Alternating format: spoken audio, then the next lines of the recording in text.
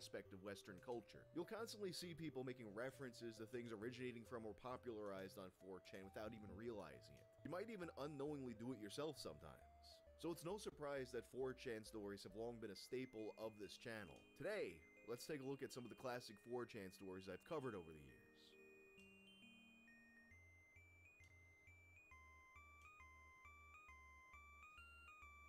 This video is sponsored by Rocket Money. You ever have 2 subscriptions to the same service and not even realize it? Alright, there's a good chance that I am uniquely stupid in this regard, but there's a chance I'm not. And if that's so, let me introduce you to Rocket Money. Rocket Money is a personal finance app that allows you to manage subscriptions, lower bills, make a custom budget, and grow your savings all in one place. One great feature of Rocket Money is that it automatically makes a list of all your subscriptions. You know, nowadays, basically everything you use tries to push you onto a subscription plan, so they're making money from you forever. And when you get this list, you'll likely find that you haven't used a lot of these things for a long time. And in that way, Rocket Money basically pays for itself. In fact, when using all the app's premium features, users have saved as much as $740 in a year. Across the entire user base, it's $500 million in subscriptions saved. Rocket Money can also scan your bills and find savings, set custom budgets, and you can automate welcome to my channel. Your savings. Take Stream control of your limits. finances today. Just scan welcome the QR to my code channel. in my description to get started for free. There are no women on the internet. That used to be a big meme on 4chan back in the day, and when I get to the end of this video, you might say, wow, they're actually right. But first, let's take a look at some pictures. This is the perfect family picture. Until you see it, I don't know, it looks pretty normal to me. 2 happy parents, 1 happy kid, and 3 kids who are kind of like, eh. Oh wait, there it is. A wide-eyed, shiny gentleman, buried in the couch underneath the mom, like that one Edogawa Rampo story. Okay, how about this picture of a foggy street? You see anything out of the ordinary? Oh, there's a T-Rex lurking in the mist. That's not something you'd usually see. This format, when you see it, you'll shit bricks, or mindfuck images, was a really popular image format back in the mid-2000s. A subgenre of the demotivational poster meme that had been going strong for several years, as memes did back then. It's kind of like playing a game of Where's Waldo, but with a spooky little twist. You see that caption and you know immediately that there's going to be something creepy or at least unusual going on, but it's not immediately obvious what that is. And as time went on, people would play off this expectation to misdirect you. Like you got this one where there's a red circle, but there's nothing in the circle. Then you look down and oh no, it's a demonic soy jack in the floor. And of course, there's also the ones where you think it's going to be one of these and you're looking, and then all of a sudden a spooky face pops up, and it was a gift the whole time. I definitely got by a few of those back in the day. Well, how about this one?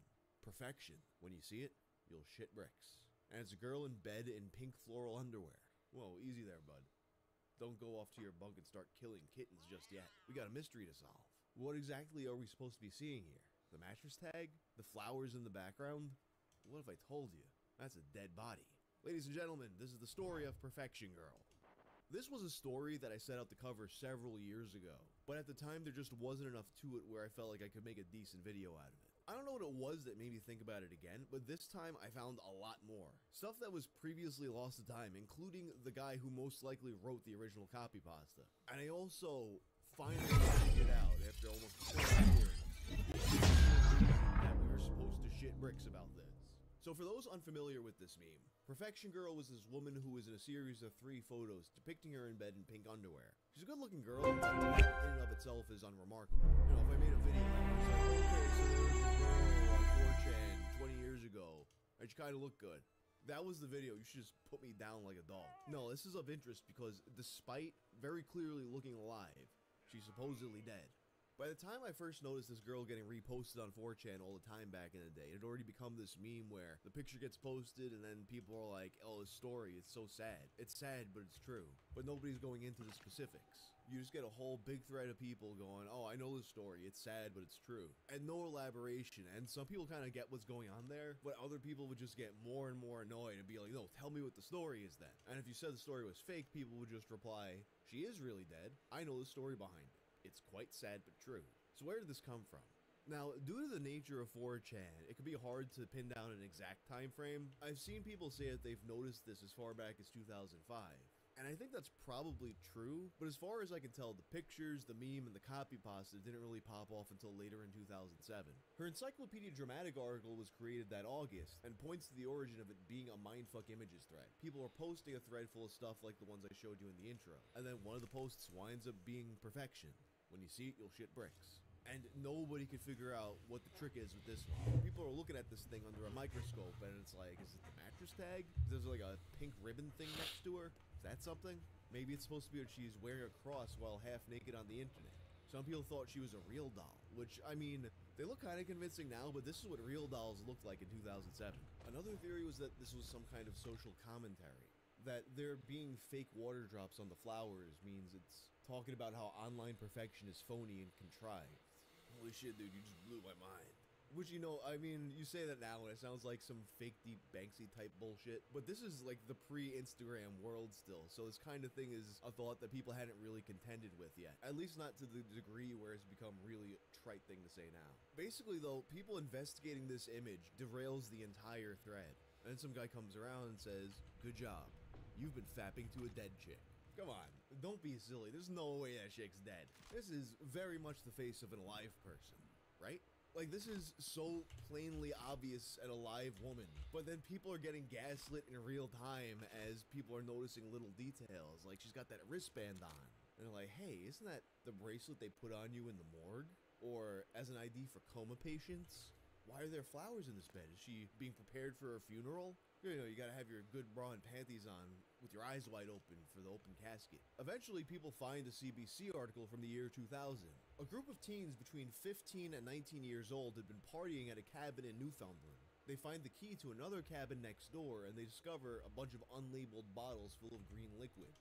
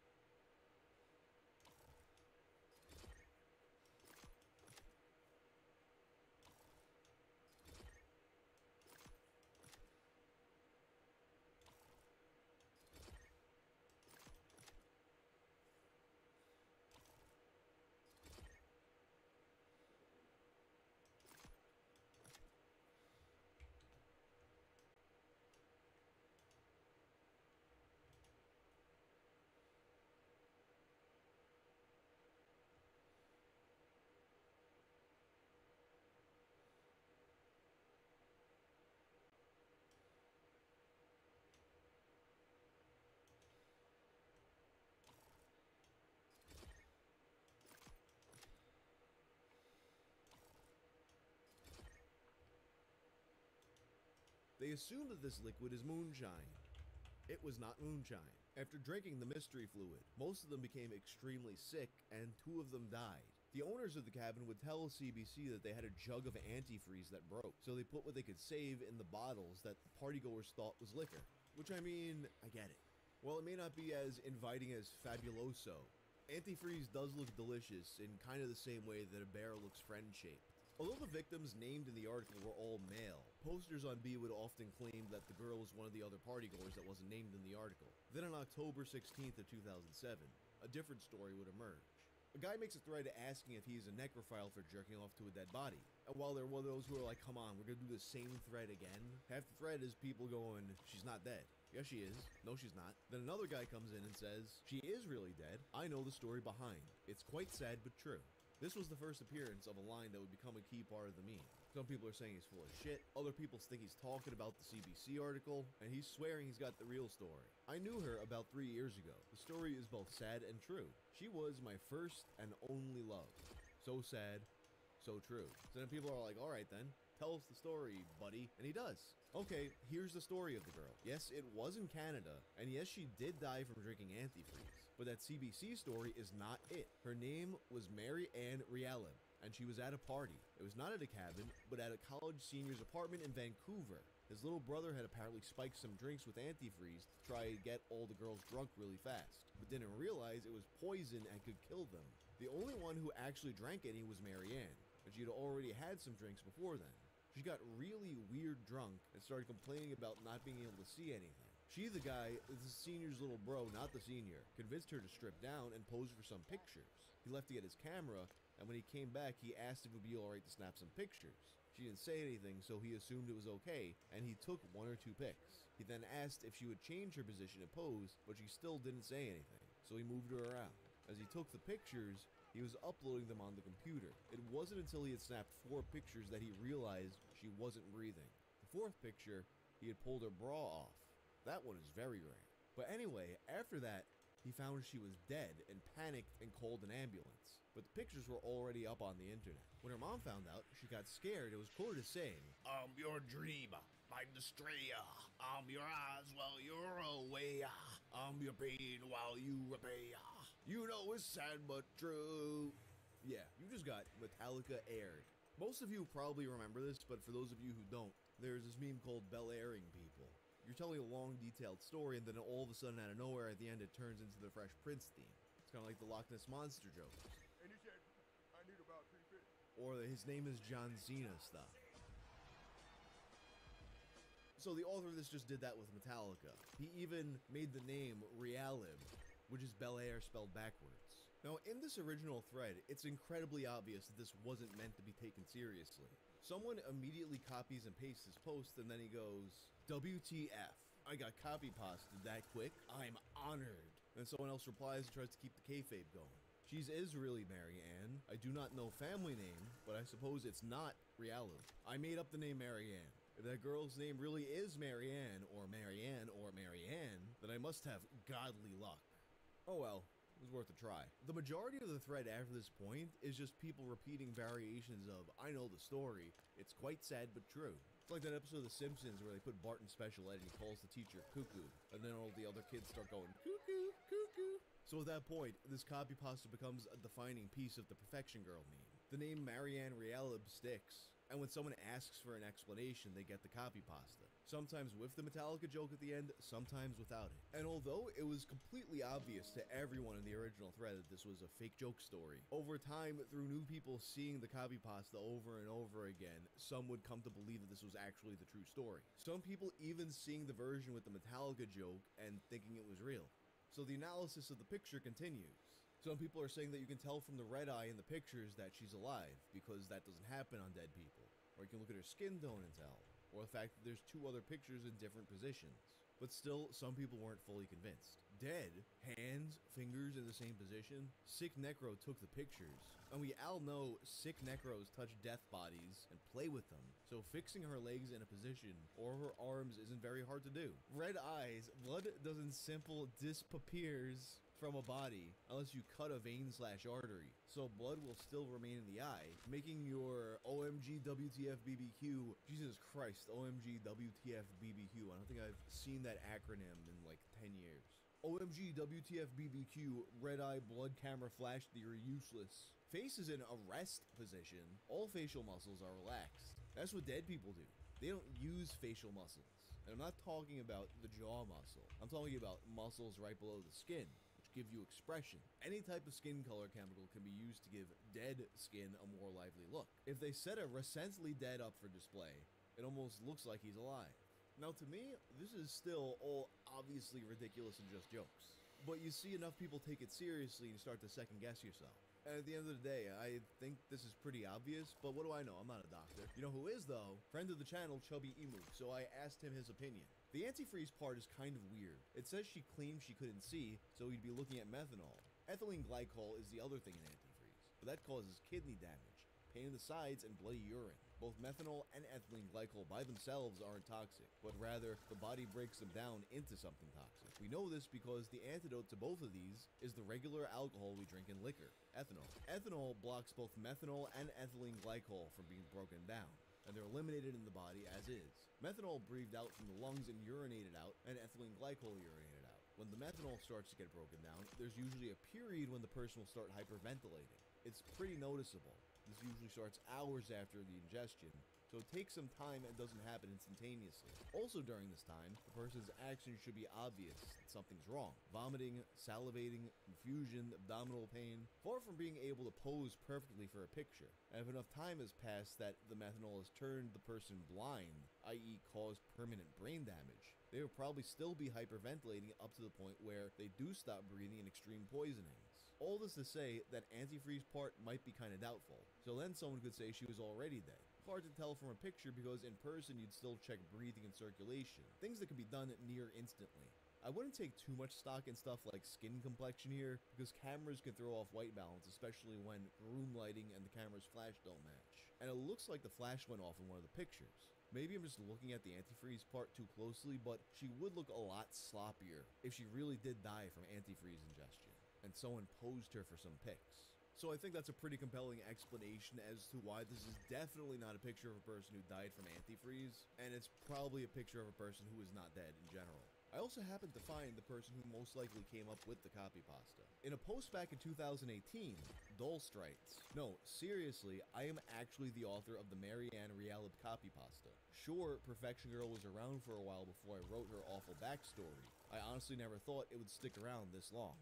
Surf wisely." This post went by basically unnoticed and only got 6 likes. And of course, anyone could just say anything on Twitter. And in fact, on that note, he had actually mentioned it again, this time quoting the original fake RDM kid post I spoke about a few months ago. And this also went by mostly unnoticed. Not sure which one had more impact, Poochie and Pansy, or the Marianne Realib copy pasta. Surf wisely. When I came across this post, I saw this guy was already following me, so I sent him a message about it. After confirming that I wasn't a scam account, he told me that he really was the author of the copy pasta and he actually had a ton of stuff archived from this time. One of them being the original thread that this appeared in, and also a fake MySpace account that he made for her, and I actually feel like I remember seeing.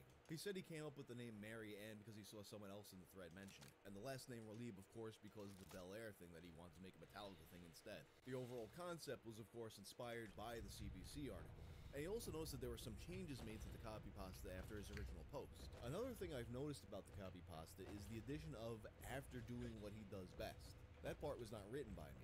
Some other anon added that after the fact, which when you see that version of the copy pasta, that line comes between him taking her bra off and calling the police. So I understand why he wanted to make it really clear that he's not the one that wrote that part. And once again, especially with 4chan being anonymous, anyone can kind of say anything, but considering how much stuff he had about this just saved and ready to go, he gave me all this stuff really quickly, and he's posted about it a couple times. I can't fathom that a person would put that much effort into faking being responsible for a somewhat obscure meme for several years. So shout out to Dolst, he provided me with a lot of stuff that made this video better than it was gonna be. He created the series Poochie and Pansy. It has a very old school Newgrounds or albino black vibe, so go check that out. So now, all this leaves us with is who actually is this woman herself. There's not a lot of clues.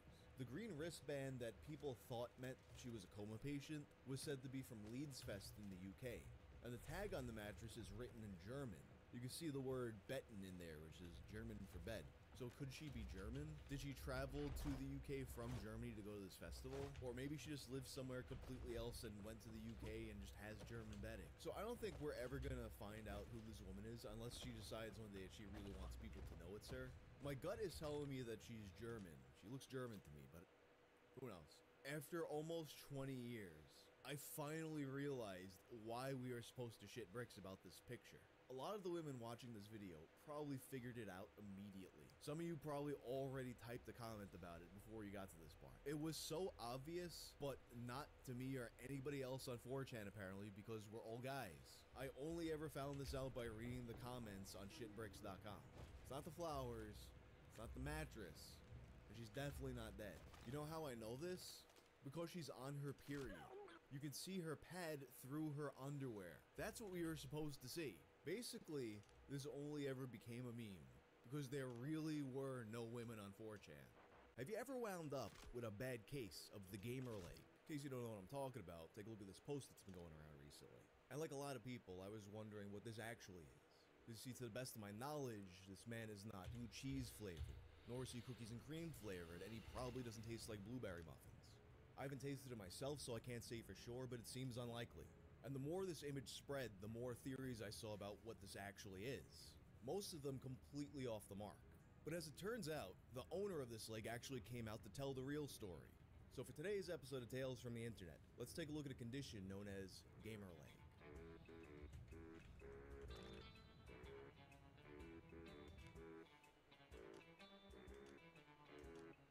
You might be surprised to hear that I've seen a lot of gross shit in my time online, but there's always specifically been something about diseases that actually bothers me extra. I don't know what it is, I've just been always a little more skeeved out by it than most other stuff on gore sites that people consider worse. I think it's just something about the unknown factor here. You look at it and you're like, is this contagious? Will I get it? Is there anything that I can do to prevent myself from getting it? And this one has no context, it's just a caption that says, anyone else have gamer leg? And it just looks straight zombified. Got patches of gray skin with scabs and open sores. And among all the jokes, people are really trying to figure out what this is. It's clearly not something that a little moisturizer will help, even if you pay top dollar for the drunken elephant stuff. One suggestion that I saw a lot was the bubonic plague.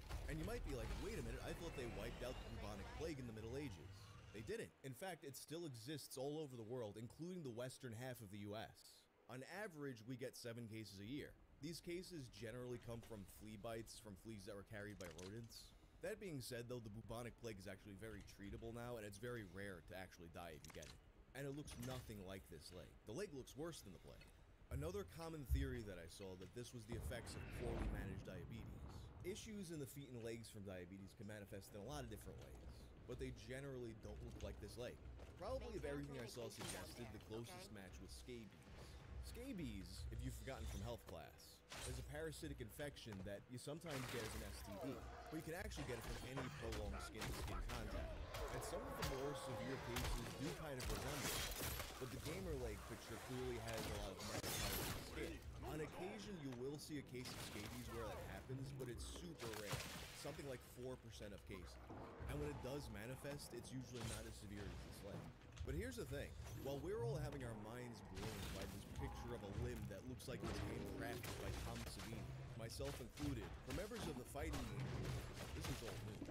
This was already an important piece of ancient lore. As it turns out, the leg belonged to a pro gamer named Marn. Marn had competed since 2005 and was most known for Guilty Gear. He also competed in various Street Fighter and Marvel Versus titles, as well as a Dragon Ball title. So technically, it really was gamer leg. The gamer leg situation came to be in July of 2014. Marn had been posting about this condition, showing the onset until it developed into the infamous gamer leg picture. The picture starts to make the rounds, first inside the fighting game community, and then it breaches containment, spilling out all over the internet. In particular, this one post on r/WTF post, a top 5 hospital in the country doesn't even know WTF this is. The comments were filled with a lot of the same speculation that we all saw recently, with the addition of some others here, like one that was posted about a woman with a condition who made her suddenly grow fingernails instead of hair. But this time, Marn himself came to set the record straight. Hi, that's my leg. To clear up the lies and bullshit about everything posted here, I decided to post the real story. 3 weeks prior to making this post, he noticed some bumps on his foot that he thought were mosquito bites. This wound up spreading throughout his arms, his legs, and his butt. The doctors told him this was a condition called HS purpura. HS purpura is a type of vasculitis that causes a distinct purple rash. Basically, the blood vessels in your skin, intestines, kidneys, and joints get inflamed and they bleed inside of you. The doctor told him that this isn't contagious, and he gave him an antibiotic and steroid to treat it. He was also tested for diabetes, and his blood work was fine. And note that it's important to the story that the doctor told him it's not contagious, because shortly after he would be attending a major tournament, and some people would accuse him of knowingly spreading an infectious disease. In fact, from what I saw, some people still think that's what happened. In any case, the doctor advised him to not go to the tournament just because his body's going through a lot, he needs rest. But he went anyway. It wasn't a great decision. During the day, he feels fine, slowly deteriorating until nighttime where I couldn't even walk. At night, it's unbearable burning pain where I couldn't even sleep. I never had fevers, chills, or anything, just intense, burning, throbbing pain. I'd sat down and played blackjack for a couple hours into the morning because it hurt to lay down. Unfortunately, I got up from blackjack and felt really dizzy, blacking out on the casino floor for a couple of minutes. Afterwards, I got up and felt completely refreshed. Some people suggested that he tried to soak with Epsom salts to help with the pain, but it didn't really do that. Eventually, the pain gets so severe that he has to go to the ER. They give him an IV, fill him up with some antibiotics, they run some tests, and his blood work and ultrasound were fine. These doctors advised him to go see UCLA Medical, and that visit came sooner than expected. Later that night, he had to go to the ER because his pain was so severe, on top of throwing up the contents of an empty stomach. So his friend takes him to the UCLA emergency room at 6 a.m., and basically he just goes through the same procedure again, IV, antibiotics, tests. Once again, everything looks fine. They give him something to numb his stomach pain and tell him to set up an appointment with the dermatologist. And at the time of his post, he was waiting for that appointment. So now I just wait till Tuesday. The pus is oozing out by itself with a foul, rotten smell, but it's all scabbing up. At night, my left leg still gives out on me. That's basically it. Only pus is from my legs, but there's spots all over my legs and arms. We later come back and edit the post to address claims that he picked up the disease in Vietnam. I did go to Vietnam from January to April of this year. This happened last week of June. I haven't been sick much in my life. My parents and brother have never had this. I had chickenpox when I was young. Everything depends on the appointment on Tuesday, I guess. Oh, and Marina ER doctor says she thinks it's vasculitis with a secondary infection, but not sure. Tuesday would arrive and he would come back to the thread with an update. Went to the dermatologist of UCLA today. They didn't even seem worried. Said it was vasculitis or PLEVA. They cut into my leg and arm for 2 different biopsies, stitched it up, and sent me on my way. They prescribed me a month's worth of doxycycline, which I can't afford, so I'm probably going to die. Then they brought in 3 to 4 UCLA medical students to look at my stuff and explain why it's probably PLEVA/vasculitis and stuff. So PLEVA is described by the National Library of Medicine as follows. PLEVA is a relatively benign cutaneous disorder of unclear origin that affects children and young adults. Patients present with a spontaneous eruption of erythematous macules that evolve into papules, rapidly undergoing hemorrhagic necrosis and ulceration. It generally just goes away on its own, but that can take weeks or it can take years, and sometimes just comes back out of nowhere. It's also important to note that they don't really know what causes it. When I made the short versions of this video for TikTok and Instagram, I noticed a lot of comments because he's a bigger dude that, oh man, now I'm so scared I'm never gonna let myself get to that point. And it's good to be fit for a lot of reasons, but in this case, it probably won't save you. Although they don't know exactly what causes this, there is some evidence that it might be a weird immune response to some kind of viral or bacterial infection, or possibly the medicine used to treat such infections. But they haven't been able to identify exactly how it works. In any case, Martin's leg did clear up, he didn't get it amputated, he didn't make tacos out of it. And as far as I know, he didn't die. I saw a few people saying that he did die, but I think that stems from this joke memorial video that came out in 2012. But anyway, that's the story behind Gamerleg. Something that I'd hear a lot when covering the My Little Pony jar guy was, wow, that's a lot of dedication to fill that jar up, even after you got tired of the joke, just out of a sense of duty, because you made a promise to 4chan. You know, to slog through that, you gotta be shooting powder. Well, if you think the My Little Pony jar guy was committed to the bit, wait until you hear about the guy that went for close to a decade. A 4chan user who is considered by many to be the progenitor of every such project. A man who had his own holiday. This is the story of Jesus Christ.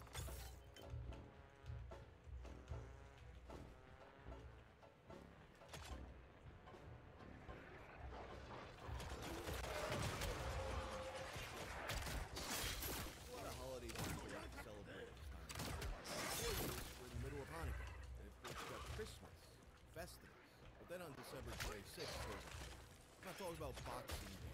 Talking about Disney. See, unfortunately, someone special came for you.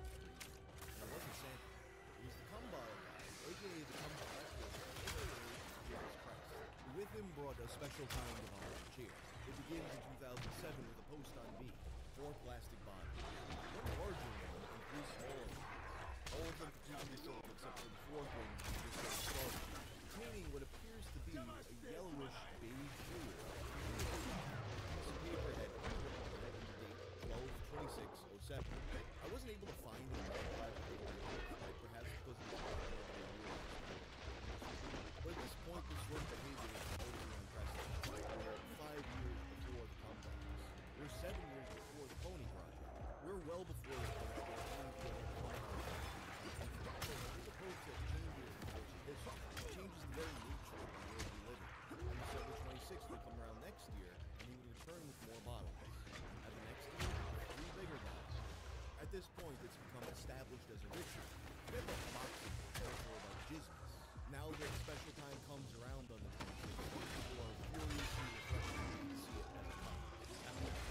They're furiously refreshing you so as not to miss it. And like clockwork, you'd be there with even more jizz than his trademark carpet. But of course, with anything like this, you have to ask, is it real or are we being bamboozled? Well, of course, there were the true believers. There's also doubters.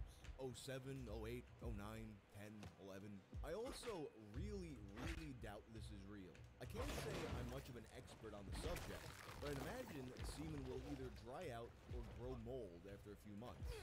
Even if this guy is keeping it frozen or whatever. I'm an expert at bottled semen, and this is real. It's so fake. I tried doing this, but it all just goes dark brown, then black after a few weeks. Why though? To prove it's fake? Because I was 18 at the time and full of cum. Something else though that people are noticing is the sediment at the bottom of the bottles. Throughout the years, some people theorized that the sediment was a yeast of some sort, maybe some kind of byproduct from some kind of brewing process, while others thought that was just what happens. Why does the last one have bubbles in it? Wish I could cum bubbles. I'm no scientist, but I think it has something to do with decaying organic matter and fermentation. Does that mean it could turn to cum wine? Would you drink the cum wine? I feel like a lot of you would. In any case, say this is for real. How much would it take for someone to actually achieve this? Several people throughout the years have thought to try and mathematically solve the mystery of the cum bottles. Tracking the yearly estimated amounts versus the total in graphs with various assumptions about when he actually started the project, we have one view based on the average ejaculate for a 24-year-old, the sizes of the bottles and their growth, guessed that he would have to be nutting 1.33333 for his bottle. This tradition would continue through the 7th coming of Jesus in 2013. He noted that there wasn't too much noise here because he was separated, but in any case, the 7th coming was perhaps the one that spread out the most throughout the society, perhaps because of the temporary. Then in 2014, Merry Christmas, I have returned. As you can see, the oldest bottle has been returned to me. I opened it to fill these 20 water bottles straight. That Darren must have fucked it all up. Anyway, I made an experimental noisy sound cloud microphone. Limited to 6 copies. I have no idea how to get them in your hands, but anyway, those systems here. Also, I don't know if I'll be able to keep going on this whole thing. My living situation intensifies its complication. I'll do what I can though. It's unclear if anyone actually will use these packages. I see posts claiming they can, but no action. And I haven't been able to find out where it's used yet. There's other projects calling themselves business, but they seem to lie. But how can you say continue this? 2015 rolls around, things start getting interesting. They've got this building and building. It's getting later and later in the day. Okay? He's got more cassettes. No, wait, actually, this is just last year's. It's not him. So now the 27th is quickly approaching. You got people saying that it's over, and he said it might be over. While others are pointing out that last time he also posted later than usual. But at a certain point, people will start to accept it. My first Jizmas was very disappointing, but I will be looking forward to it next year. During my week, I was in good company among friends. Perhaps that's what St. Jizzus wanted, us to come together for one day and wait for Jizz to come. I'm going to sleep now. Hopefully he doesn't come while I am sleeping, but I would be cool with that if he chose to come with my fellow friends. Anons, thank you and Merry Jizmas. So Jizmas came and went and didn't happen. But then on the 31st, B gets a surprise visitor. I have returned B, but a lot has happened since the last time I posted. And he has a pair of small bottles, saying that this is all that remains of his collection after an incident with his now ex-girlfriend. Is your ex now your ex because she found your jizz bottles, or for some other reason? There were other tensions leading up to the breakup, but the discovery of my collection was the last straw. Of course, they also put him up to drinking, and he obliges, with photo proof including shots of it inside of his mouth. And with that, he said it's time to start a new collection. But was this really him? I'm not convinced. That carpet is similar enough if you're going off of memory, but I've been staring at this for hours now. It's clearly a different carpet. You know, maybe he moved out. Well, the handwriting also appears to be completely different. Observe how much more space this guy puts between his slashes and the letter B, and how the circle on Jesus' letter B points upward, while this guy's points downward. Additionally, this guy's 0 is open at the top, while Jizz's is completely circular. So no, I don't think this is Jizz's. I believe what we have here is a mystery comic, who drank it while pretending to be another guy. No, Jizz's would not be back this year. Perhaps the personal issues he spoke of got to be too much. Maybe it was that now he was doing the post-cum artifact. Come and go for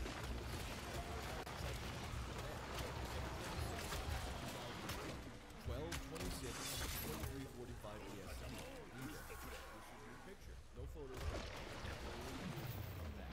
But why? Hello, Anons. My name is of no concern. Many years ago, I posted images of my own as a little joke. Gathered some traffic, I posted similar images for you to read. While the joke was initially funny, I think it's been going on far too long. What you have come to Jesus is actually just some guy who grew ginger beer at home. I figured it'd be obvious with the sediment at the bottom, but very few people ever caught on. I no longer brew ginger beer. It was only a phase, so that's why I've not posted any images. So it was all fake. Some people caught on, but for the most part he had fooled people for a decade. And as evidence that this was ginger beer, he posted more batches of ginger beer that he had made. I know, granted, there's nothing he gives that's 100% proof that this is the same guy, but I mean, you look at those bottles, that is exactly what's going on here. In any case, later on in the thread, a person calling themselves Jizzeroni claims to be picking up the mantle. I'm here, starting a new bottle already. My first bottle was finished a few months ago. The sediments are legit and not yeast, although jizz does ferment. Really though, this just looks like more ginger beer.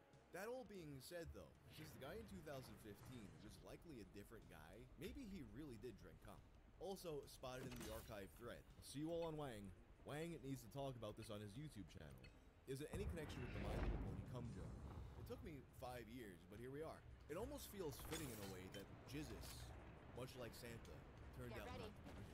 Of course, now that I've said that, don't show this video to any kids, because you know, the reason why you wouldn't want kids to see this video is so they don't find out Santa's fake. In September of 2012, a Redditor named Kraylon was hanging out at his cousin's neighbor's street. Kraylon had only known the man, who he referred to by the pseudonym Rob, for about 2 weeks. When they're in Rob's room, Kraylon begins to notice a smell. In fact, the whole room kind of smelled like booty. They're sitting around and Kraylon just can't take it anymore. He has to ask, what's that smell? Rob shamefully points over to a half-open drawer, where they discover cum box. Goddamn, that buildup looks like congealed pizza cheese. Kraylon shares the picture to Reddit, and people are quick to ask, why are you touching it? So you gotta understand, it's not Kraylon touching it. It's Rob holding up his cum boxes like a trophy for all the kids. All be shared with that sweet milk. That right there is 7 years of hard work. And when asked why he didn't just use a paper towel or something like a normal person, he said, well, that was too much work. Honestly, to me that sounds like a lot. I mean, isn't it just as much work to go over to the drawer and get your designated cum boxers as it is to just get a tissue or something? And then you're just sitting there in that stench hole. It's not like he's blind to it either, because he's clearly aware enough that when someone asks, what's that smell? He knows exactly what you're talking about. This definitely wasn't lazy. Nevertheless, he thought that Kraylon and his cousin were overreacting, but in any case, he was proud of all the attention his cum boxers were getting. And that's the story of the cum box. Yeah, for today's episode of Tales from the Internet, we will pass the cum jar, the cum box, and we take a look at some of the lesser known cum artists.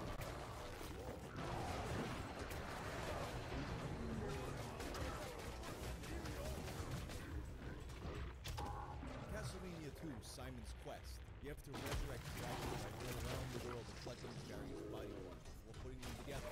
That's kind of what we're doing here today. We're going to take a look at various cum artifacts from around the internet. Dracula out of cum. The song Zero by the Smashing Pumpkins begins with the line, "My reflection in a dirty mirror, there's no connection to myself." When the owner of the National Wrestling Alliance, Billy Corgan, wrote these lyrics, he probably didn't consider the possibility of staring at yourself in the mirror and jerking off. An act which, if anything, has an uncomfortable level of connection to yourself. Enter a Redditor named White Licorice. White Licorice was a rapper who befriended another rapper in his local scene. Eventually, they would become roommates during college. It was a comfortable enough setup, although, not perfect. He's white. His dad is from Haiti, though. Maybe he's like an black or something? Not sure. We tried to get him to stop saying the N-word, but he refuses.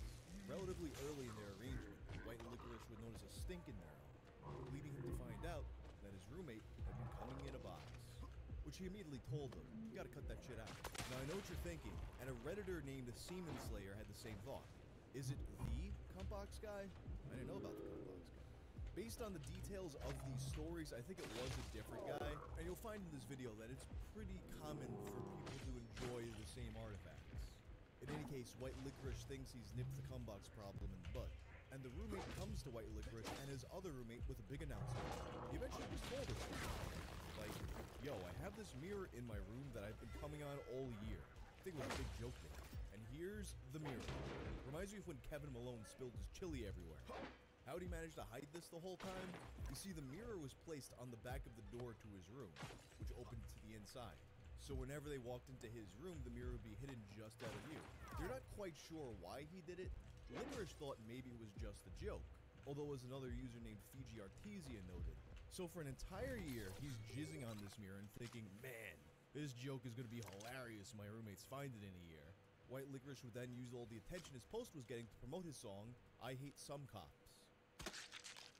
So I got a couple of desk artifacts over here, one of which is kinda lost media. But let's start with the first. In a thread on Ask Reddit, bosses of Reddit, what's the craziest thing an employee has done while at work? Did you fire him/her? Shit just got shitty weighs in. An employee constantly masturbated in his cubicle under his desk. The reason I say constantly is because when he was actually caught by a female employee and reported, another boss went to look at his cubicle. What he found was absolutely appalling. So the boss thinks, you know what? I'm gonna go look for the cum. Normally you'd probably just assume this guy who's jerking off at work would clean up after himself, if anything, to just not get caught. But I guess the boss had a hunch, so he's wearing his nice business suit, gets down on his knees to look for cum, and sure enough, he confirms his suspicion. Under his desk, there was cum everywhere. The guy always shot his gentleman's relish right under his desk so it would hit the wood. He worked there for over 10 years. His dick spit was so thick after all the countless times of ejaculation, parts of it were black and growing mold. He covered the smell by always having some type of We should have taken the hit sooner. In the end, he was fine. Desk number 2. Neraxella was splitting a dorm room in college. He posts to r/WTF. Found this in my roommate's drawer. Big, smiley, flat face with big eyes. He's not quite sure what it's supposed to be, but the consensus is, yeah, it's not. And based on what I've seen in the course of doing this channel, I'm like 99% sure it's not.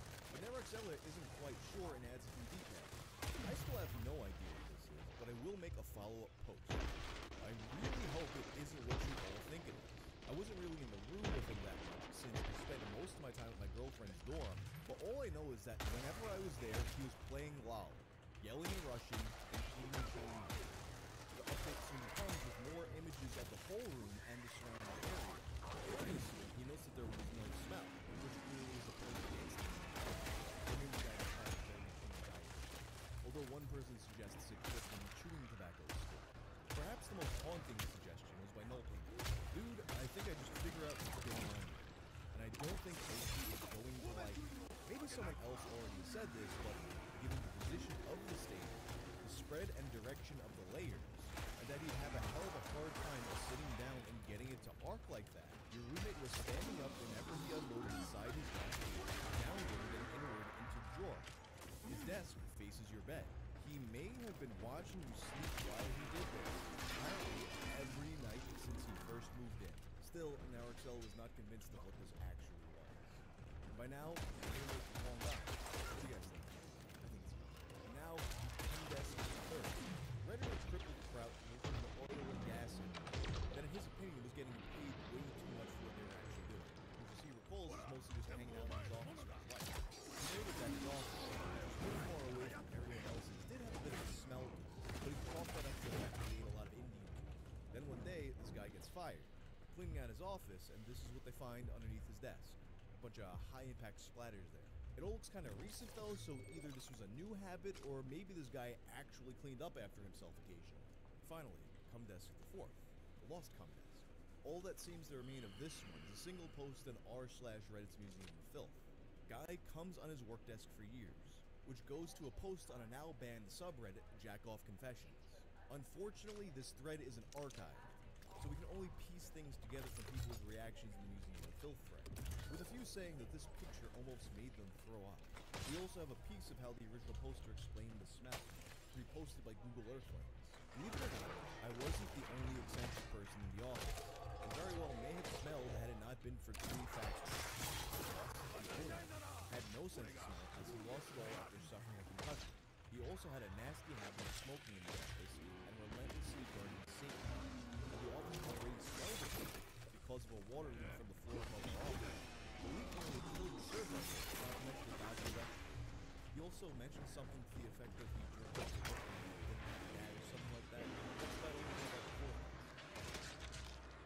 Rather than staring, it's r/you suffer from special treatment. I have a feeling you guys are gonna like this. This is the difference between a normal gray sock and my 5-year-old cum plus tonsil stone sock. This is a comparison here to the cum sock having a classic burnt pizza crust look. I realize some of you may be unaware what a tonsil stone is. Tonsil stone, more scientifically called tonsilloliths, are these lumps of waste that form in your tonsil when you're sick.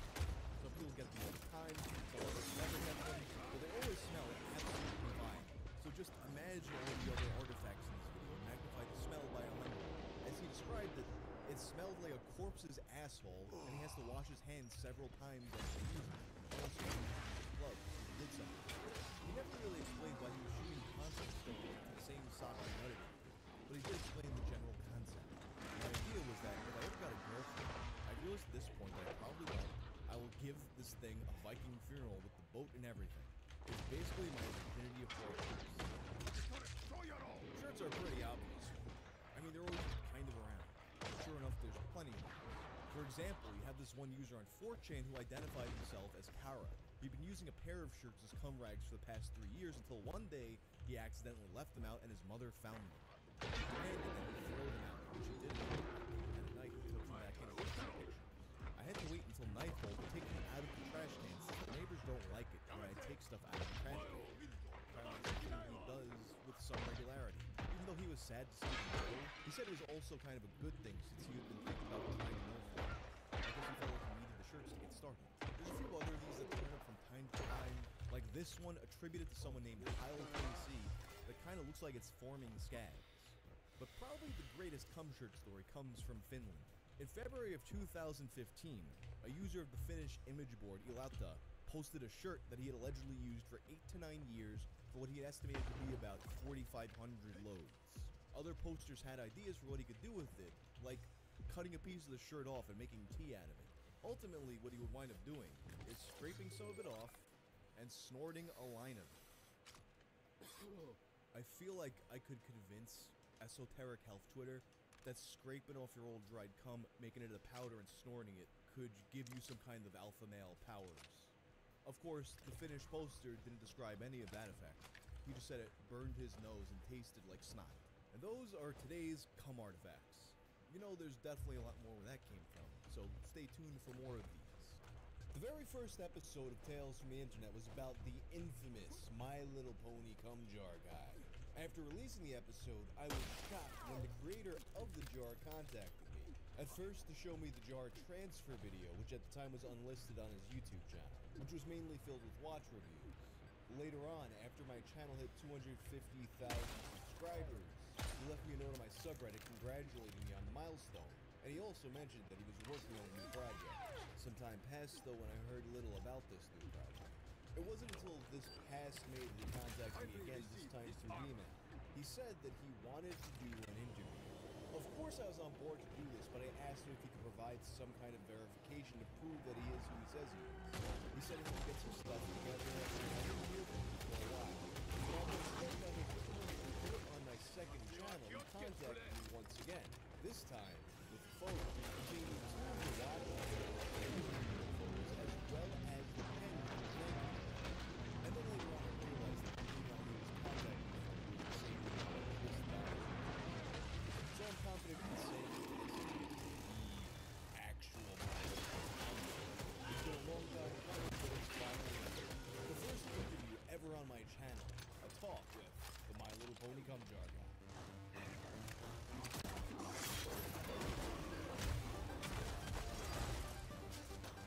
I'm here with the legendary My Little Pony Cum Jar. I would feel to be a legendary online guy. Did you expect to be that project? Honestly, I had no idea that it was going to be this huge. So it's kind of a big deal. Yeah. So I guess let's go back to the so you started the project. Had you tested the nerves or other things like that? Where like you doing like other things or style first? Well, I started the concept process when I was like 15 years old. Oh, really? So yeah, so I mean, at that time I was kind of lonely. I started getting into My Little Pony and watching it, and I had some friends also who were bronies. And of course, I was that nerdy, you know, that nerdy kid. And I came across this thread on /B on 4chan Yeah. about this guy who had filled these giant, like 2 little bottles of cum.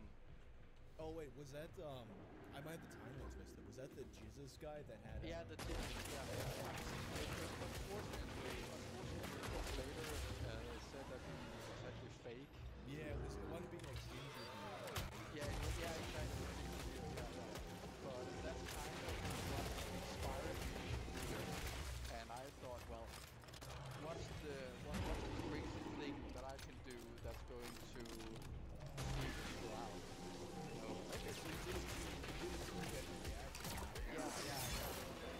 So were you like not really like, was this a big idea? Yeah, it was fortunately because of that 15-minute fake. Okay, so you just have the reaction to the ponies, or you Well, I gotta be honest. I have been jerking off to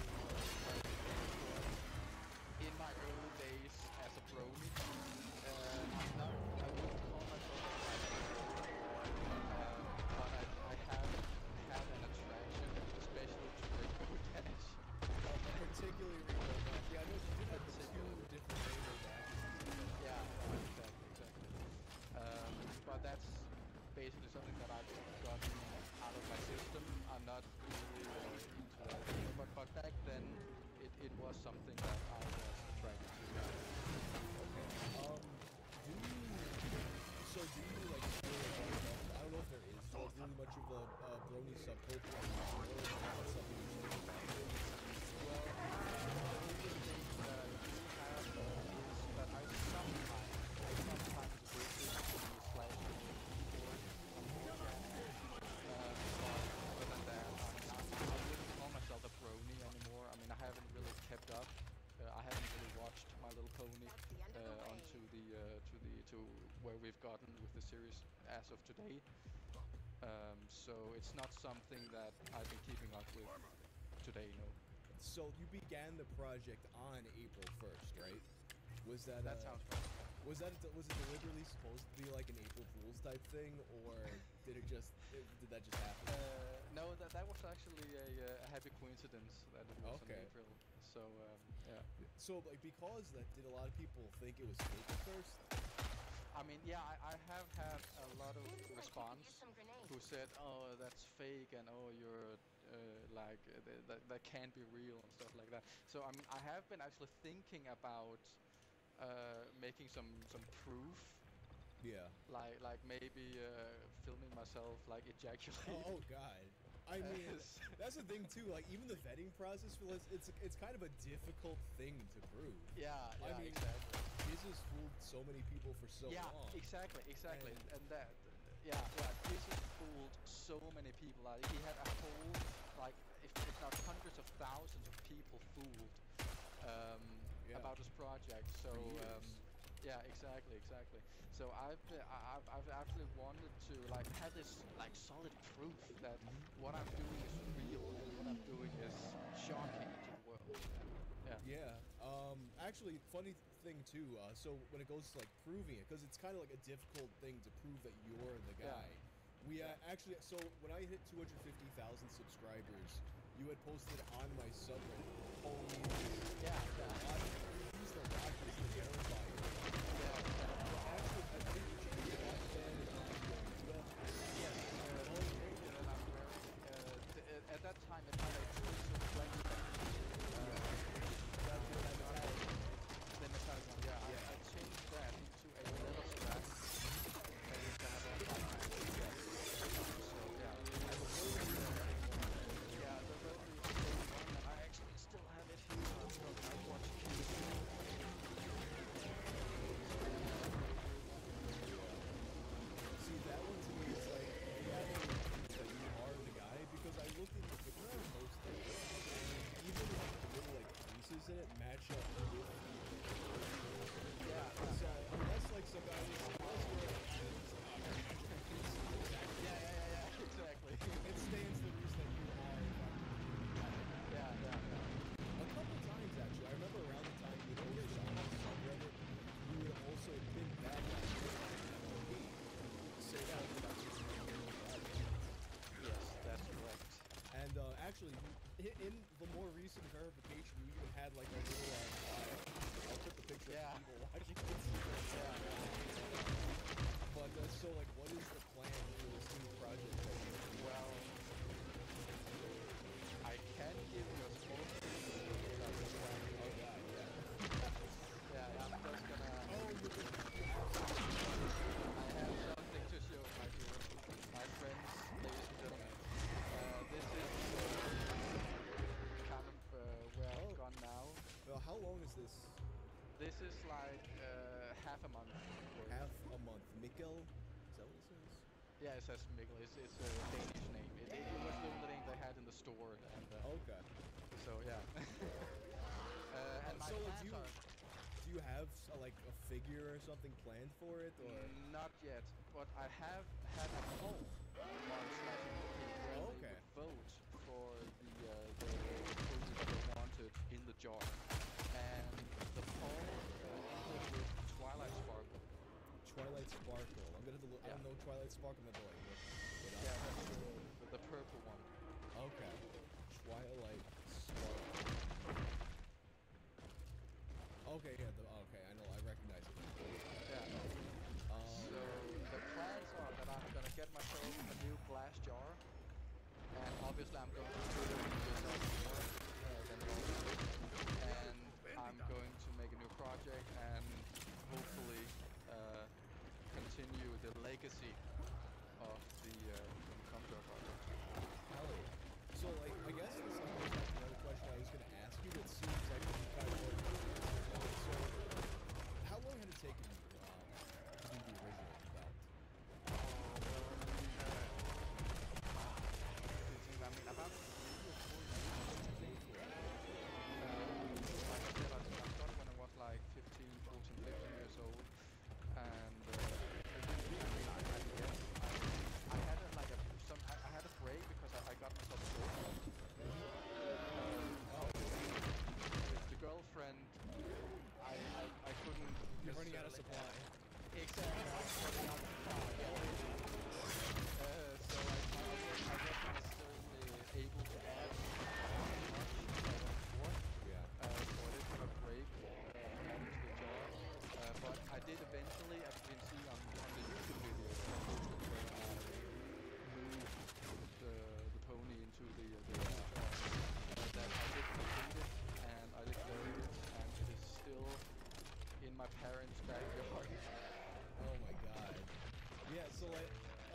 like raises up a lot of questions. I mean, the first one I was gonna ask you is, if you forced that 3 or 4 years, did it start to kind of like feel like a chore, and you're like, fuck, I don't want to come on this pony anymore? Yeah. Oh, you had those moments? I did have those moments. Yeah, I felt like, oh, this is a chore, but there were so many people depending on me, and especially after the radiator incident. Oh yeah, that's when it really like Yeah, it went off 4chan and got everywhere. Yeah, exactly. Like on Tumblr and Facebook, and everyone knew it. And I had this really fun incident where I was like at a party, and people would tell stuff about like gross stuff that they've seen online. And there was this one girl come job, and I was sitting next to her, and I was just like, wait, oh yeah, oh my god, that's so gross, and oh my god, how can people do that? And she had no idea that it was really sitting next to her. That really is. As a, like, are there a lot of people that are aware of the project that you've seen? Yeah, there are a few friends that I've told. Yeah, there are a few that are the Pony Contra project guy. So about like 4 or 5 people knows in my friend zone. What did they think of it? Well, some of them was surprised. Some of them was not surprised. Some of them actually thought, "Oh yeah, that's so you." I mean, I should have known. Like, are these people bronies, or are they just? No, they're just regular friends. So. Okay, yeah, that's pretty interesting. But at the same time, I guess like, you seem like the kind of guy that it's kind of like you just got a certain way where it's like they know what you're into, and you just do what you're gonna do. Exactly. I mean, I did it for the lols, as they say. Yeah. So. Well, that's like the true spirit of the internet. So. Yeah, I mean, they were into it, and they thought, oh, that's fucking funny. So yeah. You had mentioned that you didn't have access to the jars anymore. That's because like they're still buried, right? Yeah. I live quite away from my parents because I recently moved out from my parents' place to start studying. So I am maybe, if I've been thinking to maybe go back to my parents' place and then bury up the jar and see what it looks like. And obviously, when I do, I'm going to make a thread on it about it on 4chan. So. Do your parents know it's buried out there? They don't know it's buried. No. So. What made you decide to make that the end game, to bury them? Well, basically, it all came down to not having anywhere to store it. Like I didn't have anywhere to place it, so I just thought, okay, I've spent so much time on this. I don't want to throw it away. I mean, I don't want to treat it like trash. I mean, this is my position. My 4 baby. years of work. 4 years of hard work and dedication, you know.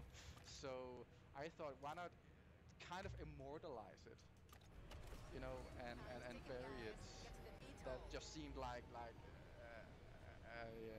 a reasonable thing to do at that time. Did anything interesting like grow around it? Like, what do you think? Did anything like weird, like foliage-wise, like grow around it? No, it's actually underneath some rocks. Oh, okay. Because in their garden we've got like these like flat rocks, and then I just moved like a big rock away from the grass, and then just dug a hole, and then put the big rock on top of the hole. Gotcha. So they can't get out. Exactly, it can't get out. Yeah.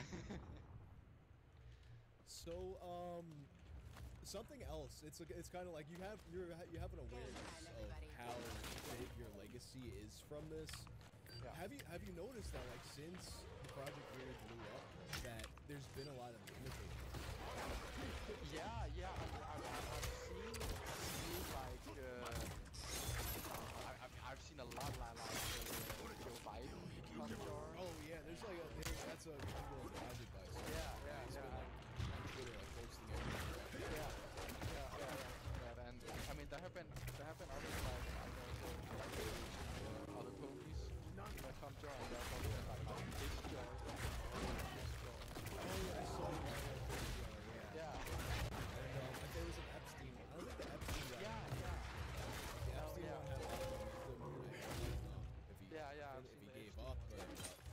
Yeah, I don't know either. But, I don't think the lighting guy's gonna get that money still though. yeah. It looks like He's gonna go the distance. so. I mean, it's nice to see that I'm inspiration to the people out there. Yeah. The original, the OG. So when you set your where you transferred, I mean, first off, what was that smell like? Because I could hear you like gasping for air when you did that. Yeah, the smell was not. Oh god. Can you compare it to something? I mean, if I could compare it to something, it would be like rotten flesh. Oh, really? Yeah. So like just like biological matter, like just rotting. Yeah. I imagine you weren't expecting that. No. I've had to open it obviously to add more color to it. But I think the worst time was with the radiator incident because it got heated. Like it got reduced. It got like oil. It was like this concentrated stench. But in the video, it was still really terrible. It smelled horrible. Like, as I mentioned in one of the threads, it smelled like a corpse that's been soaking in water for 300 years. Yeah, I mean, I guess it is just kind of like because it's that biological matter. It just all the bacteria gets into it. Yeah. Going back to the radiator though, because that's interesting. Like knowing that like this all happened in your parents' house. Yeah. So like they weren't home when this happened. No, they weren't. Thank fuck for that. So was like a whole process that of you like trying to like de-stench the house and shit? Actually not, no. Luckily, none of the cum had like gotten onto any surfaces. So as long as I just got the jar out of the little hiding spot and out of the radiator, it went kind of back to normal after a few minutes. So yeah. Yeah. And another point I wanted to go into with the transfer video. So when you accepted that, I noticed that you had like a whole kind of like full of blocks of like that is like a main thing. Is that like a special focus you have? Like what's the deal with the watches? Yeah, well, basically, since I was 14, I've been collecting watches, and I've been obsessed with watches and watches. So it was more like this kind of twist. It wasn't supposed to mean anything in particular, but it was more like something to give it like a surreal twist, like something to think about. Why is the clock there?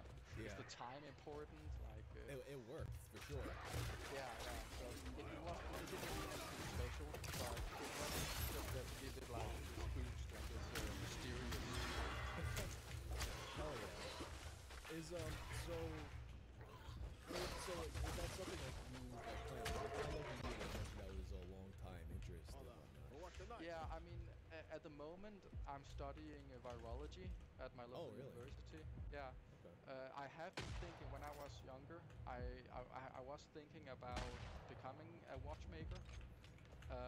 But I mean, after I finished high school, it just I mean, I just wanted to like study on like university and like yeah. I'm also heavy into like microbiology. So it's like kind of a side hobby. The watches is like a side hobby. That's cool. Well, I mean, good luck with that. I mean, clearly you have the dedication to make it through those studies. Yeah. Alright, I mean, I guess the last thing I have here then is, do you have anything that you would like to promote or like anywhere you'd like to direct people? Well, I mean, I've got my YouTube channel, of course. Okay, yeah. I mean, I haven't, of course, it's still called the PCJP guy. But I mean, I have my pony transfer video on that channel. I've been trying to like upload some regular content on it, but it's not something that I'm planning to do like full time. But it's still kind of funny. I mean, I like the response that I'm getting from making regular videos because people will always remember that, hey, you're the guy that made the Ponycomjar project. Why are you making regular content all of a sudden? I mean, that makes it so much funnier, though. 'Cause, like, Yeah, you have that exactly. legacy, but then you're just, you know, you're still going doing other stuff. Exactly. I mean, that's the kind of thing where it's like, it can't be real. You gotta, like, have provide for it. So, I mean, I've done some reviews on like some watches, and I've done a review on a knife. Quarter down. Um, You're doing great. so yeah, and people are commenting constantly that hey, you can't even regular content. You come from this guy. Why not do regular content? And I find that really It's mad funny, but at the same time, you know that, like, if every video was like some kind of tongue video, eventually they get bored of it. exactly. You gotta keep those special things to be special every Yeah, once in a yeah. while. Yeah. But I'm sure subscribe to you, see what you got for us. That'd be awesome. I think I rounded up 1,000 subscribers a few weeks ago. No, we can get you way higher than 1,000. Sure. Everybody will start to right. That'd be awesome. I guess that's it for the interview. I never did an interview before. I was fucking nervous. I was too. Yeah, I could tell. Like, we were both kind of like nervous going into this. But I mean, Yeah, he's a cool guy who just like did a fucking thing that became like a weird legendary internet thing. Yeah, well, I mean, what can you say? I mean, some people just go mad sometimes. Yeah. I mean, you seem 100% more normal than like a lot of people I've spoken to who like don't have this kind of kind of legacy.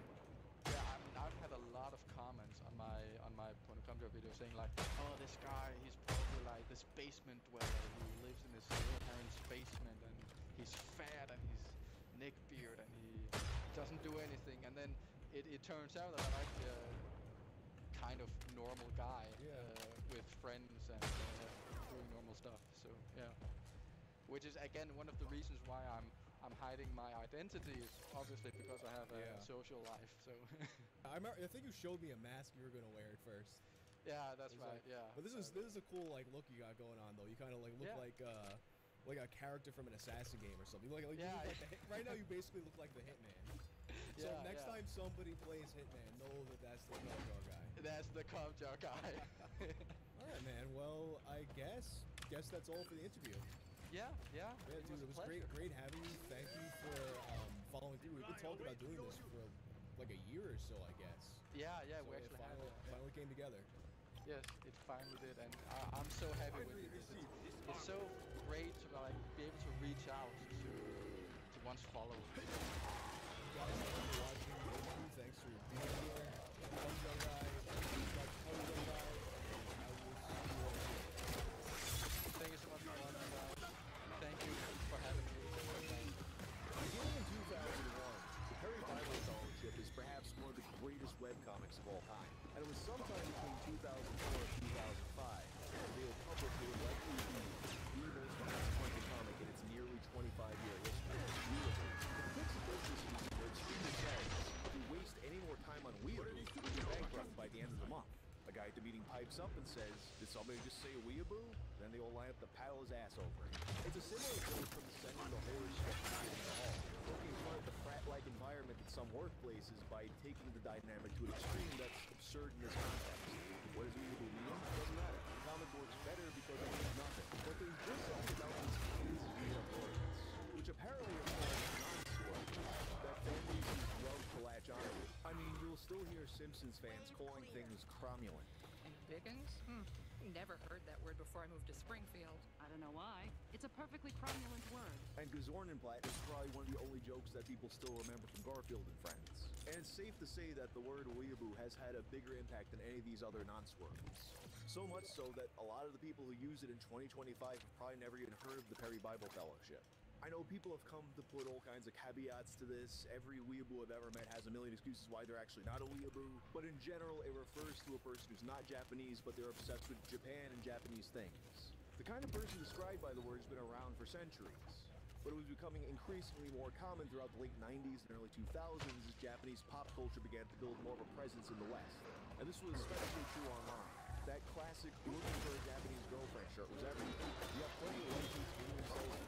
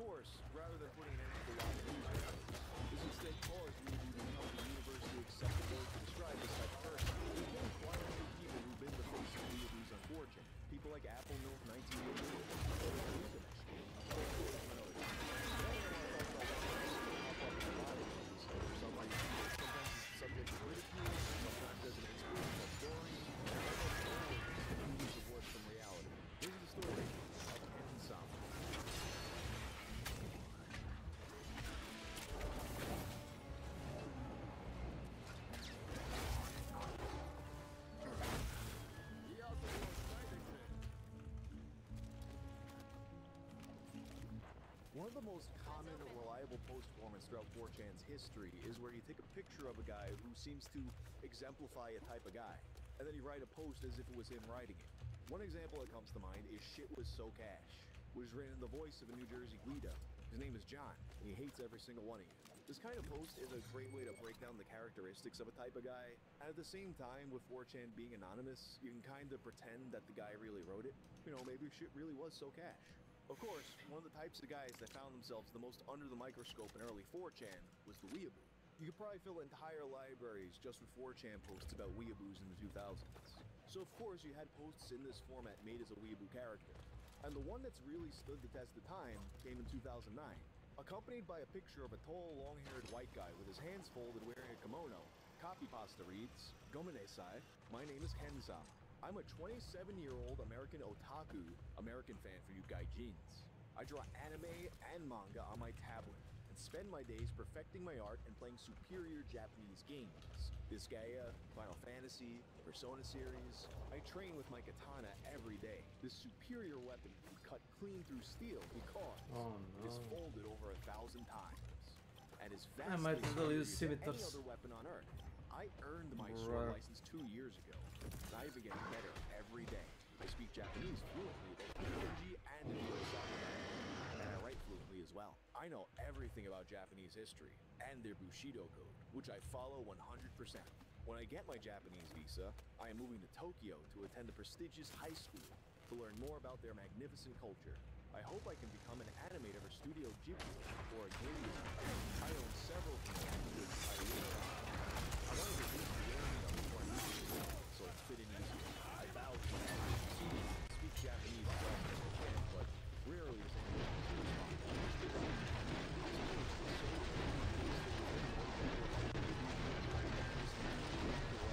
The insistence that everything Japanese is superior just because talking about Japanese those guys that act like it's the most obscure thing ever, pretending to be an expert on the culture while at the same time only having surface level knowledge and only wrong. But if you were involved in any sort of subculture at this time that was in any way adjacent to this, you knew that these people that were exactly like the person that was being made fun of.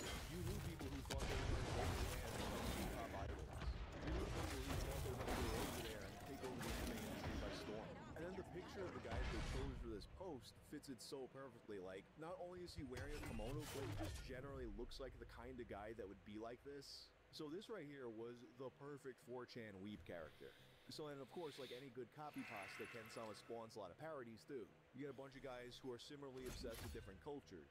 Most famously, Kenichi Smith or Rawhide Kobayashi, the Japanese Jap-American who loves barbecue, rodeo, and fireworks.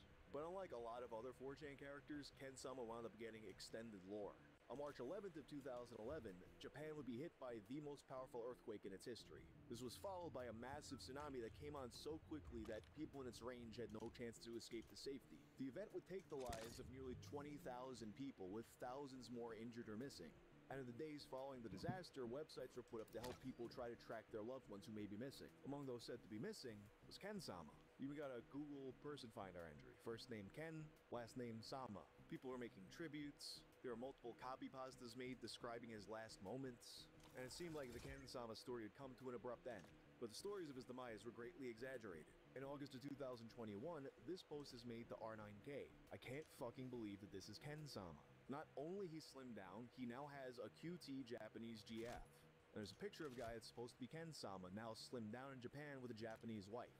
And there'd be more pictures of him posted to the thread. The replies are a mixture of people believing this outright, others saying it's fake, and then you got a few people who are skeptical, but they're hopeful that it's true. God, I hope this is actually him. It's nice when meme subjects end up doing well in the end.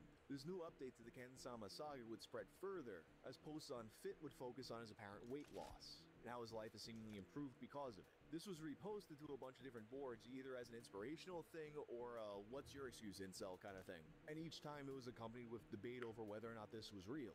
In one such post, also on R9K, one poster claims that the photos were originally found on the Japanese 2 channel, where Japanese users were saying it was in fact him.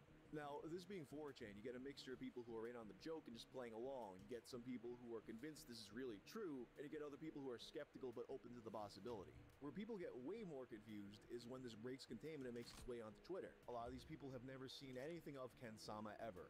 They just see what appears to be a progress picture of a man they've never seen before in their lives, and they're like, hell yeah, right on, man, good job. Even ignoring the fact that these pictures would be over a decade apart, and he somehow looks younger now, outside of a vague resemblance in their hair texture, which isn't even the same color, these men just don't look alike. Which I guess on some level, if you're a weeaboo, that's gotta be like the ultimate flex. You know, if you're a white guy who wants to be Japanese, and then all of a sudden you got these other white people who are like, man, you guys look all the same, then I guess you won. And although it was abundantly clear from the outset that Ken-sama was not really the guy in the picture, and it was all a joke, now these before and after shots go viral every few months, and a whole bunch of people who've never seen this before are convinced it's real. In fact, the true identity of Ken-sama had been revealed years ago. So after the earthquake incident, a Twitter user named Ahhh made a tribute video to the deceased Ken-sama. The video will be taken down by a woman named Marisa Ebers, or Nerdnitz. When Ahhh asked her why she did this, she responded that this was actually a picture of her husband, who is in fact not dead and not named Ken-sama. The original Ken-sama photo can be traced to a post from her blog made on September 7th of 2005. In the previous entry, Marisa had spoken about how she was impressed with the work of this costume shop named Seems Like Magic. Her and her then boyfriend, now husband, Braden, each bought a kimono from them. She mentions that she really wanted to show her readers how nice these kimonos were, so she was going to try to convince Braden to help her take some photos of them that night. And convince him she did. He's such a good guy to pose for pictures right before bed when his hair's all wonky. I can only imagine the conversations that these people have had over the whole Ken-sama ordeal. Can you imagine it's getting late one night, tired, your hair's all messed up, and your significant other is like, hey, before you go to bed, can you just take a picture of this kimono for my blog? I know you're tired and your hair is messy and whatnot, but only a few people are going to see it anyway. You reluctantly pose for a single picture, and now millions of people have seen you half asleep in a kimono. You become the face of weeaboos for 20 years. They're picturing you walking up the street in a kimono, bowing to strangers. They're writing whole fan fictions about your life, a fitness journey, a hero's death. And then just as the people who believe this come to learn that it's fake, a whole new crop of people come along every few months that believe it all over again. This has to come up anytime she tries to convince him to do anything. But anyway, that's the story of Ken-sama. Although Western animation, despite its best efforts, has often struggled to shake its image as a medium for kids, Japan, as far as I can tell, hasn't had this problem. Mature adult themes and over-the-top violence are regularly explored in anime and manga, and this has been the case for time immemorial. That's why when a number of you contacted me about a notorious anime depicting girls trapped in a bathroom who wind up in a gut-wrenching scene and heroing themselves extremely brutally, I thought, yeah, that's probably something that exists. But the interesting thing about this anime isn't necessarily its contents, but the fact that nobody can seem to find it. So for this episode of Tales from the Internet, we're going searching for the lost anime, Saki-san Obashi, aka Go for a Punch.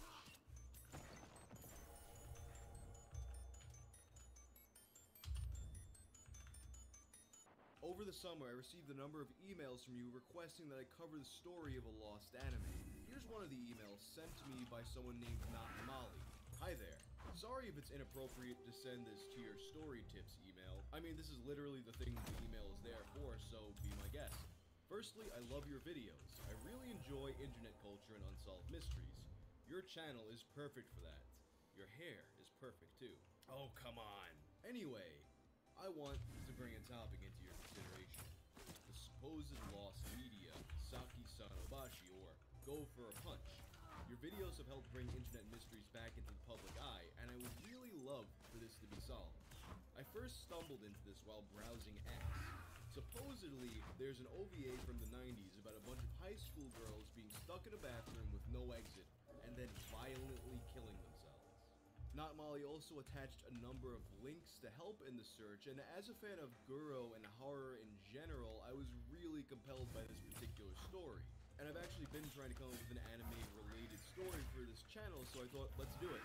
The search for this lost anime begins in February of 2015 on 4chan's Paranormal board. A user made a post asking for the most fucked up thing you've ever seen on the deep web. And of course, a lot of the responses just mocked the OP. Nothing I can't find on the regular web. Posting about the deep web, eh? So when's your 13th birthday? Exciting getting older, isn't it? Others claim to have seen really crazy shit, like, gore and torture torture videos and stuff like that. But then there is the one response that would make this thread famous. Some weird anime about naked girls stuck in a large bathroom without doors, having a philosophical debate about never getting out of the room. After losing hope and starving for some days, everything goes downhill. They just start screaming and yelling. Then, they all commit suicide, either by smashing their heads on the floor or scratching their necks to bloody pieces. One girl helped the other to drown in the sink because she asked her to hold her, but she couldn't do it. I cried myself to sleep right after watching that vid because I just didn't even know anyone.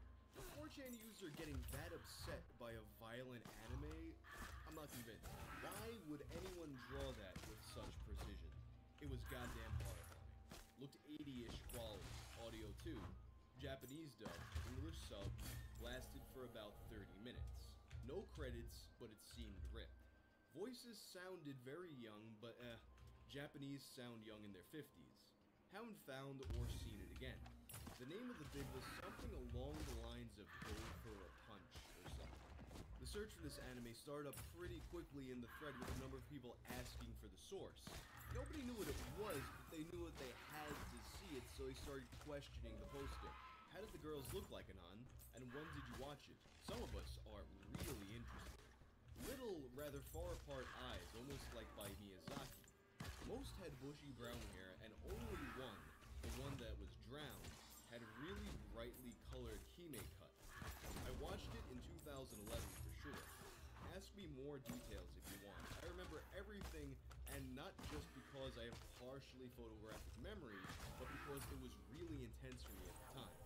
Especially because of one particular scream one girl had.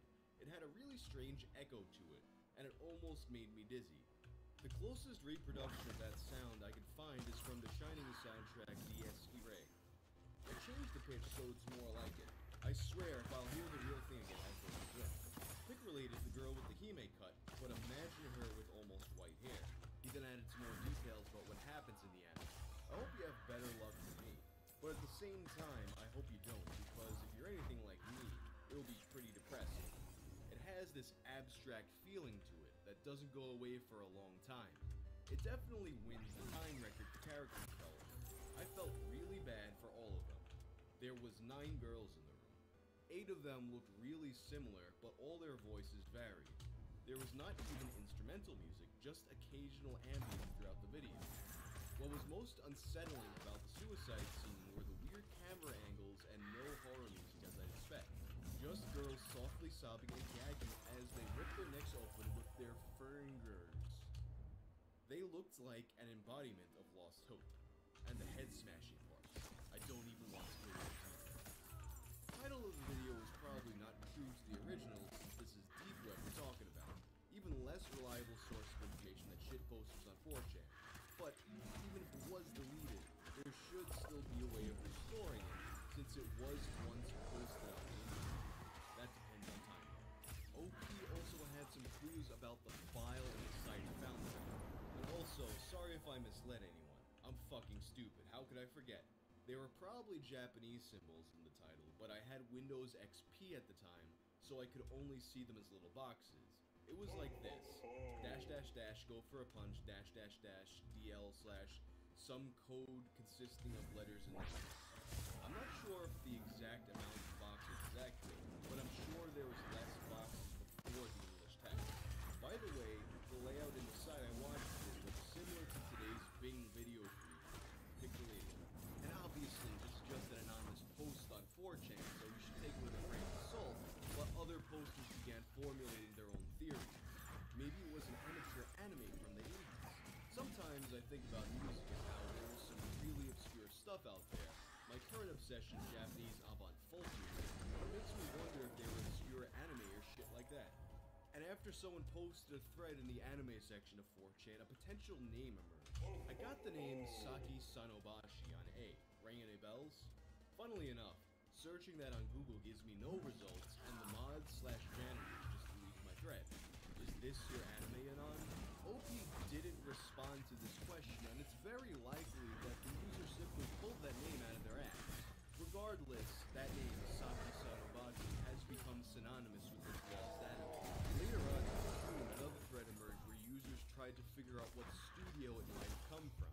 Do any of you guys know of studios or animators who have a similar theme in their work, i.e. ambient music, abstract feeling, dark themes like suicide, simplistic plain character design, character development, violence?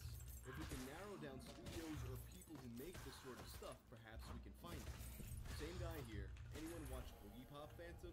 It immediately came to mind for me. I never finished it, but it seems to fit every one of those themes except for ambient music. Not sure if the original OP ever described the voices in detail. The whole thing may be poorly dubbed with cheap voice actors. If they are, chances are that it is an amateur work from a small group of people in a basement or something. It might explain the 80s thing, since back then, the quality was not exactly good. It can also explain the no instrumental music thing. He said the voices were very young, but each one was distinct, which made up for the generic character designs. This is a good point, but if it's an amateur anime or basement work, isn't it odd that some Westerners just happen to find and sub it? Unless there is, or were, some subbing group that somehow had access to obscure shows, sub them and upload the more graphic ones to the deep web to avoid their shit getting taken down. Either that, some large company subbed it, but it got axed for being too explicit and or depressing for Western audiences, or the animators slash staff who worked on this amateur piece were fortunate enough to have someone who spoke fluent enough English to make comprehensible subs. Also, the fact that there are no credits makes it seem like it was either one, cut by the subbers, or two, part of a series, the rest of which is probably even more obscure and hard to find.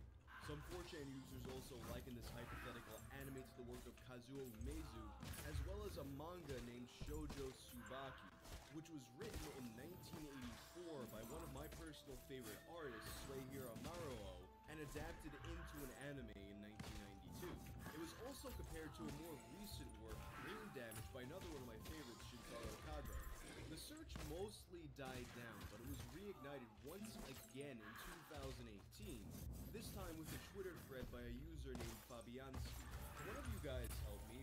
I've been looking for specific manga, but I don't remember the name of it. It was about 3 high school students who get trapped in a room and talk about their lives and stuff. I remember that they all end up eventually killing themselves, with one of them helping one of the girls drown herself and the others bang her head on the concrete. I can't find any information about this, but I know it's real. Anyone? Okay, so it's banned in America, so I guess I'm going to have to look around. Okay, so 2 things. It might have another name called Saki Sanobashi, and maybe loosely based off another manga called Dragonhead. Dragonhead being a 90s manga that was adapted into a movie in 2003. But, according to sources, this had an 80s anime aesthetic to it, so maybe Dragonhead is loosely based off of it? Later that day, Fabianski would return to Twitter, and this time, he had a YouTube link. Fuck me, man. And if you click the link, this video has been removed for violating YouTube's terms of service. What did Fabianski find?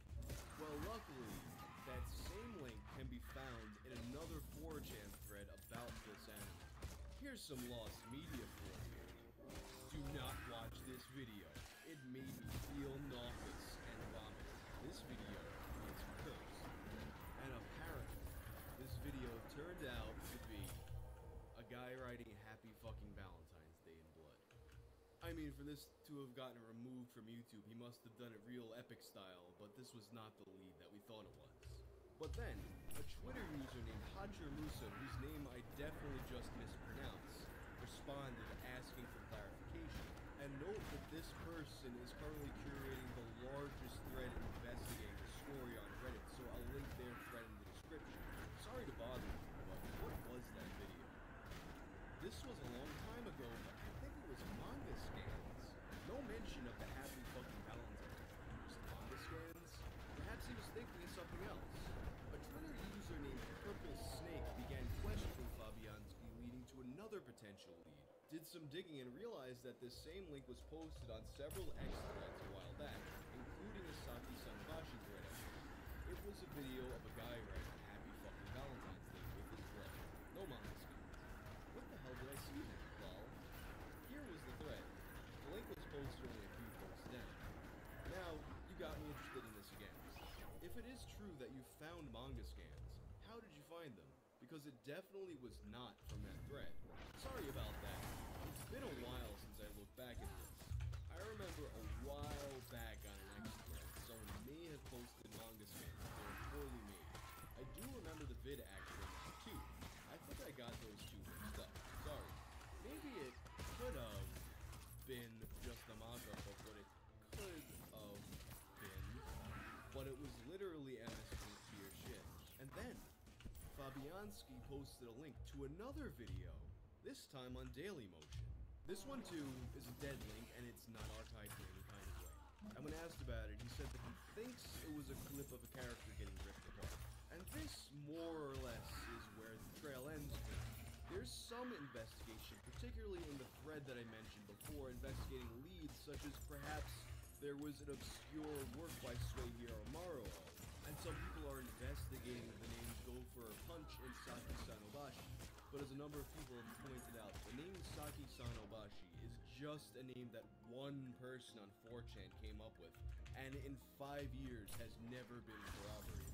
If this thing really is out there, I think it would be prudent to focus primarily on just finding that story of the girls trapped in the bathroom. And that being said, the creator of the Reddit thread did add an aside that may be helpful in finding this video. Honestly, I seriously remember watching an anime scene like that on YouTube not too long ago. But I remember it being taken down. But the girls weren't naked. I distinctly remember they were wearing brown and cream-colored type sailor uniforms, with symbols like school badges or something in the shape of eagles. I remember the scene being so unnerving to me that I couldn't finish it at all. But all I remember is one girl holding the other girl while they flung themselves on the ground and one bashing her head into the bathroom wall. I swear this existed. And now, obviously, this is a thing that started on 4chan. It could very, very easily be pure bullshit. But while it's rare, it's not entirely unheard of for this kind of thing that sounds like a bullshit creepypasta to turn out to actually be a real thing. Consider the case of The Clockman. The Clockman was a creepy animated short film that someone online swore they saw on Nickelodeon, but they just couldn't find. Even Viacom employees who might have known about what aired on Nickelodeon told this guy a lie, but sure enough, after 5 years of searching online, people found The Clockman. I've come to realize that when I make a video on an ongoing internet mystery, it can be a bit of a double-edged sword. On one hand, it brings a lot of new hands on deck, a lot of enthusiastic people who are capable of digging up new leads. And sometimes it even brings mainstream media attention. On the flip side, though, my involvement admittedly also sometimes hurts the signal-to-noise ratio. You have no idea how many people email me claiming that the most mysterious song on the internet sounds like their dad's old band and they really think he's the one who made it. But when I covered the story of Saki Sanobashi, the lost anime, I had no idea how much chaos this would cause. And if you have no idea what I'm talking about, you should take a look at that video, but if you don't feel like it, here's a summary. In a thread about deep web discoveries, a 4chan user claims to have found a very gruesome 80s style anime that they haven't been able to find since. The file name for it included the words "Go for a Punch," and it involves schoolgirls trapped in a bathroom who eventually committed suicide in extremely graphic ways.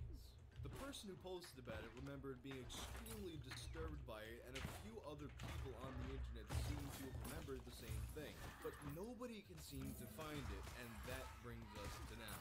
Before I get into it, I want to shout out the sponsor of this video, Skillshare. Skillshare is an online learning community for creators with over 25,000 classes in design, business, and more.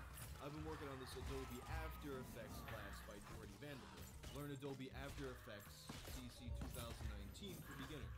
Premium membership can give you unlimited access, so you can join all the classes you want and join over 7 million like-minded creators. You can join communities where you provide each other with support and feedback and keep yourself on track.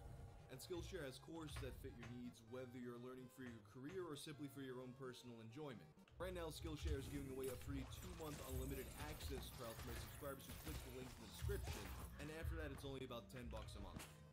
After I made my video on the lost anime Saki Sanobashi, it seemed like the search for it quickly geared back up. The Twitter users that I mentioned mentioned in my previous videos seem to be getting together to get ready to start searching. Boys are back in town. It's time. It's time for round 2. The subreddit r/Saki-Sanobashi has grown to over 1,000 users and now has frequent updates on the search. And there was a Discord established, and that's where I first heard of shit going awry. Just joined the Saki Discord, and the voice chat is named The Bathroom, and over 100 plus people are arguing with each other. What have you done? Honestly, I'm not a big fan of Discord. I know I have one, but I very rarely use it, but to me that sounds kind of badass, and honestly really fitting considering the subject matter. But I can see how that could be annoying if you're trying to find something. I would hear little peeps about problems in the Discord from time to time, but this would become a much bigger issue later on, but we'll get to that. For now, back to the search for Saki. Shortly after the release of my video, several people hit me up with this image claiming that someone found a screenshot of it. Now, to me, it immediately seemed fake. I mean, if we're saying it was an 80s style anime, why am I looking at a picture of CG? Not to mention that none of the details seem to match, not the hair or the uniforms or anything really. And although this screenshot at first seemed to fool a lot of people, it's been mostly dismissed as fake at this point. Another lead would show up on Reddit from a now deleted user who claimed to have also seen it. I saw this anime on a Surface site, not Deep Web, a long time ago, 2007, 2008. I don't know the name because the version I saw had no subs, only had some kanji. I think it was kanji. So I can't confirm if the go for a punch title is real. I saw Wang's video this morning and the description brought me some nasty nostalgic moments to mind. My memory did its best to forget this shit. I love creepy anime like Midori the Flower Girl, and a long time ago, I found a Surface site only about creepy anime. The name of the site was something like animebestcore.com. Take this domain name with a grain of salt, it was a long time ago. The site had a lot of creepy and full of gore anime, Midori, Genocyber, Devilman, and others. This happened during my summer vacation, July maybe. I found that site, and for 2 days, I watched as many OVAs as I could. That is when I saw a thumbnail with the anime girl's head on the ground. She had her brain showing. Onto the right, there is a Japanese name. I can't read kanji. I clicked on the picture, and the anime began. It was in fact from the 80s or 90s. The quality was actually not bad though. The OVA begins with a black screen. I could hear something like Buddhist mantras mixed with a drum. This would play while a Japanese big red tittle slowly appeared on the screen. After the tittle appeared, the mantra stopped and I could only drops of water falling on the ground. The bathroom scene begins and it goes just like the 2015 post described. My version was complete, I think. It had credits in the end. In the end, during the credits, a sad Japanese rock-like music sang by a woman would play on the background. After the credits ended, the scene would change. You can now see a new girl with short red hair walking up in the same bathroom. After that, the camera zooms on her face as she screams. The OVA then ends. It was a strange anime. I felt uncomfortable when it was over. I'll be posting this on other related topics. Feel free to ask about details. I want to help with the hunt and maybe watch it again. People were excited about this lead, and the user started to answer a number of questions. He answered questions about the uniforms, which he claimed they starred and then eventually got naked for reasons he doesn't remember. People would show him songs and ask if this was the music he was thinking of. He answered questions about the website that he found it on, which he said closed in 2011, according to something he was told by his friend Pedro. A number of people began to point out inconsistencies in his story, such as how he seemed to edit the color of the girl's hair a few times. Finally, after people kept on pressing him, he admitted this in the Discord. Didn't we have fun? I thought you guys knew. This was supposed to be an RP thing. You can kick me, that's okay, but we did have fun. And kick him they did. And then he deleted his Reddit account, which apparently was 13 years old. I guess he was really interested in avoiding that hate that was coming his way. Shortly after, I received another email, this time with a screenshot from 4chan. I saw this in 2012 on Surface. It was one of those sites with a generic name like watchanimeonline.something, not net, com, gov, org. Probably full of malware, definitely dead, almost definitely not archived. I was using Windows 7 but don't remember the characters. I don't speak Moonrise. I definitely don't remember any cannibalism. I'm pretty sure that's made up. I don't remember any chanting, but do remember red text and drums. I remember there being one central everyman girl who didn't have much of a backstory, just wanted to go home to her parents and her kid brother. Hime cut girl. I think her name was Satsuki or something Suki, is shorter than everyone is. Has kind of an ill girl vibe. She clings to the main girl, Saki, and comes to rely on her. Main girl, herein referred to as Saki, tries to keep the peace among the others. So the other girls are reasonable, a couple just seem to start fights all the time. There's definitely no gore until they start dying, but some weird shots, maybe dream sequences, the bitchy girls sometimes start fights, escalate to punches/kicks, some bruising and light blood. I think two of the girls have a very Yuri vibe going on. One wants to be a bride/have a family. They might kiss/do some ero stuff. I don't think they had sex though. Remember one of them holding the other after she died for like a long time. I think one of them had shoulder-length blackish hair, and the other had really short brown hair, kinda cut like Sailor Uranus. They did have school uniforms on though. I don't think they were sailor style, just kinda standard skirt and blazer with a big red bow. Main girl, Saki, helps drown Hime cut Satsuki in the sink by holding her head under while she spasms. Saki bashes her own head into the sink/wall. They were subs, but they were shit. Generic yellow font and used a lot of awkward wording. Probably half machine translated, or done by someone who didn't care that much. Not great animation. According to the person who sent me this email, there were a few people who read this post and were like, yeah, that sounds like the thing I saw, but there's one problem. He was actually the guy who wrote the post, and he made the whole thing up to prove that anybody can just say anything and people will be like, yeah, that sounds right. He gave me some specific names on Reddit actually, but he also told me not to say them because he didn't want to start a witch hunt. Then there were some people who specifically wanted to look into the Guro angle. It got to a point where people were basically finding any Guro with a bathroom in it and saying, hey guys, I think I found Saki. A few people wanted to look into Guro-chan, an image board focused primarily on, you guessed it, Guro. But as this one 4chan user pointed out, Guro-chan, or for that matter the entire online Guro community, just isn't what it used to be, and the genre in general has been very damaged by censorship. Even if this anime did exist at some point, there's a very high probability that it's just lost now. Back in 2008, 2007, bro, that was back when the original Guro-chan was running in full swing. This site in its current state is just a shell and a minor glimpse of what it was back in those days. In earlier of those years, the Guro community was much bigger back then in general. There were dedicated forums to Guro, freak shows, scat to share doujins, manga, and OVAs. And there lay the problem. If one of those forum sites shuts down, it pretty much took all the stuff on there with it. Unfortunately, a lot of media is lost since those days, and I'm talking about a lot. Whole manga series were scanned, some translated and never really backed up. They are kept on crappy file hosts that all went dead within years. There are series that still, to this day, I can't find on the web anymore. And at that time, they were posted back in those years, they were already out of print media. Unless someone with a copy of such old stuff is still into the whole obscure community and realizes people are looking for it, then gone and forgotten it will remain. This was way before places like GE or EX Hentai existed that served as a sort of archive to a lot of H material. Although there was once a bug on GE/EX Hentai temporarily where you could surf the private tag, so you could see other people's personal galleries that weren't shared publicly. And I found tons of titles I thought were missing, as well as stuff I haven't even seen. Then the admins fixed the bug and that stuff was gone again. Seems a lot of those stuff that was privated was general due to poor reception Guro and similar stuff gets these days. I posted some old manga with Guro/freak show that was not posted before and was very quickly flooded with tags by some of the community that caused it not to be visible publicly anymore. Unfortunately, this due to special snowflakes these days that have the mentality they need to suppress things like that because they don't like it. The point is that it's not just media that wasn't properly backed. It's also tons of individuals that are suppressing Guro genres, so chances are very slim in finding more obscure media in this genre. But I digress.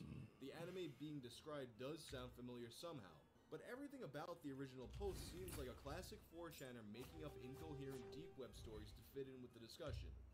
2015 and before, back in those days, You do not need to go to the deep web to see anime guro content. That's already a red flag. He cried himself to sleep? He is surfing the deep web and watching anime guro and he cried himself to sleep? The person is lying to just have a cool deep web story. Don't get me wrong. If anything, that certainly sounds exactly like the type of weird shit that came out in 80s from Japan, but too many red flags in that post to ever merit any credibility. The Reddit post backing up that claim does sound interesting, but in general, Redditors are out for karma whoring, so any non-evidence-backed claims from that site should be highly skeptical. And this poster is absolutely right. There are a lot of red flags with this story, and because of the perception of guro as a genre, it's very likely that a lot of guro, like the potential Saki Sanobashi, is simply gone because of factors of this anon posted. But as a number of people noted, it's possible that this work as a whole wasn't in the guro genre. It could be that it's just that this particular scene was violent and got a lot of attention. It could be a smaller part of a bigger work, just like the Clockman scene was in Clockman. Anyway, now back to the Discord drama. A few days passed and I started to see people complaining about being banned from the Discord, with a few splinter Discords being created in its wake. As someone who, as I said, doesn't really use Discord, it was a little hard to follow this, but thankfully, most of the drama was outlined by a Redditor named Simlander88, the downfall of a Discord server. So, apparently, a Discord server is banning people left and right. A server called Saki, the Lost Anime, was called. I joined the server a few days ago and was actively helping out the cause to search this supposed lost anime. But after people lying and trolling, the server just went into a dumpster fire. The owner, who went by Eclipse-Main, was the owner of the said server. My issue with his actions is not handling the mess that was going on for the past few days. He has been outed, but his own staff admins and mods and the community itself. Various reasons for the dumpster fire. An admin left due to not handling the shitposting. Another admin locked the general channel after a user was exposed for lying about his supposed anime he'd seen, leaving the entire hundreds of users to go apeshit. Promote another admin and went power hungry, started banning people over words. Another admin promotes a user to mod status, thus leaving the mod banning 50 users for no reason other than lols. Some users came forward about witnessing this lost anime. Some, however, proceed to troll and allow the user in the server to flip their shit again.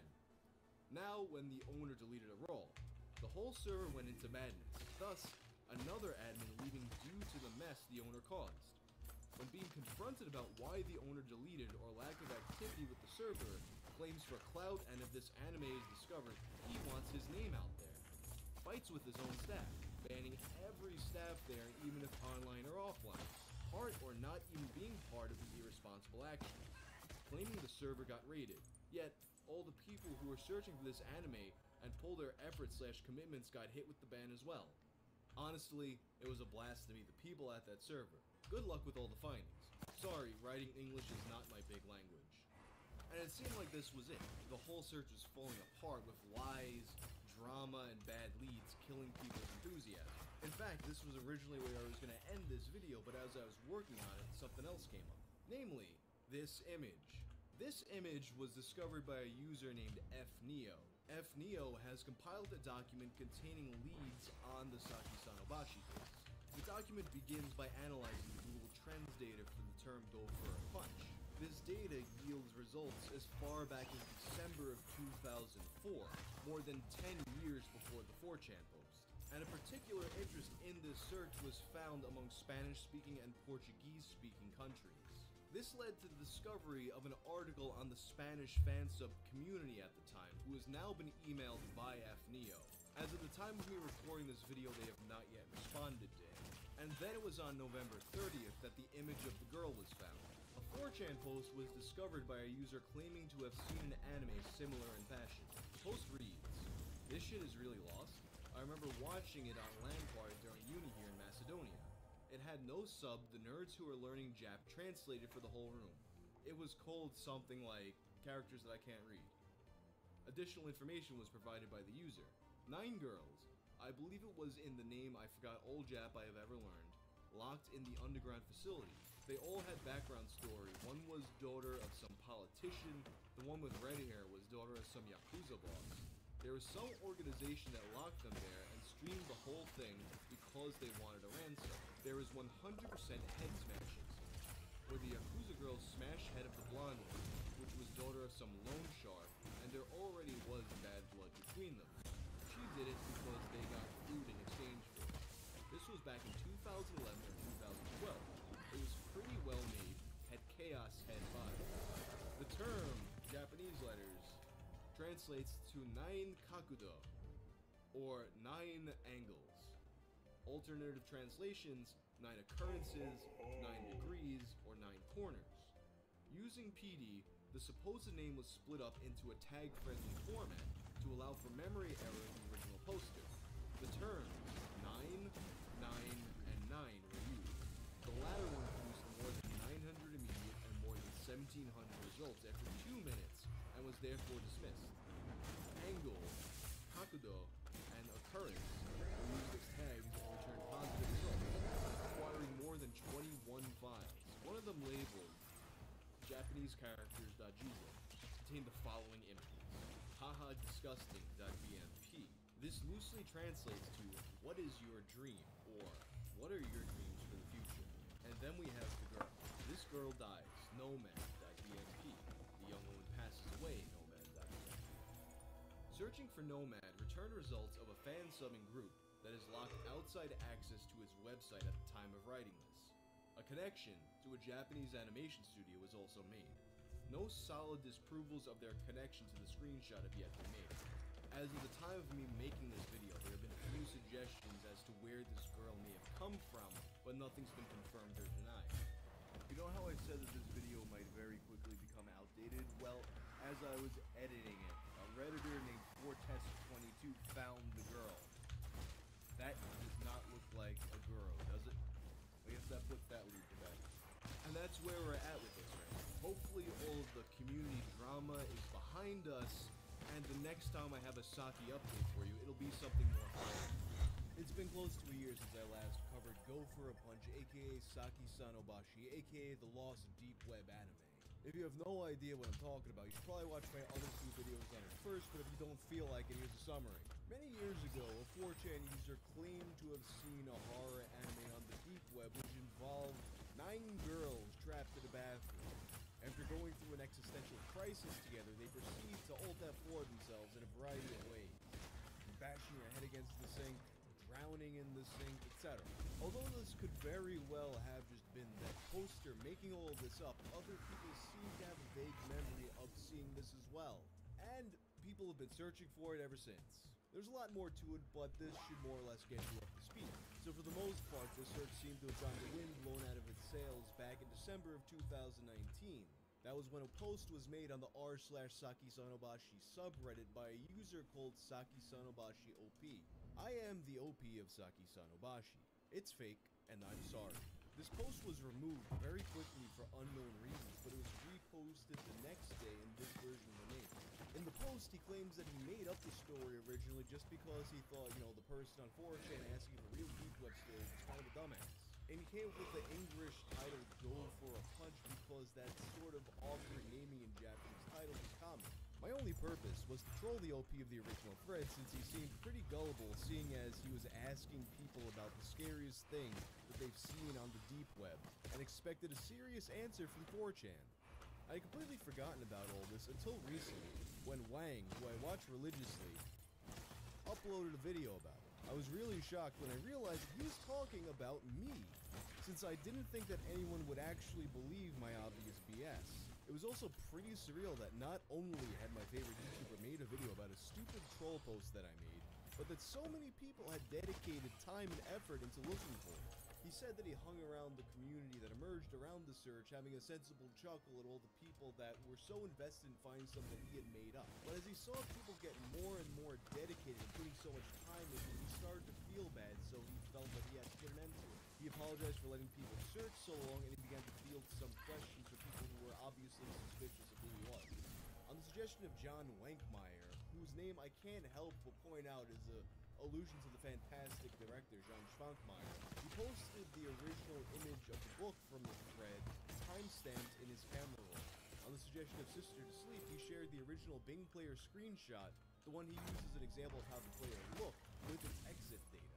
And on Donkey Kong is My Guy 46's request, he shared the screen for the soundtrack of The Shining, which had been lost from the original thread. People pointed out that it seemed odd that he would still have these things, but frankly, I kinda still have stuff on my phone from back then too. I still have stuff saved from like 4 phones ago. There's really good stuff if I run out of space, and I'm sure a lot of other people are like that. As others pointed out, this evidence, if true, would mean that the whole thing was bullshit. But also, this evidence could easily be fake. And Saki Sanobashi OP wasn't the first person to claim to be the OP, he was just the first one that had receipts. And this post wound up being a big fracture point among the community that sprung up around the search. A community that from very early on, even before all of this, was already fraught with infighting. So now you had those who believed that Saki Sanobashi was the real OP, and those who thought he was alive. But either way, it seemed like for that time, the focus of the Saki Sanobashi subreddit shifted from actual investigation to shitposting, fan art, and more or less just having fun with the idea of Saki than actually looking for it. Until June 26th, 6 months after Saki Sanobashi OP's post, that a user named S.W.Frost has attempted to debunk. His post, entitled "We Finally Debunked Saki Sanobashi OP," brings up several arguments and is absolutely massive, so I'm just going to boil it down to its key points. Some of these include the fact that the original post says that the audio from The Shining was pitched up to make the screen more accurate to how it was in the game. But the vulgar rude post that he shared was identical to the unpitched version that was found on YouTube. As confirmed by Spectral, we don't trust your ears. Furthermore, as it turned out, this version of the song wasn't from the actual Shining soundtrack, but easily available when the post was made.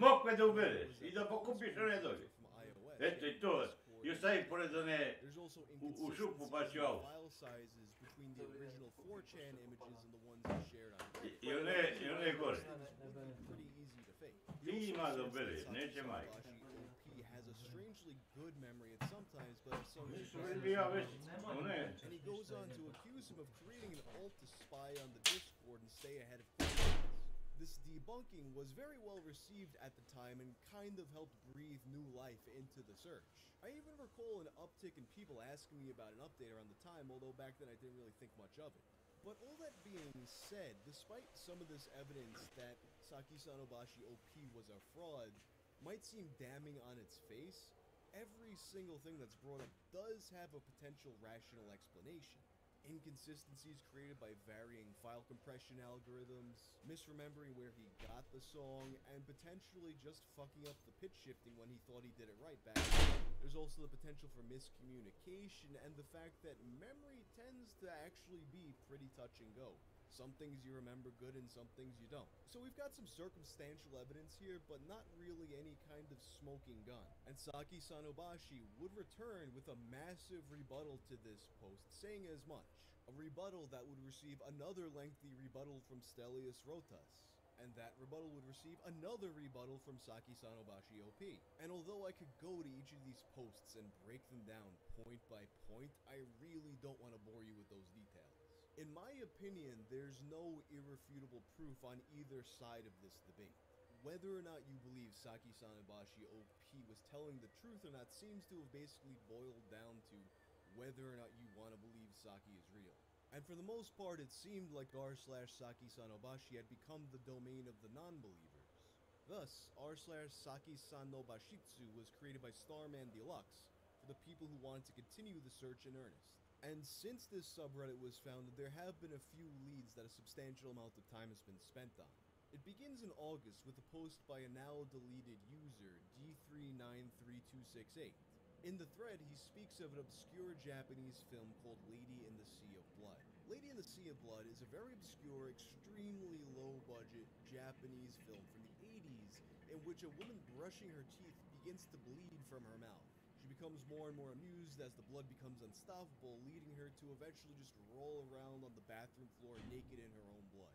Although people knew of the existence of this film, it wasn't until 2019 that a distributor of obscure horror and exploitation films known as Twisted Anger got a hold of one of the 3 copies known to exist and began selling a DVD of it.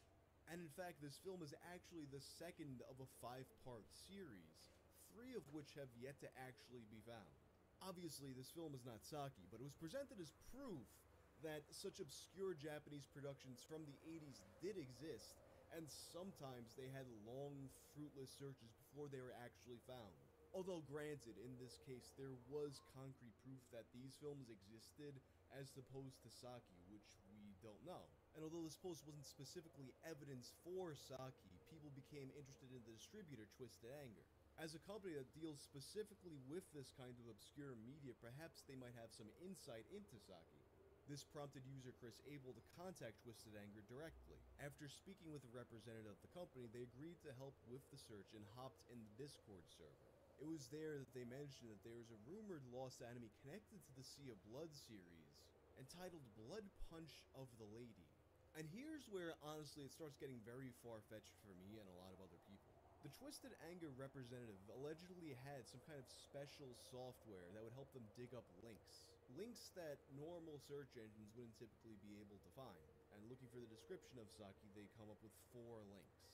The first, going to a link on the site called best183video.info, yields a message that says content deleted, and it's not archived. But with the software, Twisted Anger was able to see that it said 9 girls stuck in a bathroom while their parents tried to find them. The second goes to a live link video that is inactive and once again wasn't archived.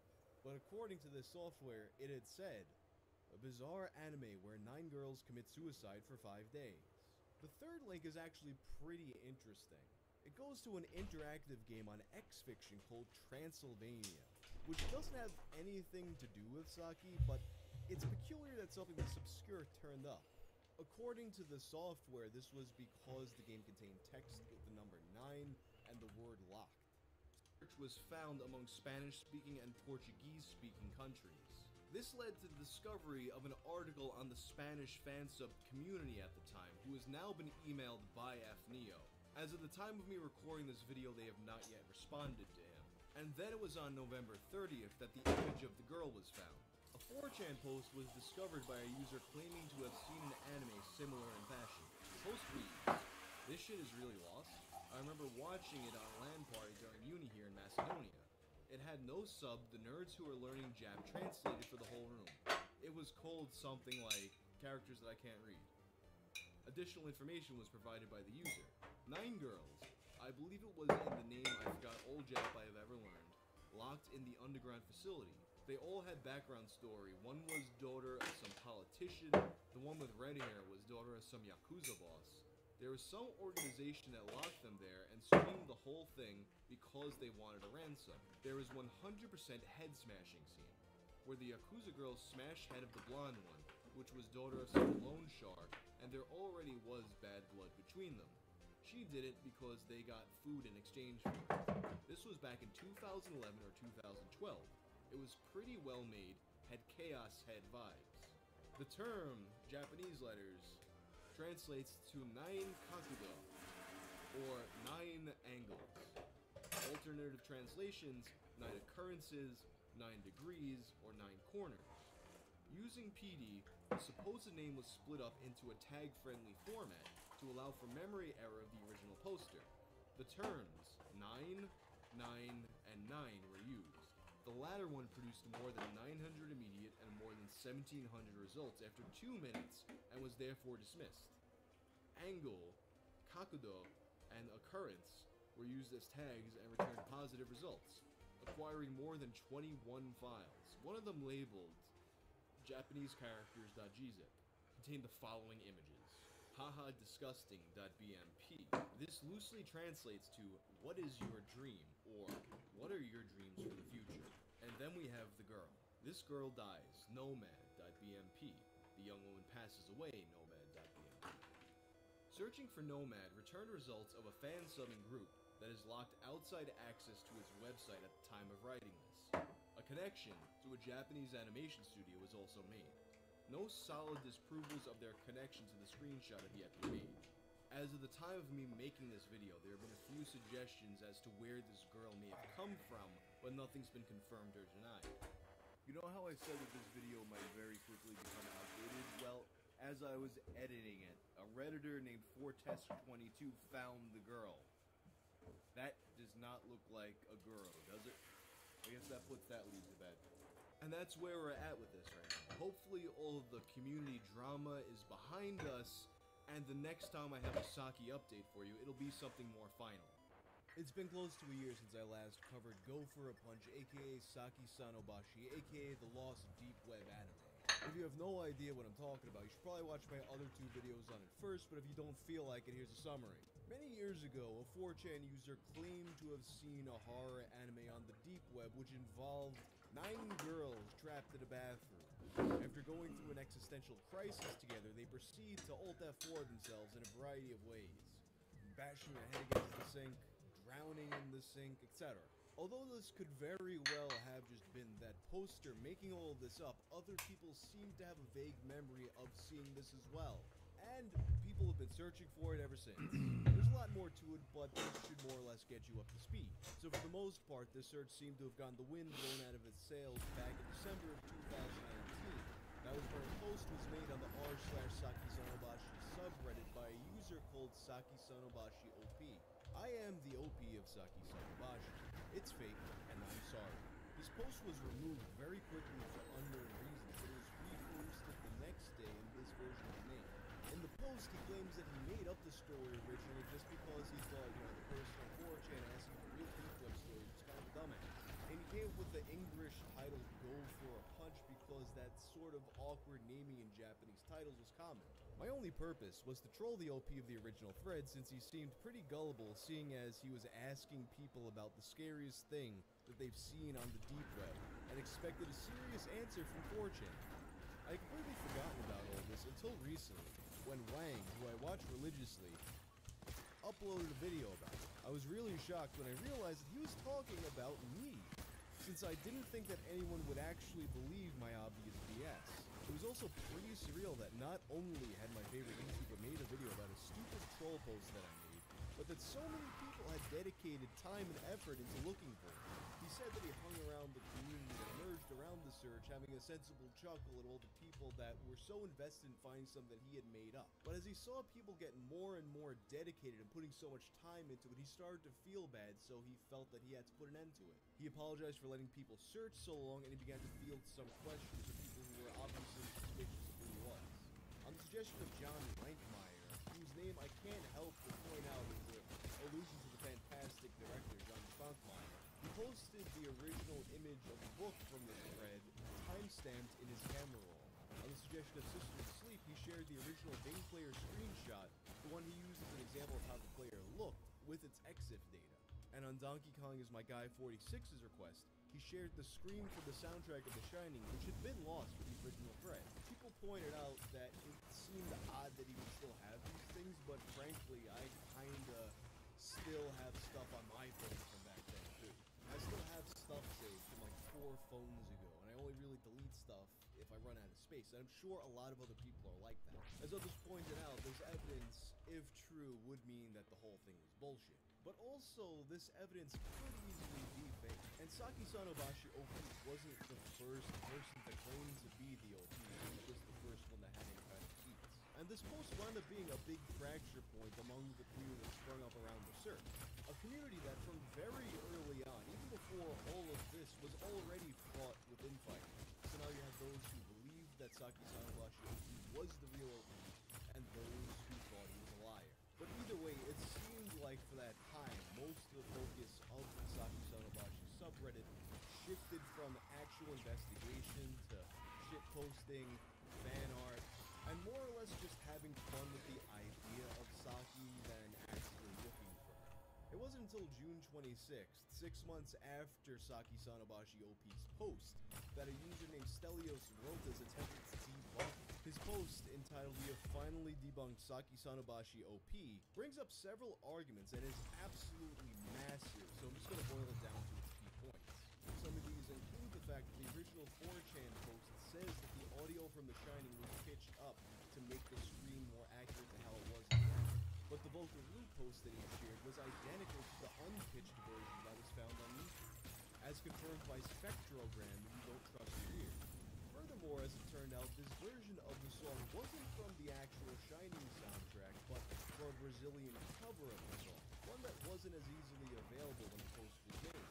Another was that the phone screenshots were from iOS, yet in the Discord he used Android. There's also inconsistencies in the file sizes between the original 4chan images and the ones he shared on Reddit, and either way, those things would be pretty easy to fake. He also asserts that Saki Sanobashi OP has a strangely good memory at some times, but a suddenly bad memory when it's convenient. And he goes on to accuse him of creating an ult to spy on the Discord and stay ahead of questions.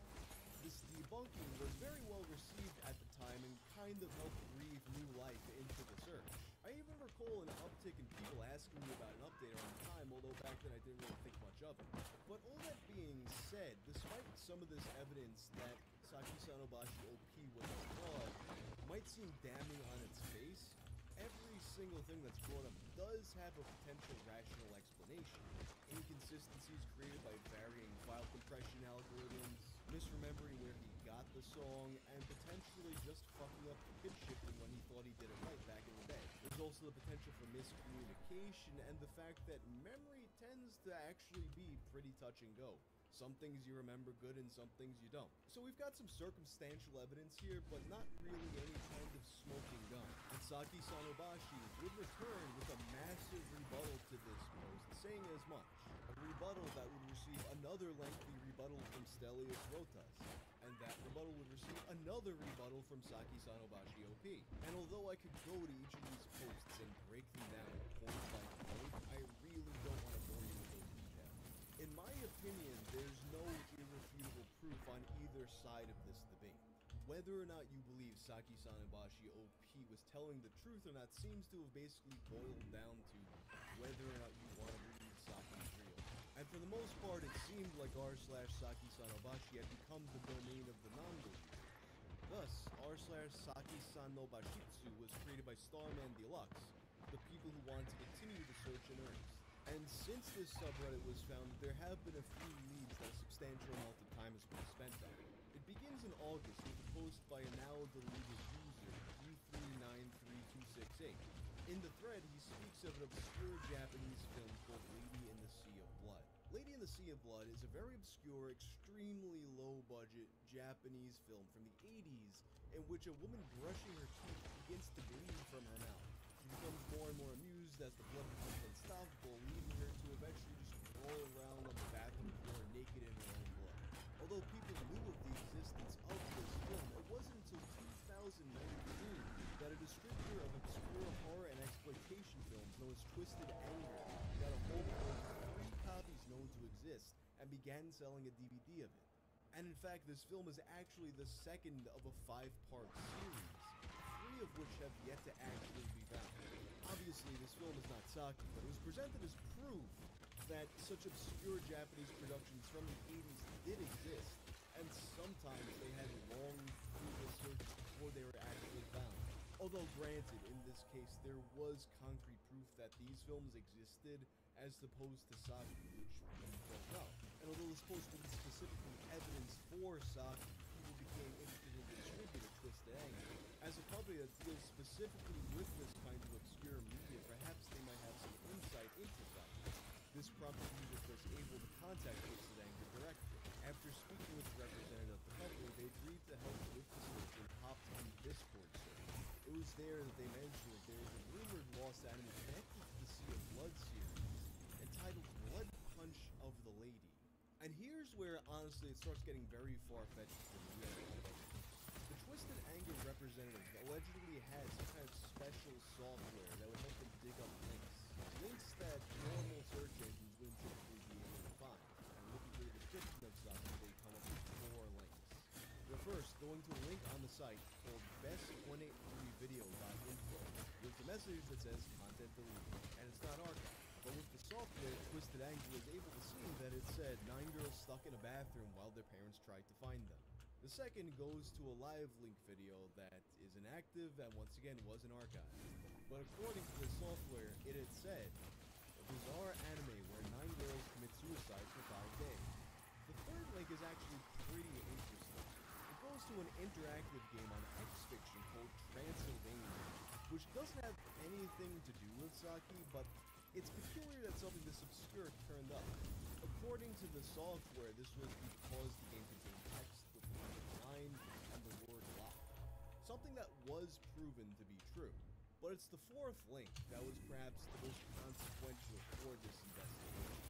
A .onion dark website beginning with the word Dark Anime Inc. and a scrambled series of letters /anime/go for a punch. This link, of course, did not work. And while I personally have no idea how addresses actually work, everyone who seems to have some experience has said that there's no way that this link was ever valid. Apparently, it doesn't have the correct number of characters, and also it should only contain numbers between 2 and 7.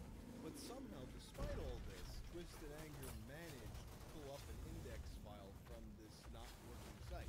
An index file that was supposedly from 2013, a few years before 4chan. After it was received, the index file was uploaded to sakivideos.tk so people could see it. As of the time of me making this video, the site is down, but before it went down, I managed to get a screenshot.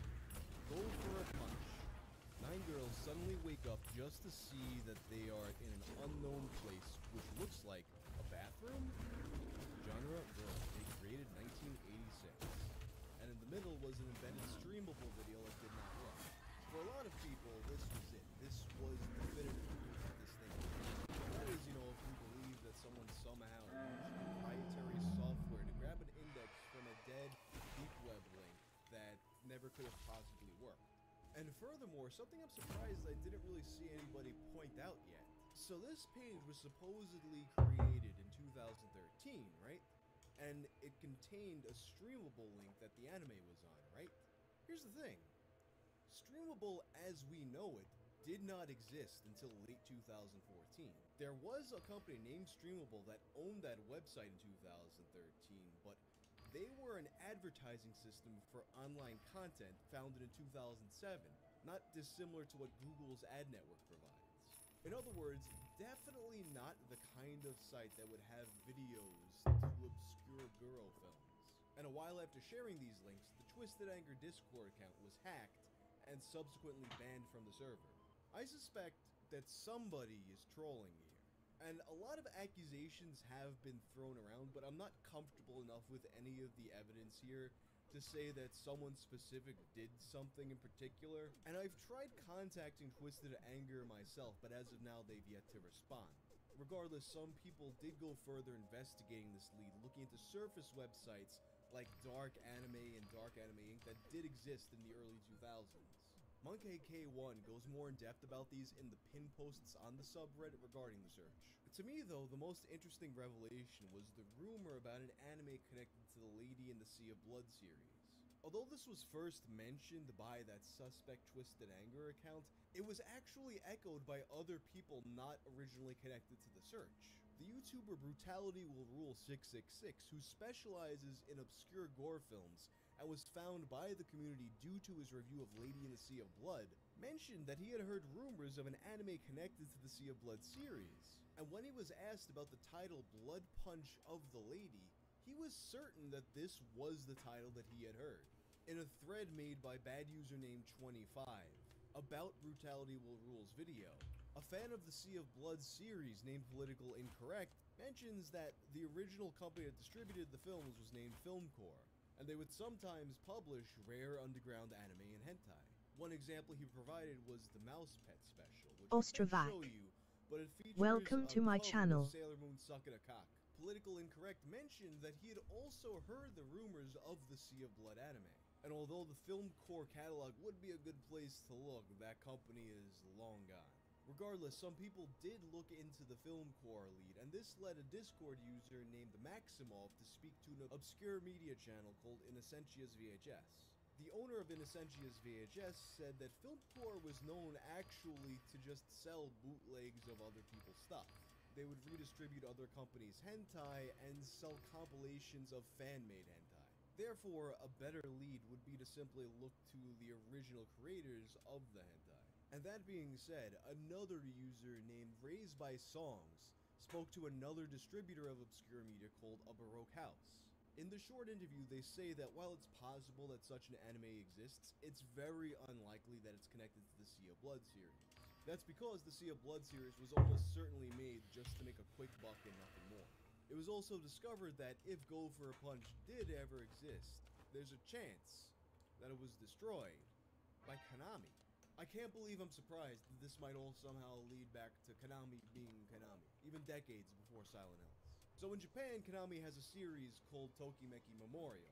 Absolutely massive series that continues on to this day. And in these games, you can romance a cute anime girl and make her your waifu. So, logically, of course, people make porn of this. And Konami doesn't like that people make porn of this. So they go and sue all the distributors of the porn, including a case where they award over 2 million yen and the destruction of all of this media. And now don't get me wrong, I find it extremely unlikely that Saki would in any way beat up with Tokimeki Memorial, as Tokimeki Memorial didn't debut until 1994. But there is the potential that Saki's creators were taken out at some point due to Konami's legal warfare against this industry. And this is basically where we're at right now with this search. It's still completely uncertain whether or not this thing ever actually existed, and if it did exist, it was preserved in any form. But all that being said, I think that it's really cool this search has led to so much obscure media being discovered, and so many people falling in love with this grotesque content that they would have never otherwise been exposed to. But for now, I think that perhaps the closest we'll ever get to seeing Saki is this fan-created storyboard trailer. But anyway, that's all for now. Hello, you're on the air. Oh, okay. I was just wondering, Steve-O, can you tell me how to shot web, please? Can I tell you how to shot web? Yes, please. How do I shot web? What the fuck is shot web? Just tell me how to do it, please. Who the fuck is this? If this is the first time you've ever seen him, you probably won't believe me when I say that Tom Green was absolutely one of the most influential people of his time. When the Tom Green Show came to MTV in 1999, he almost immediately became the biggest thing on the planet. Part sketch comedy, part talk show, part prank show. A typical segment involved things like going to the store and buying condoms.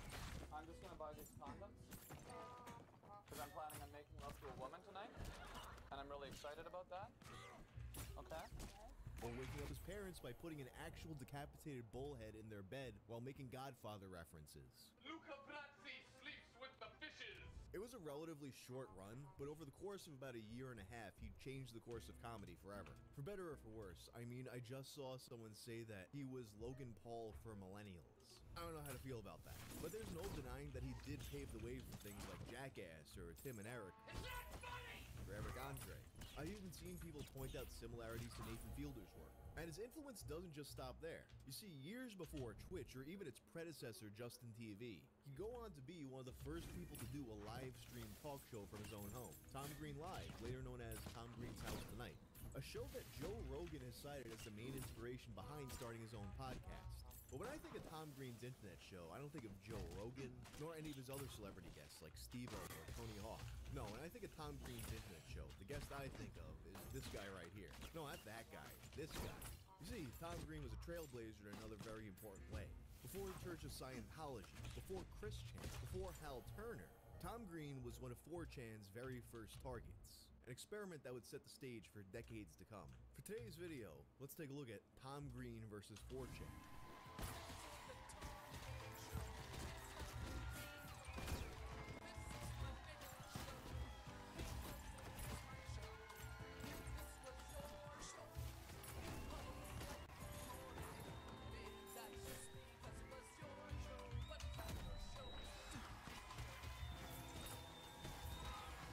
1996 was a strange year.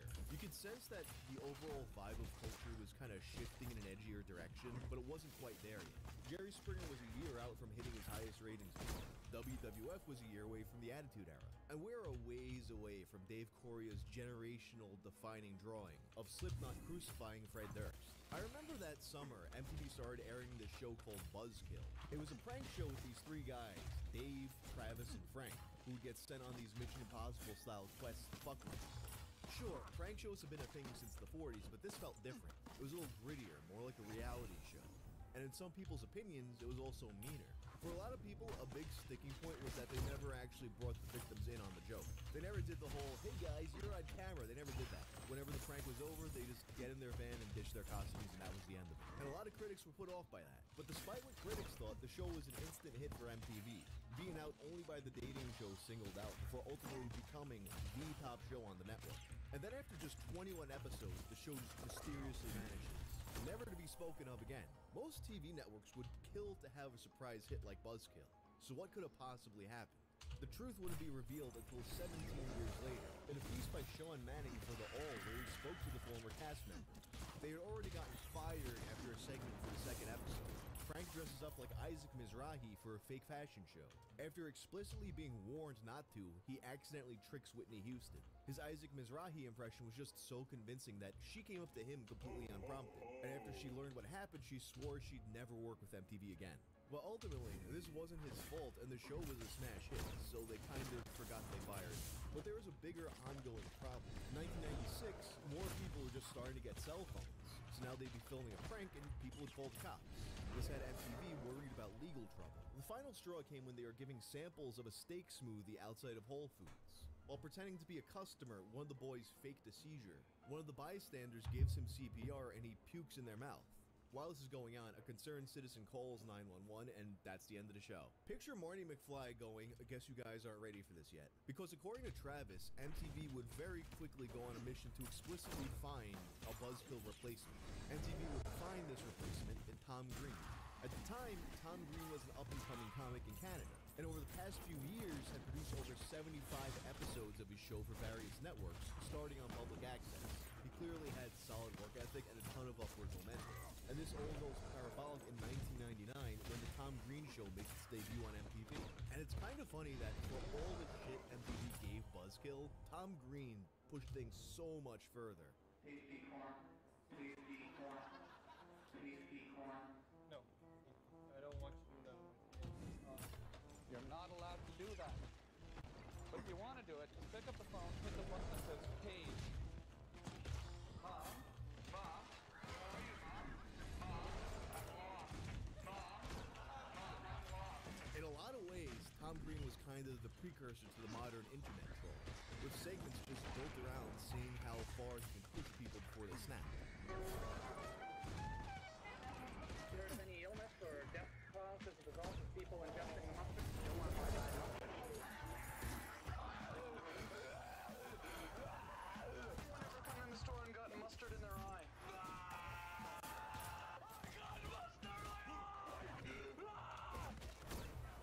Alright, thanks very much. Like a lot of Tom Green's pranks at this point felt more Frank Hassel than they do candid camera.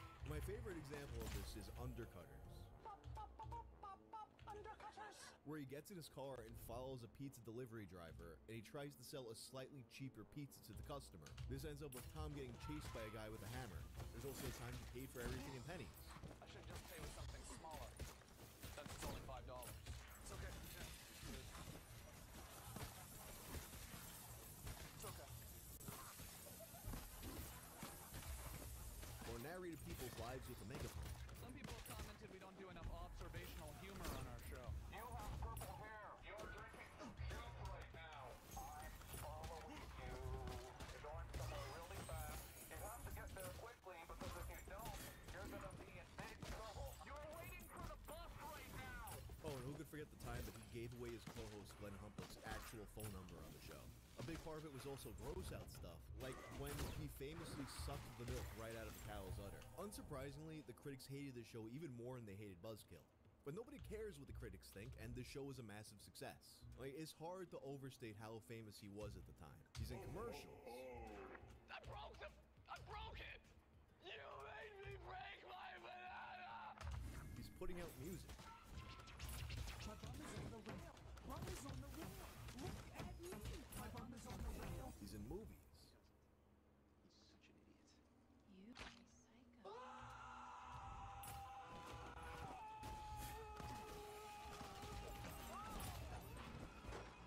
And then everything is dragged to a screeching halt when he's diagnosed with testicular cancer. This is effectively the end of his show, spare for a cancer special where you see them take his ball out. It also delays his own movie that he'd been working on by 6 months. And even then, he was still apparently in agonizing pain throughout the whole production. Of course, I'm talking about the infamous Freddy Got Fingered, which would hit theaters in April of 2001.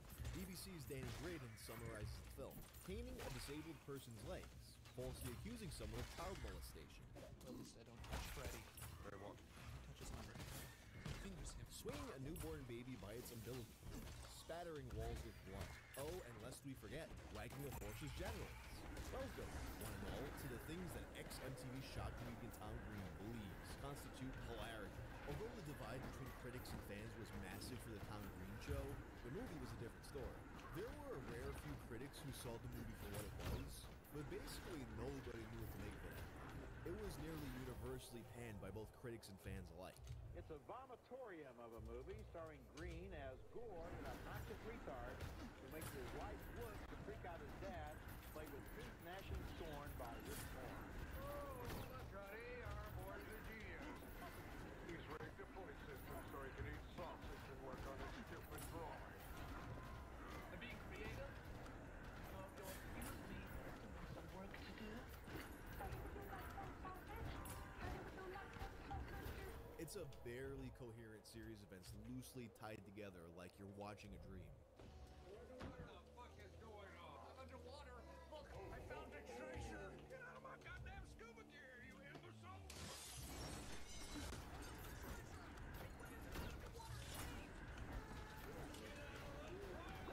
But when you take a structure like that and you apply it to comedy, it almost feels like it's a parody of movies altogether. It's like Tom made this while all the while saying, I can't believe some idiot paid me to do this.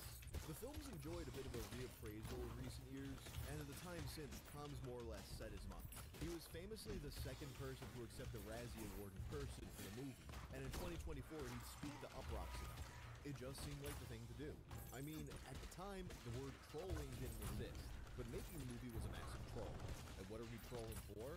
We're trolling for that, right? So of course, I'm going to accept my awards. This is what we were doing. Again, you want to talk about things being a little ahead of the curve or whatever, you can say that or not about this movie, but that's what we were doing. We were trolling the entire industry. Tom, of course, wound up being one of the first mainstream celebrities to learn all about that. But before he could, MTV tried to revive the Tom Green Show in 2003 as the new Tom Green Show, leaning more into the late-night talk show aspects. This was a very short-lived show, but it did give us a rare glimpse of an actually mad Tom Green. So for the show, he had a custom desk made that was designed to resemble Johnny Carson's desk from the 1960s. It cost $10,000, and he had to fight MTV to get them to pay for it. Then one episode, he had Jesse James Dupree of the band Jackal. So one of Jackal's most popular songs is the song The Lumberjack, in which Jesse plays a chainsaw solo. Jesse brings the chainsaw with him to the new Tom Green Show, and the first thing he does is take the Tom Green's $10,000 Johnny Carson desk that MTV didn't want him to have. Tom spends the rest of the show seething with rage and taking sarcastic jabs at Jesse whenever he can. So, tell me about your little rinky-dink show that you do. I mean, are you alright? Are you alright, Bert? Are you okay? What should I do here? You're a producer. You've been in television a long time. You produced the Jerry Springer show. What should I do here? Should I act like this is cool? Like this dude came out here, up our desk, and I don't care? And then go on and have some interview where I'm really nice to him about his little rock and roll band? Or should I just move on and do what we were supposed to do? This, of course, would not be the last appearance of Angry Tom Green. In June of 2006, Tom Green would partner with Mania TV for an internet call-in show called Tom Green Live, later renamed to Tom Green's House Tonight. Now, any call-in show, no matter who's hosting it, no matter what platform it's on, is gonna invite prank callers. Usually they'll try to prevent this with call screeners and tape delay, but sometimes they make it through anyway. Tom Green took pride in not having a call screener. He thought it made for a better show. So he's getting his dream going with frequent appearances by celebrity friends like Steve-O and Tony Hawk. And they're enjoying the ability to say and do whatever they want without network executives or the FCC breathing down their necks. There's the occasional prank call as expected, but it's mostly people who are just excited to get to talk on the phone with these guys. 2 months later, though, the show gets the attention of 4chan. And this, of course, is where it always gets a little murky when talking about early 4chan history, because I'm really certain I would see the show getting posted to be before the big raid, but most sources seem to mark the very beginning of the pranks as August 16th of 2006. But the coverage of events on Biblioteca Anonymous seems to agree with my memory of events, saying that about 10% of the callers were 4chan pranks at first. any case though, August 16th is when the actual big raid begins. There's very little that still survives of the actual event, aside from a few clips on YouTube, some obscure forum posts, and accounts of it on Encyclopedia Dramatica and Bibliotheca Anonymous. But essentially on this day, you got a mix of people posting about their pranks on B and organizing an IRC, and the whole thing snowballs until essentially 4chan has taken over its entire show. Mostly just spamming them with memes like do a barrel roll. A barrel roll. Yeah, a barrel roll. On air. A barrel roll. Yeah, a barrel roll. A barrel roll? A barrel roll. A barrel roll? A barrel roll. Or saying Desu over and over again, which is a meme that was from the anime Rose and Maiden.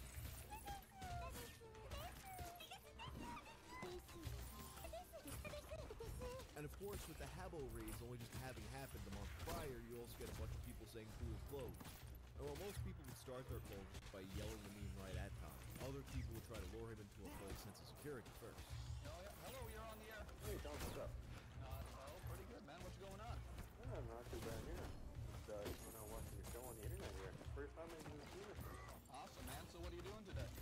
I'm not doing anything, just chilling out here in Red Deer, Alberta, actually. Oh my gosh, Red Deer. I love Red Deer. You know, I've been to Red Deer many times. Oh, yeah? Yeah. Yeah, you're fat. Tom Green as a fat N-word would of course become a staple of these raids. At the end of the show, Tom says thanks to you assholes, this will no longer be a call-in show. Of course, the show that followed him couldn't function without callers. It was a women's advice show called Girl Talk. How are you? I'd just like to say, show tits or get the fuck out. Bye. Shame on you. Hi, I'm George Zimmer, CEO and co-founder of the Men's Warehouse. Hi, my name is Alex. Hi, Alex. Well, I don't know, I like this girl at school, but I'm always real shy when I try to talk to her. And I asked my mom about it, but she got scared, said you're going with your auntie and uncle to Bel Air. Now, an important part of 4chan raids at this point in time, some people are very intent on keeping 4chan a super secret club. You know, rules 1 and 2, you don't talk about B. If anyone asks, you gotta say you're from E-Bomb's World.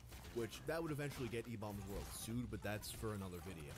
That wouldn't happen this time, as someone called up Girl Talk and gave the game away. Are you familiar with 4chan, by any chance? No, what is it? It's a site on the internet, which is the reason why you guys do so many prank calls. Oh. At the time, there was a bit of a divide over the rules. Some people adhered to this stuff religiously, while others are like, the rules are just a joke. It was never meant to actually be taken seriously. There's already thousands of people on 4chan, you absolute LARPing morons. So whoever that caller was, he was essentially trolling that side of 4chan.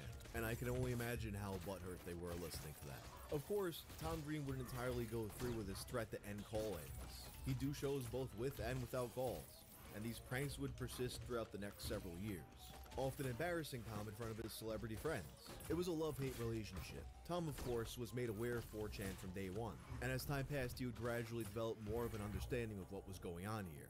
For example, you got this clip that seems to only still exist on a 10-year-old Gamer from Mars video of Tom Green explaining 4chan to Tony Hawk. Hey, what's going on? You're on the air.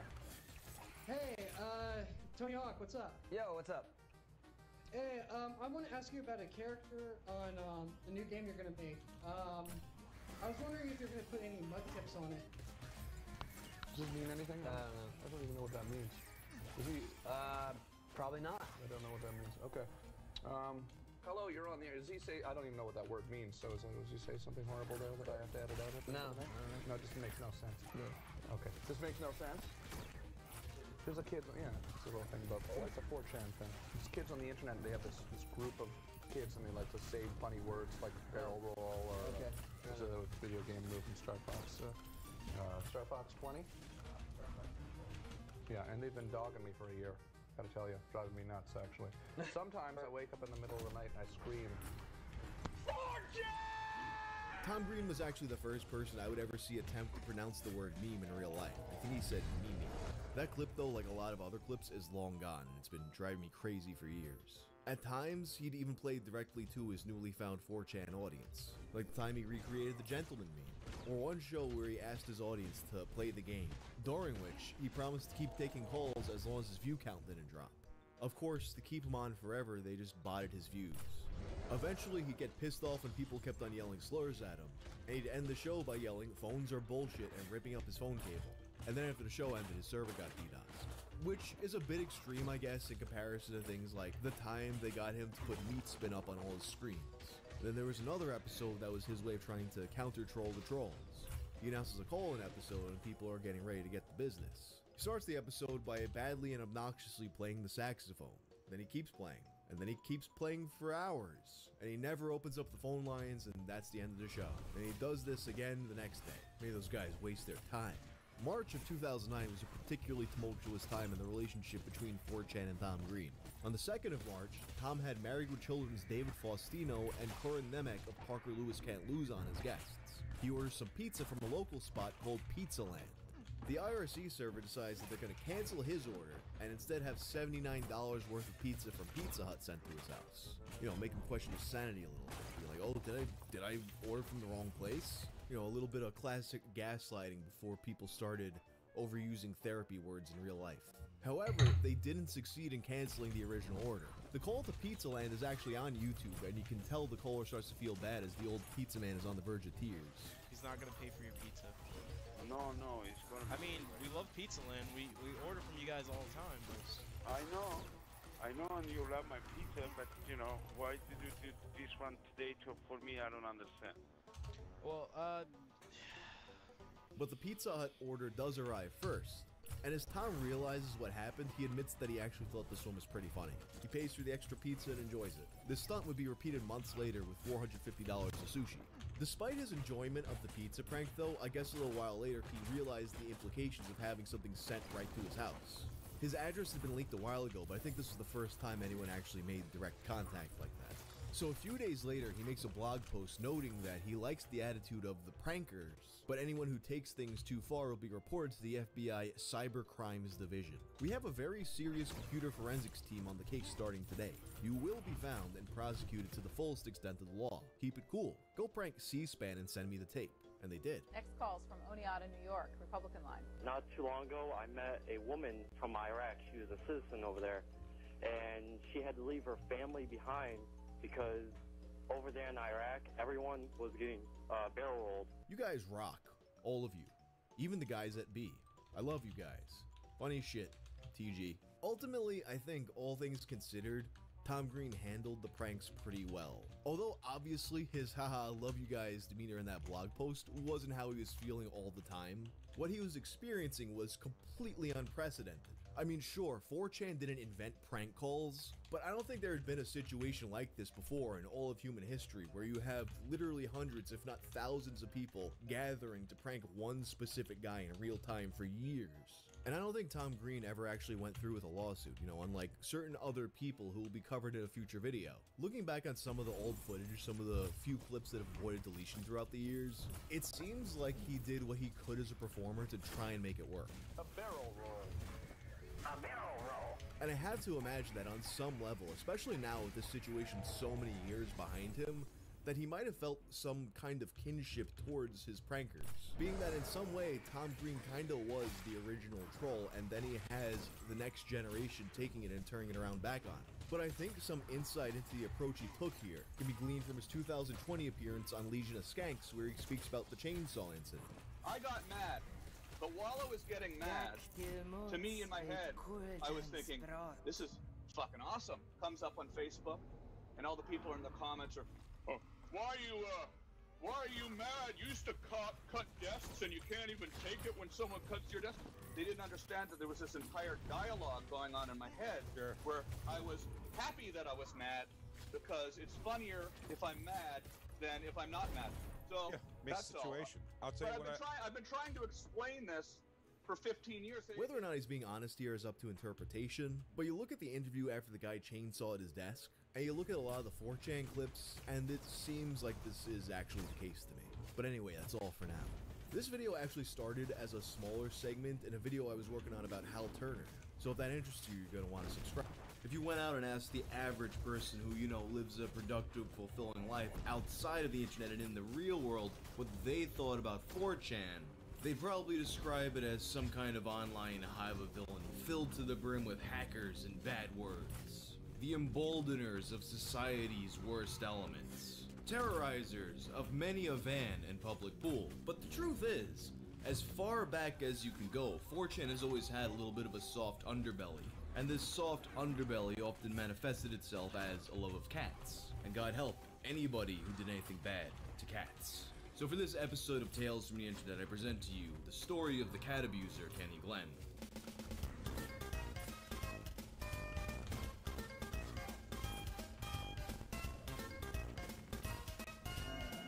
I want to talk a bit about an old tradition on 4chan, a little something called Catterday. What was Catterday exactly? Well, when Saturday came around, you went to 4chan and you posted cats.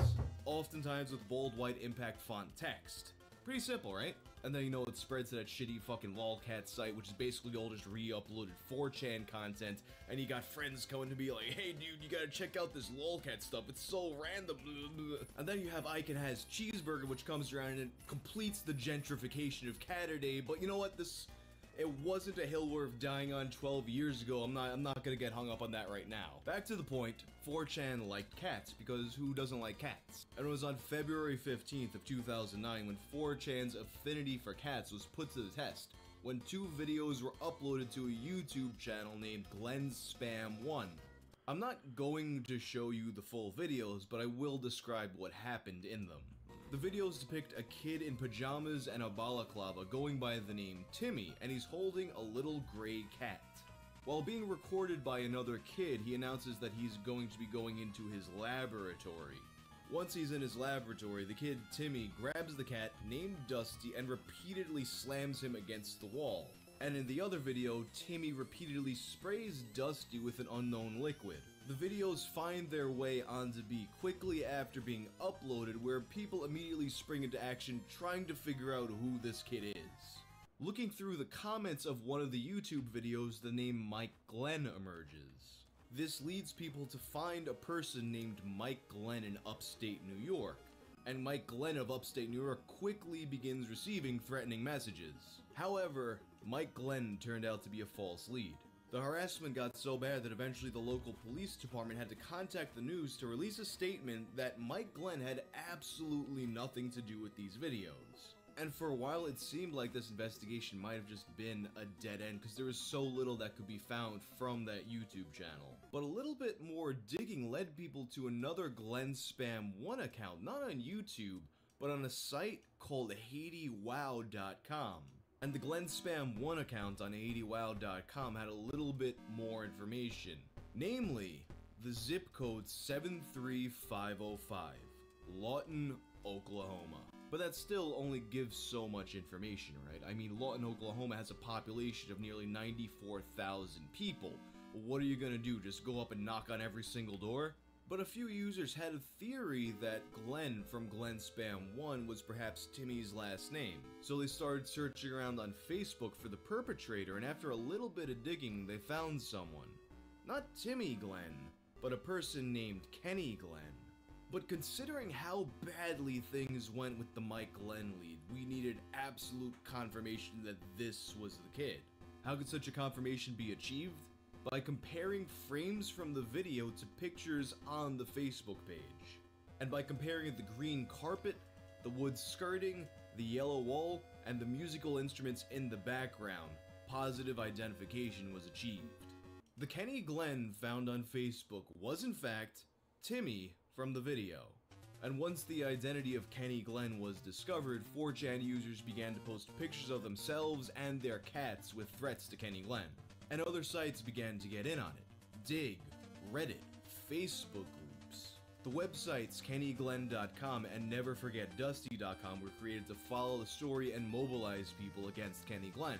Other people began to dig and found increasingly identifying information about Kenny, including his MySpace profile, old racist YouTube comments, his parents' names, their phone numbers, the names of their businesses, and their home address and home phone number. With the phone number, of course, people began to call, and the first person who got through got Kenny Glenn's mother on the line. After getting on the phone with Kenny Glenn's mother and explaining what her son has done, she said that this was unacceptable and he would face immediate punishment. This punishment would take the form of having his bike taken away. Not exactly a satisfactory outcome. Unsatisfied, people started having pizzas delivered to their house, signing them up for magazine descriptions, and oh yeah, they did call the cops. But the thing is, when the cops got involved, they were given the wrong address, so after that, they started to ignore any more correspondence about the cat. See, the pizzas made their way to the right address, but the police, wrong address. Thankfully, however, the local news also got involved, who contacted the police once again. This time they gave the police the right address, and the next day, KSW News of Lawton, Oklahoma reported this. Comanche County.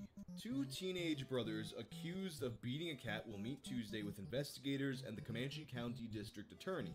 The courthouse was closed Monday for President's Day, but Comanche County Sheriff Kenny Stradley said the teens will face charges of animal cruelty from District Attorney Robert Schultz's office. Stradley says the teens uploaded a video to YouTube that shows one of them beating a cat named Dusty while his brother ran the camera.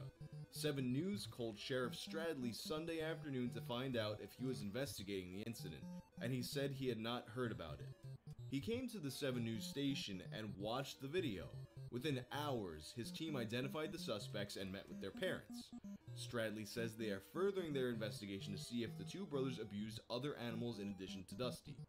7 News discovered proof this wasn't the first time they abused the cat. The local sheriff then released another statement. Update. Sheriff Stradley of Lawton, Oklahoma said, the horrifying day may be over for the cat, but it is just getting started for its abusers. We'll put it together and take it to the DA. It will be up to the DA whether or not he files charges or not. Our job is to put the investigation together as a case and take it to the DA, and that's what we'll do. Stradley says the teens responsible were released to their parents by the DA, and they and their lawyer will meet with investigators to determine their fate on Tuesday. Dusty, the cat, is alive and was taken to a veterinarian where it will remain until the investigation is complete. And during their investigation, it was found that there is actually another video, this time with the Glenn brothers abusing a black and white cat. Both cats were taken into custody, and it was said that they would not be returned to the Glenn's home. And a lot of people were really eager to find out about Dusty's status, prompting them to contact the veterinarian, but the veterinarian started to get flooded, prompting KSW News to send a letter to neverforgetdusty.com. The sheriff is a bit worried about a lot of phone calls being made to the vet. He's concerned about overloading the office that's trying to help Kitty. Dusty's in the care of private vet, don't know who, and the sheriff's not saying. Please tell everyone to keep checking, and the second we have video, it'll be up. We're all quite excited about helping get information up quickly. I also noticed that some folks were concerned about the station not covering the racially charged stuff too, but the focus of the story was Dusty. I appreciate you keeping everything posted and updated. It's hard work, I know. It seems as if everyone scratched everyone's back in this case of abuse. Tubes, the news, authorities. As you must imagine, I'm online all day, and if I see something in our area dramatic like this, I'm all over it. Credit for the coverage on the news should go to our weekend crew, who had they not made the call, the video may not have made it up until Monday. Everyone saved Dusty the cat, and I'm proud of us all. You all are great. Keep up the good fight. We love Dusty too. So what wound up being the fate of the cat abuser Kenny Glenn? A few days later, neverforgetdusty.com received this anonymous tip. Jan Stratton is the director of news at KSWO, the local news channel, which is updating all the others, except they haven't bothered. Funny that because in small town Lawton, home to the Glens, Jan Stratton is married to Judge William Bill Stratton. And they and their little circle of legal and business types just happen to be best friends with, yes, you guessed it, the Glens. I think this needs to be out there.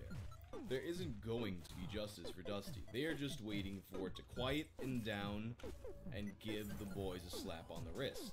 By which time it will be too late to do anything. The Glens have a lot of power in town. And about a year later, the owner of KennyGlenn.com received another update. Update January 12, 2010. We have just received this troubling piece of information from a trustworthy local source. My name is removed. I live in Lawton, Oklahoma, and I have first-hand knowledge of the fact that the 2 cats being abused in that video have not gone anywhere but back home to his abuser. I know for a fact that the Glens and Sheriff Stradley are best buddies. I have witnessed Kenny, Christopher Glenn, telling the sheriff that I'll see you when you come over to the house later. Nobody has been punished. The cats are still where they came from in the first place. For personal reasons, I can't give you more info than that. I am just letting you know that absolutely nothing has happened to the animal abuser. The media ordeal was all a big show to make the public think that the abuser got punished. Clearly, this was an outcome that wasn't satisfactory to most of the people following this story. But what are you gonna do? Well, a few people came up with the idea of going after his father's oil company. How you can help. Seeing how Kenny Christopher Glenn is currently escaping any punishment, a concerned reader of our website sent us this email outlining a way for ordinary people to help bring Kenny to justice. I have an observation to make.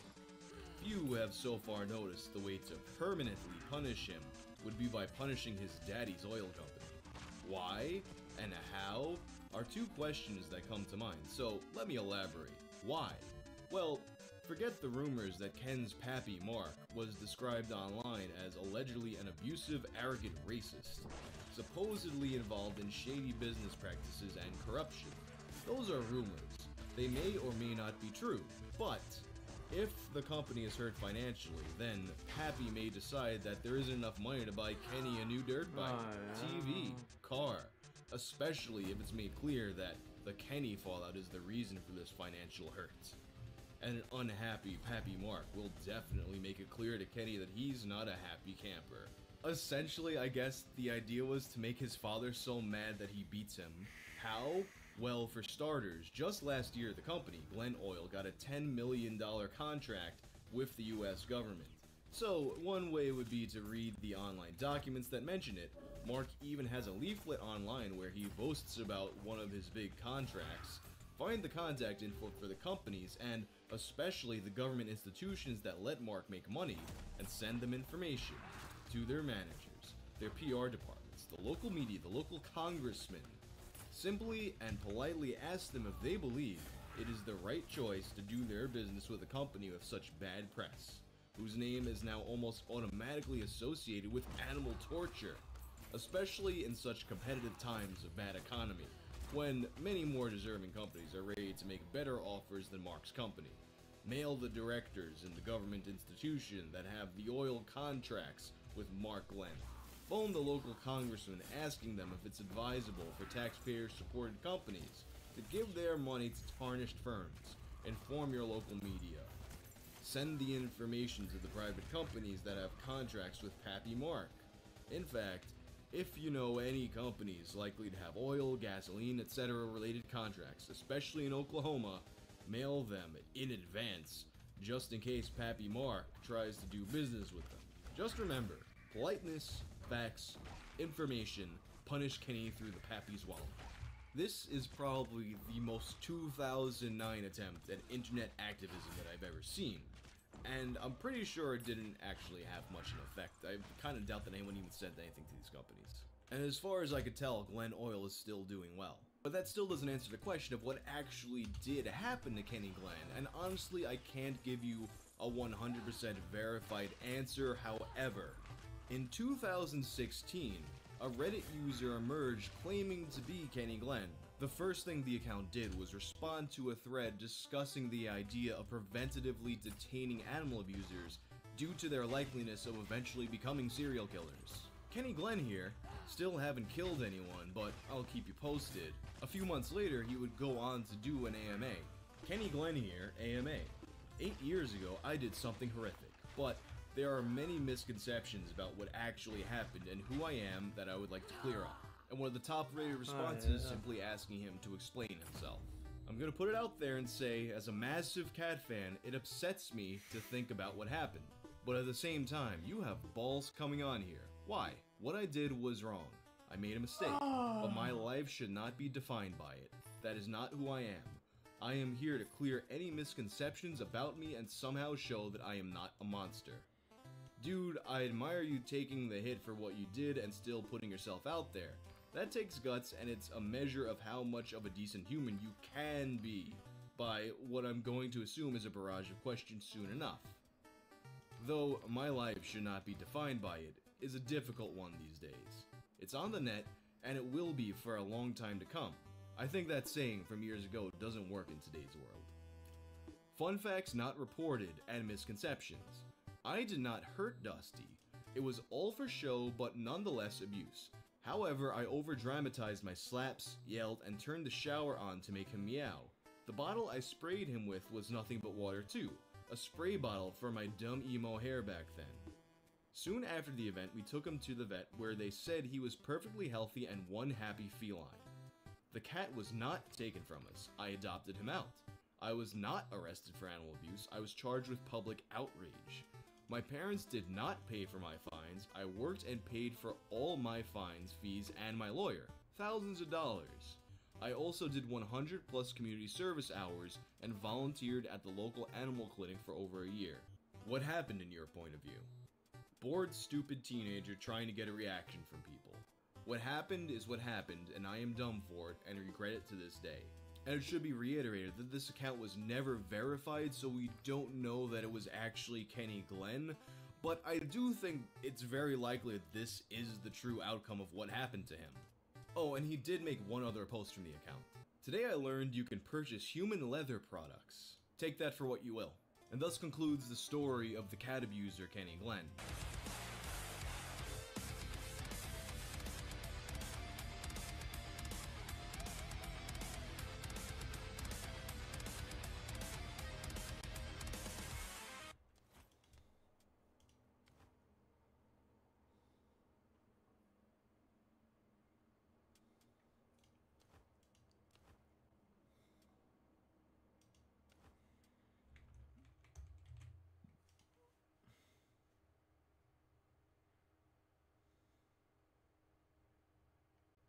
Professional victim fatigue. Holy shit. I think so many people are tired of this. I just wish there was something I could do for you all. Like, improve public safety for disabled folks every day, you know? Hands over a mask. No, thank you. Anyways. For those of you who are confused, no, this masking video is not from 2020.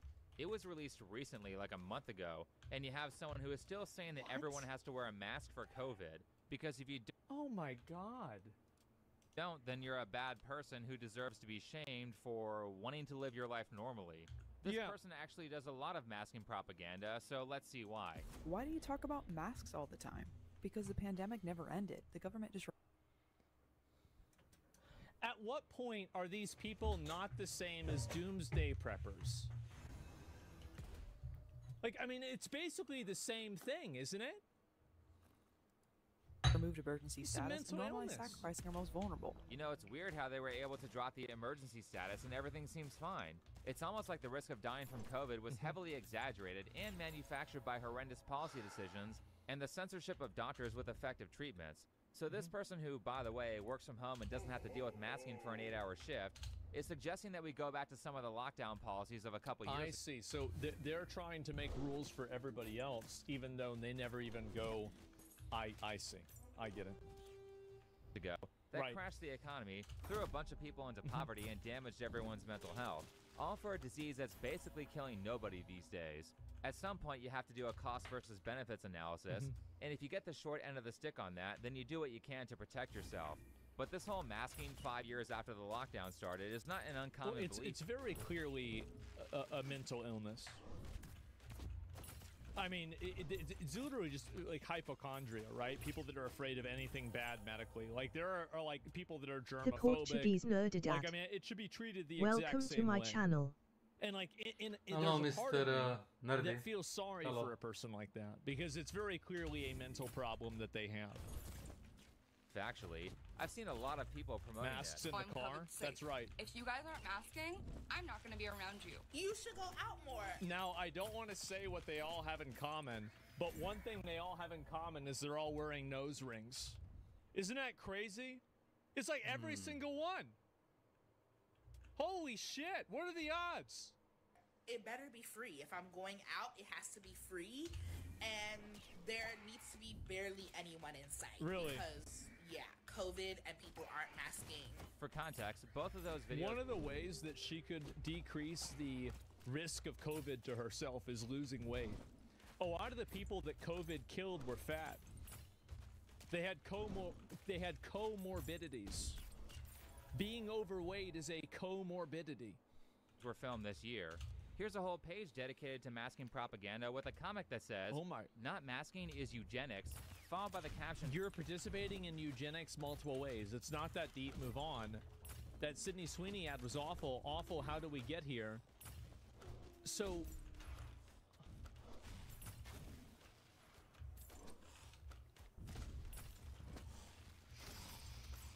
Wow. Talking about how the creator is mad that normal people on the left don't want to wear a mask every time they go outside. Yeah. Are you just going to wear a mask forever? Yeah. I can only imagine the tyranny we would live under if this person got any political power. But more... Luckily, they never will. Importantly, everyone is just tired of this type of person constantly playing victim. Exactly. I think people are generally fatigued with these weird professional victims in every single, like, space of life. Do you remember, like, that girl that was complaining about how hard it was to be a woman in Counter-Strike because she got called a stupid bitch because she threw a grenade on the floor and blew herself up? You remember that? Yeah. Well, everybody was just shitting on her, and she deserved it. Isn't that to either tell everybody what to do or demand? Shouldn't have been doing it. She's trying to get their accounts banned. She's being an obnoxious Karen. That's what you get. Shouldn't be doing it. Free shit. Shouldn't have We're done all it. tired of this, or fatigued as one might say. Because the ones who play the victim game are always the most sociopathic, self-centered, and awful people. Absolutely. So no one's being fooled by this fake compassion anymore. Well, I think also that it's why you're just, oh god, it's a I know this is a fucking millennial.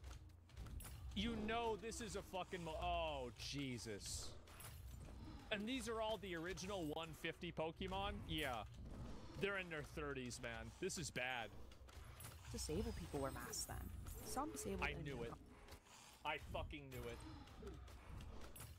See, there's a part of me that appreciates this. Because you ever notice how, like, animals, whenever they're removed from their natural habitat, they'll try to create a natural habitat in the area that they've been relocated to. And as you can see here, we have a very clear mental asylum patient who's tried to recreate the padded room that they should be in their natural habitat in. And I think they've done a pretty good job. They've almost done one entire side of the room. Compromised people cannot get vaccinated or wear a mask due to medical reasons, which is why it's crucial you should if you can. Where should I mask then? Everywhere? You should mask anywhere you think disabled people deserve to exist in safety. PF? Nowhere. Nowhere, obviously. That's every public place. Yes. For the record, this person's claiming that she's disabled because she's slightly autistic. Now, I believe her. Yeah, I think she's telling the truth. I think she's, yep. For one, never getting sick is bad for your immune system and makes you more vulnerable. Two, I haven't been sick since 2009. Uh-oh. Two, being alive always carries risk, and nobody is masking every time they go outside forever, in the extremely small chance they come across someone who has a compromised immune system and can't mask if they want to. Like, that's such a rare thing that realistically, I think this person's just overly fearful of catching COVID and is saying, what about these marginalized communities, to pretend that she isn't being selfish. Yeah, exactly. Like, that's what they do. And this is what's also, like, I'm actually really glad he's bringing up this point. This is a great point, is that these people use marginalized groups that they are oftentimes not even a part of as kind of leverage in order for them to push their worldview, in order for them to make people do what they want, basically. Calling everybody murdering eugenicists if they don't cater to what you want. It's a bit much, right? Anyway, for those of you who didn't see the prior videos, this pink-haired person is Courtney, who is a 28-year-old asexual autistic person with low support needs who also has... I said they were a fucking millennial, didn't I? I knew it. ADHD. Did I get all those tags perfectly correct? I wouldn't want to be called a bigot. Oh my gosh, I had an autistic meltdown this weekend and went non-verbal. Actually, that would be a verbal shutdown. Huh? Because being non-speaking or non-verbal is the current state of using words in other forms besides voice. You don't experience that, and you don't have to co-opt someone else's language to describe that experience. Right, these are people that have no problems in their life. Literally no problems at all. I can't stand her. These are the people, by the way, that get into positions of power at HR and other types of moderation places in society, and then they want to tell you how to live. Chimozu GSGJ. And not the one who is welcome to my channel. Anyway, basically all of Courtney's content is centered around what level of the victim tier you're on, and she seems to revel in collecting various diagnoses like autism and ADHD, so she can use that to think that she is disabled and if anybody joined for drops, well, you're gonna get them probably. Therefore oppressed, which really is just a personality trait that everyone finds annoying, because ultimately the reason that they're playing the victim oppression game is to shield themselves from any criticism of their behavior. That's exactly right. Yeah, anytime that you attack them, you're attacking their disability or their identity, and then you're a bad person. Which brings us to a video that I made a little while back called Why the LGBT Movement is Failing. Oh no! That included an entire 10 seconds of Courtney talking about some BS about being non-binary, and I basically responded with the same sentiment of this meme here, which is that... What do you want? I want everybody to know that I'm offended by everything. Once you see the bad haircut and the pink hair, you know this person's going to be annoying and offended by everything. Yeah, they're just annoying and obnoxious. You also can't be, like, I mean, besides a medical... like abnormality, you can't be non-binary. Like, you're either a man or a woman. Like, that's just how it is. I mean, you can say that you're not, but saying that you're not doesn't make you not. It's common sense. And I mean, was I wrong? Is the stereotype incorrect? Wow, is this what you look like without the pink anime character hair? Jeez. This is what 4 years of college will do to a person.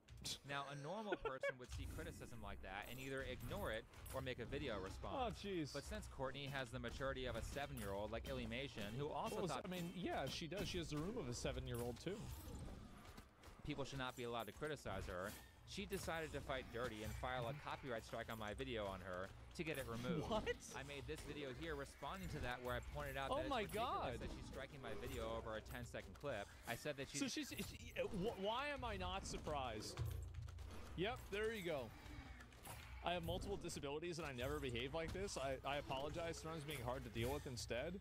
Listen, bro, like, everybody knows that a bunch of attention-starved, bored, white liberal Karens that live in an upper-middle-class family are not responsible for every disabled person.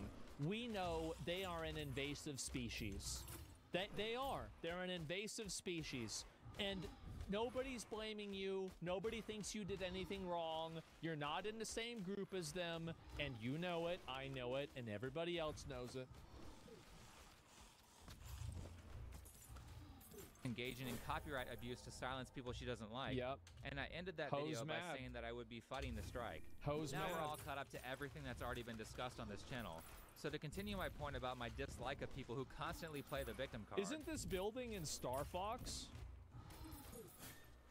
In like the first level, you have to like shoot it right here. It's red and it breaks the building. Allow me to use this next segment to point out how their demeanor completely shifts the minute they feel they have the opportunity to fight dirty and victimize the people they don't like. By the way, I love how much of this parallels the Illymation drama from last year, where she tried to multiple times get me deplatformed because I made a video criticizing her. Anyway, getting to the part where she continues to fight dirty, after I released the dedicated video on her talking about her abusing the copyright system, Courtney went onto her Instagram and said this: on today's episode of Alt-Right Creators Doing What... How is everybody that disagrees with you alt-right? Like, I mean, at a certain point, don't you realize that, like, maybe you're using this a bit too much? But they do maybe it's a little bit too often, right? You know what's really funny? These people are so obsessed with making sure that everyone labels them properly, yet anytime they are faced with people who have differing opinions, they mislabel them as alt-right or Nazis. I'm not alt-right. Alt-right is a bunch of white supremacists who want an ethno-state, and I have openly stated many times that I don't like racism or identity politics. You should never even try to explain it to them, because explaining it to them gives their accusations credibility. It's a baseless, stupid accusation with a vague term that nobody even has a definitive definition of. It's just a person trying to demonize you and basically make you look bad. That's all. So it's nice to see that Courtney believes she deserves a respect that she doesn't give to other people. Of course. Moving on. Think Before You Sleep posted a large anti-trans rant video. Oh. Stop again. It was not anti-trans. It was a video talking about how sociopathic the activists are and how anytime that a trans person does something wrong, if you tell them that it's wrong, you're transphobic. even LGBT Did you guys people know that? don't like the activist. I mean, if I can't say that it's wrong for Lily Tino to dress like Miss Rachel and then advertise an OnlyFans account on the same page, then Courtney is basically saying that people can't criticize anything a gay person does or a trans person does. That's exactly right. That's why they like to identify as those groups. Now you're starting to understand it. These people want to be able to behave with complete impunity and to do whatever and say whatever they want. And so what they do is they create identities for themselves that make them victims, so anybody who attacks them is now labeled as some sort of bad person. That's the reason why they do it. Think Before You Sleep posted a large anti-trans rant video and got mad when I got it removed for copyright because it illegally used my content, and they still don't know how copyright works. They? Are you misgendering me, Courtney? I am not a they, them. And last, here's the best part. After complaining about cyberbullying, Courtney finishes by saying, if you could thumbs down, report, or leave a good comment for me, I would appreciate it as I'm being spammed by their alt-right followers right now. I have no problem with people saying to downvote or to comment, but to tell people to report the video, that's a little bit much. And then she leaves a link to my video in the post, followed by a screenshot showing that she watched an ad. Thanks, Courtney. I appreciate your financial support. I also appreciate how you're essentially crying about cyberbullying here as you tell your 200,000 Instagram followers to go mass flag. This is another thing that I really fucking hate about people like this, is that they constantly cry about being victims, but the moment that anybody criticizes them, they will collectively work to deplatform and destroy this person's entire online presence. They will, like, and that's one thing that I said the other day. Remember back whenever I was criticizing that girl, like, the Counter-Strike thing, and then that other girl made a tweet. She's like, I can't believe he would say that. I can't, he shouldn't be able to do that. That's so wrong. Like, special interest disability? Yeah, I guess so, right? But, like, all I'm really trying to get at here is that they have no problem bullying and attacking other people, but they want to be the ones that have the decision-making capability to do it. That's really it. They play victim while bullying people? Yes, exactly. Bomb and harass a creator who is defending himself against you abusing the copyright system on YouTube. How are you the victim? And keep in mind that the result... and also, like, don't you think that her fans are going to send this guy weird messages? Of course they are. And, like, bad messages, of course. That's what happens whenever you criticize anybody on the internet. Of her post was that I received a shitload of negative comments from her followers. Yeah, really of course. Leading by example by showing that you think that bullying is wrong. Again, I love how this all parallels the alienation drama where she essentially did the same thing. Otkud ti? Evo. I još danas da odradim dvojku i 2 dana sloboda. Sloboda.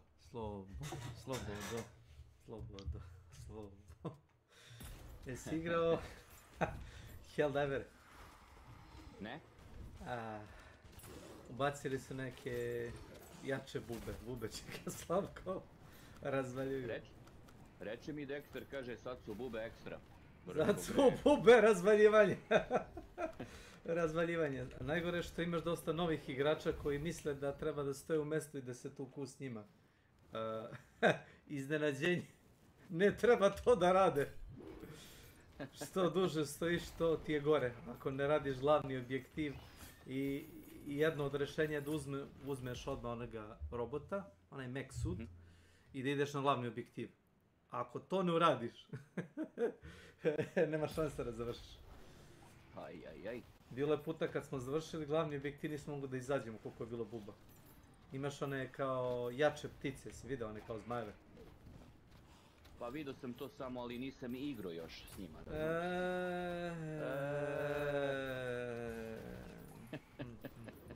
Ja sam igrao. I ovi Xbox igrači, pa ne treba da igraju na level 9 difficulty. ne treba. Ovi novi, jel te odmah se kurče, ja? Klasika. Pa imaš čoveka koji ponese, ne znam, Cluster Strike, Jetpack, Heavy Machine Gun i onaj turret. I sve to pobaca i onda se tuče s bubom jedno 2 minuta. Kad je sve na cooldownu, buba ga pregazi. E tako. Tako nekako. Će se nauče polako. Nesrećnici. Pa, jedan je na Redditu napravio dobar post, kaže ko igra kao novu tu planetu unutar gluma, kaže da se ne glupiraju i da se ne stoje i razumeš toliko s bobom, nego bukvalno samo da idu na glavni objektiv. To sam ja vidio. Recimo ja i jedan momak, on je seo, imaš neko vozilo kao u Deep Rocku. S onim patuljcima. Imaš vozilo kao onaj tegljač. To ti je mobilna rafinerija i pomeriš je, imaš na 3-4 mjesta na mapi da je pomeriš i onda ona pumpa naftu. Kad ispumpa naftu, dođe onaj dropship, uzme naftu kao rezervoar i ode. I onda se samo uništi taj rig i onda možeš izaći s mape. Ili poginut, nebitno. Ali recimo ja i on smo išli zajedno, a ova dvojica su bili negdje random na mapi. Bože se. Ne znam, onda sam uzeo, kad ti razvale, kad ti nestane municija za meka, uzmeš onaj, kako se zove, nuklear, onaj backpack i ušetaš samo, bez municije, ušetaš dole u rupu tamo gdje su bube i ušetaš se sa onom nuklearnom bombom, aktiviraš ranac na leđima i opcijno ti hoćeš da preživiš, da pogineš. Samo detoniraš dole i imaš dobre šanse da ih pobiješ. Ne sve, ali dobar deo unutra.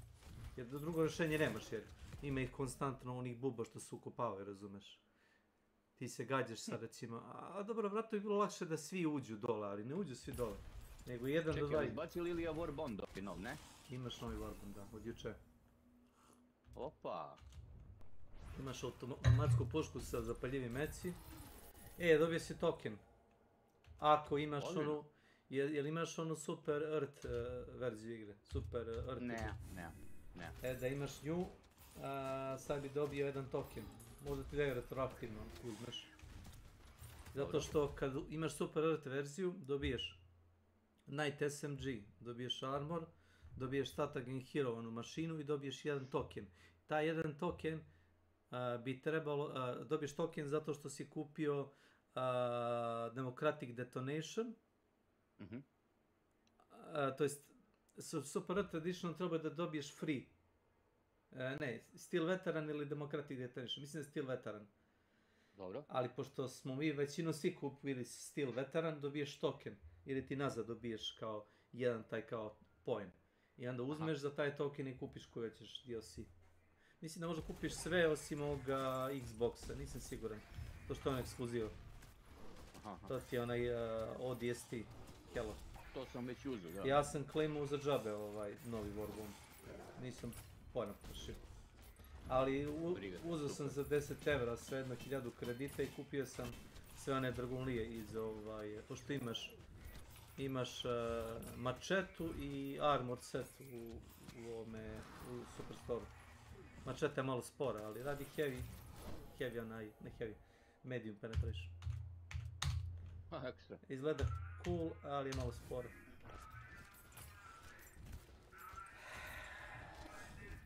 Znači si probao to? Ne znam kad ćeš da probaš. Ako si opet u Killing Floor.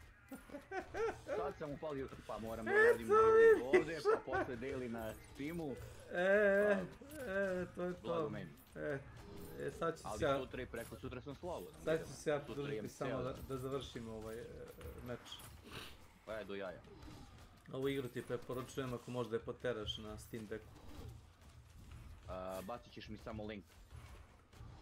Hoću. U kom je ona fazonu? Mislim, nešto sam malo video, ja si stripao za ko igraš Path of Exile, onda vidim, čekaj bre, pa ovo nije Path of Exile, evo. To ti je od istog tima koji napravi onaj Yet Another Zombie Survivor, samo što su u pitanju vikinzi. Pa vidim da je neki taj fazon, ono. Izašla je 1.0 verzija igre, sad imaš dropove za igru. Ne znam tačno koliko je. Mislim da je bilo od popustu 20%, tako nešto. Ma i dalje, to je neki 10 evra, nebitna cena. Meni nebitno.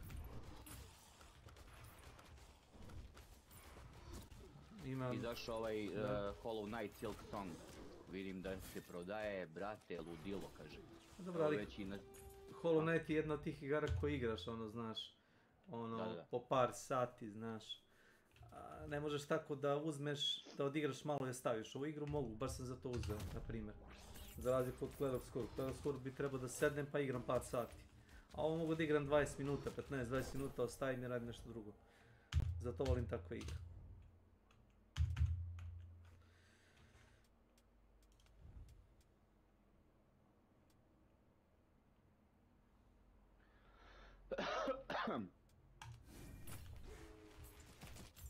Ja mislim da će moći to na deku što ti pikaš. Trebalo bi je. Pa pogledaj support.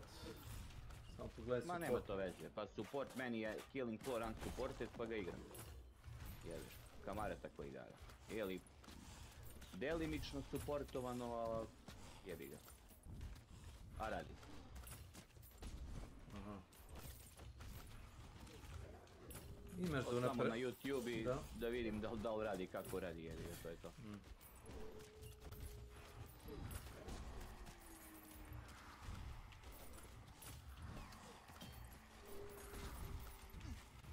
Pa nisam te vidio, ima par dana. Posao, no? Bate, prva, druga, prva, druga. A da nas da odradim tu drugu i u kurac. Mada ću da... Mislim danas nemam neki posao. Ne bi trebalo. Misliš privatno? Ne. Ma kako privatno?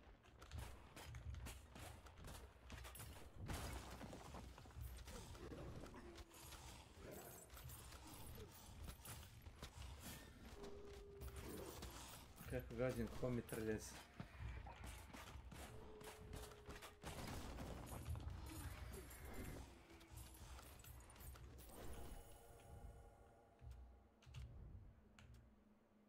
Hardseeker.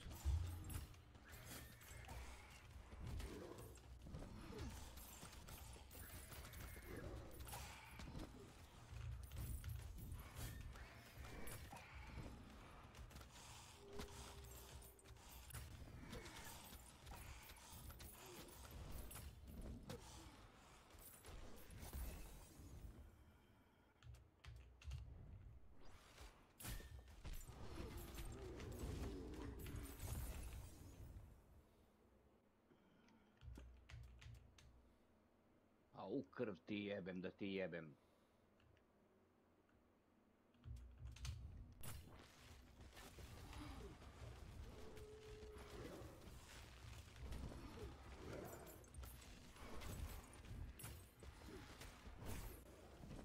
Da, šerlo sam ti dio, napravio sam 2 katane. Mogu ti reći, mogu da izblokiram skoro svaki darac ima. Bossa sam ubio danas sa katanama. Vidi bre. Doduše 1 na 1, nisam igrao u timu, ali ono, smatram da je to i dalje uspeh. I to sam ubio onoga Ajkulu. Jedanu Ajkulu sam ubio. Razbucu sam.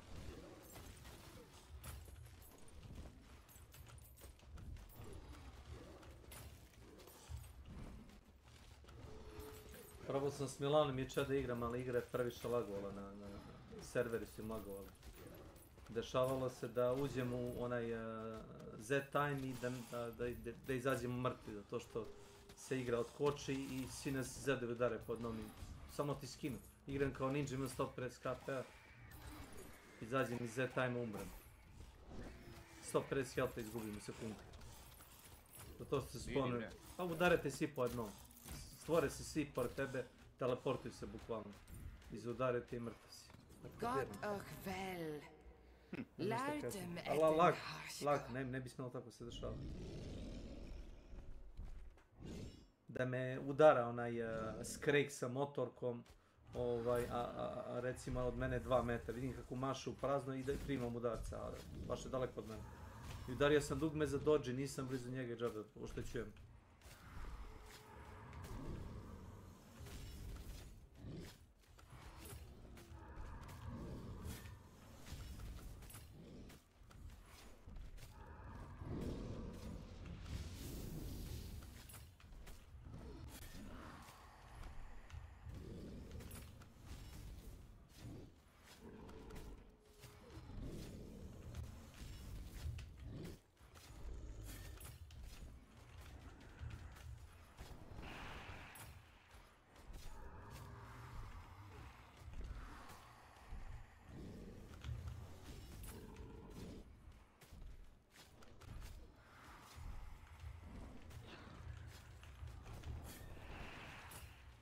A ova nova automatska puška koju su ubacili Coyote radi fire damage u Helldiverima. Ima zapaljive... Ja, to mora se istestira fino, da te nane sudruju ekstra. Ima zapaljive metke, čak preporučuju kad pucaš iz nje da tapkaš po metak zato što zapali protivnika i onda gori. A ako ispališ fal bez veze trošiš municiju pošto će svejedno da mu izgori HP. Jotunheim. Hard Endless Skadi. Quiver. Odlično.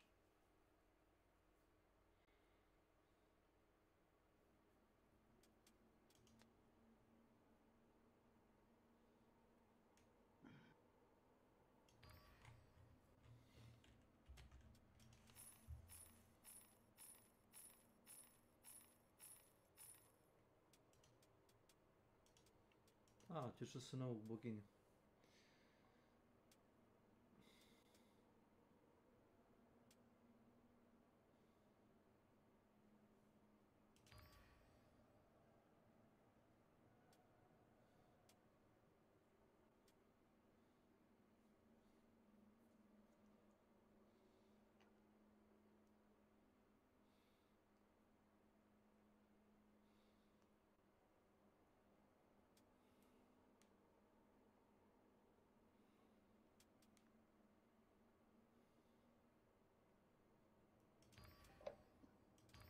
Nagnu sam Kimeru, Ilija.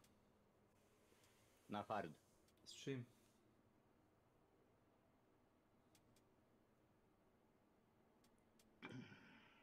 S čim? Čime si je tuko? Ifritom onim, ali sekundarnom. Pa da, i sekundari valja, znaš. Ako je boss uklopljen i misliš da vata ga neće koknuti, onda prebaciš na, to ja radim. Prebaciš na onaj elektrik i smlatiš ga ko konja.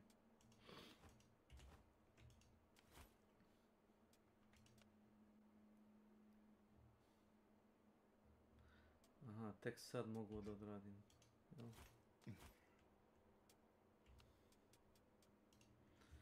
Dobro, čekaj me.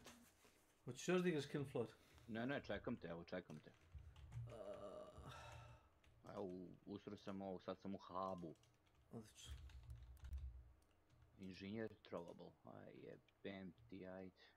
Imam još jedno oružje da napredim kod ninja. Kod ninja? Da, luk i strelu. Sve ostalo sam izlevalo, bar po jedno.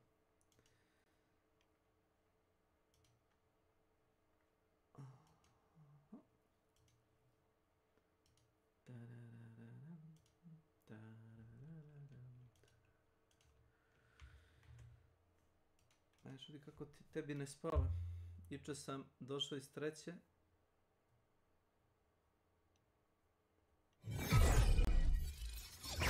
Otišao u zdravstvenu, čekao tamo s onim ljudima u čekaonici, uradio anketu, neku bonus. Došao kući u pola 9 jebate. Tek sam u 9 legao da spavam. Spavao sam možda 3 sata do 12, 12, 15. Onda me Ćale probudio naravno. Jer mu je trebao još neko da mu pomogne da napravi neku letvu da mu pridržim da zakuca.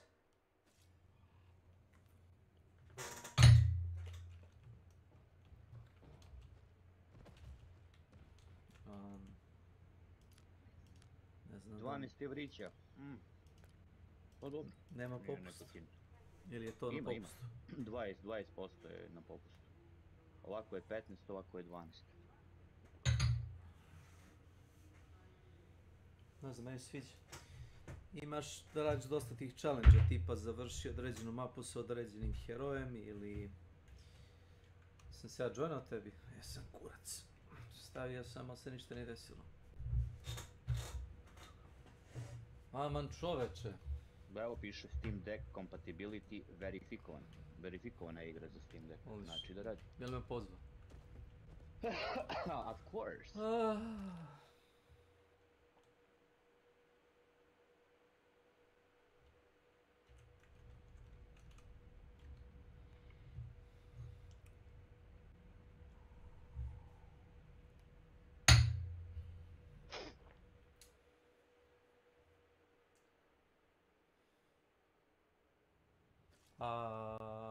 Weekly challenge mapu sam završio solo do 5. runde i to sam stavio na matchmaking, nije niko ulazio. U 5. rundu uđe inženjer, ja mu dam nešto para, on kupi oružje, naravno nije uzeo medic pištolj, konjina glupa. I zadnju rundu sam tukao se s njim dok sam imao ni healinga. Kad nisi imao healinga, počeo sam da begam okolo sa nožem i pustio se njega da se bori. Kad ga boss načepi, ja uzmem pa ga na healer. I sve u krug smo trčali, 3 minuta 4. I tako smo završili challenge mapu, pa ne može drugačije. To što ljudi ne razmišljaju glavom. Umjesto da ja pucam... Ja nisam odradio, ali to možemo sutra, preko sutra, ima 2 dana još. Teško, to može, a onda rekao da ti pomognem. Da bude Kecman tu, da budeš ti. Ne mora. Ja rekao sam solo sam završio sa još jednim igračem. Može. Ali sam, kažem ti, većinu vremena bežao, zato što nisi imao više onih healinga, nisi imao para da kupim, nisi imao kada stanem, imao sam 30 HP-a i sve vreme sam trčko s nožem okolo. Zato što glup inženjer nije teo da da, koliko, $1000, $100 da kupi medic pištolj. Magarac. Na kurac mišu idu takvi ljudi. Ja te likove ne razume, majke. Pa niko ne koristi pištolj normalno, razumeš? Jesi kad vidio nekoga u meču da izvadi pištolj i puca, ne znam, u zombije? Jesi vidio koga? Jedan u 100 igrača, a još ga nisam vidio. Vidiš medika da izvadi medic pištolj i healuje, ostali niko. Ne mora ni medic pištolj, možda kupiš medic SMG ili onaj LF85. Ja kad imam para uzem LF85 i imam primary da je zamrzavam neprijatelja, a sekundari da ih healujem. Ako imam para.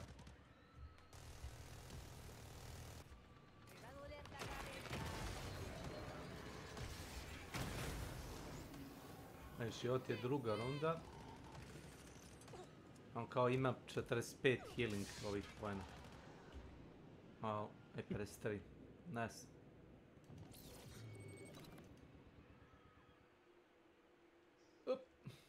Ima dobra taktika za ovu mapu. Da otvoriš laboratoriju, onu da imaš onaj armor, i da staneš unutra i da pustiš da veliki zadovi razvale vrata. You gotta open the door. She's trapped in the lab.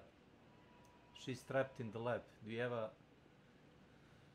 Nema šanse oni da urade. Ovaj je ponao torbu s municije, ne mogu da otvore laboratoriju. To je na laboratoriju da imaš armor unutra. Evo. Odbagovalo se.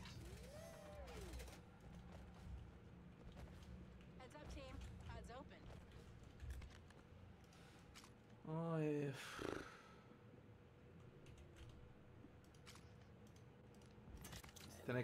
Hoćete neke pare? Moje.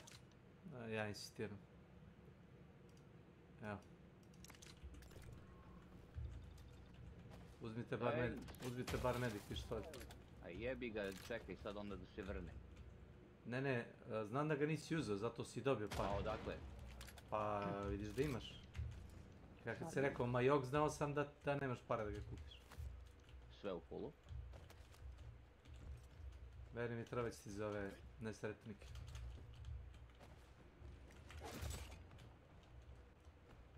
Gledaj sad, ajde dođi kod mene. Da ovo odradimo. Sekundica. Idiot, kakvi su to imbecili. Jeben imbecil.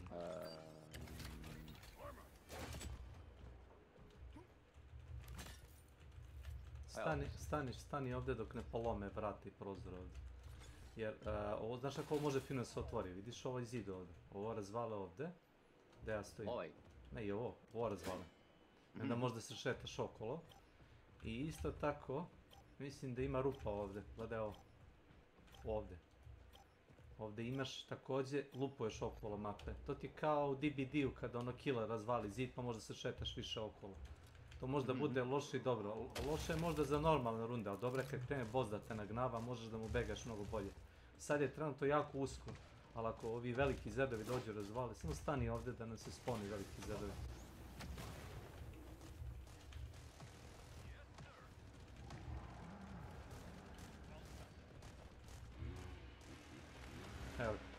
Evo, to ti priča.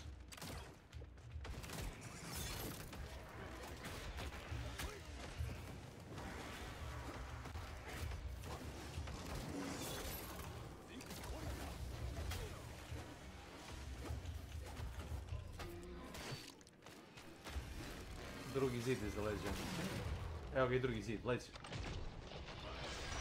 Evo ovome sam ti pričao. Imamo još jedan zid da nam razvala. Ajde sad skopni sa mnom gore. Ovdje, na sprat. To.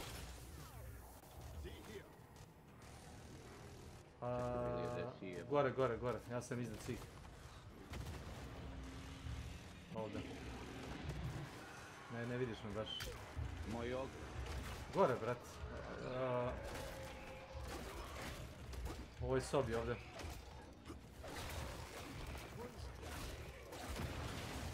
Vidiš ovaj veliki hol da imaš sentry gun. I gore imaš da se popne, imaš gore da se popne. Sad se popni kod mene smo. Vidiš? Gle i ovdje slomili. Da, ima još jedan zida pod cepe, vidiš ovdje. Ovaj betonski. I to kad se fino razbuca sve, možeš nekako bossu da begaš. Nije sve onako klaustrofobično da. Thanks! Thank you! Tako. Morat ću da čuvam pare za katanu još. Ćeš pare da kupiš nešto? Dobro.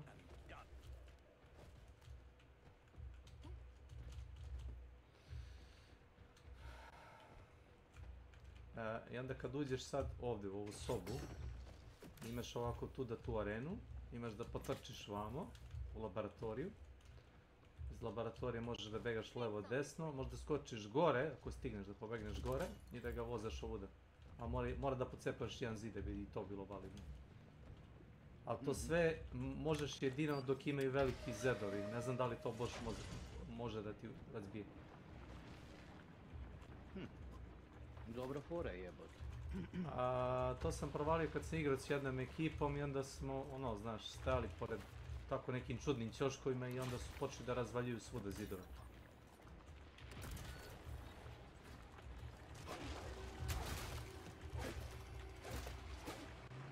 Evo ga, mamo mu je.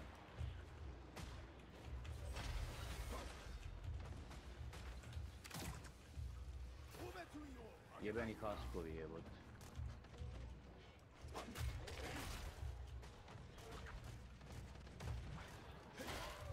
Ali možeš da staneš ovdje, znaš.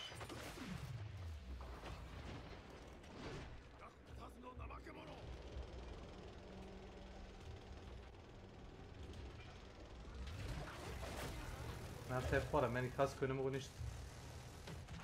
Kako bre? Pa kao ninja imaš na 10. levelu da ne primeš štetu od spray atak. To ti je ono kad on uzme, skoči i sipa vatru. Ja sam na to imun. I kad zapali zemlju isto sa vatrom, na to sam imun. Jedino što me oštećuje su, pomozim je reći, oni debeljani kad uzmu da povraćaju. To me oštećuje.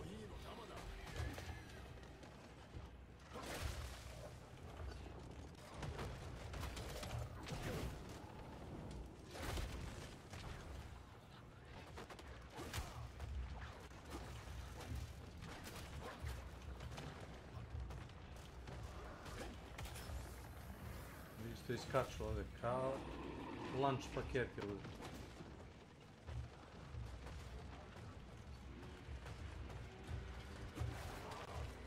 A imaš koliko hoćeš kaskava inače u rundu. Mislim da je kraj ovo. Šta je ovo, Hellfire? Da, Hellfire. Ali ne odgovara njima ovaj teren, znaš, ovo je sve uske sobice, oni imaju jako malo prostora gdje mogu to da rade. Da ono stane ti iznad glave da te prca. Husk specijal.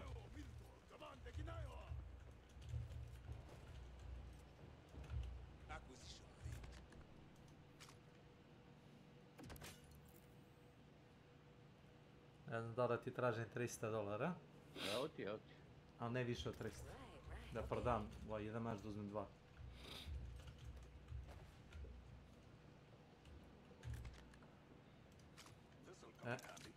To je to.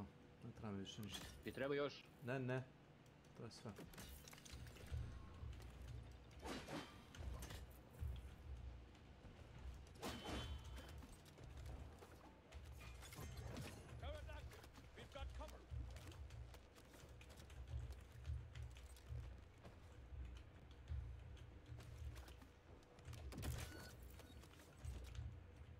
Ovo je na cooldown vamo. Ovdje nisu recimo razbucali zid, vidiš? Stani ovdje. Stani, vrati se, vidim te da ideš. Idem. Ne, iza tebe sam, vrati se. Okej. Stani ovdje, jer treba da nam pocepaju ovaj zid ovdje. Ovaj ovdje. Aha. Kad ga pocepaju idemo nazad kod njih. Treba da nam se spawnuje skrejk ili flash spawn da nam napravi rupetinu ovdje. Da dobijemo malo više mjesta za rundu sa bossom. A čekaj, ili ovo što si igrao, u kom fazonu je? Vampire Survivor? I Yet Another Zombie Survivor, to ti ista ekipa radila. Ti se šetaš po onoj areni, uzimaš levele, radiš challenge, imaš više mapa, više karaktera. Kad radiš challenge dobijaš nove predmete, nove moći, interesantno. Za 10 evrića ja mislim da možeš da igraš neki 50 sati, mislim možda se izvući, može više. Da vidiš koliko ti odgovara takav tip igre. Meni odgovara nekad da uključim 15-20 minuta nešto i da slušam recimo nešto na YouTube-u da to radim. Gledaj ću. Vidim. Evo ti vamo, mamu im jebem. Viš kako udare nekad onako kurvinski. Evi.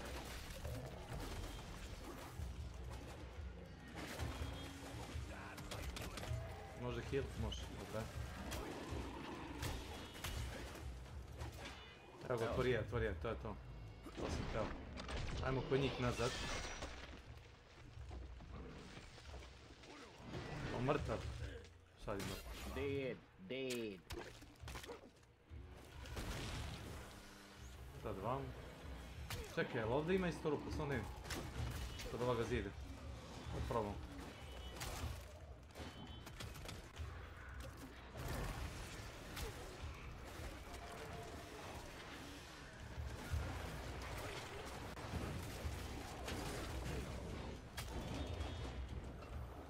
Skrejk me juri!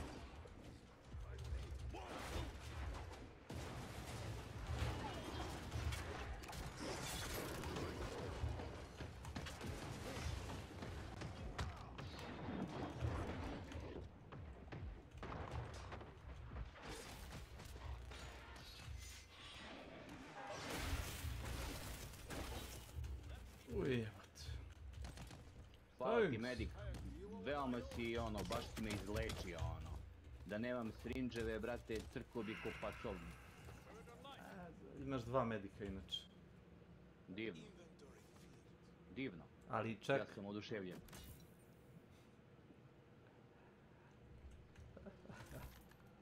Ja se tu kroz krekoju. Tako da... A ti treba neki dinar ili ja? Ne. Ne.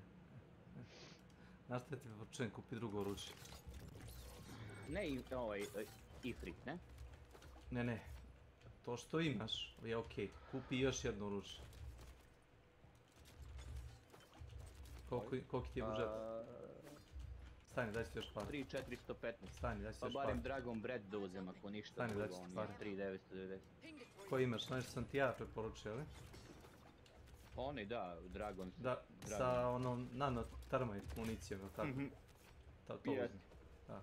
E sad, zavisi koji je boss. Ako je Aikula, nije baš dobro. Ako je Himera, kad razbiješ oklop Himeri, možda pucaš sa Dragon Breathom, ali pre toga ne. Sve ostalo, ako ti je pauk, možeš da je pucaš. I šta imaš šta od bossova? A Impaler nabijem ga. Da, Impalera, a možeš kad skineš pol health otprilike. Nju možeš odmah da pucaš Dragon Breathom. I to imaš, stavi na sekundarni mod da pucaš po 3 projektila. Izgorećeš je kao šibicu ili ćeš. Ćemo da vidimo.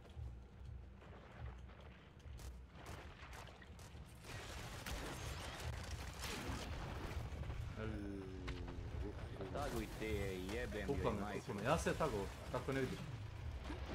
Ne, sad je okej, sad je.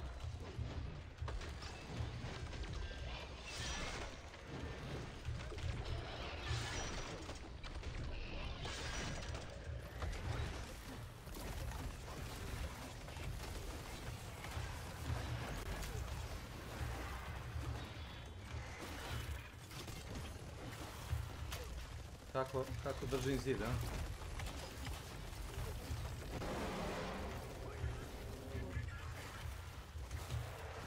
Evo ti je.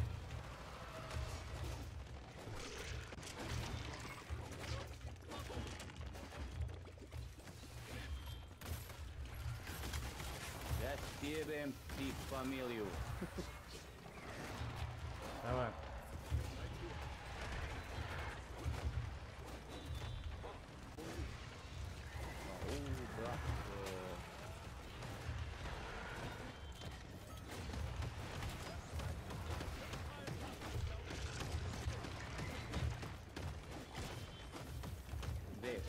Gdje je smrad? Ali ne stane na sekundu, znaš?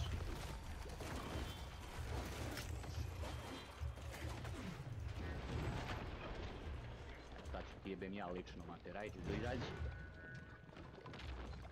Izađi, mame ti ga ne prisne, ajde.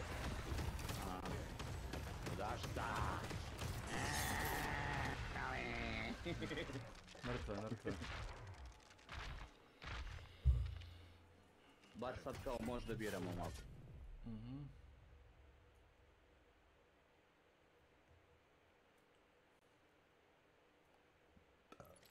Da smo dobro iznabadali. Evo sam sa inženjerem odradio. Jebote, mi ćemo 2 season passa da otvorimo. Ja imam 98 pojena. 111 vamo. Znači, prestao sam da kad mi piše da uradim daily sa drugom klasom, neću ni da radim, zato što imam, kažem ti, blizu 100 pojena. Koju ćemo mapu? Hoćeš ti nešto da biraš ili? Sve jedno. Kaži mi koju da izberemo. Ma bre, odmah nastavljamo šta je. Ja sam votovao. I još jedan je votovao. Koliko je stalo ljudi?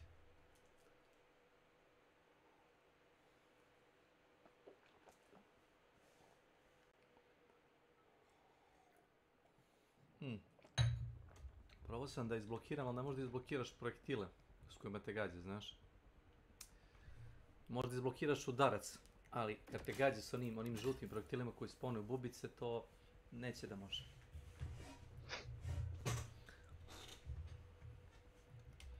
Pa gledaj, leva ti držim ništa u ruci, držim samo heal. Samo malo, da ja izmenjam, evo ovako. A levelujem, ovaj mi nagruvan maksimum, šta kurac, ovaj mi 28-ica barem njega da kojem u komandus. Hvala vi. Hvala vi. A dobro, sad rearmin ta break kad ubace to više neće da bude ni bitno. Ne, igrat ćeš s kojim hoćeš karakterom. Pa hvala Bogu. To su trebali odmah da odrade, ja ne znam koji kurac te prave pametno. Pa misli su da ljudima ovako interesantno. Ma realno. Pogrešno su mislili.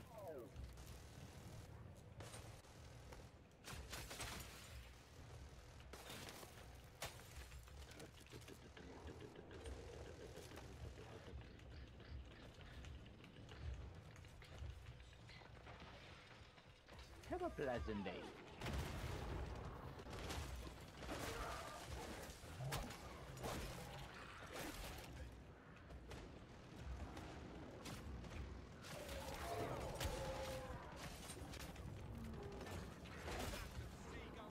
Mnogo mi je loš startni ovaj pištolj za komanda, sve to trebam da sredim nešto da odradim. Samo kupi eksplozivnu municiju za njega. Ništa drugo.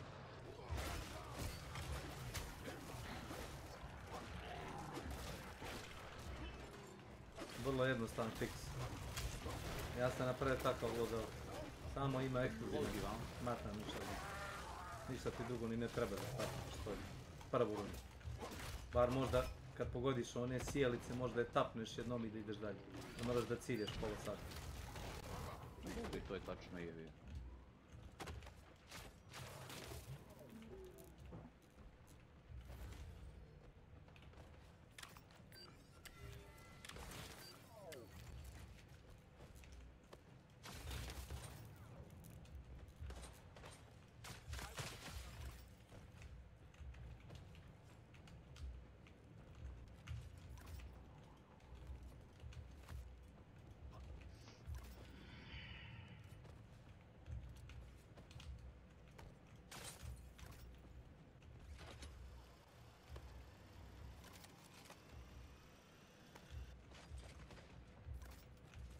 Uzeo sam medic pištolj, ostavio sam osnovno i dalje. Zašto da se... Onaj default shotgun je jedno od boljih oružja startnih u igri, znaš. On i komando. A igram sad s komandosom, jevi. Da, ovaj već sve aktivirao ovdje, Dobro, loker. I ja sam ponešto aktivirao. Retko ko aktivira lokere, čoveče. Vrata pogotovo. Vrata pogotovo, kad vidi vrata kao u fazonu, ma što da bacam tool bez veze. Retardirano. Kupio sam ja tool. A šta mogu da aktiviram? Ovdje je sve aktivirano. Izgleda. Ja sam aktivirao 2 mitraljeza. To otvoreno. Jeste. Ma nema ništa, ovdje je sve otvoreno, jevo. Sve. Rekao Milan da će da kupi igru, da igra s tobom sa mnom. Vidi da volimo da igramo svaki dan, pa kao malo se družimo. A Mikica... Miko, mnogo šušni ti nešto, brate, žešće, kad pričaš, kao iz tranzistora. Mislim da pričaš s mobilnim telefonom. Žešće, zuji, majke. S mobilnim telefonom preko interfona, znajući njega. Dobro.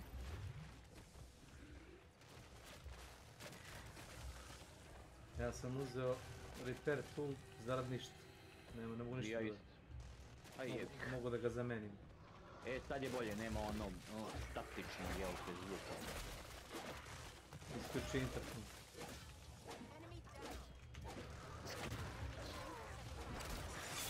Midija, ti pališ vatru juče, vidim ja, neću ništa da pišem. Ja ni ne čitam to, vrata neku gluposti bilo pisanje.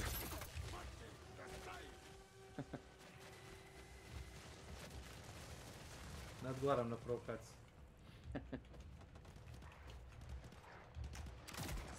Naravno što ne ljudi koji imaju mnogo slobodnog vremena. I 0 radnih sati mesečno.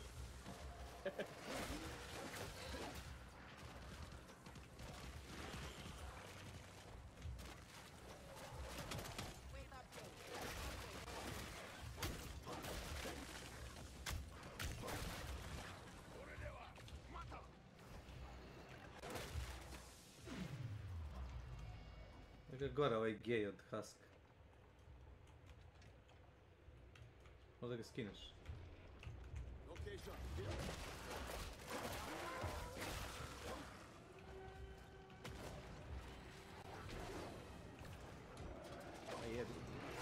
Jesi upravo, ma ja znam ja da je Ili loš čovjek, tu nema šta, to bi samo bilo kao šlagan to. Samo pitanje vremena.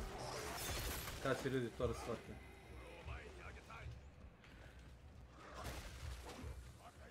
Thanks. Thank you.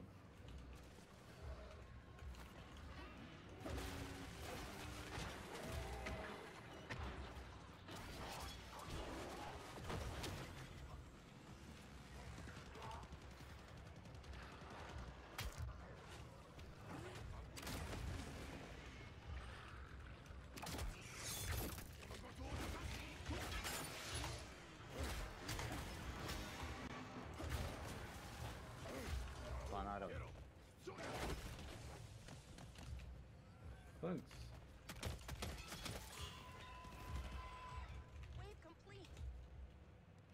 Mislio sam da uzmem eksploziv da stavim na vrata, ali rekao možda nešto nisu otvorili. Međutim, to sam eksploziv da postavim. Nema se. Ima otvoreno sve. Ne, dobro dok imamo vrat, tako da možemo da ih miniramo.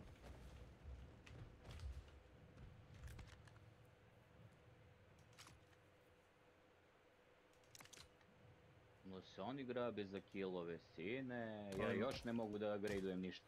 Boli me kurac. Mislim, ne mogu ni da kupim ništa. Boli me, šta ti treba, koliko para treba? Šta ću da vidim?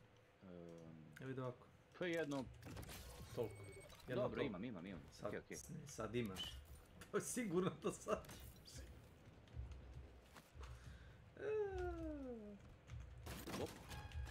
Hop. Money comes, money goes, da. Pa jebi. Assignments. Da se lečim špricevima, pa divan mi je assignment u pičku materinu, jedan jedini osnov. Košta par. Mislim, znaš.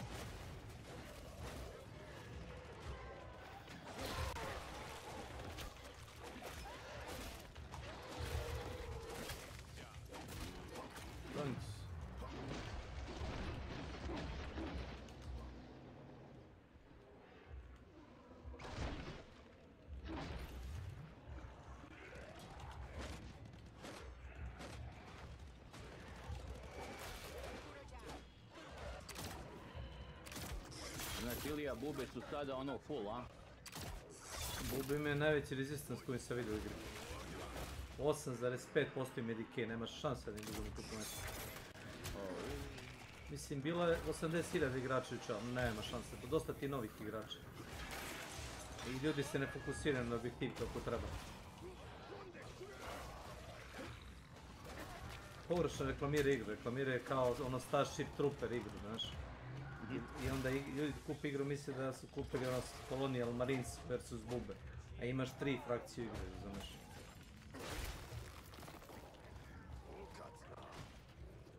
I onda kao igra je teška, pa nije teška ako igraš non stop jedan te isti front, razumeš. Ako ne ide, razumeš, sa bubama, ti igre malo robote i one iluminate. Mora uvijek da bude na život i smrt. Evo ga.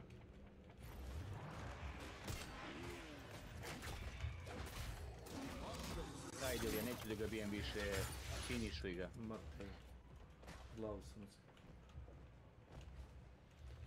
Ovo ja mislim da je već okej, jeste. Ovo je za 10 sekundi ovdje. Gdje je shop? Wow.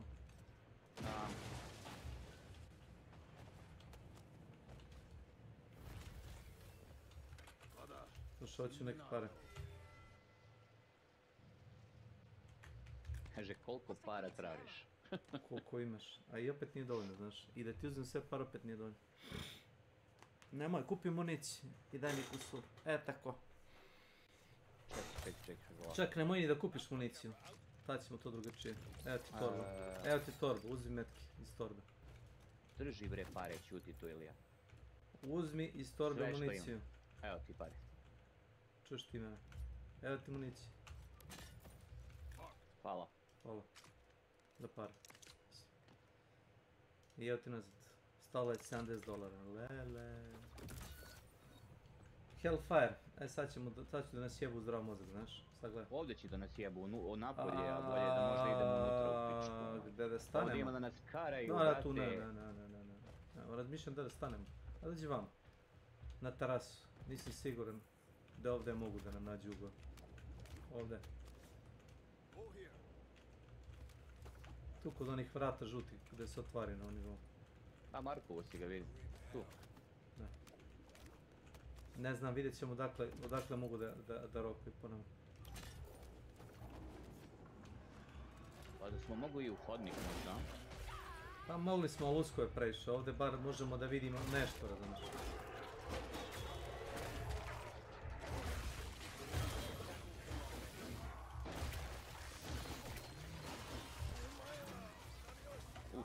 Iza zida je vrišta. Pa vidim da je iza zida. Mamu joj jebem, nesrećno da je jebem.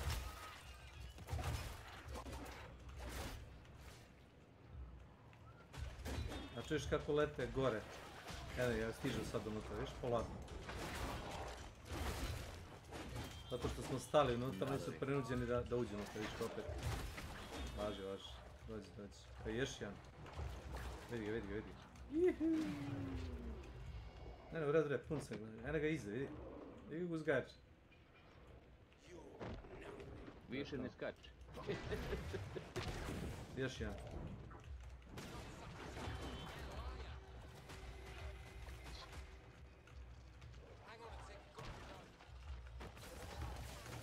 Ali neće im da mu dari, znaš, sviđa? Kakav gej.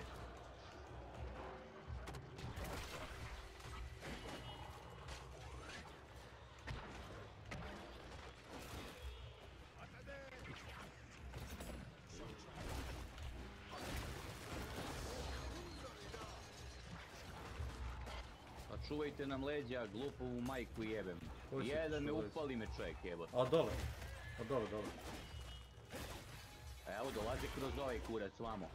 Pa dolazi iz lobija, ali to niko ne gleda.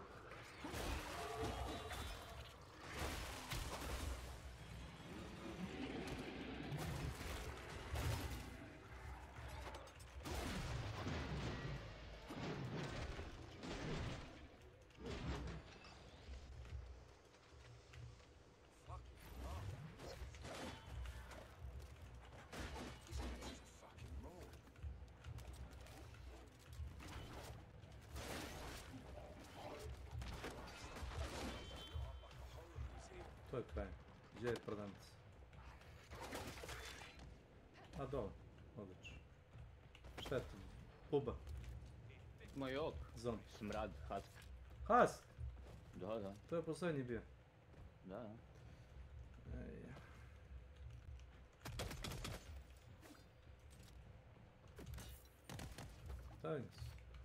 Thank you.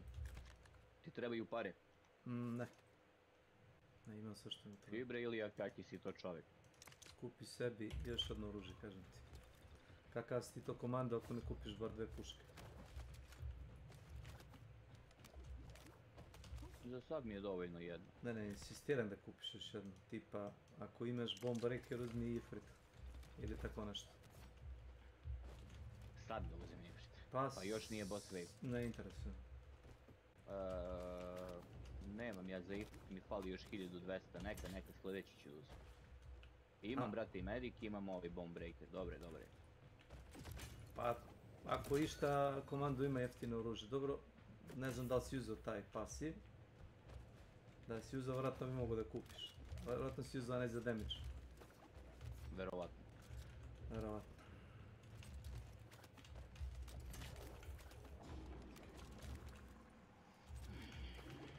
Gdje si sad, Ilija? Gdje ste i u gore, a?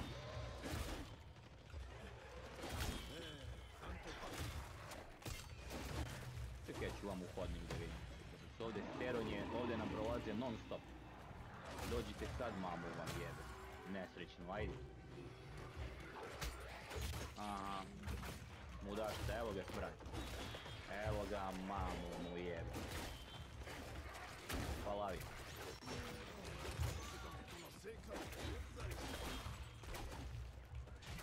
Thanks.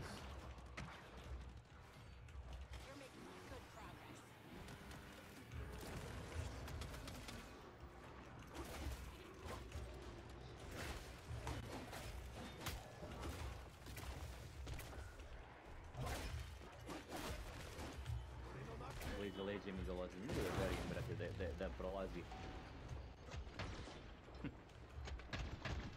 Tek healam kroz zid, svega ti. Jop.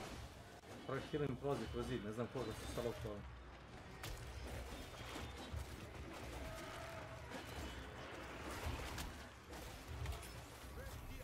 Thanks.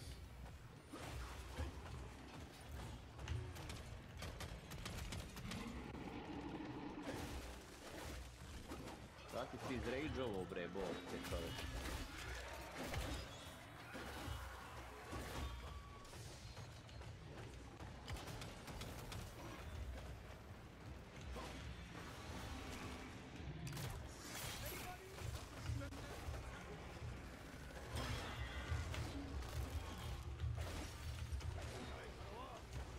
Momu ti jebem bre, da ti jebem nesrećno. Umri bre više u pičku mati.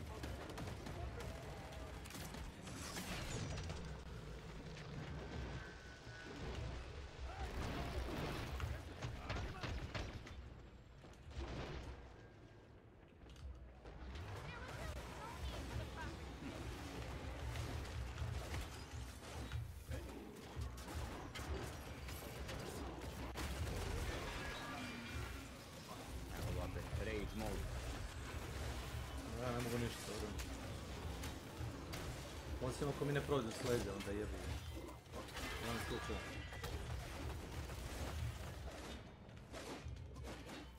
To je to. Paskovi jebe mi mater glupi. Prodavnica na vamo gore ili ja? Već sam krenuo prodavnicu. Nek da čeza nam idjeti. Pa da. Neću ja da ga jurim, to je sigurno. Doći ti sam.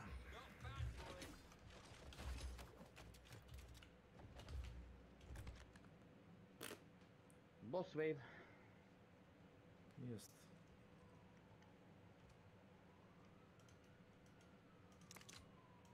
Špare? Ne. Da svima stanemo pare. Tako. Viš dođeš što mi izdi pare, ne znam. Dobre.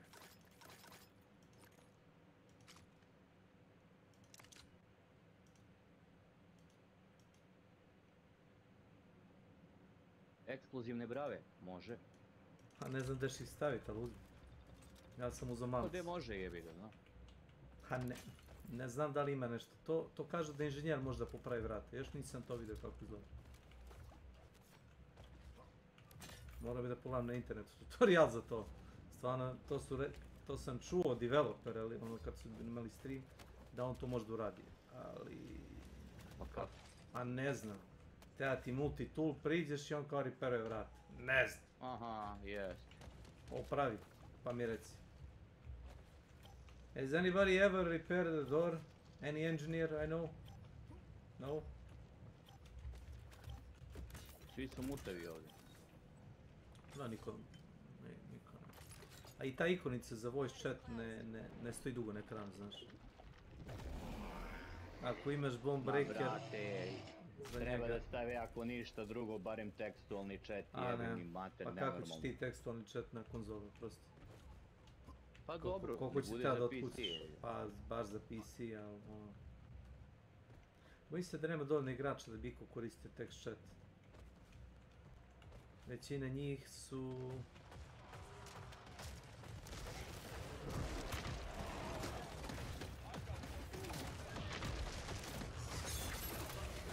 Da.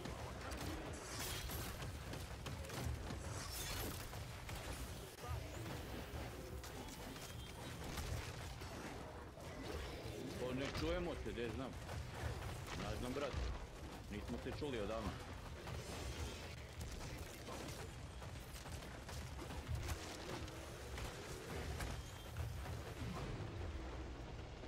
Nisam ja, brate, njega vidio na kanalu ovdje baš da.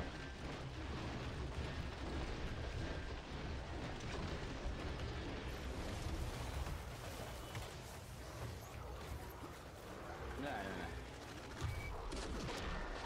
Vjerovatno mu taj profesor i napunio glavu nešto, nemam pojma.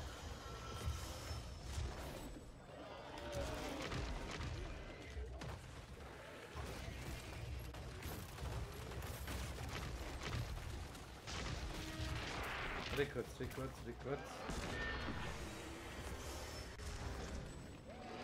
Ti vidiš moj tag? Ne. Moraš sam da ga tagoš onda, ja sam ga tagovao. Sad vidim. Malo kasnije to izgleda sve, a? I kada ti ne pričam ono kad uzme pa te teleporte nazad jednu sobu. Kad imaš boss arenu na više spratova.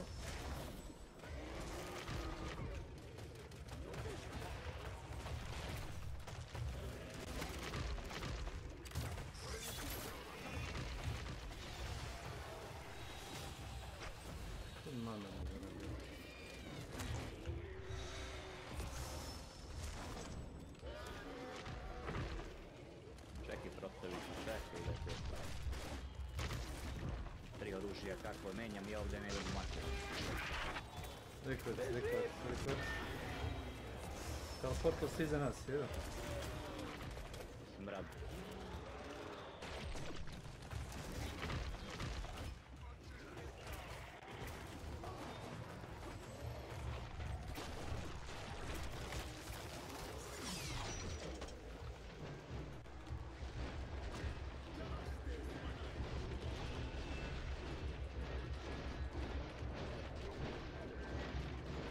Zombi izlazili, da?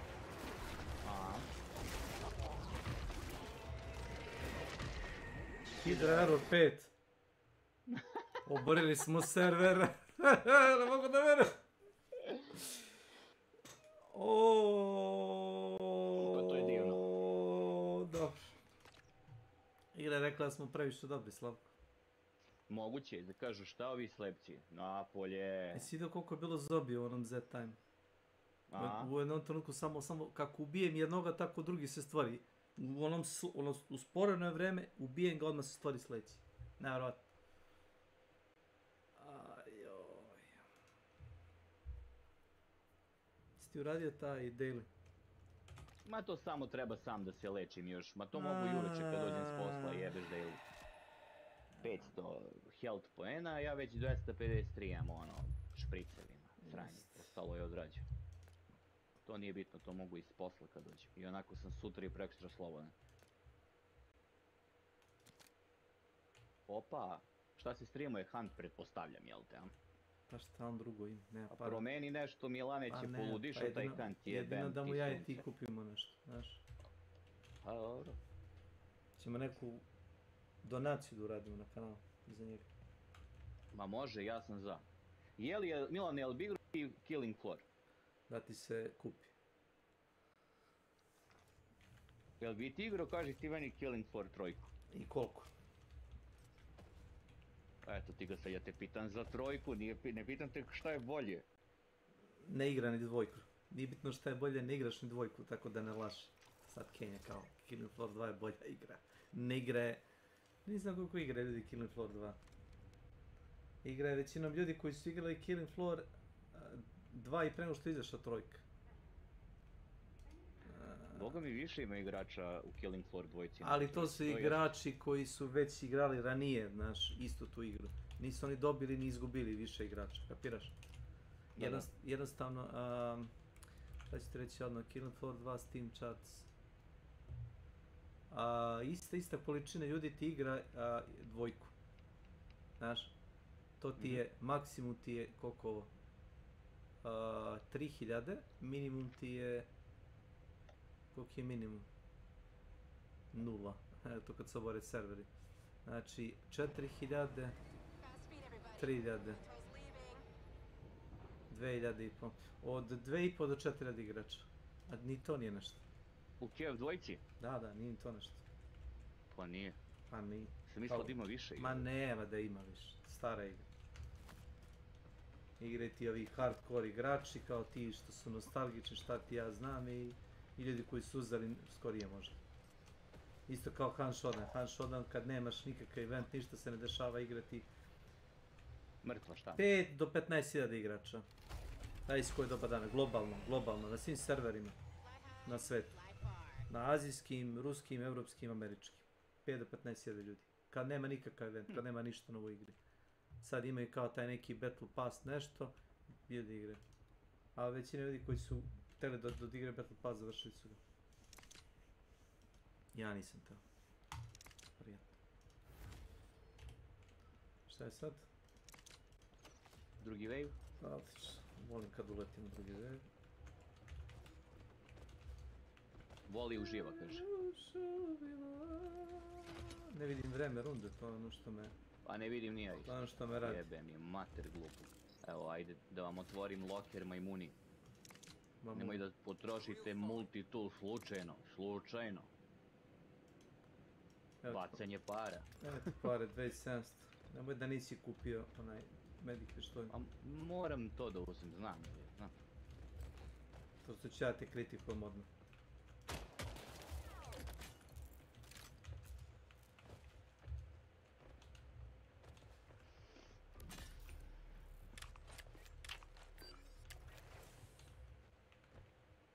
Baš ću da vidim ovu igru ili je što si mi preporučio. Djeluje mi cool. Štete što je single player, mislim štete. Cool bi barem bilo kad bi moglo co-op, barem. Ali bilo bi, dobro, nema veze. Znaš koja igra ima co-op na taj fazon? Vampire Survivor su od skoro ubacili co-op. Ne, seriju? Da, bio je co-op split screen, ali to ti je više kao da streamuješ igru na PC. To je nešto drugo. Ali... Ti si gore ovdje, a? Ili otišao? Pa da, trčkam da ništa mogu da... Evo idem ja tu. Jel može tu još nešto? Da se otvori? Sad ću da vidim Imam gore armor. Ima armor. Naravno, nikoga ne otvara. Normalno. Ali senčenje u ovoj igri je katastrofa. Nije to senčenje, isključiš onaj lumen lightning. Ne znam da li to tebi uključeno. Jebem li ga, nisam vidio. Mogući da jeste prema... To ti preporučuje 99% ljudi. To ti je kao nova opcija koja ima Unreal Engine 5, ali jako malo igara ima dobro rađen taj lumen. To je samo za kao taj tech show. Prikazali su kako izgleda realistično senke, ali niko nije napravio još multiplayer igru da to radi kako treba. Single player možda, ali multiplayer ne.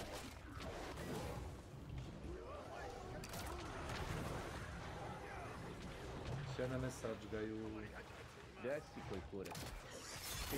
Na vrhu sveta. Stižem. 2 paska. 3 paska. Ovdje. A neko sad da mi skida te leteće klošare okolo, evo ga još jedan. Evo ga. No ima dvojice iza tebe, vrate. I treći. I treći. Poliša me kolega.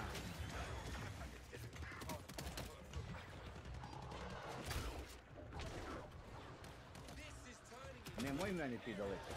Nemoj, ja moram da se... A jebem ti... Se pao? Samo da, moram sam da se izlečim za jebem ti sranje. Dođi jebem li ti krv ti jebem, ajde. Tu udari, jes? Pa izleči se. Udaram ga u glavu kundakom. Tuči ga.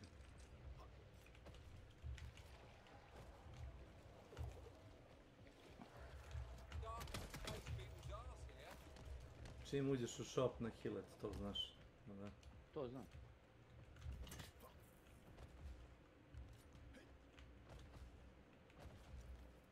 Šta danas će da cepaš, jel će da cepaš malo flor ili jok?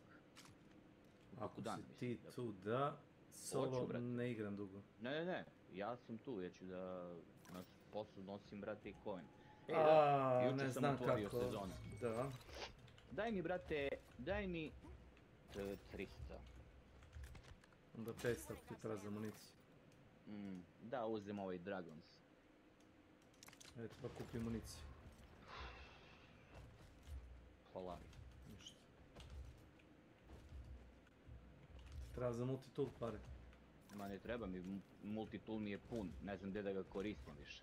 Imaš ovdje na strelište. Idem. Ima par stvarčica da su radili. Može mi trez aktiviraš. Može armori da su tučan, naravno. Evo ti to. Imaš gore na vrhu ove kule. Imaš 2 mitraljeza. I zip. Jedan si još samo multitool. Imam i ja još jedan, tako da smo ono... Vjergući. Taman. Ovdje je aktivirano ovo. Pogledaj gore. Dole ovdje armor ima jedan, ja mislim. Da, je li otvoren? Jest, evo ga. Češ da se izlečiš? Hoću, ne vredi se ništa. Čekam.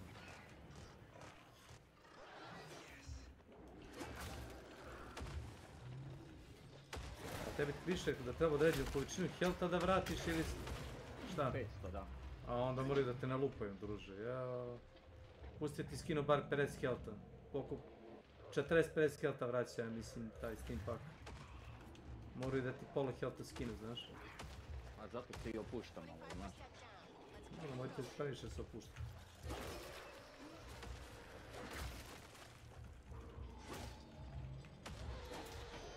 Samo pusti ovoga G da tu udara, ovaj crveni s katanu. Ono čepi health onako izrazano.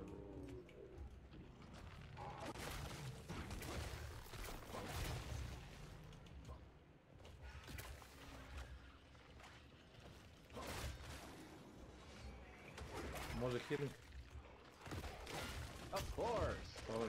Gledaj koga, kako te maši skine. Ne maši, povode njih. Ima razlog.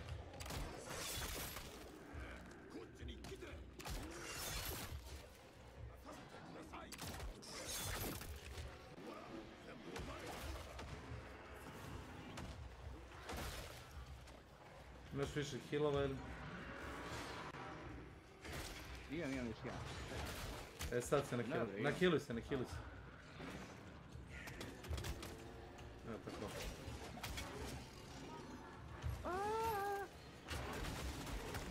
Nemoj da ulaziš unutra, pazi, evo vidiš što me uguraš unutra u sobu.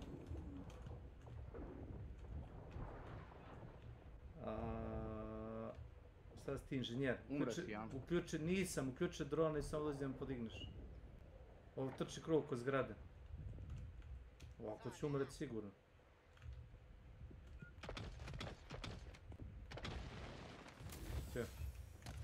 Ona me počela da vrišti da me gura nazad, znaš. Polavi.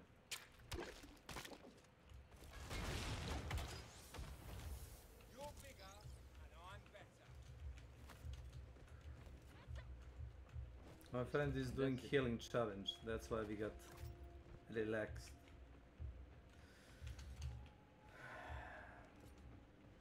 Nakupilo se ovih malo jačih zedova okolo, to što nismo ih tukli brzo.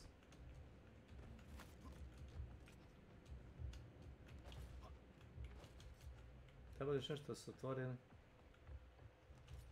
Ma jak, koliko ja vidim, možda dolu ta vrata koja ima neotvorena. Otvorio sam ih ja. To bi onda bilo to.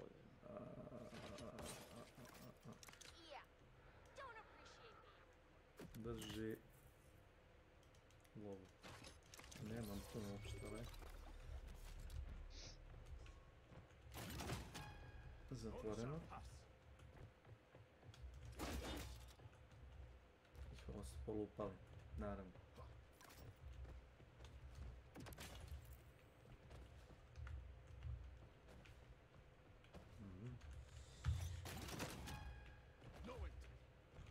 Ninja, idemo tamo nazad, da? Pa možemo ovdje s njima, nije problem. Tamo smo se zadesili zato što smo išli okolo i otvarali ove džemidže sve.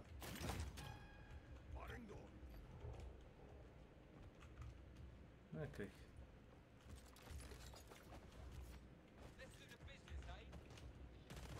Samo da ti kažem, ovaj eksploziv, ove brave, nije da rade štetu, nego kidaju.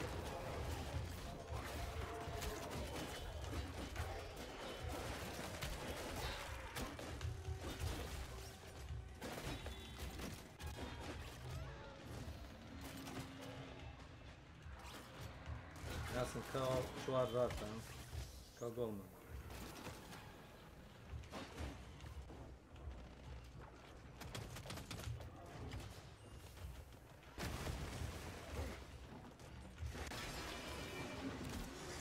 Sada dođemo Ilija do glavnog hidra. Neću, uglavnom jednom ću to reći. po sessionu. Da. Viš kako Mikica zna. Ili kraj Cloud Error, a? Kraj Cloud Error samo te izbaci iz meča.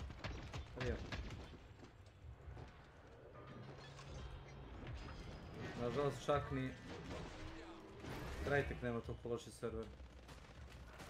Ima loše, ali toliko nisu baš loši.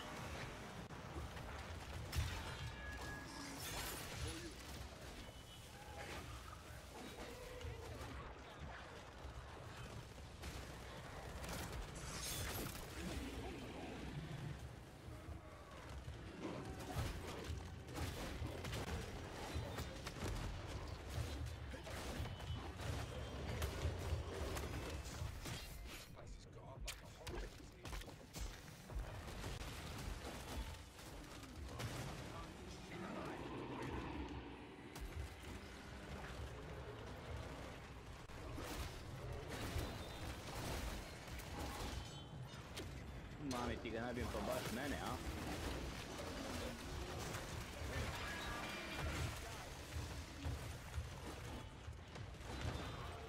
Dve sirene.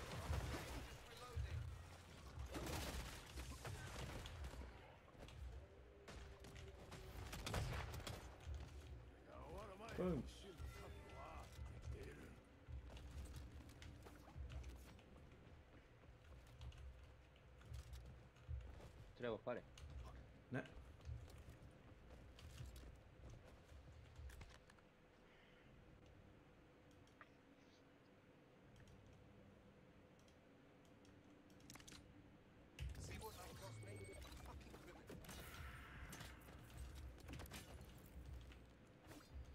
Otiću dole da provjerim one vrate, koliko ovo je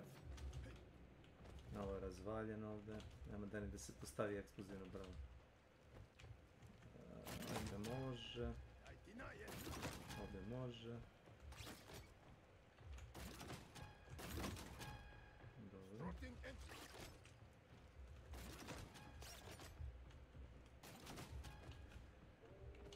Da li još negdje ima da se stavi? Dođi ti poslije ovdje, ako može. Ovdje možeš, mogu da stignem na 25 sekundi. Ovdje ne aktivira mi tres, to sam znao da niste ga aktivirali. Nema se. Trčali smo par njega jer su nam već bili došli zedovi, ono mada, ali ono.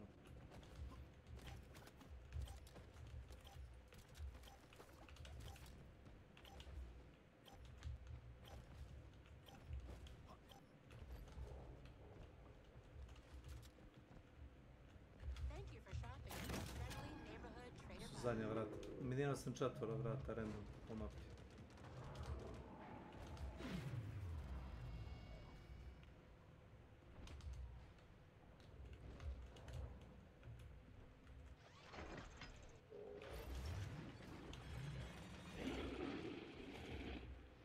Ajde, dođi. A evo ga, smrad.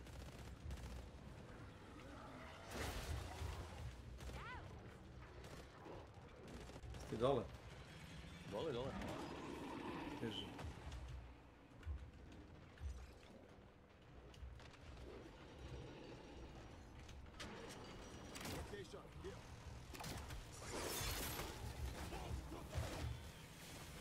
To mi je opcija egzekutor bija na već kolenima. Vidi šta je ovdje. Lele. Kako sam ih na slagu, Ilija. Masovna staram. Evo ga još jedan iz trećeg. Slovi ga. Ja, nećeš, nemoj da pljuješ. Dobre, u zadnjih sekundi da te da ti ne usere armor. Pa nemam armor. Imam 150 health. To mi je sav armor koji mi treba.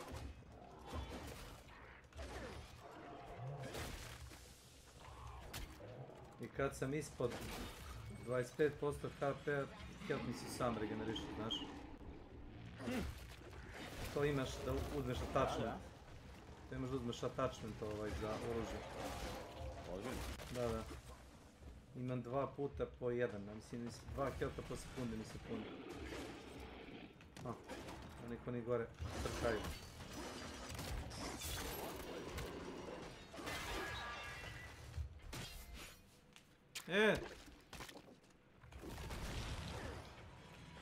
Šta bre trkavaju ovi likovi jebote? Koji kure? Ovi umiru gore. Ne dobro, Slavko. A? Ne dobro. Umiru. Sad ćemo da... Će da idemo, a? Ajmo. Još umiru.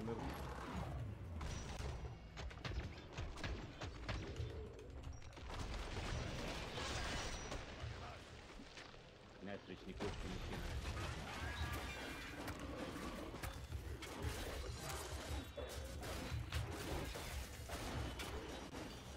Čive bre u pičku materinu bre, sine bre.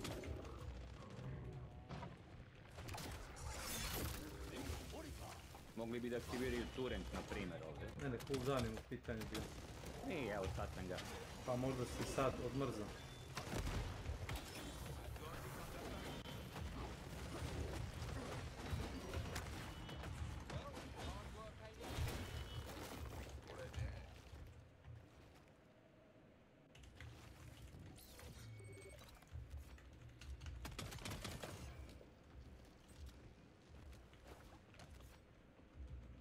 Ali mi nekako dođe glup kad imam, kažem ti, 150 HP-a. Bacanje para bez veze. Baš ako nema ko šta da kupi, znaš, onda okej, ali ovako. Boss wave.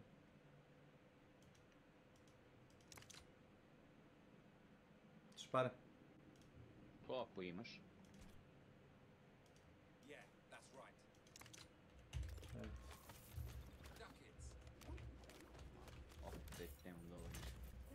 Pa zavisi što za kupiš. Ne dam ti pare. A šta misliš, brate, off i friću uzem, jel? Za njega ti treba 5.900. Ako nemaš straight, a nemaš straight za jeftinije oružje, 5.900.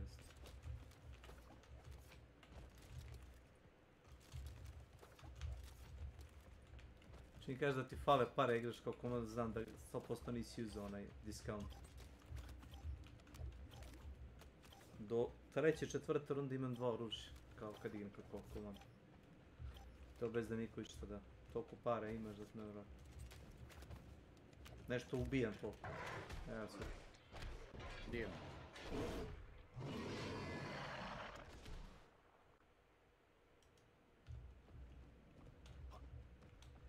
Prosto divno. Ništa, kažem ti, moram me mnogo dovati, ima da begam s njim. Pusti da ga ja tagujem, stani kod vrata i ne mrdaj. Ne mrdam. I'll try to bait one, guys.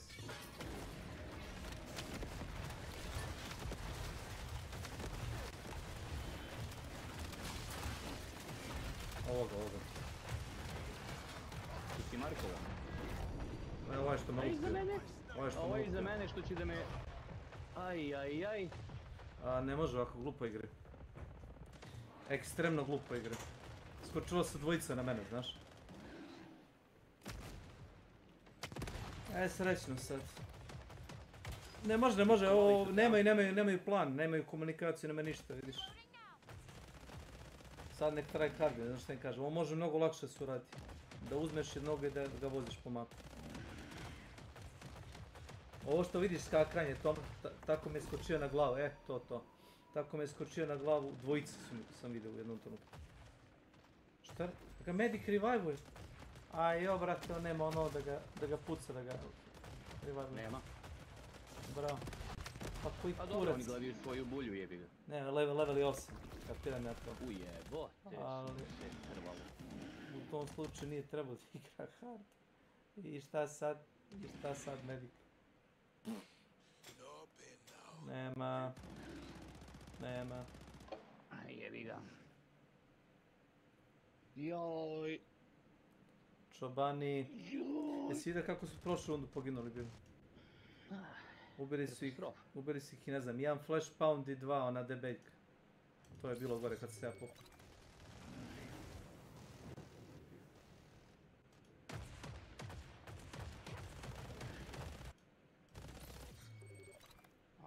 Možem da doručkujem u pičku materiju. Ne bi bilo loše. Ma nema ovi će di kukenjuju, koliko imam ovdje? Jednu komandosa. Mrt. Mogu? Medika koji ispušta dušicu. Nema kak je, nema. Ovaj mrt. Ne, ovo je, nemam, gledam. Ništa dobro. Ništa dobro. Ništa, sve. Digne jedan drugog, ovaj se nahiluje, ovaj ga podigne, ništa. Znaš. Falim te, Bože da si shvatio, ne pucaju njega, hiluj ga. Magarče, glupi. Šta će sad vas dvojica tu? Ništa će vi ispuštiti dušicu napaćeno. Uspeo je da ga revive. Ajde, mediče, priđi čoveku.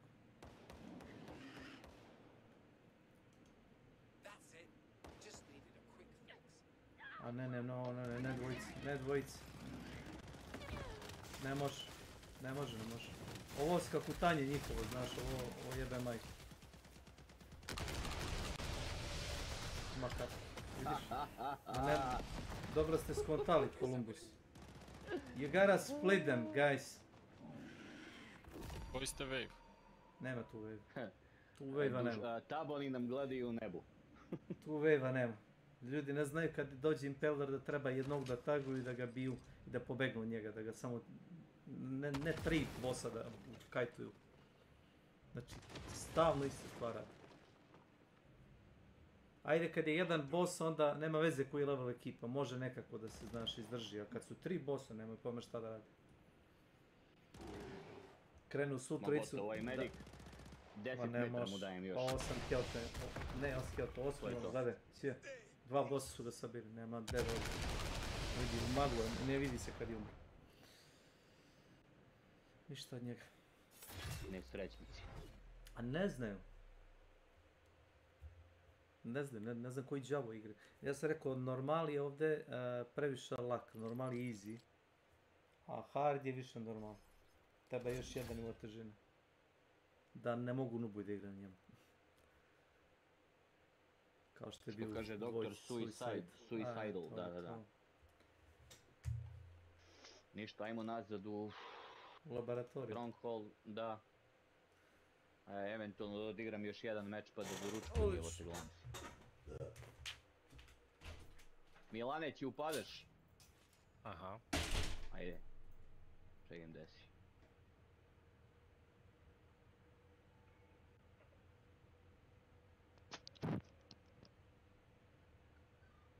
Joj, koskice.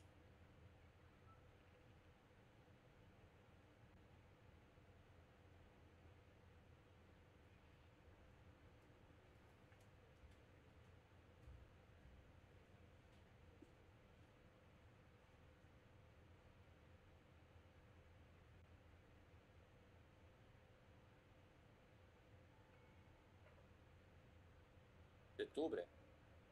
Yes. Da li imate neke posebne želje, čestitke i pozdrave? Svejedno.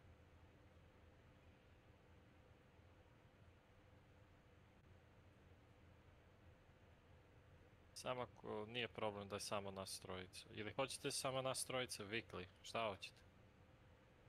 Ja weekly nisam uradio, možda probamo da je znam ako ili je raspoložen. On je vjerojatno raspoložen ako je samo nas troje, tako da stavi tako. Znači bez matchmakinga, weekly. Tako mu dođe. A šta je weekly? Sad nisam ni gledao, čekaj. Nema weapon modifikacije. Specialist ballistic damage, dobro. Samo no revives, to je to, a? Ajde prom. Weekly, a? Kažem, ja i random inženjer smo to odradili sa default oružjima, bez ikakvih upgrade-ova.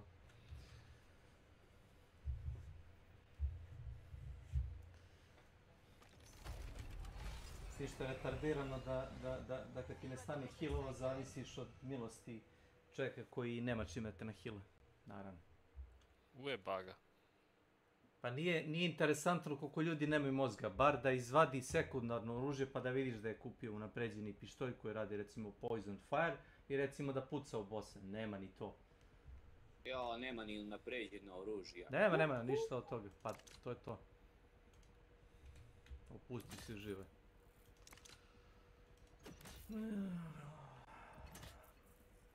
Ljudi, konje.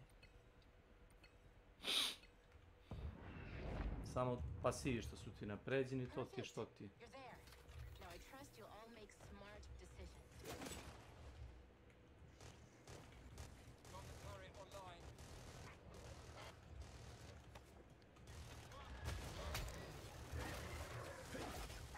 Mislim da su odmah enrage-ovani, nisam siguran. Mislim se gledao da su ovi, odi Slavko. Idem. Da su ovi s jednu ruku. Da već, recimo, trče ono, na gotov s tobom, ne hodi polako, već ono u full sprintu su kad idu na tebe.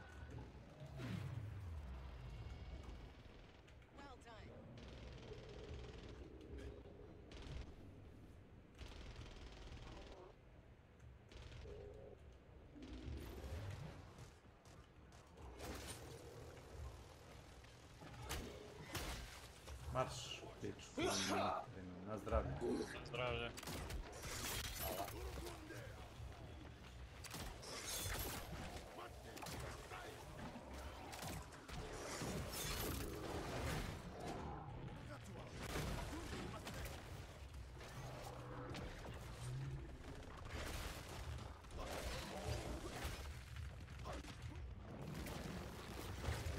Znate što možete weekly igrati na Hell on Earth?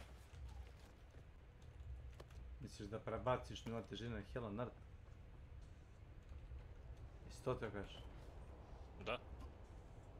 Ne vidim zašto bi igrao ovaj weekly na Hell on Earth. Da bi dobio mnogo više nagrada. Ne treba mi toliko nagrada.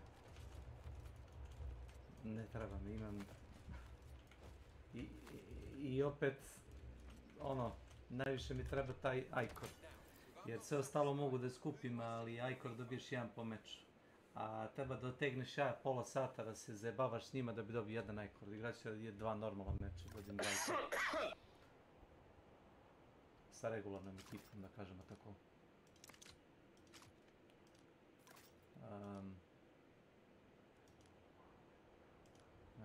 Zbor oružja je solidno loš.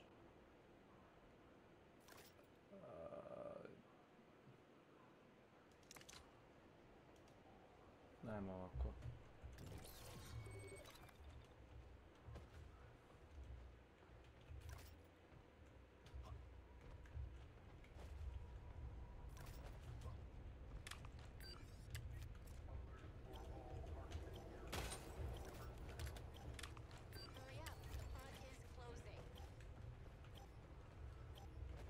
Ovo ovdje je otvoreno. Ovdje ima armor ili se ja zaboravio nešto? Nema, a? Imaš tunelu i na mostu.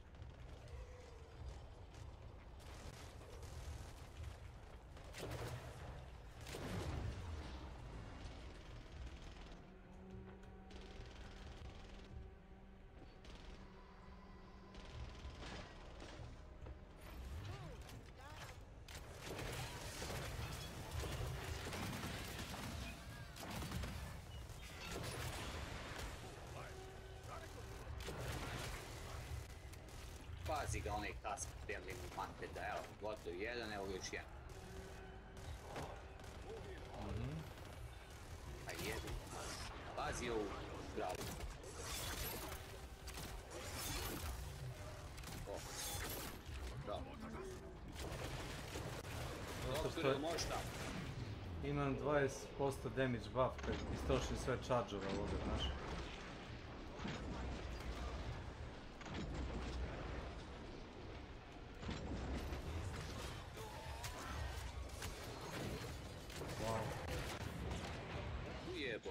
Može killing.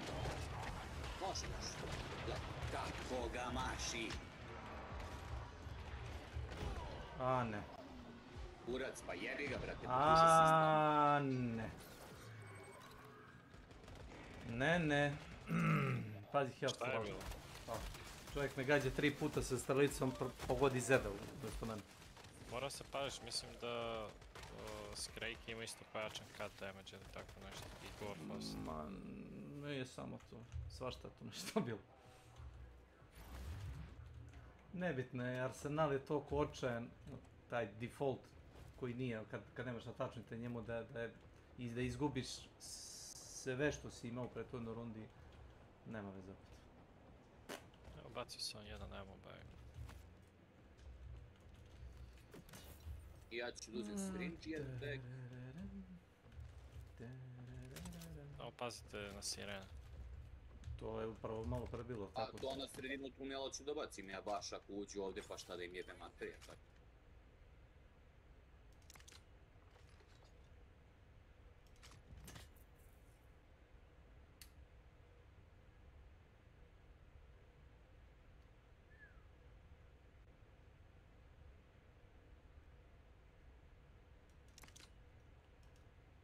Ajde, probam.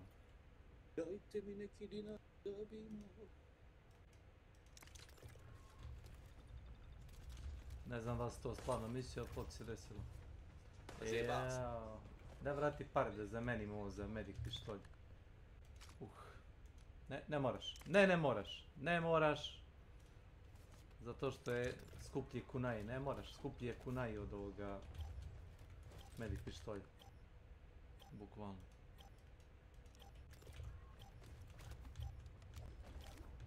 A inače ovaj default je toliko loš. Toliko ti se sporo pune strelice, a ni ne vraća, bog zna koliko health. Možda 20-30 HP. To znači to i onaj... Ma da, ne. Medic SMG ili onu drugu pušku za mene. Drugo nema. Ne. Kako što rekao, instant release art. Pazite ovo, tu se isto spawnaju.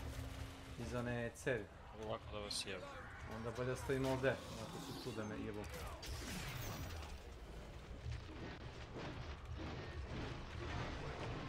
Iza mene ili ja?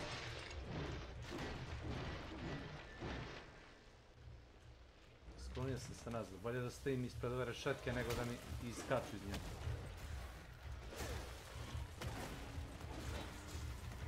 Može heal. Dok još imam 100 health. To, dok me ovaj gad ne privuče.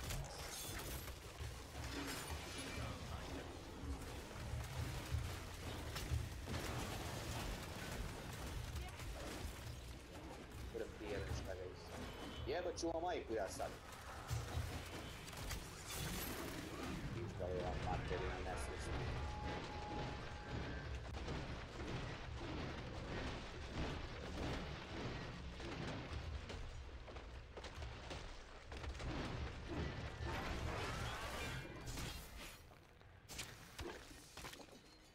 Vjernica vrešti, a? U materinu.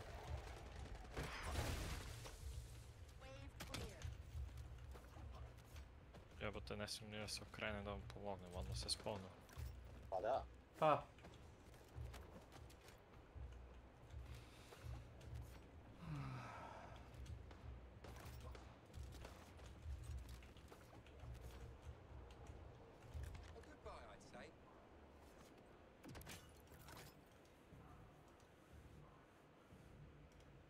Ne znam. Jedino ću probat za zadnju rundu kupim onaj LF85 i to je to.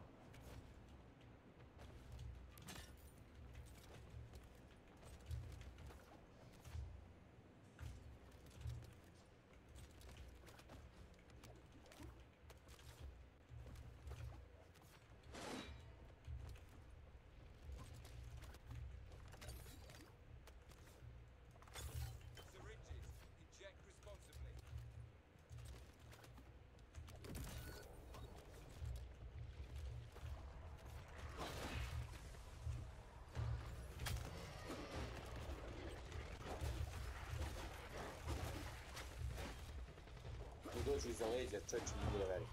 Da, to su ovi spajderi. Meni isto dolazi sa leđa.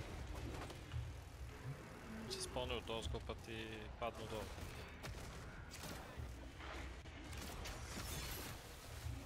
Iza njega me bacio, ne mogu da verim.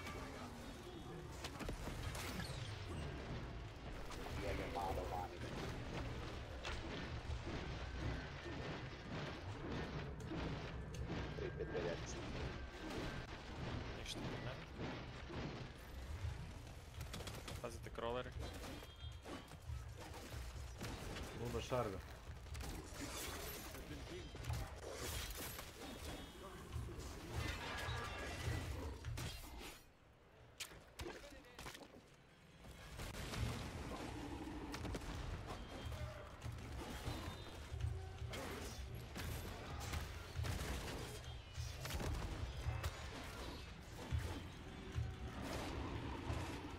Bacio sam im bait nazad, znaš. Okrenuo se flash pound da bije iza dora.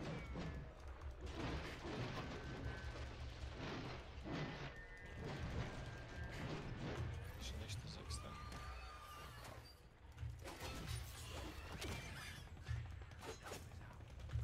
Uši mi sve zvone.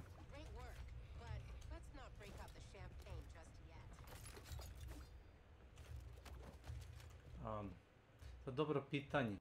Mnogo si torbi stave na jedno mjesto.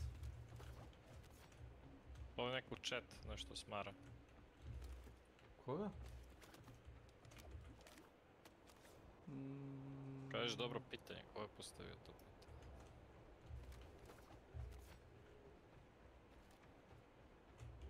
Ne, ja sam pitao za torbe s municijom. Stavio si 2-3 na jednu poziciju. Trebao si bar da ih razvučeš malo okolo. Ma opušta. Dobro, kako god, ali... Ima ga se već stavio jednu na kite rutu, tako da bez brige. Slažem se. Jeste da tu gdje holdamo treba da ima više, ali obavezno izdvojiš 1 do 2 kada bude bossova i vi kajtuješ. Jer to sirena neće uništiti.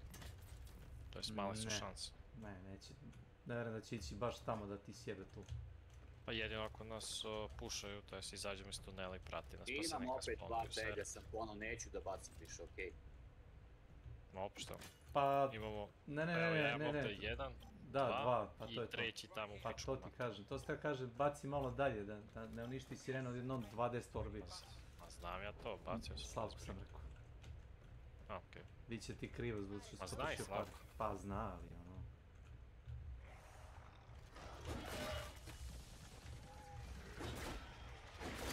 Ne mogu da te pokrivam ako odeš toliko daleko napad, znaš.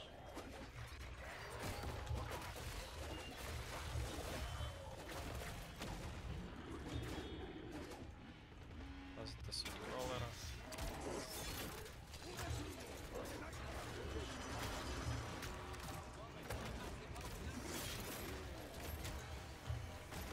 Šlapac je Z-time. Odlično.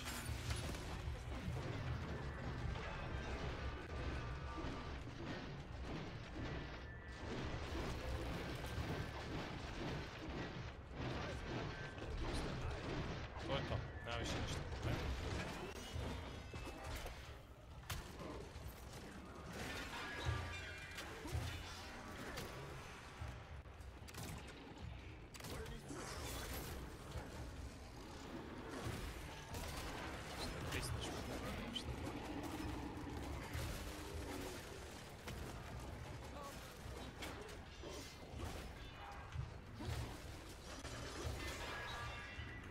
Z-time uskoro.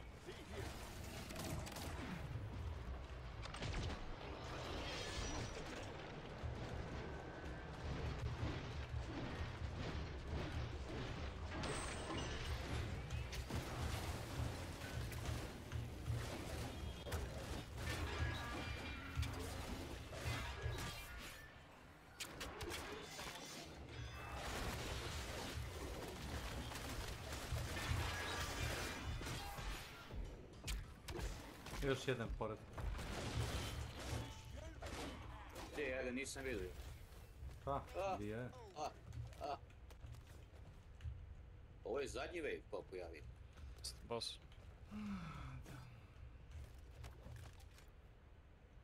Treba nekom pare. Majo.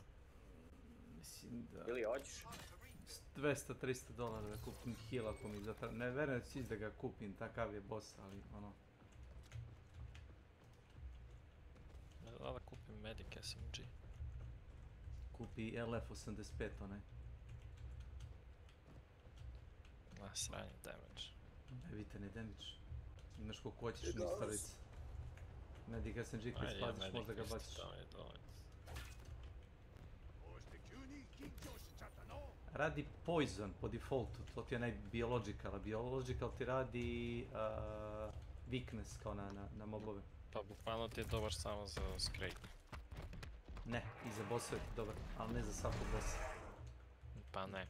Tipa Queen Crawler ja mislim weak na fire i na AC damage, a možda i biological. Biological, pa nema oklop nikakav, ona ti samo flash. Zet, daj! Krenulo, jeste, ja. Obično bude kad krene ono u drugoj fazi. Šta je ovo?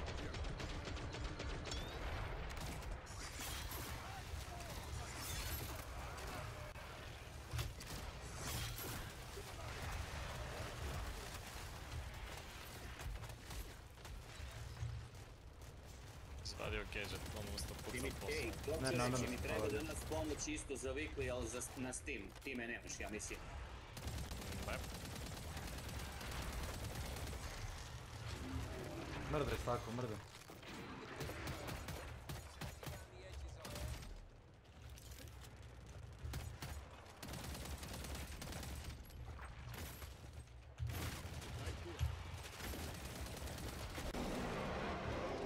Hvala.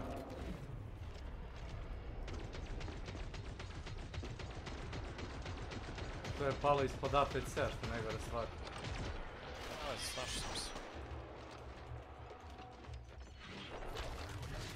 Ajoj. Pegi.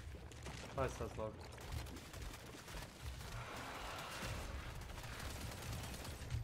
Nestala je, u sekundi nestala druža. Ajoj.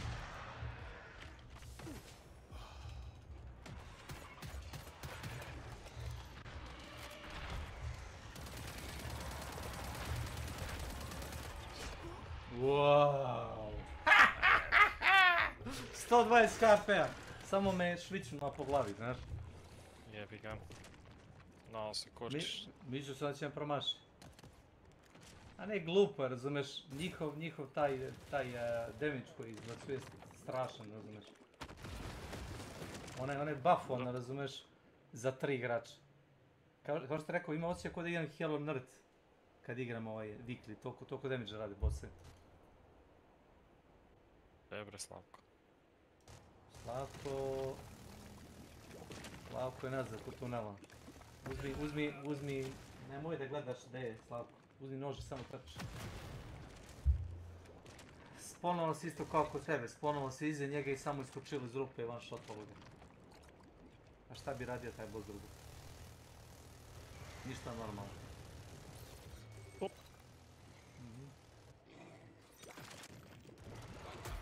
A sve da ti jebe. Sad će ono da se teleporte, nemaš ti frke.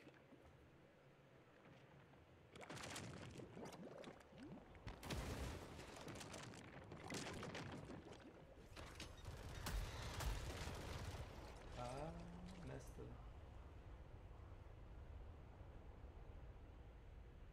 Tu je umro, kod toga APC-a. Okrenuo se bio levo desno da vidi gdje je boss, op levo.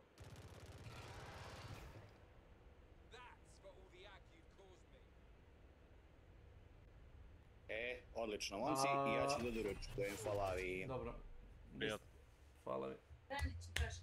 Prijatno. Ti ga utepa s žena. Hoće. Ajme dan pub. Dobro, samo me vrati nazad da levelujem nešto. Ko mogu.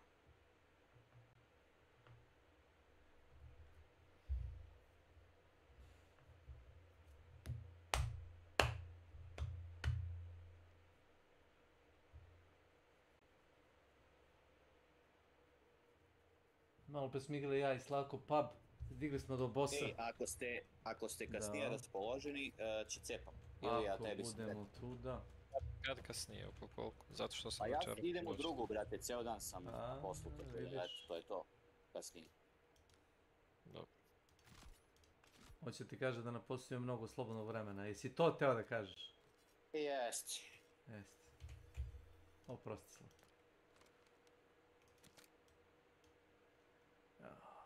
Može start. Tam je još jedan ajkor. Ja ću još jedan meč s tobom. Ja mislim da si ti. Samo uključi matchmaking. Ja? Ti si lobby leader. Jest. Aj. Ajde.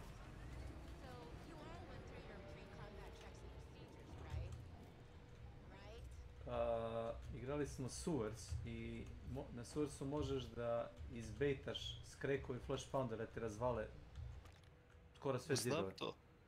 Pa da, i taman smo krenuli da kajtujemo bossa kako treba i skinuli smo ga ispod pola healtha i počeo je bio da ono Z-time i počeli smo toliko brzo dobijemo Z-ove da su, kako ubiješ Z-a tako se stvori Z, novi. I kad je prošao Z-time, Hydra 4, ona error. Tap, sve nas izbaci.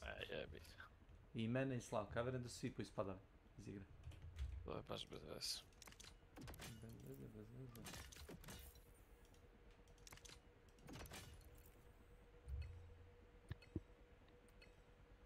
To je najgore. Mislim da ti on na kraju svake runda ti doda na budžet to što si dobio XP-a i materijala, ali to što smo dobili. Ali ikor je bitan. Pa da, mislim kad si već odigrao skoro čitav meč, ono, ako te nije boss ubio, mislim, ono, glupost.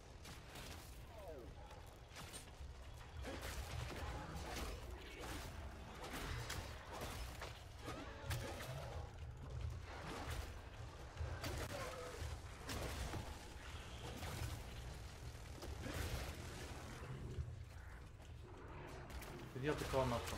Alele. Tato.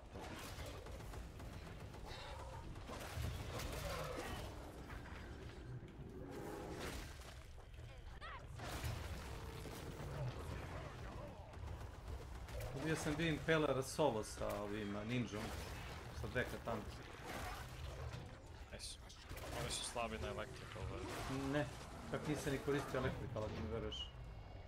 Imao sam na katani, mislim da sam imao 2 na stumble upgrade. I toliko sam ga bio izdovaćao da nije mogao da se pomeri. Sve puta je bio gore dole po automobilu. Nije mogao se maknuti.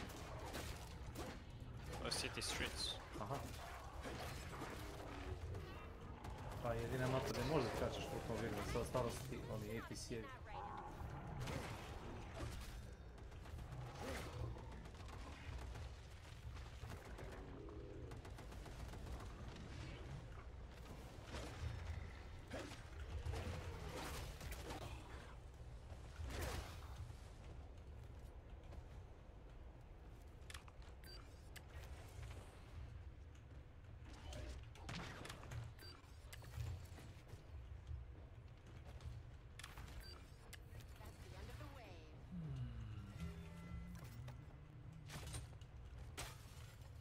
Nisam siguran šta je poenta ovoga, ovo je samo radi questa, ja osjećam ovo mestašce ovdje.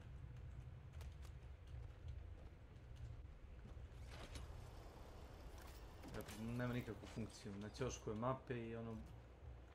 Ne znam zašto bi bio tu uopšte.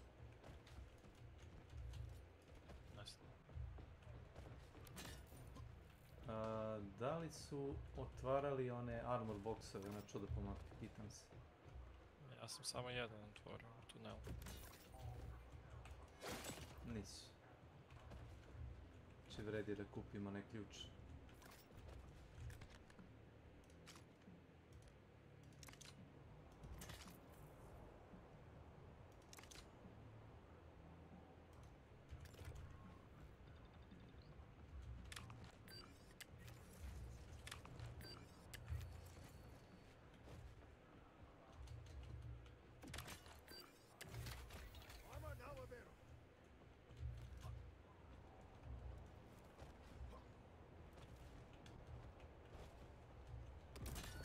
Da mene čekat.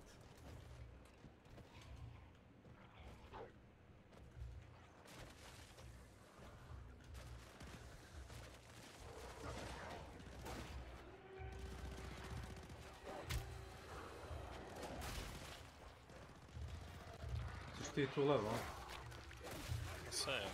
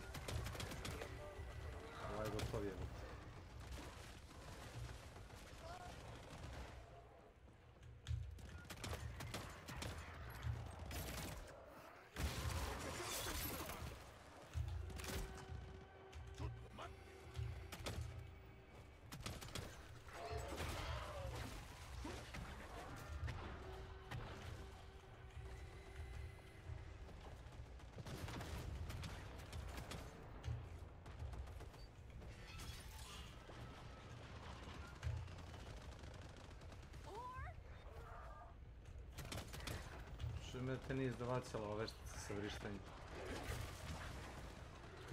Pa nije, bio sam dole.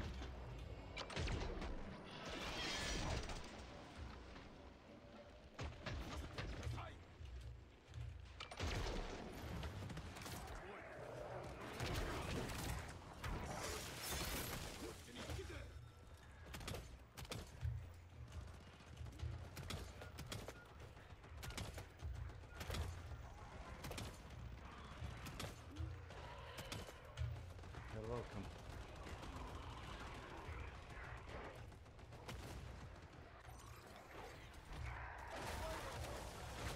Ja se izvinjam, prenosim se nikako stoje ovi nazad sa kelpom.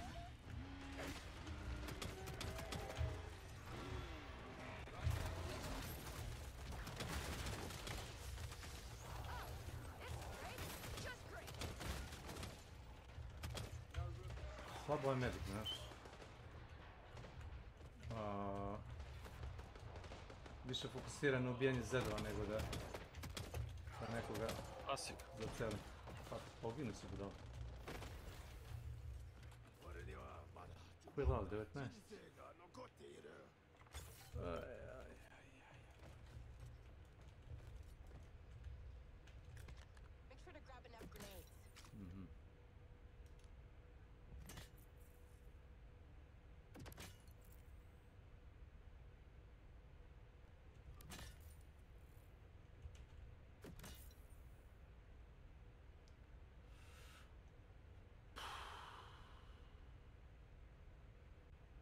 Da li ima još nešto da se opravi po mapi? Ajde vidim, mora da ima. Nemoguće da ima 12 salata da su se otvorili. S koliko startamo sa 15? 15 čega? Multitula. Da li baš 15 ili 12? Mislim da zavisi od multitula.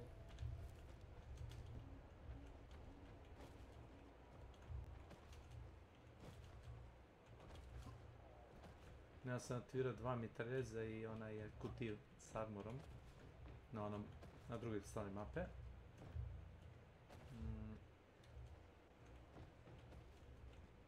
Stalo su mi još 2.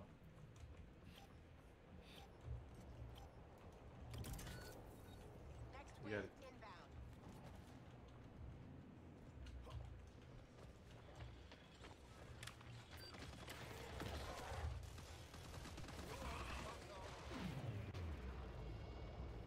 Poginit ćeš s ovom ekipom, jako su glupi.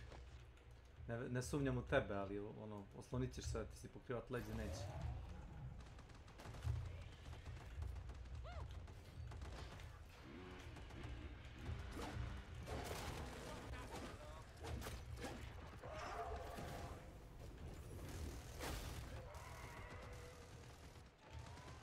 Vidiš, evo ti ga medic, vidi ga. Na pol health-a. Budale. Znači svakako da generiram movement bug, ne mogu da slajdujem.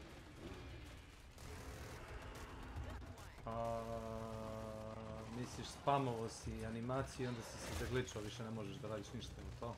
Ne, nisam ništa spamovao, samo jedno. Kad se završio Z-time. Aha! A to mi je novo. Nisam to gledao.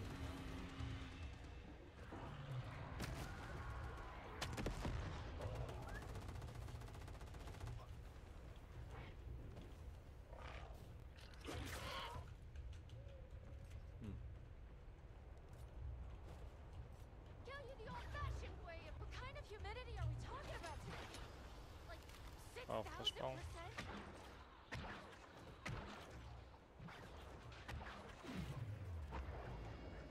Pravi skrajk. Ostali su veliki zedovi bili na kraju, ozbiljno. Da be, flashbang i 2 skrajk.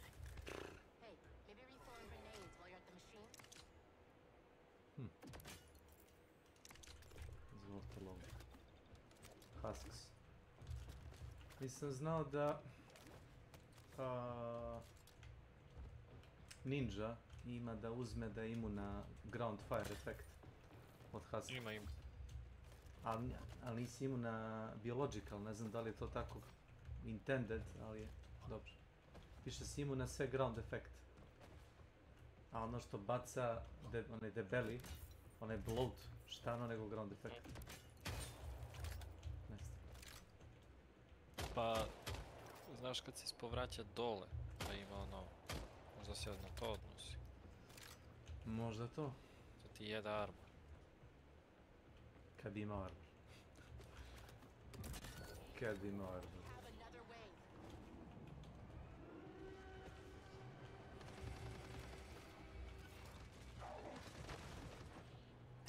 Yeah, keep standing there.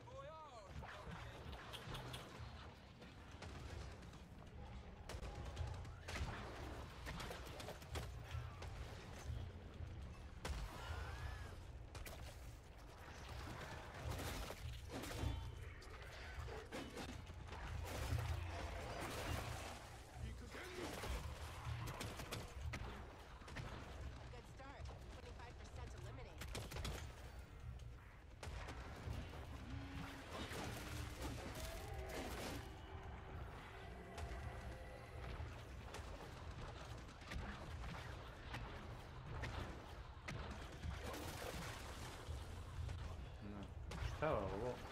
Hard, ovo je hard. Oni nešto nisu uopšte nešto nisu posebno jaki sponu. Ja pogledao sam dole iz ovoga čoška, ništa nema.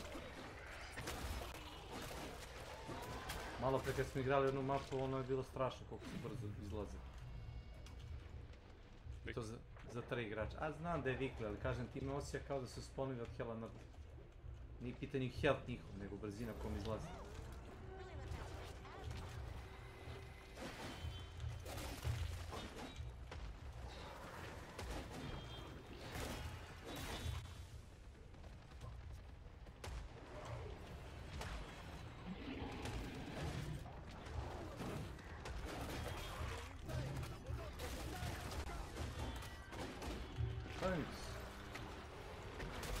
Nagađam da si to vratno bio ti. Da. Ne verujem da mi ovaj medic na killova, nema on toliko inteligencije. To on pao, da? Ne, inženjer? Ne, inženjer. Mnogo je otišao daleko. Vjerojatno ga ubili haskovi.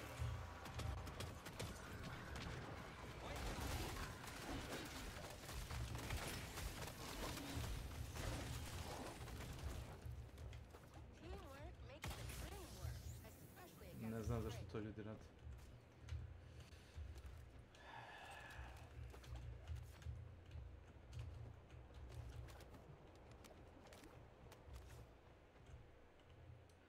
If you wanna play solo, go play something else. If you wanna play with a team, play with a team. Thank you very much. A tako.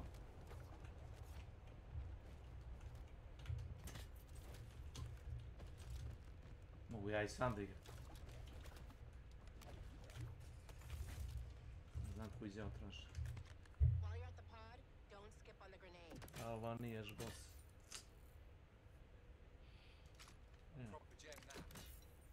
Nije, imaš jedan bej. Ćeš pare? Ne. Dobro.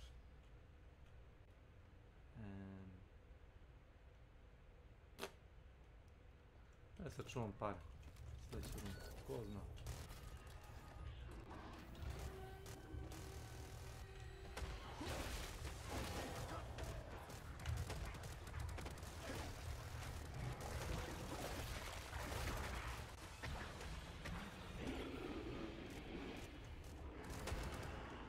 Tek sad su počeli da izlaze ovdje. Čini mi se skrejkovi. Smeš.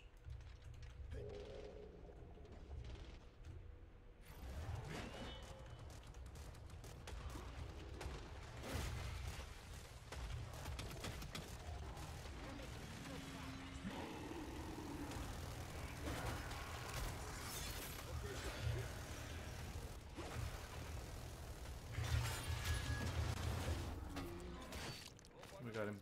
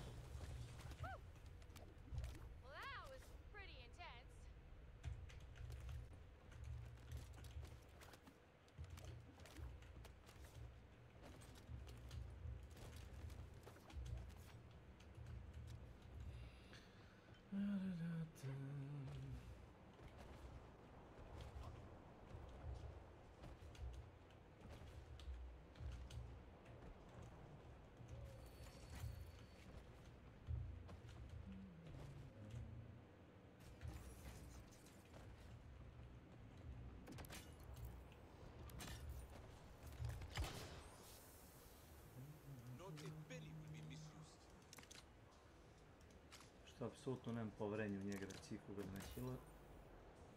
Da uzem još jednu torbu sa municijom jer ima... Nema skupi više. Kako hoćeš? Nema.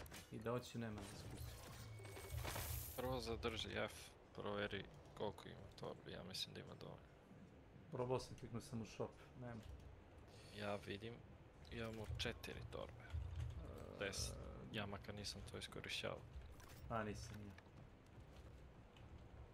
3 u tunelu, 1 ovdje na putu. Evo, pitanje, šta hoćeš da radimo kad dođu ovi... impeleri? Ja ću pokušati jednog da razdvojim, da prati mene. Pa... Ti s ostalom ekipom. Ostala ekipa me brine, znaš. Imaju tendenciju da agruju svu trojicu, znaš. I to ne završi dobro. Dođe sam. Pa jedino to, zato sam te pitao. Ovog puta nećemo morati to da radimo. Nije tu, ja mislim. A? Jeste. Kod mene? Jeste.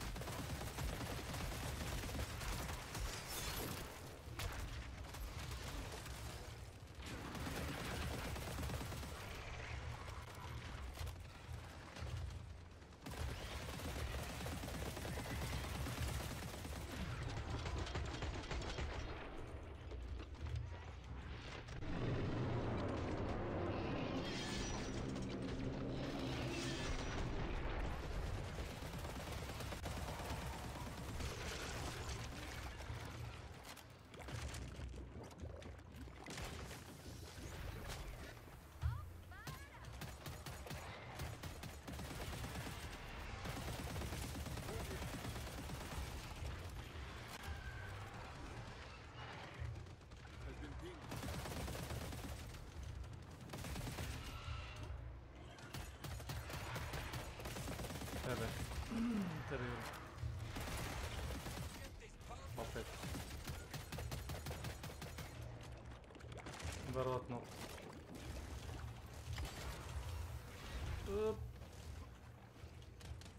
Gde?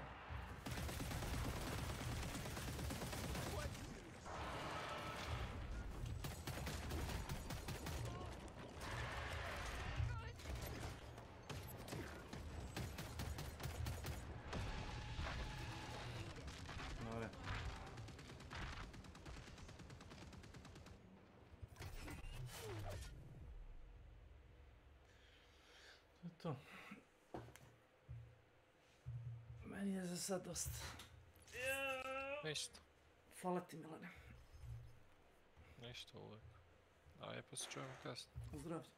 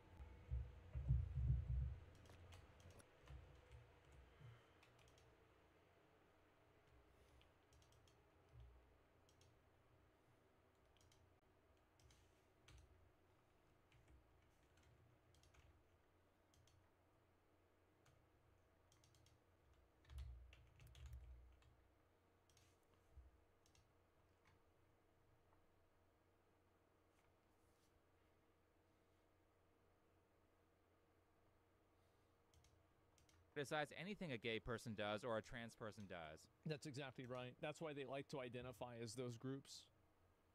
Now you're starting to understand it. These people want to be able to behave with complete impunity and to do whatever and say whatever they want. And so what they do is they create identities for themselves that make them victims, so anybody who attacks them is now labeled as some sort of bad person. That's the reason why they do it. Think Before You Sleep posted a large anti-trans rant video and got mad when I got it removed for copyright because it illegally used my content, and they still don't know how copyright works. They? Are you misgendering me, Courtney? I am not a they, them. And last, here's the best part. After complaining about cyberbullying, Courtney finishes by saying, if you could thumbs down, report, or leave a good comment for me, I would appreciate it as I'm being spammed by their alt-right followers right now. I have no problem with people saying to downvote or to comment, but to tell people to report the video, that's a little bit much. And then she leaves a link to my video in the post, followed by a screenshot showing that she watched an ad. Thanks, Courtney. I appreciate your financial support. I also appreciate how you're essentially crying about cyberbullying here as you tell your 200,000 Instagram followers to go mass flag. This is another thing that I really fucking hate about people like this, is that they constantly cry about being victims, but the moment that anybody criticizes them, they will collectively work to deplatform and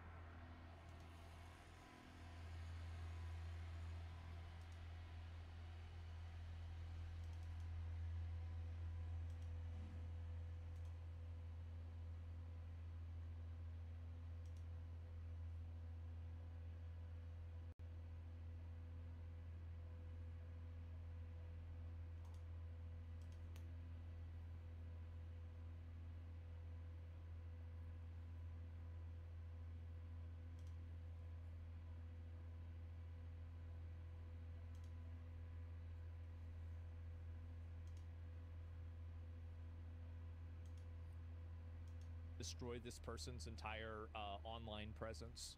They will, like, and that's one thing that I said the other day. Remember back whenever I was criticizing that girl, like the Counter-Strike thing, and then that other girl made a tweet. She's like, I can't believe he would say that. He shouldn't be able to do that. That's so wrong. Like, special interest disability? Yeah, I guess so, right? But, like, all I'm really trying to get at here is that they have no problem bullying and attacking other people, but they want to be the ones that have the decision-making capability to do it. That's really it. They play victim while bullying people? Yes, exactly. Bomb and harass a creator who is defending himself against you abusing the copyright system on YouTube. How are you the victim? And keep in mind that the result... Yeah, and also, like, don't you think that her fans are going to send this guy weird messages? Of course they are. And, like, bad messages. Of course. That's what happens whenever you criticize anybody on the internet. Of her post was that I received a shitload of negative comments from her followers. Yeah, really of course. Leading by example by showing that you think that bullying is wrong. Again, I love how this all parallels the Alienation drama, where she essentially did the same thing. She complains about being harassed while at the same time tells her followers to harass me, cries to Noah Samson about it so he would there it is. Yep. Tell his followers to harass me, and says thank you to, and gives no pushback to a friend who said I should kill myself. And there we go. What a surprise. See, this is one of the reasons why I talk about these issues, is that I hate these people. I really do. And I like to make videos about it and expose them because I know that it is the pushback that they are terrified of. And they've bullied enough people on the internet to never criticize or push back against them, but I'm just not one of them. I like pushing back against them, and to the extent that they get upset about it, it makes me happy. So that's fine. You want to be a victim? Okay. Sounds good to me. Let me just mention that in both cases with Courtney and Alienation... And keep in mind, they're the ones that are the bullies. They're the ones that are going out and trying to destroy people's livelihoods, get them fired from their jobs, make sure that, you know, that you're spreading lies about them. These people have no problem doing any of that stuff, but the moment that anybody criticizes them, even legitimately, they cry that they're being oppressed. No. Nope. I pretty explicitly told my followers to not comment on their video. You push back from a much larger fan base, they get what they deserve. They do. And I enjoy being able to do it. And I'll do it as long as I can. Or harass them or engage with them in any way. So Courtney, level with me for a second. How is it okay for you to make multiple videos saying everyone who doesn't wear a mask everywhere in public is a bad person, followed by passive-aggressively wishing disability on those who refuse to mask? Like, Wait, it's okay. If that's not enough for you, may I remind you that repeat COVID infections are killing and permanently disabling healthy people too?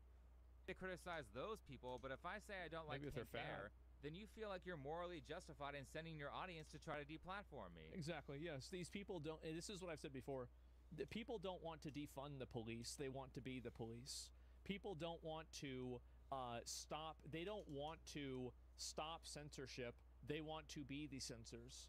They don't want to stop racism, they want to be the ones in charge of who gets to be racist. And once you understand that all of the language is just in service of them maintaining a power structure for themselves, everything else makes sense. I mean, holy shit, these people are ridiculous, especially considering people like Aliemation's good friend Noah Samson, who's moved on to telling his followers to commit acts of terrorism.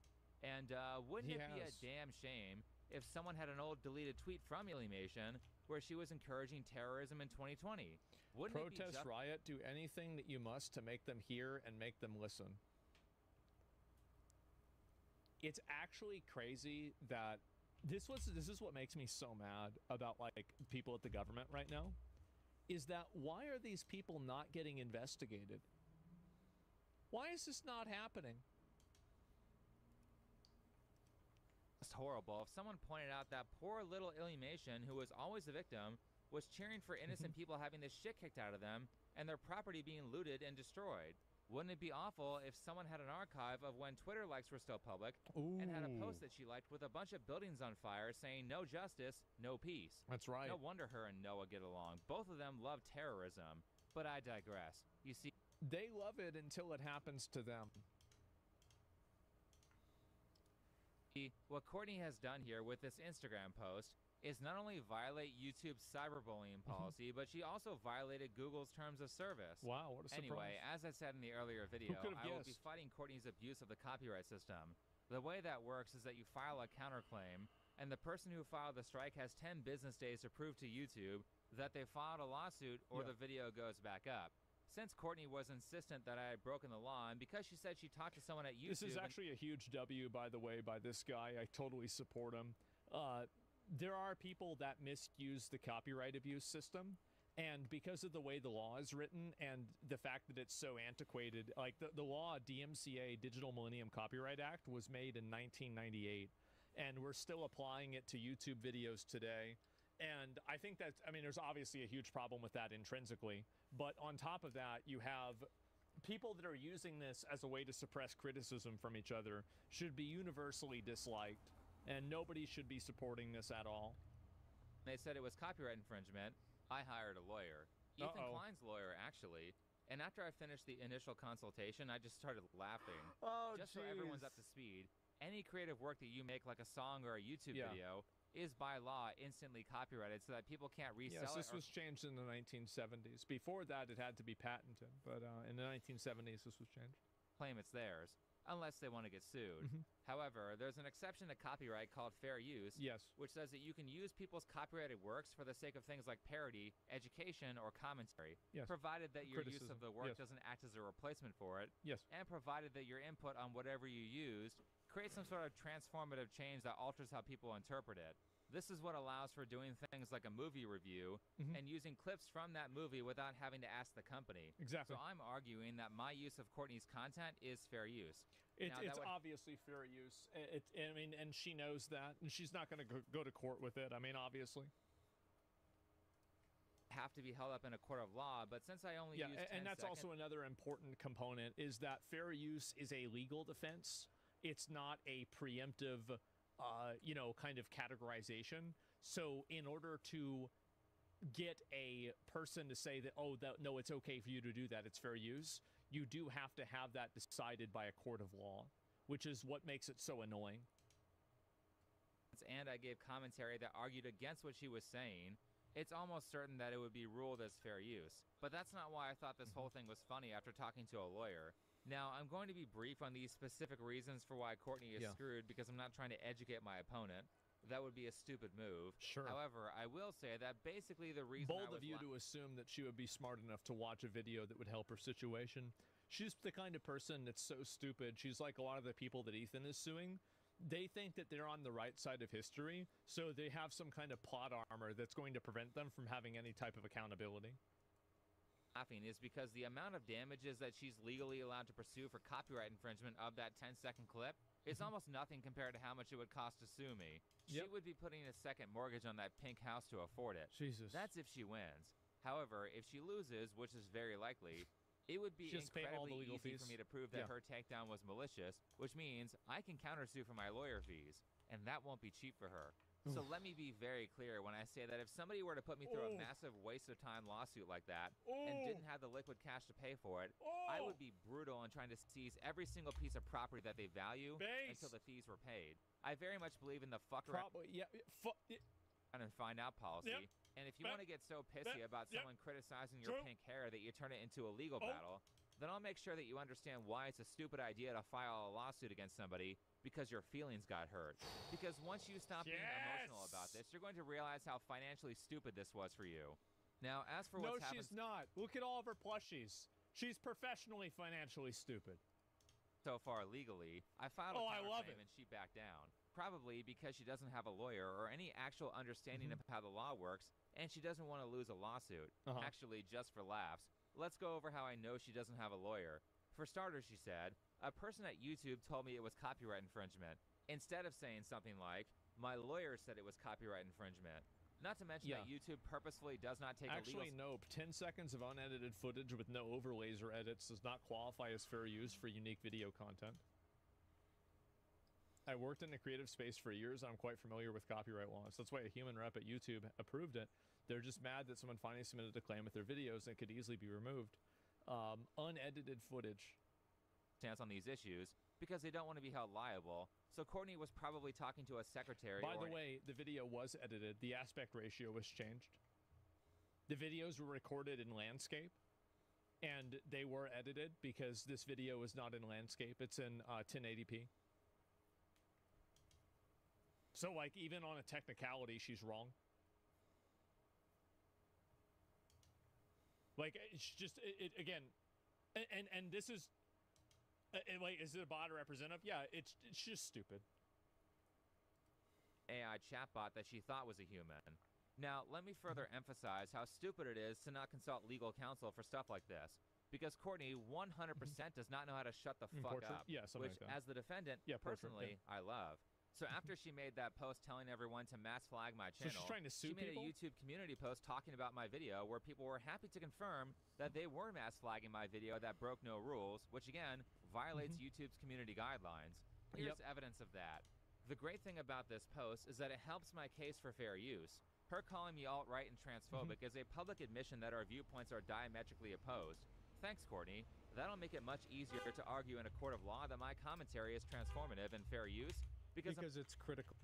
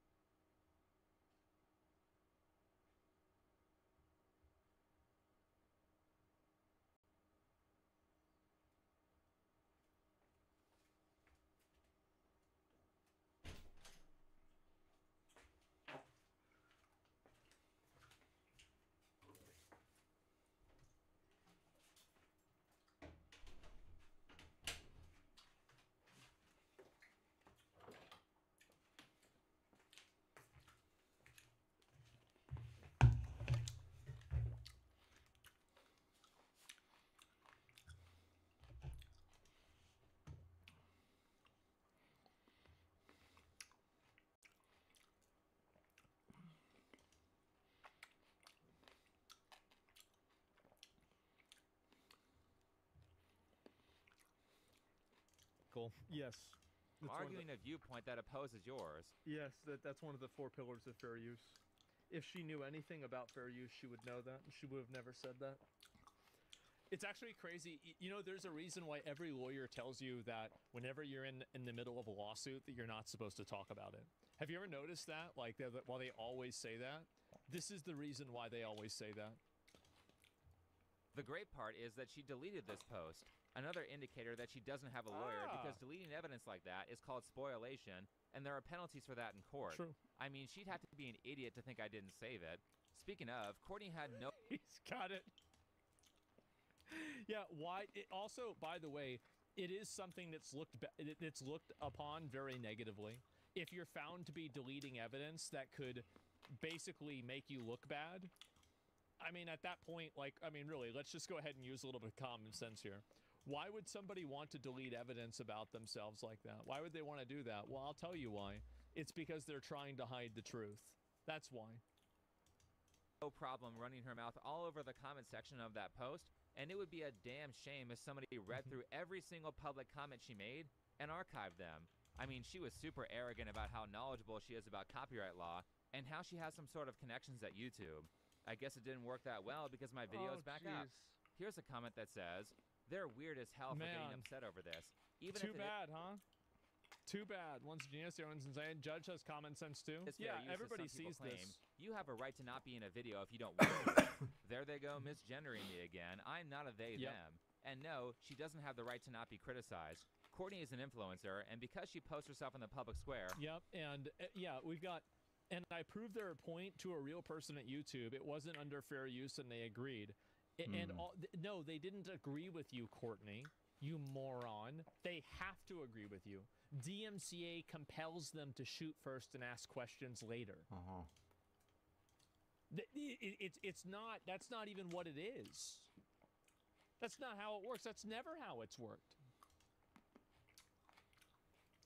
People are allowed to comment on her. Imagine being Ethan's lawyer right now.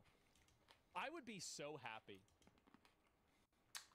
This is, all you do is farm like these retarded Karens on the internet. And the only thing that's unfortunate is that I don't think that a lot of them have very much money. 2 big law cases? Yeah, exactly.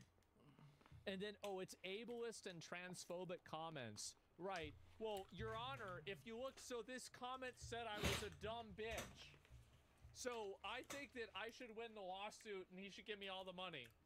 Yes, okay, that's nice. This is why I asked him wanted to be a lawyer. Yeah. If you don't want people commenting on you, then don't post stuff on the internet. Courtney responds by agreeing and saying that transphobic comments make a video not fair use? What? This is your brain on victim mentality.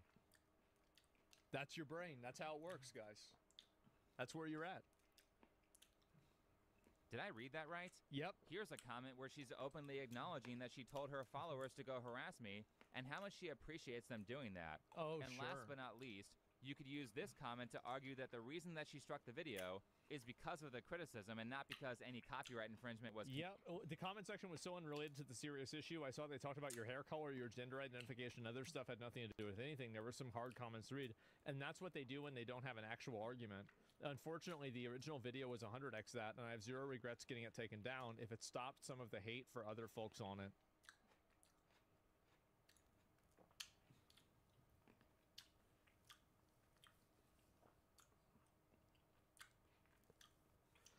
Should not have said that. You shouldn't have said that. Why would you say that? Even if you think it's true, you should know not to say it. That's what I think. This, yes, main character syndrome. I know. We have an epidemic, and this is just going to get worse every year because more millennials are going to get into positions of power. We have an epidemic of main character syndrome millennials. And these are these androgynous, brain-dead, emotionally unstable blobs that are addicted to Pokemon, SSRIs, and anime, who are trying to ruin the world. That's what we're up against, guys. That's it. And now, yes, and now Labubu's. And I understand I'm also a millennial. But I'm one of the good ones, okay? At least I think so. These other people are fucking crazy. They're awful. Yeah, I'm one of the good ones. Admitted. Let me just emphasize that we have a ton of evidence that Courtney filed that strike in bad faith. Of course. And just as a reminder for those of you who haven't seen the video that she tried to silence that's called Why the LGBT Movement is Failing, note that video was primarily about predators like Lily Tino filming in the Disneyland bathrooms with children. That's right. Yes, of course. Yes. And the transphobia is coming from, oh, that's right, filming children and talking about getting, trans surgery in a public space with children in the background. Yes, that was the criticism. Why do you have such an obsession with going into women's bathrooms? I've been into a woman's bathroom before. It's the same as a man's bathroom, except they don't have urinal. It's the exact same thing. They're not cleaner. It's the exact same thing. Sure, you have to clean it out. Yeah, sure. You guys ever done that? Of course. Advertising OnlyFans on a page that features Miss Rachel parody content intended for kids, and going into restaurants trying to get people fired in an attempt to go viral on TikTok, as well as there being a crazy mom in that video giving her kid medicine that will permanently sterilize him at 13 years old. Dr. Olson had a decision. You are in the perfect place to start on blockers. And she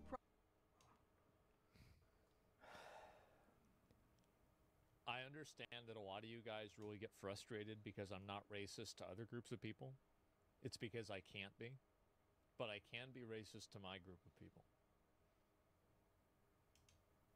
Wow. It's the usual suspects. Every single time. promises to begin giving her estrogen, female hormones, in 2 years. Around 13. That's what I think. You're not going to wait until 16 to start. You know that, okay? Who's the best?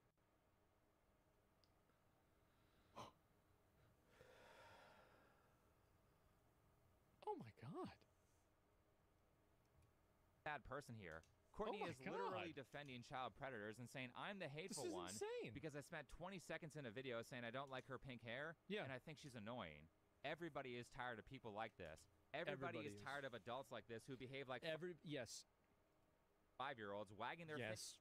fingers and telling everyone what to do. Yes!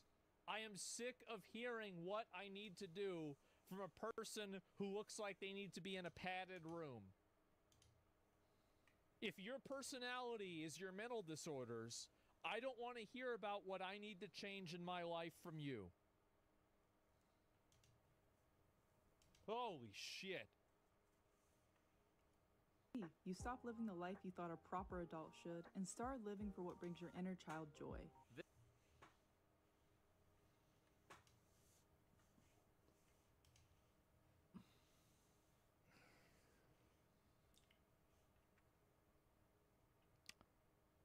So, when I was a younger guy, I always wanted to hold on to and remember the way I was whenever I was a kid, right? Like, I had a really great childhood growing up. Everything was really good for me. Like, I was so happy. Everything was great.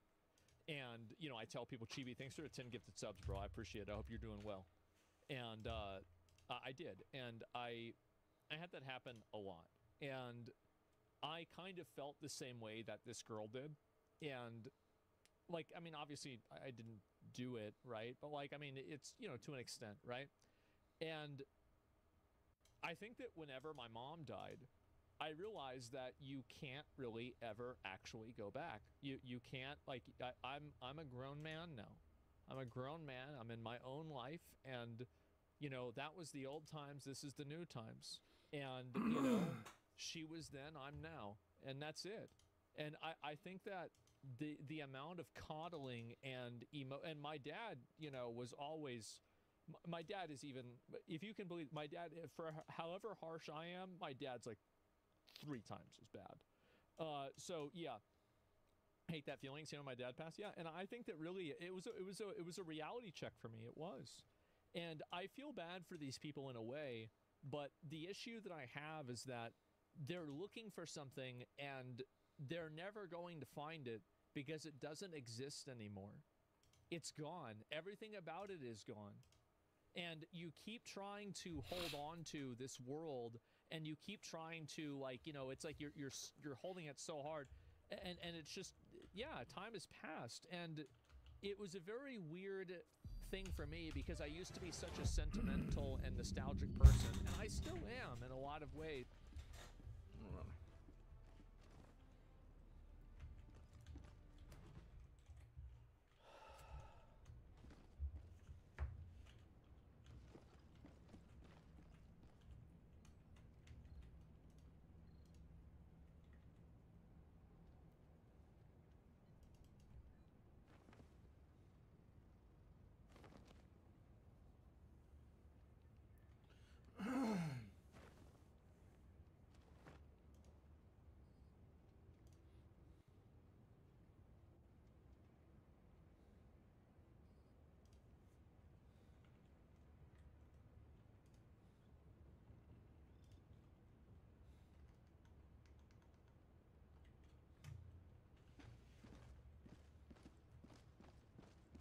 Welcome to the bridge, Helldiver. Join us as we bear witness to the diminishment of the gloom and the rise of democracy. The bugs are a plague. You are the vaccine. Allied coordinates locked. Mission coordinates locked. Hellpods primed. Engaging orbital thrusters.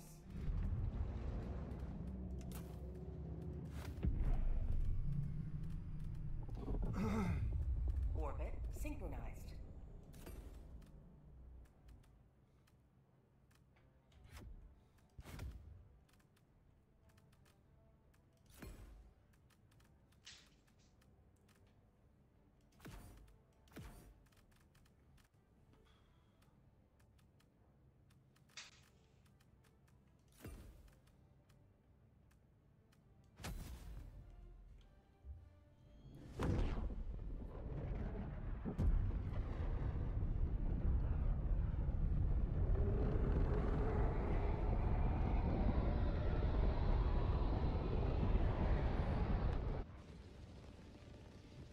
Welcome to the fight. Thank you, thank you. Stake Super Earth's claim, Helldiver. Make the Ministry of Expansion proud. Allied destroyer joining squadron, deploying Helldiver to combat zone. Requesting sentry. Calling down a sentry. Reinforcing. Calling down a support weapon. Calling down supplies. Have been launched.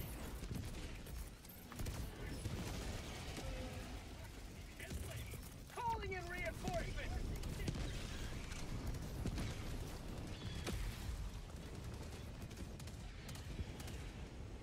Tagging map, northeast, 300 meters.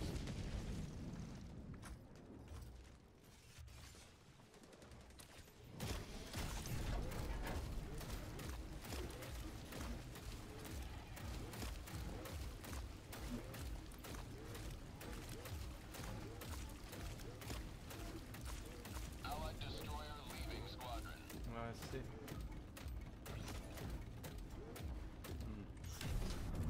Another diver for the cause.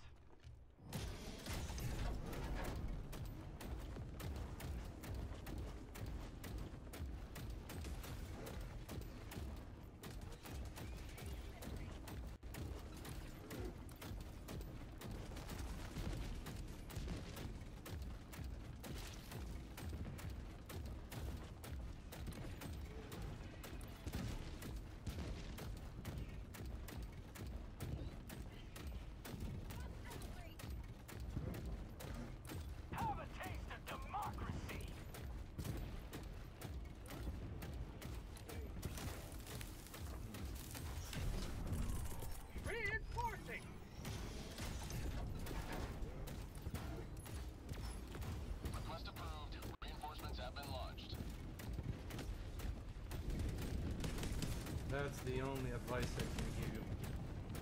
Use a walker suit for this mission. Well, if I was on my PlayStation profile, I would. Roger that. So not a noob. Objective complete. How is the frame rate? Requesting sentry. Calling down a sentry.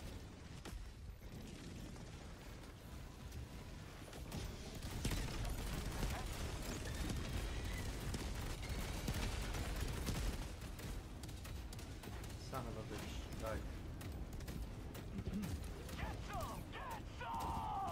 Fucking dragons. Outpost cleared. Garfield, no pause, no pause. Found something.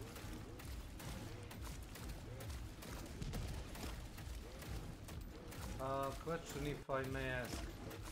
Why are you bothering with case? You didn't do the main objective right there.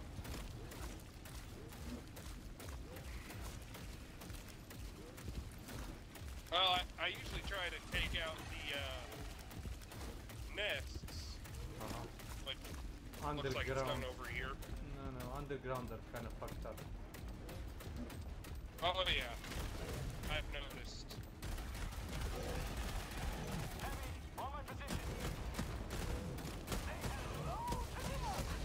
This is most annoying shit I ever saw. Borrowing charger. Fucking hell. Who thought of this? Someone who hates us very much. Who thought that was a good idea? Who?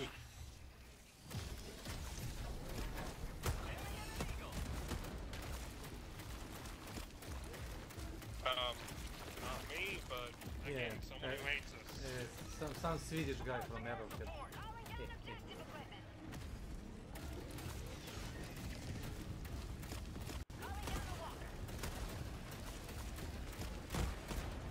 I noticed people doing the same thing all over again.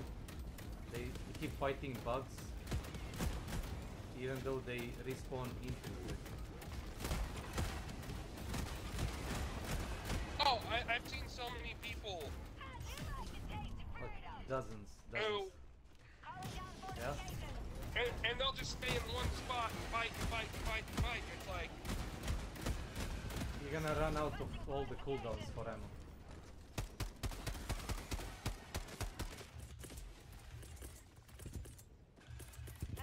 Requesting sentry. Calling down a sentry. First thing I can offer bugs is drop down the turret and just move on. Heavy, northwest, 100 meters. You got a dragon right there.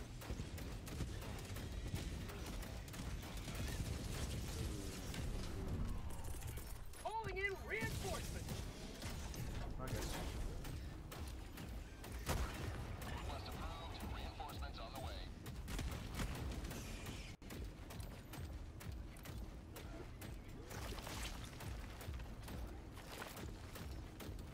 Somebody dropped minefield.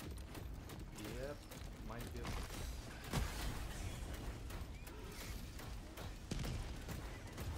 Well, it wasn't me, because I don't currently have that. I'm not gonna lie, it's so weird starting over again. Yeah, I wouldn't do that.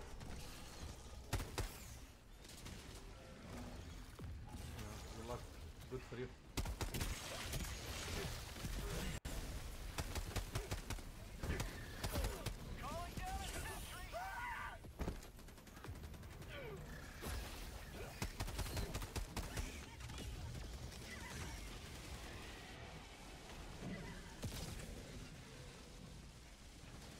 Objective located. Engaging terminal.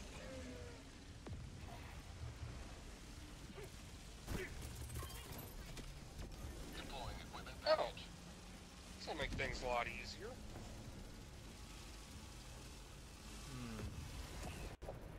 I didn't even notice there was a bug hole right by this objective. Yep. Bug hole, There it is. north, 50 meters. I got the terminal. Making progress. Bug tunnel free. Dropping a pin. Let's go for the second one.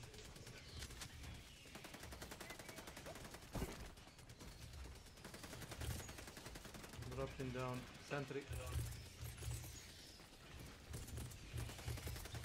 Requesting sentry.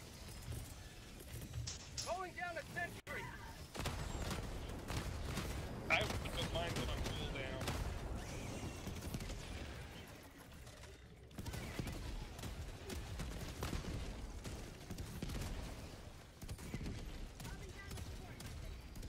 Barwell.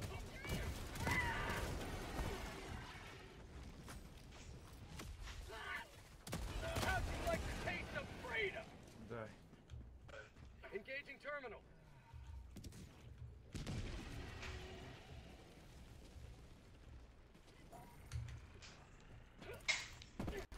Super sample maybe? Marking location. Right there. Northeast.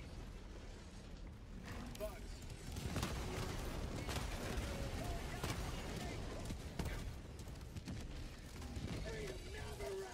Hang it, I got it.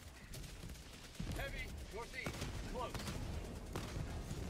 Is it dead? Yeah. Have a Yeah, taste it's dead. of democracy. Thank you. Nice.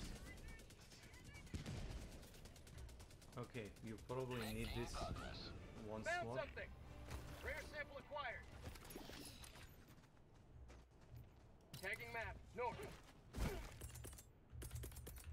Freedom requires firepower. 3 autocannon.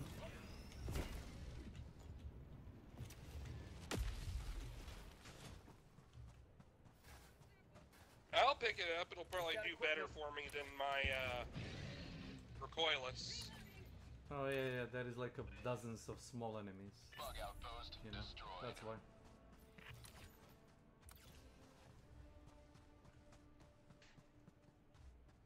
Feel And free. the recoilless does pretty good It does, but under the right Hmm. under the right circumstances.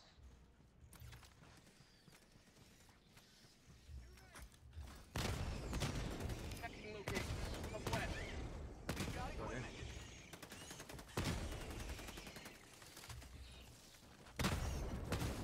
Okay, let's see here. Bug. Southwest. Marking location. Southwest. On my way. Engage. I'll take it. If you wanna do assisted reload, yeah, shoot.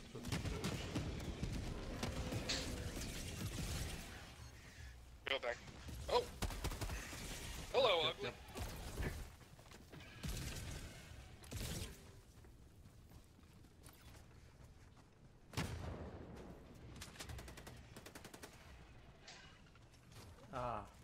If the host doesn't have like all the upgrades, you don't get the full ammo from the supply pack. Heavy. Oh yeah. 50 meters. You wanna take out the bug?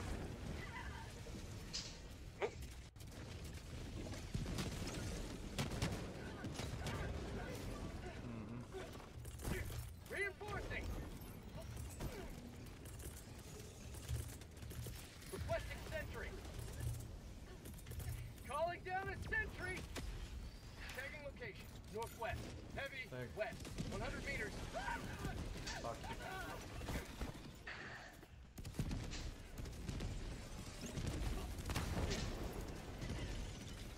Heavy. Northeast. Yeah, try 50 shooting. meters. Shoot. Fast.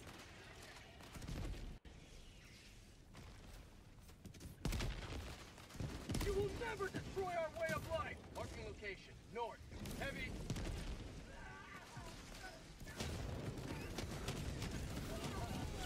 Injury. Behind, behind.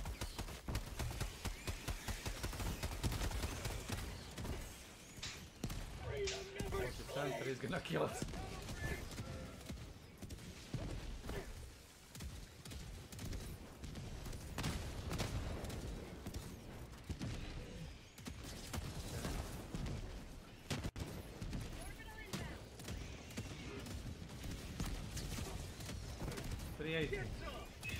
Get up.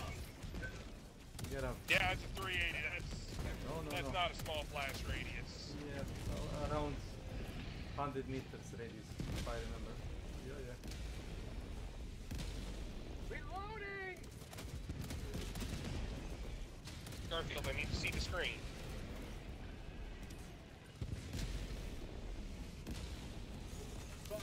Southwest. Northwest, 50 meters. Get the fuck. Calling down fortification. Reload.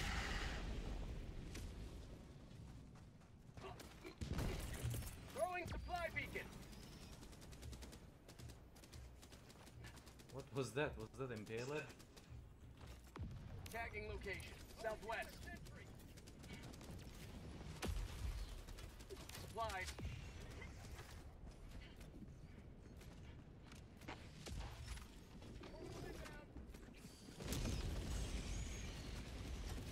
Okay. Objective critical stratagem available. Requesting sentry. Calling down a sentry. No longer available. Calling in reinforcements.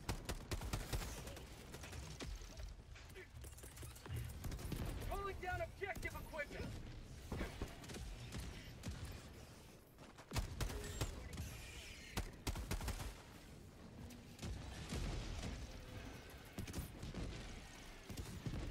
Yes, Garfield, I love you too. Objective located. I got the terminal.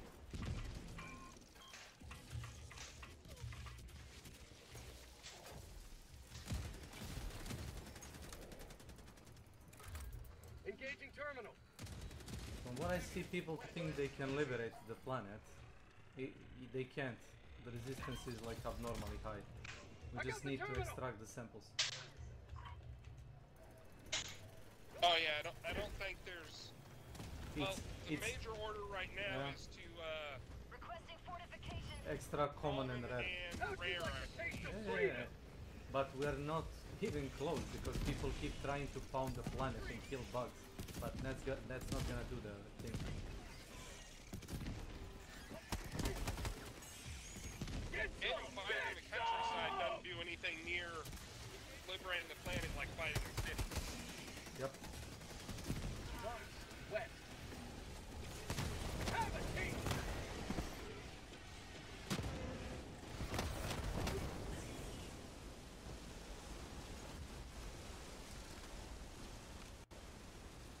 I've seen people just do like the one objective and never actually collecting any samples and like extracting it one, and that's like, nope, that's not how you do the ammo. I got the terminal. That's not how this game works. It doesn't. No. They've been telling us. Well, I joined. Lobbies. Bug tunnel breach. I started playing about 6 months ago on my PlayStation. But the whole time I've been on, there's been an emphasis on you need to bring back samples. Yep, that's correct.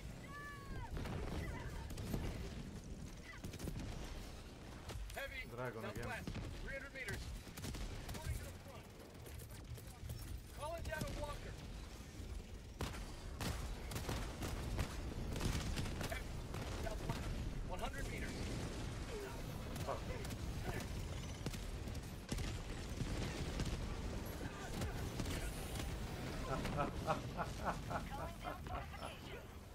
He did And a drag. I've literally, in some matches, been on my way to extraction with a ton of samples. And others decided, oh, we're just gonna jump in the extraction shuttle and go. Like, wait, I have the samples! I Yeah, went back for everybody's samples! They don't need upgrades, man. They don't need it. Wherein I need upgrades. Yeah, of course you do. Even on my PlayStation, I haven't unlocked everything, or I haven't finished upgrading my shit.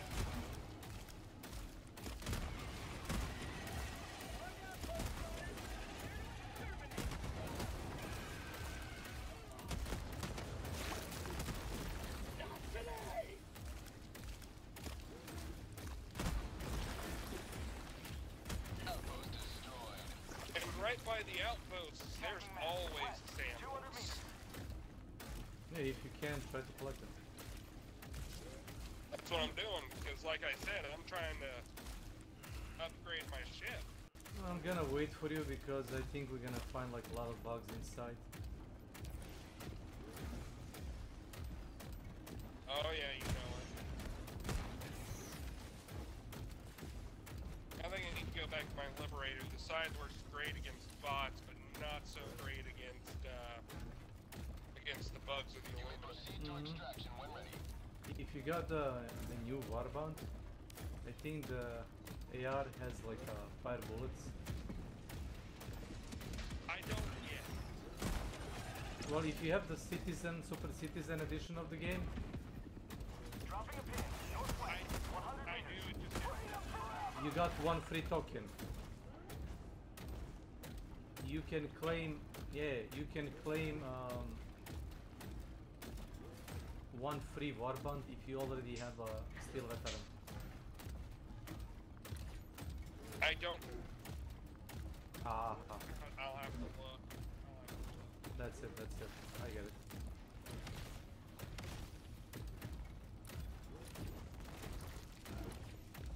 Wish you could let me move my PlayStation account to my Xbox.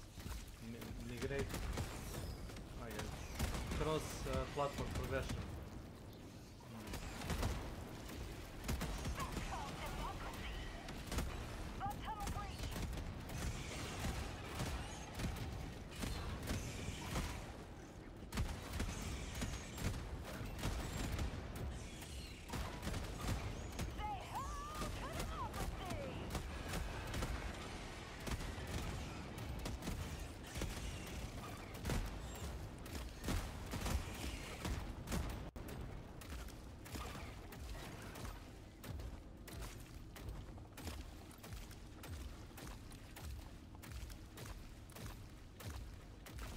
Stupid dragon busted my left foot, so I'm like really slow.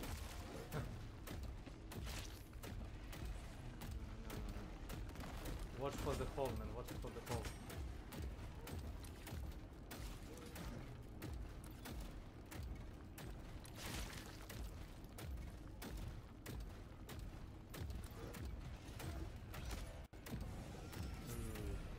He died.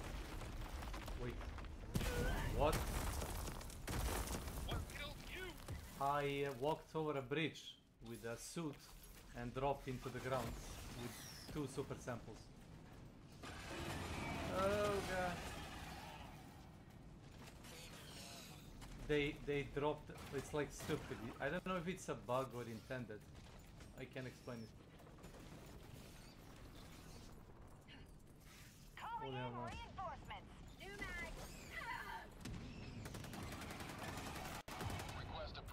You got samples next to you, Mr. Blue.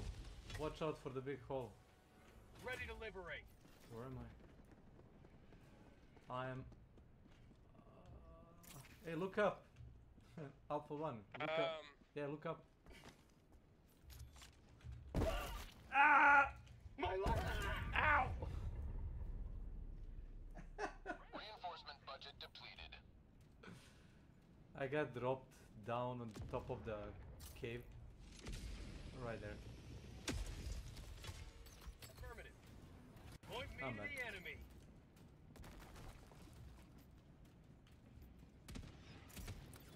There is no way to get the samples now, like they... The fuck is this? Why is this intended? Wait. No, don't even try. Like, the samples are below in the hole. Below the map.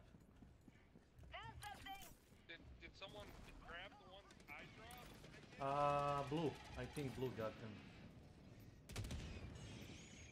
Tated Mama. Yeah, They're that just guy. common samples, but there's something. Yeah, exactly. Extraction is available. Tagging map. Southeast. I agree. Far. Let's try to extract with like samples we got.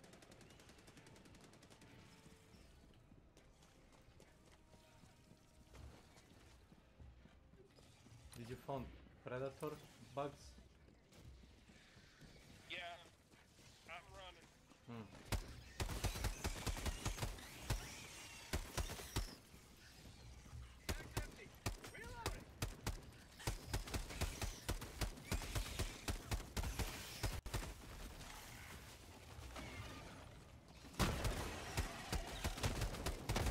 Wait, there is a stalker nest. Yeah, right there. Correct.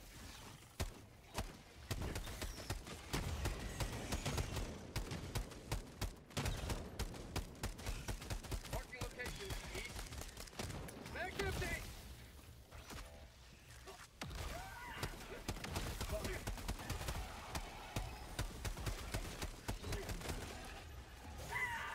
Additional reinforcement funding approved. Nice.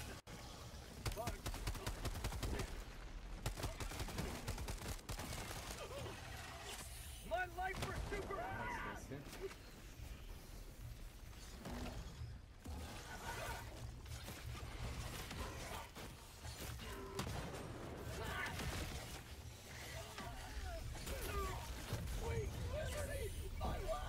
Good stuff. Good. Run. No, you don't. Run.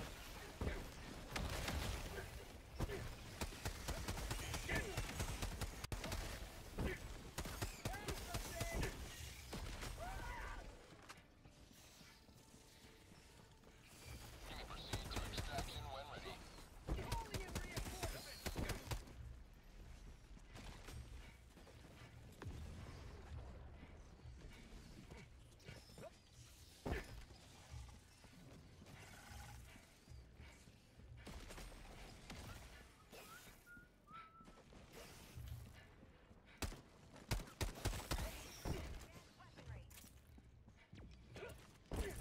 Calling down supplies!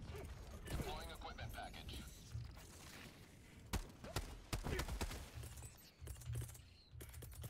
Requesting. Calling down a signal. Requesting advanced weaponry. Tagging map. Southeast. 200 meters. Injury? What injury? My leg! You okay? My life for super! I'm good. Dropping a pin. East. Wait, far. samples? Where the fuck?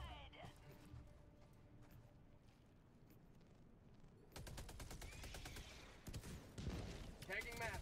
Southeast. Did you drop 200 the meters. samples, Mr. Blue?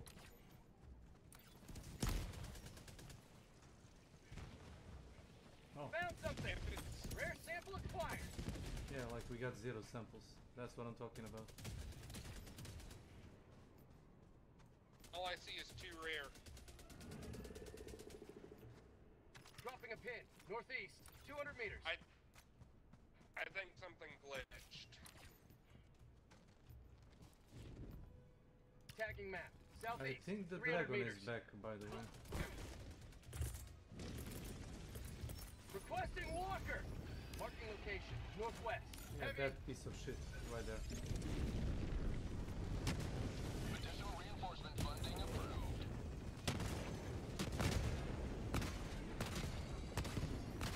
Tagging location. Rampage.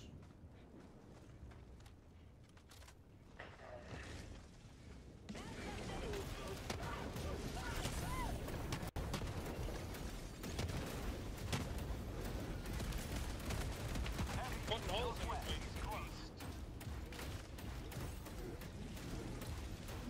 He's down. Dropping a pin. Southeast. Damn it. 200 meters. South. On my position. It's like that meme, and another one.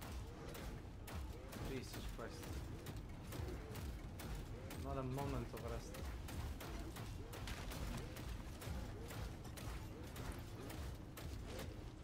Heavy. Northwest. 50 meters.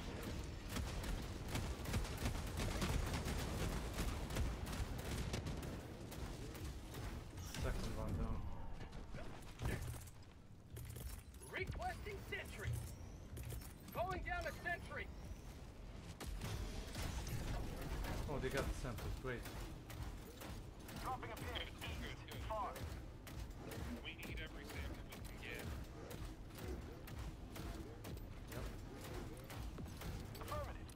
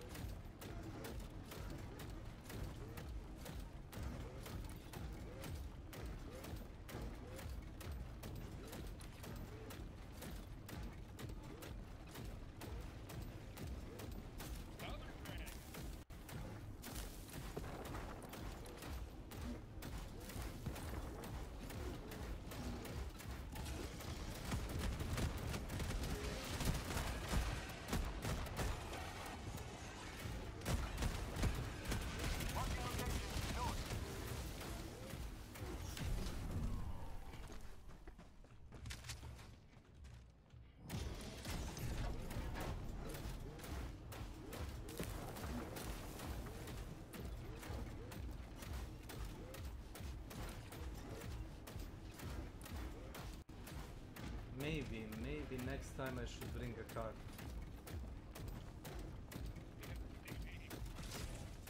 Ooh, invisible mines. Got him. Oh, you died. Oh, Jesus Christ.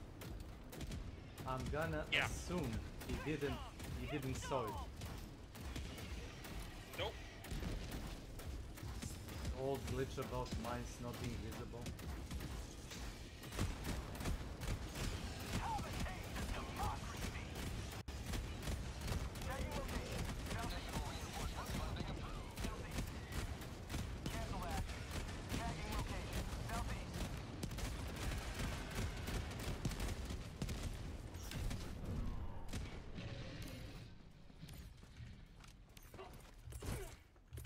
Requesting sentry.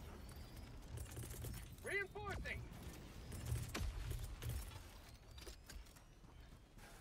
Calling down a sentry. Requesting fortifications.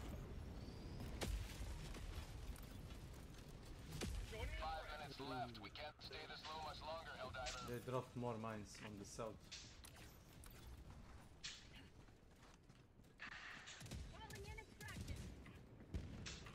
Tagging location. Never mind. No, watch it. I see them now, I see them.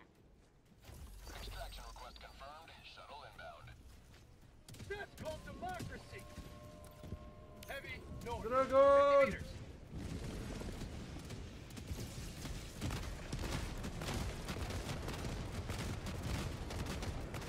Keep glitching out. What the fuck? ETA T-minus 2 minutes 30 seconds.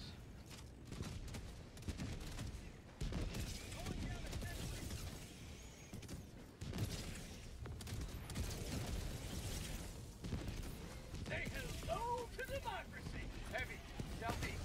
50 meters.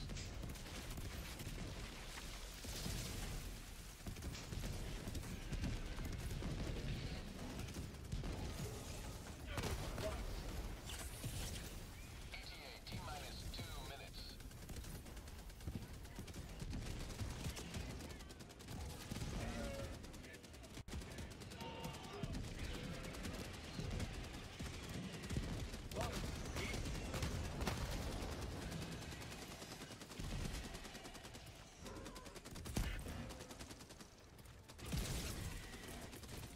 Calling down a support weapon. ETA T-minus 1 minute 30 seconds. Supplies. Not bad. Too bad I dropped the super samples in the ditch. Additional reinforcement funding approved. Yeah, I don't know if it's a glitch or intended. I'm not sure.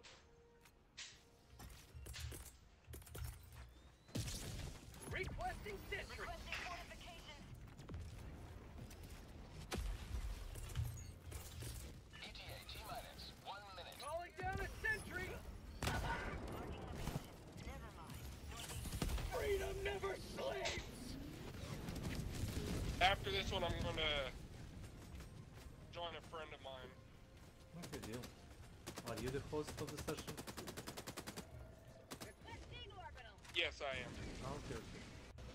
Nice. That's why I said after this one. It was nice playing with you, man.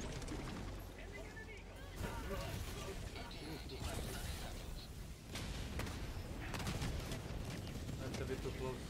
That's 380. Sharpen it crown. Welcome to my channel. Ready to blast your stream from Meto OMG with Nejna Kolmyo Jacks.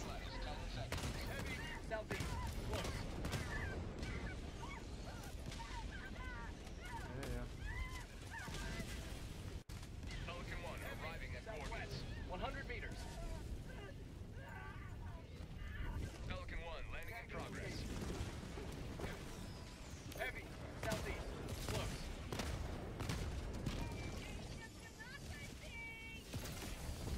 Mines,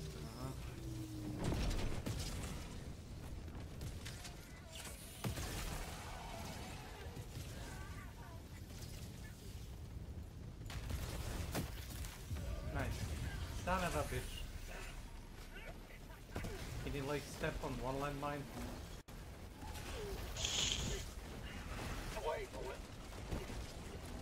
Not gonna work. No! Grab the samples and go inside. Samples.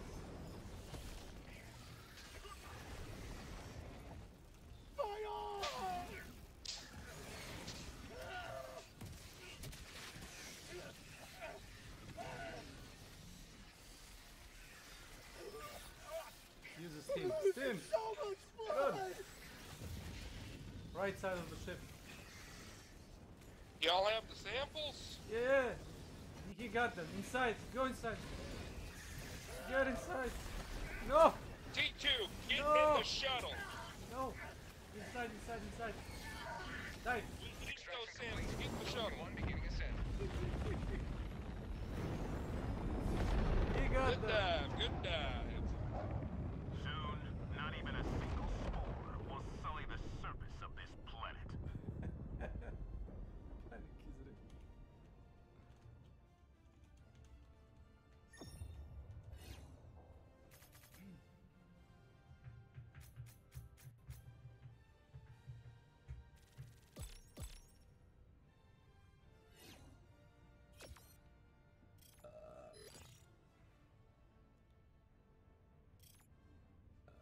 Well, everyone, I'm joining my buddy's instance. It's okay, man.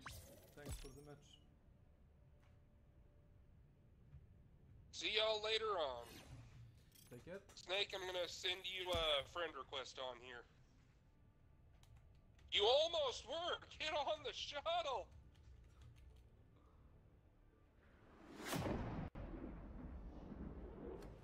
All in the day work.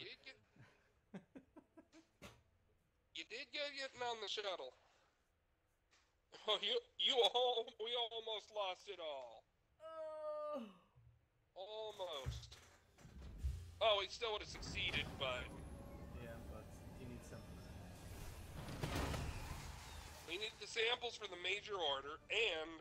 Ship upgrades. Quite frankly, I'm trying to get this thing back up to my standards. Priority alert. The Hellmeyer system. Well, I will be back. Or I will see y'all later. Allied destroyer coordinates received.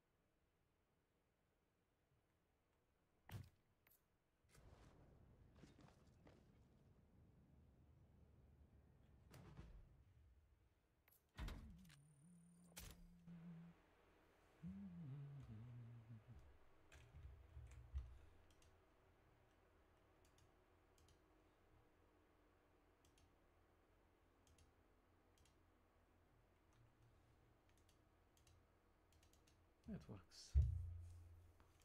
Feels good.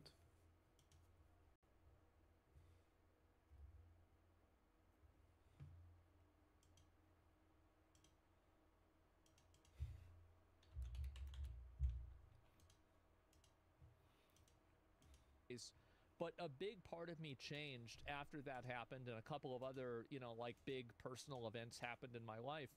And I stopped constantly reminiscing on being 17 years old. Because for a long time, I was like, okay, and I still believe this. I believe I was born rich, you know? I had two parents that loved me. I lived in a nice house, and, you know, I was surrounded by my friends. We didn't have millions of dollars, but you know, I'd trade millions of dollars to have what I had then again, but I can't do that. I can't have that happen. And so instead of what these people need to do, and this is a criticism you can leverage at me too, is that instead of trying to recreate your own childhood, why don't you try to have kids and recreate theirs and create theirs for the first time and give them the opportunity to be happy the way that you were? Like, that's the way you're, like, that's the circle of life, right? That's what you're supposed to do. It's the same as I said before. Like, whenever I was a kid, a young guy, I was getting food stamps. I was on food stamps. I was on food stamps, and I was jacking off to fucking bullshit on the internet, like different random shit, and playing video games. That's what I was doing. That's my job. I was getting paid to sit around and do fucking nothing, right? Furry porn? I was gonna make a joke about it, but I decided that might be a weird joke, right? Especially with like kind of some of the weird stuff that's happened recently.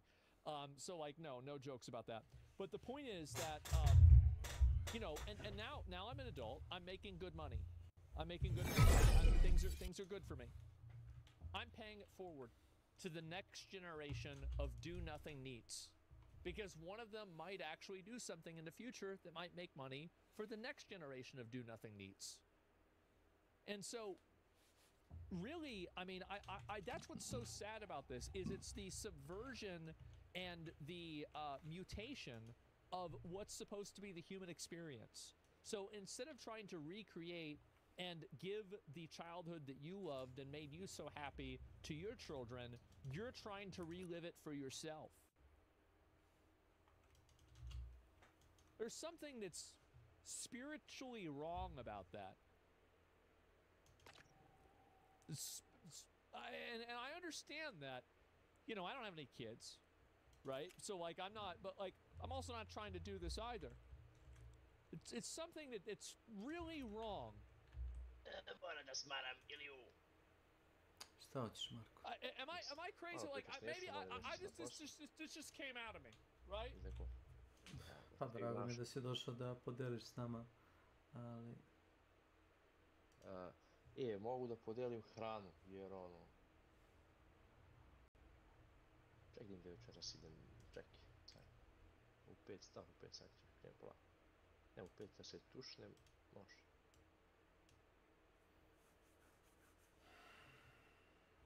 Četnik po četnik.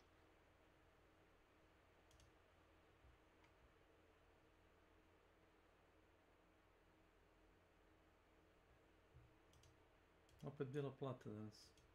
Nije nam bila plata, plata će bude... Jeste, za neke je bila. O, cash money. Cash money. Bile, ko radi ima pare. Kao ti ja. Ko ne radi... Ja 10 to krećem da radim, završavam se odmor. 10 mi prvi radni dan. Pa lepo. Još sam sa posla, ovdje zove neki broj iz firme, nisam htio da se javim, sam na odmoru. Ja nemam go kontakte, tako da nisam htio da se javim. Nikad se ne javljaš, nikad se ne vratiš. Da, mislim, to znaš bolje nego ja, verovatno. Uvijek im padne na pamet, počinješ da radiš u ponedeljak, ali znaš, nama fali jedan dan, da. Ne mogu. Zašto? Pa nisam u državi, otišao sam na mesec.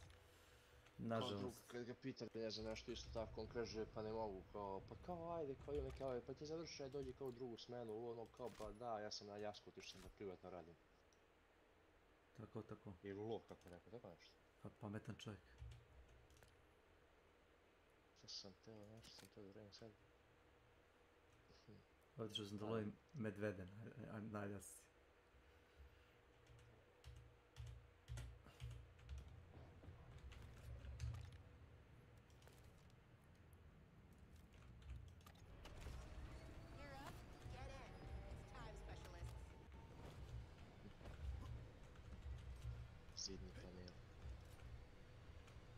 Jebem ti ne rekove, skupi su mnogo. Treba mi neka kutija. Kao Ako brezini pa nema. ne pa ne ljudi, treba mi kao ne rek za switcheve, rutere, kablove. Da to skloniš da ne zauzima mesta. Kapiram. Da sve stavim na jedan zid na koji se ne koristi. Ovaj zid ovdje. Tako.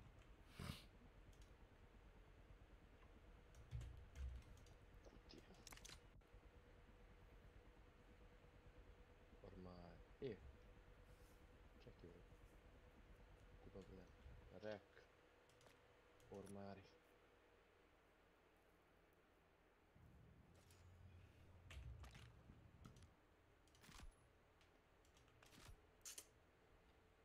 Skupo bre ovo.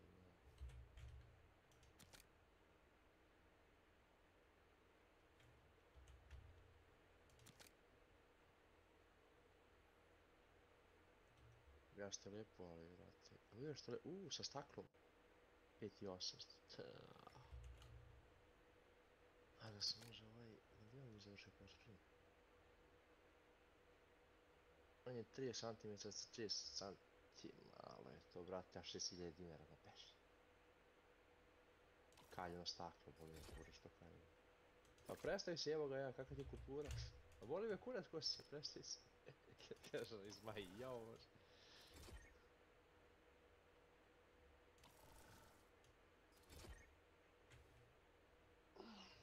Dobro, veli?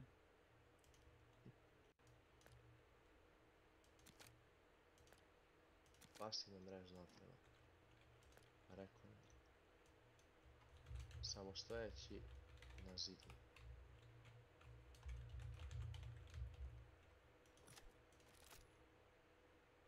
To kad, što mrzim kad stavi cijenu te jebem.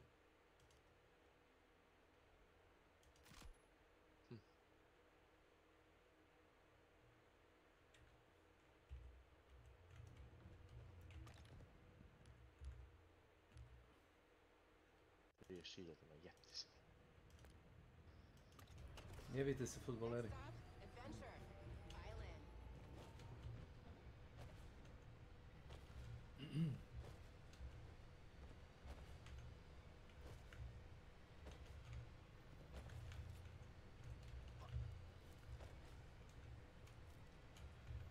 To je nešto baš radi, kao Dragstor. Sinoć je došao u 11 sati na Discord, nešto malo pričao s njim. Ja u 20 sati što u krevetu, još ostao tu. Ne valja to. Pa je sliku na general. Da radi picture of the zookeeper.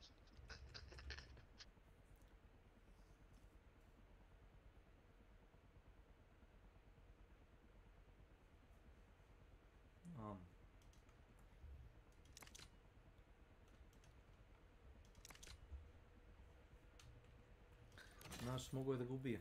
Da mu glave nastane ništa, tako da... Ja bi se onoga mogu uzeti.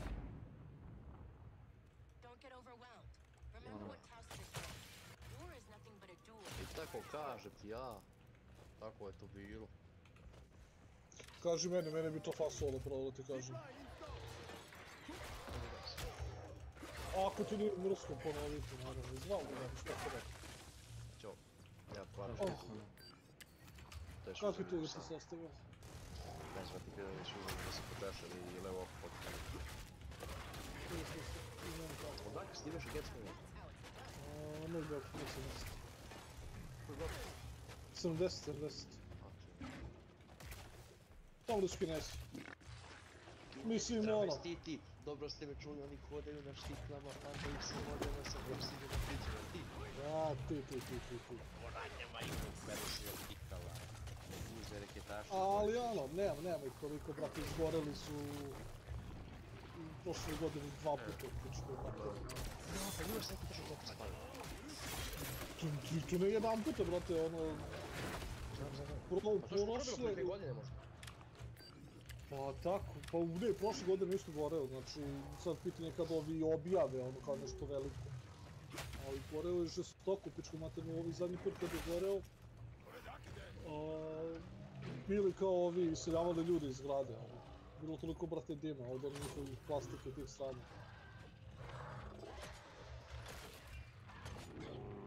Can't join reason unknown. Zašto, Ilija? Zašto? Šta? Htio sam da se priključimo u pošle. Čekaj da se ubijem. A nemam, uvršim. Samo ubistvo je opcija, ne, ovo je prva runda. A šta si sam ili? Ništa me neće sprečiti da uzmem bio stil, verujem. Mada nisam to tad uradio. Nisam to tad uradio. Htio sam da... Ja da sećam, ja mogu da završim rundu. Da završim rundu i izađem iz meča i sačuvat će mi to što sam našao. Tako ide? Da. Nego kaže Marko sad ono, Kinezi više nisu toliko, ima dosta ovih cigana što uvoze kao ovo tursku robu, na primjer, ono. I nešto je kvalitetnije. Cigane voze kinesku robu ili Kinezi voze cigansku robu? Ne, Kinezi, cigani voze kinesku robu, čak i neki Kinezi su krenuli kao tu tursku robu da foraju. Bržim stigne i ono, budemo sve što bolje. Znači, nisu kvalitetni ne sad kakve, međutim, kažete, pošto ovih Kineza koji su tu već ono kao provalili tržište i kako treba da se rade, ti su otišli, onda ti dođu novi koji ne znaju ništa i donose ti bukvalno ono, plastiku ili kartonske cipele ili šta već, ono, znaš, ono baš prodaju jebeno đubre. Misleći to tako treba i to tako ide, ono, znaš, kao kupili su nešto jeftino. Bolje kartonske cipele nego betonske cipele. A, i to. Na dnu Save. Ko zna. To. Nemoj da šetaš betonske sandale na dnu Save, što bi rekao. Tako smo na to mislili. To je to. Strašno, brate, strašno kakvi ljudi. I brašni strašno. Znači, fora dobio sam 200 iskustva, znaš, za level up. Čekaj da uzmem samo pasiv za 20 level. Nije mi... 26 izašla, ideš u kurac. 77 i jebem ja... Mislim, džabiću jebem.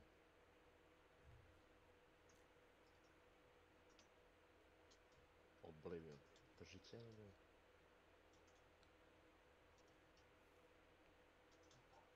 Čekaj, ja beš u bloku 67 ili 69 i Delta City? Da, mislim sad ono, pre 70 koji se kako se to vodi kao blok, ono. Ali da, to ti se vodi bukvalno pre 70 stanica. Možete startati hoćete nešto. Šta ti treba, weekly, daily? Ti si radio čitav Battle Pass, ja verujem, da? Odavno. Ma jesu, kako nisi. Slavko ima 111 pojena, imam 100. To je preko onog kepa. O, pa vi ste ovaj vredni. A svaki daily koji odradiš. Ja imam 7 preko toga. Svaki daily koji odradiš i onaj weekly ti daje naš XP za to. Ja to ne brzo pažnju, to je znači. Pa dobiješ i klas XP, znaš, brže. Znaš kad bi se ono ne juri i ne žuri, znaš ono kad nije ne. Ali ja nemam... Mislim da sam 29 i ovdje treba mi odigram jedno 5-6 mapa i... 4 klase, on recimo traži da igram, ne znam, sa Firebugom, a mi već na maksimalni level. Nema toga ništa. Pa ti se ne dao, da? Pa nemam ništa od toga.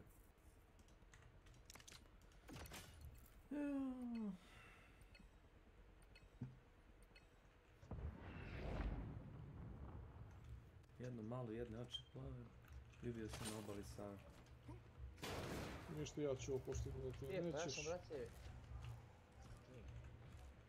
A, nisam, ja sam u bloku 64 ili sako jedno skoro, mislim to je. A, pa to ti je ono stanice... Pa iza Oj, možda nešto parkića, jebi ga sad imam parkića, znaš kako, to ti se zove lamela, na svaku lamelu ti ide kao parkić i teren, ono. Ja sam ovdje parkirao, dobro, gdje je ova medija grup, koja spava, ti je neljena, a ove zgrade je kao 6 ovako,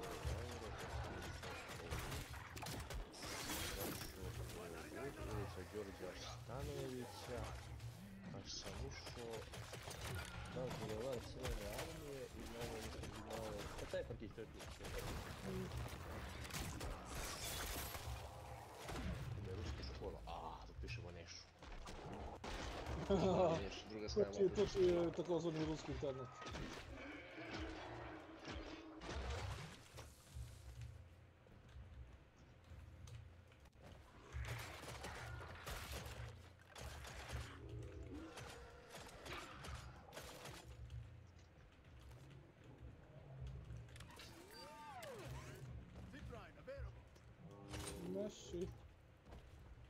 63. Kako si našao tu 64. bloka?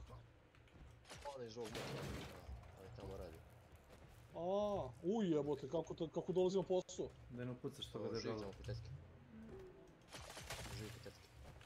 Aha. Radi tek na manji.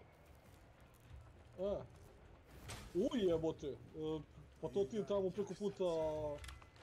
Kako se zove, ovog Delta City-a, Marko? U ovoj Oko radi teknomaniji. Reklamacijama. A da, to ti.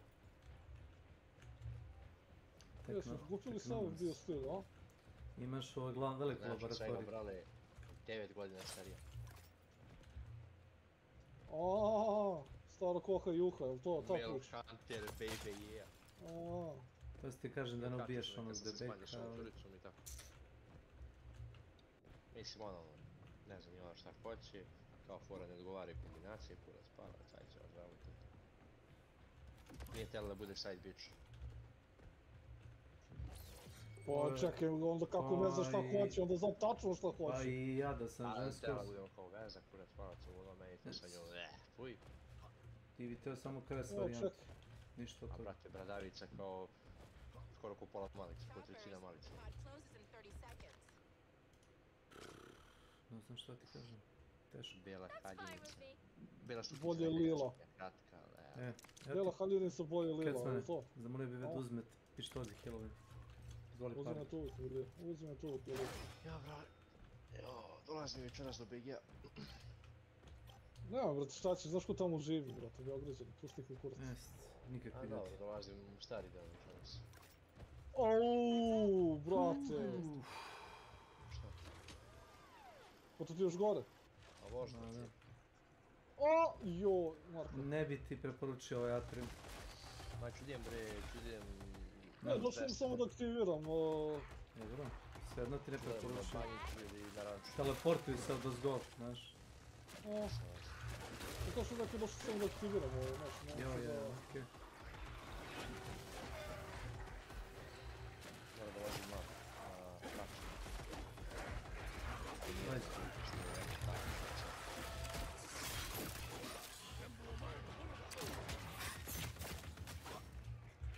Ništa, ajmo onda.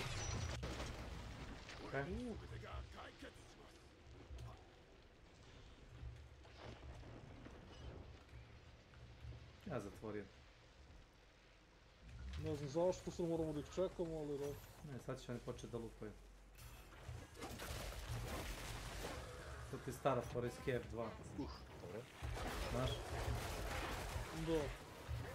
A moraš paziti leđe, ponekad. Tvoj, Marko. Možda.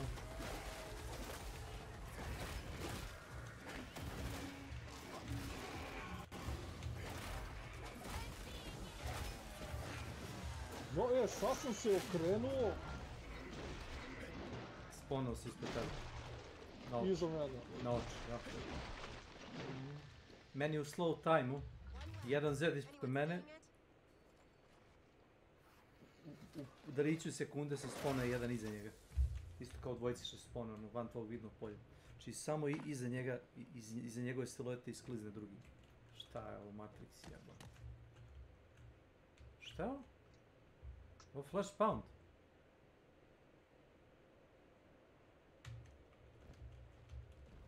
Zašto?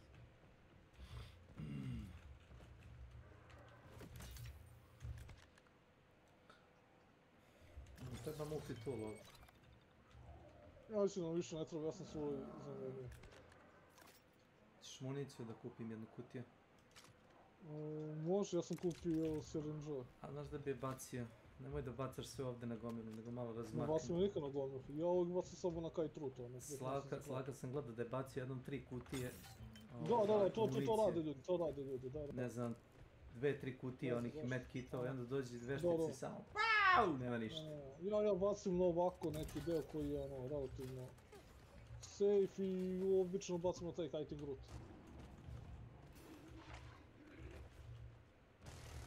I volim...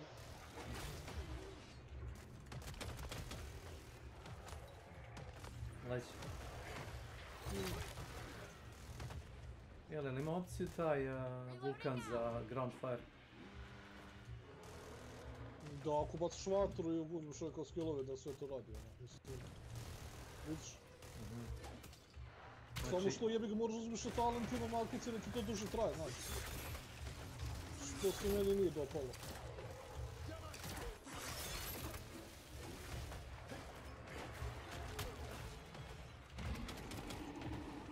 Mislim htio da trošiš talente za to.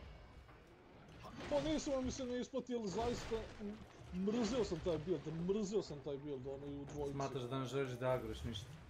Ne da agram, nego da neću da pržim, brate, pod i da pucam u pod, razumiš, ono, pola sata. Baš mi je ono...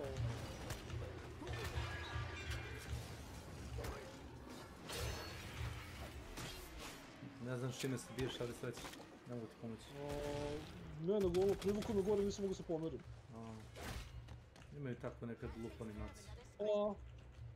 Ja se ovdje stakujem svuda, ali ja se nešto, znači, non stop se zaglavim. Taj deo je jako glup. Prošli put su me, kad sam igrao s Ninjom, zaglavili. Zaglavili su me, skočio sam bio da ubijem. Znaš koliko puta se dešava? Skočio sam da ubijem haskove, zaglavio sam se, ubili su me dok sam se odlavio.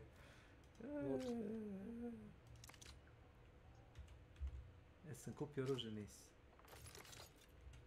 Ovdje, dan. Imamo ovdje jedan, nego na šta bi radio, ja bih da potrošim ovaj turret. Daj mi $5 za svega, ne mogu da kupim ništa. Hoću 1.2000, daću ti. Ne, 5, upalno 5. Teško mi je ovo da objasnim. Vidi. Ne mogu tamo da mrdam to pomalo. Dobro, Slavko Ivanović. Sve pare idu na isto mjesto, ili se da vidite? Tako je.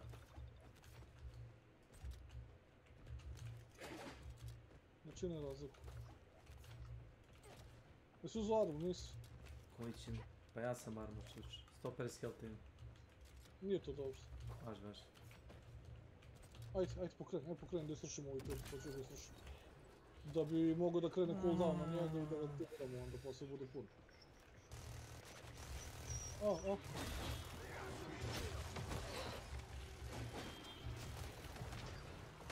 Svi kako skočio dobro.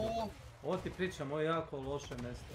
Znači, u frame-u kom skoči dole već je krenuo tebe, razumiješ da će bije. Ovo ti Hellfire inače, znaš. Jako loša ti pozicija ovdje. Ima da nas je kare. Da. Slažem se, kažem ti ono... Može heal. Da sam htio. To. Ništa ono... Više odavde. Naravno, taj kask ti stoji na glavi, znaš. Ima si kaska stoji na tebi. Da. Working as intended.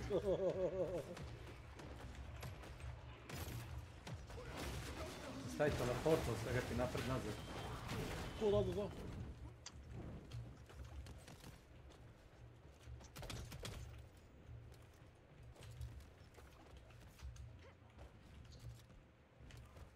Imaš jedna runda pa bossa, tako? Da. Znaš sam skonto da nije loše, oni mamci, oni dikoji. Koristim i to ponekad, ali ne toliko često. Lakše mi to da koristim nego one trepove. Prošli put sam bacio... Nemam pojma, ovi dikoji nešto ko da ne deluju na velike zedove po meni, ko da deluju samo na male. Radi, gledao sam flash spawn da se krenuo da bije ove sitne zedove. Stvarno? Aha. Znaš kako radi tim. Ti treba novac, ne? Ne, za sad ne.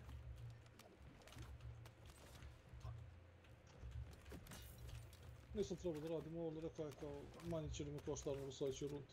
Tačno. Ovdje smo bili. Ovo inače može skočiš ovdje, ovo nisam provalio da su mi bio glitchovan taj skok. Par puta sam probao, odbio sam se, onda sam zaključio da to ne može da skoči. That was a fucking lie. Ja mislim da je ovo sve završeno, sve je otvoreno. Jesi gledao Highlandera? Nisam ih pogledao svih 5, ali jesam. I dobar je snimak, a? Po meni je ono okej snimak, sad ne znam za tebi si mi vidi, to ti je VHS u ono vreme, znaš, ne može da bude... A, nije remasterovan. Ja sam mislio da je to neki Blu-ray rip, ono, tipa remastered. Što ste rekao da, pa dobro, ja isto gledam 30, da dobro, moja 32 TV i 720 i tako da... Da, verujem da si ti to primetio mnogo izražanije, ja.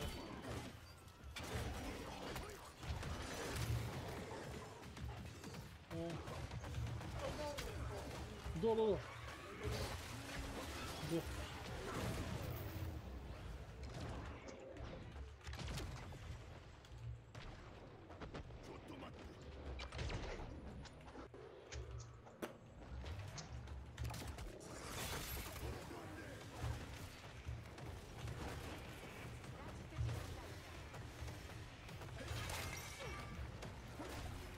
Reload, reload.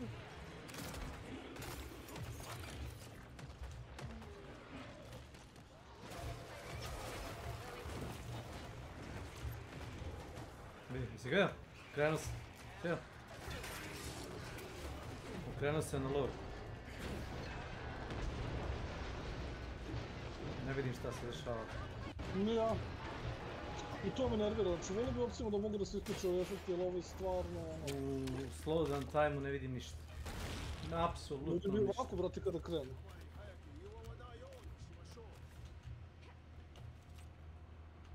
Apsolutno ništa. Ja nisam postavio... Samo mi puca ekran da uzmeš belo. Nisam postavio ništa ovdje.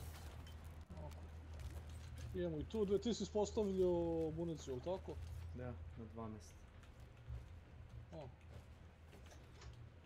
Što si rekao, nosiš lurove? Ništa, ja ću ovo, kupim armor, kupim municiju, ili ti treba novaca? Ne.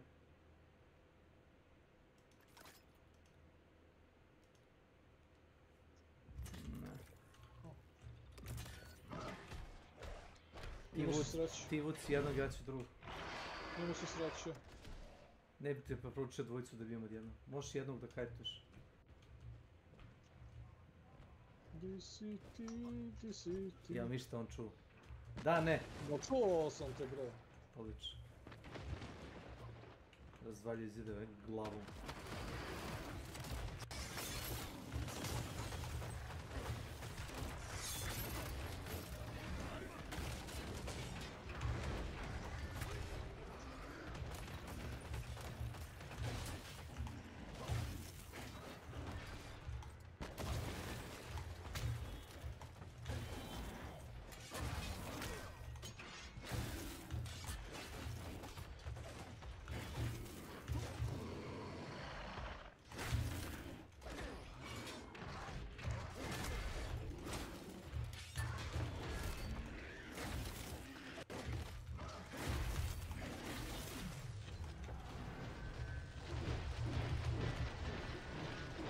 Je to moj ili tvoj, brate?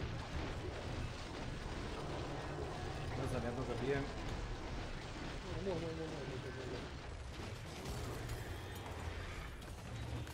I onoga se jedno bio zaglavio na vrati i tuku. Dale. Probao sam da mogu da ih kajtujem s ovim, znaš. A ne mogu baš kad mi priđe s leđa da me udari ili kad skoči mi od pozadi, ali spreda kad me bije, ne može da me ubije.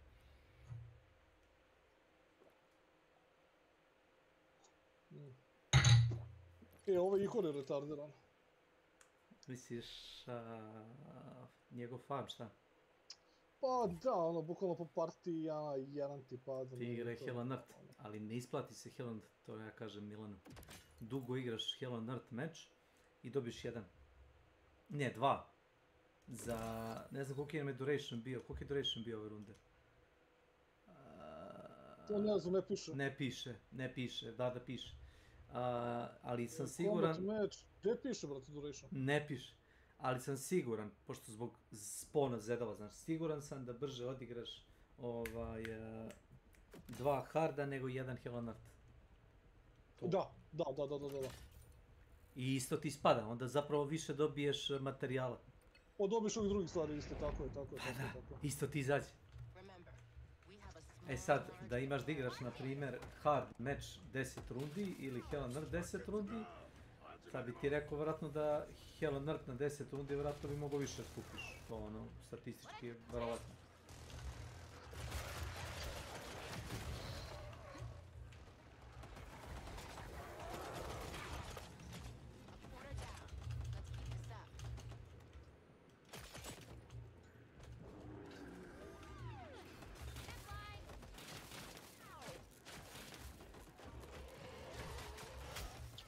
O, kako? Ne stoje na ravnom. Ja imaš. To ti ja rekao, to uradiš. Nikad ne koristim ovo snage, znači nikad, Ma prvu ne rundu znam uvijek. zašto. Uvijek prvu rundu. Pa ne biš ih pobiješ. Da čekaš da se najviše njih spone i spališ ulti i ubiješ. Ćao. Tako sam u početku kao krenuo da igram hard i onda sam izvalio da ne moram to da radim. Pa ne moraš, ali jako brzo se završi, a ja znam da ti voliš da igraš optimalno. Što bi sad ti pucao u njih kad možda baciš ulti da pobiješ pola vega? Upravo. Gluposti. Voliš da pucaš, ili to? O, nije da ne volim da pucam, pucam. Pa pucaj drugu, treću rundu, nemoj prvu rundu da pucaš po njima, razumiješ, pola sata. A ja igram kao FPS. Pa daj, nemoj zabaviti. Da, mislim, ne volim pucati, ja igram FPS. Pa prvu rundu, recimo. Ovo oružje je tek sad postalo nešto. Kad uzmeš onaj magnezijum akcelerator, da. Ako znaš na šta mislim, to ti je ona komponente koja ti povećava burn affliction. Znaš?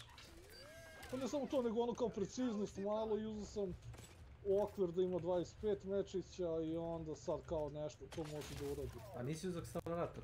Stvarno? Ja ne znam, ček sad ću ti kažem. To ti je ispod glavnog attachmenta dole.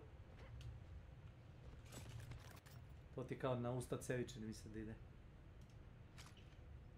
Combat, Cure White Phosphor imam, Agile Aiming Fast Action, Combat kod akcelerator, da jesam akcelerator imam, da. Da, on ti boosta dosta fire damage. Pa ne samo fire damage, već ono kao ta preciznost. Evo, 400. Kako sam tako uzeo, čekaj da kupim još jedno. Ja sam uzeo alat, prema što sam video, rest. Aj ti si tamo krenuo, ja ću ovdje, mada ja ovdje više nemam šta da... Ne krećem nigde pošto nemam vremena. Ako dođe horda mogu lagano, mogu lagano u health da ti raščupaju.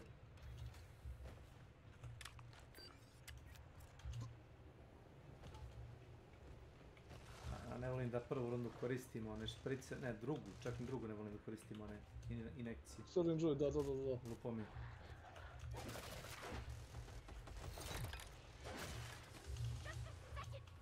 Ne.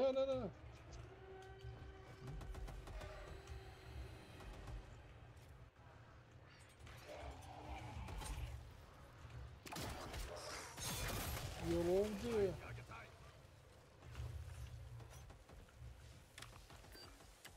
Imaš armor, da. Nisam ga otvorio. To. Vam će još. Ono mogu da ga otvorim. A ne, otvoren. Ne, otvoren. Imaš shortcut gore, onu sajlu, si otvara? Jesi. Ja mislim da jesmo, to smo sajlu i vrata. Imaš armor, Vrata, da, imamo armor u vratima, to je mislim da nismo imali, jel' tako? Da. Jesmo, nismo. Ja mislim da to je. Hvala. Tamo imamo ono. Ispod mosta imaš armor. Imaš još alat. O, ne.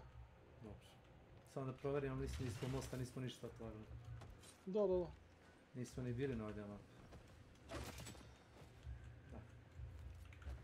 Koliko se dugo kliziraš, to sam provalio jer... Evo kad je ovo veliko nizbili se, da.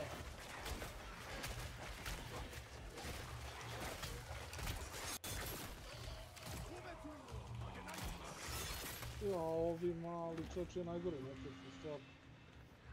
Može heal. Se stiče kao. Zbog njega heal, zbog malih zedova, ne baš.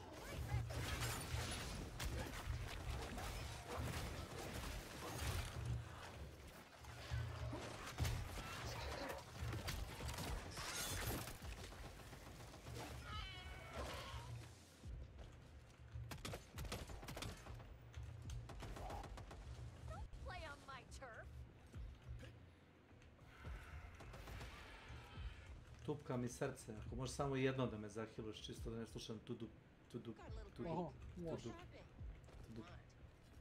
Što kažu, možda ne bi mogu. A tu si. Lakše te vidim kad si ono negdje... Sve vreme te čekam da to uradiš.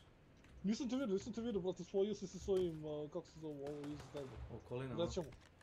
Wow. Zato ti kažem, mislim da te lakše vidim kada... Pare da pazariš? Nemam što da pazarim, jedino... Pa nemam ni ja. Ima nedavno para da pazarim bilo šta. Mogu samo da štekam. 1000, ono, ako ti treba 1000. Ništa, ma kaki. Čekam još. Ne, ćeš da vratim. Nemam pojma, ja sam kupio što sam teo, ono imam 76 štita. Obično ne kupujem ništa, da. Ako imaš... Alate imam, šta hoćeš? Pošto ja nisam mogu da kupim tu. Kupio si. Šta, nema više skupi? Da. Sve smo kupili. Da, ima ispod mosta... Imaš armor? MG. Da, i... machine gun. Ja sam ne znam, ovdje bi trebalo... Sile aktivirana. Sile ovdje, nije Sile aktivirana ovdje. Sigurno? Nije. Da.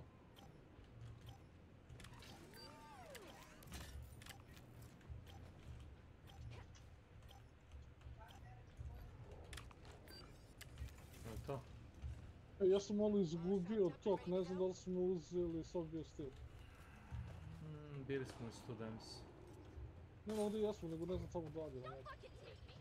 Ma nema Bog za koliko čovječ, ima 6 komada.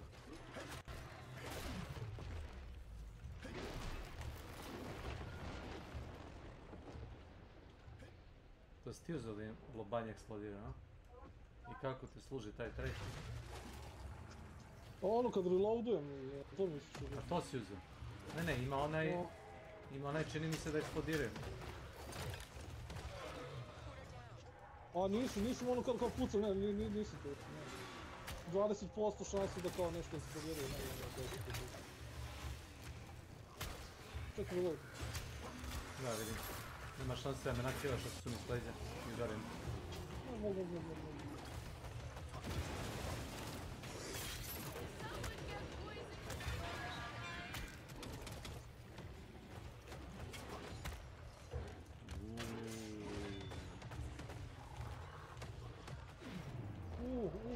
To riško.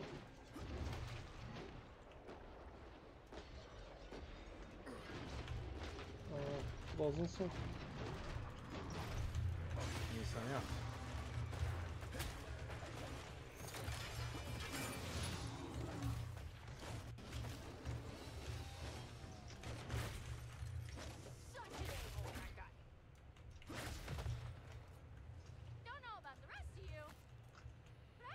Tiš da počnemo da kupujemo kutije s municijom.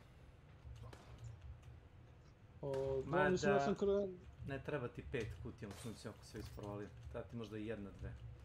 Maks. Ovdje, ma ne treba ti ni ovdje, ni to.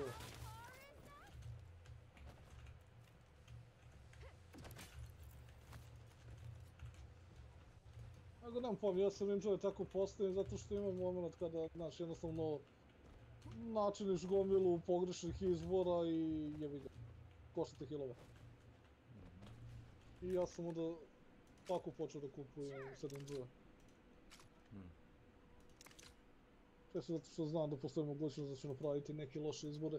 Zaginuo sam par puta na hardu na zadnjem bossu, znaš? Da. Upravo to ti pričam. Ne obratiš pažnju na one male čobane koji... Jednostavno, bukvalno to, ne obratiš pažnju, pogrešni izbori i sjebaš se, i to ti to. Nema sad tu, ne znam sad kakva filozofija, jednostavno si loše odigrao i to ti to, brazir. Većinom smo se šetali po mapi, ćeš negdje postano da ih sad čekamo ili... Znam samo gdje ne bih bio, nemaju veliki hangar, molim. Možemo ovdje, ali nemaju hangar, jer... A ne voliš tamo, a? Sa svih strana dolaze, razumeš? No dobro, a možemo gdje hoćemo. Imaš haskove koji stoje gore po ovim, kao majmuni stoje gore po ovim gelenderima i razumeš opet to drugo. Ja ono, znaš kao ne igram uvijek na isti način, na isti prostori, nego znaš ono nekad trčim po mapi, znaš ono lovim, nekad se ištaka vode, nekad on, znaš ono, činiš se ljudi zanimljivo. Hvala. evo ga, dođi. O, sad,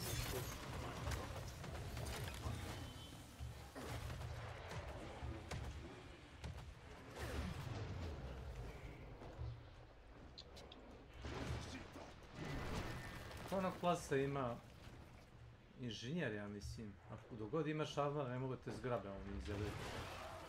A, da ono kao stamblu, da.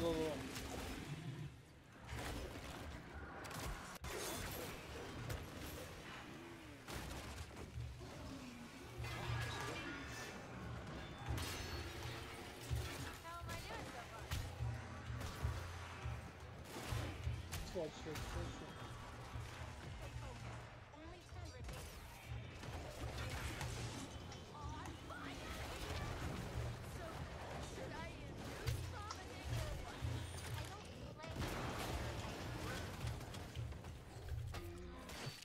Teo, ne može. Ma nisu nego ono. Pa da, bolje da ga ubiješ odmah nego da ga gledaš pola sata. Upravo to. Oni troši municiju.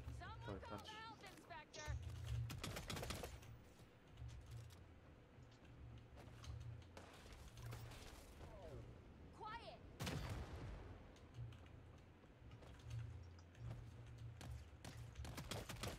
Ti izgubio heal dok si pad. Uskočio sam. Yes. Ovo wave 5. Ja sam glediran. Što? Da. Jest.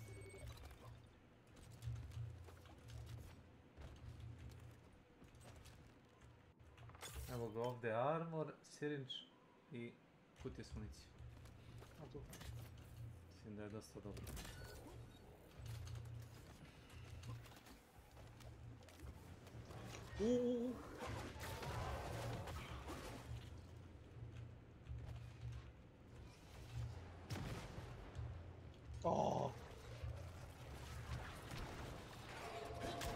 Kaskove od neka puci po nam.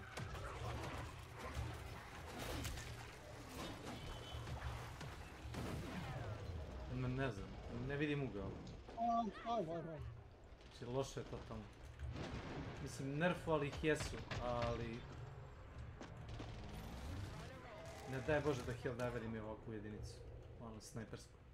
Ne daj Bože. Koji imali su? Pa ima i onoga kod Illuminata. Helldiver 2, Helldiver 1, to sam čuo da su imali snajper.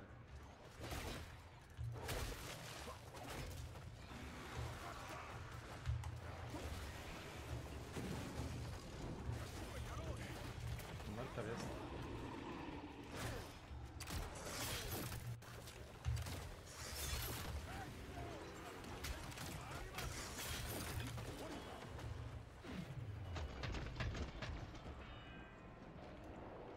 Mrtv?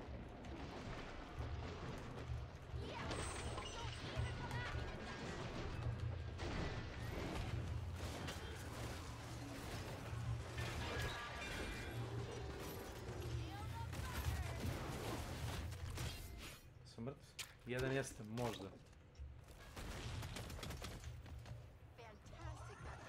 Ovo.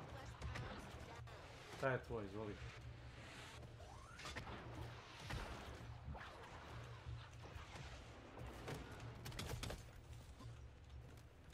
Je šop je... Još snajpovo si imamo bi drugog. Jes. Šop je tam.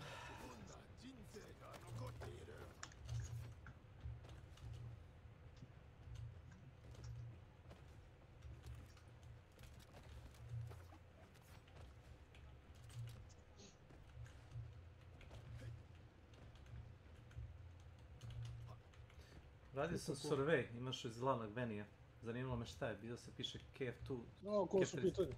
Pa bilo je samo jedno. Šta želite, više talasa po rundi, manje talasa po rundi? Ko bi to teo? Ko bi to teo? Veći nivo težine, manji nivo težine.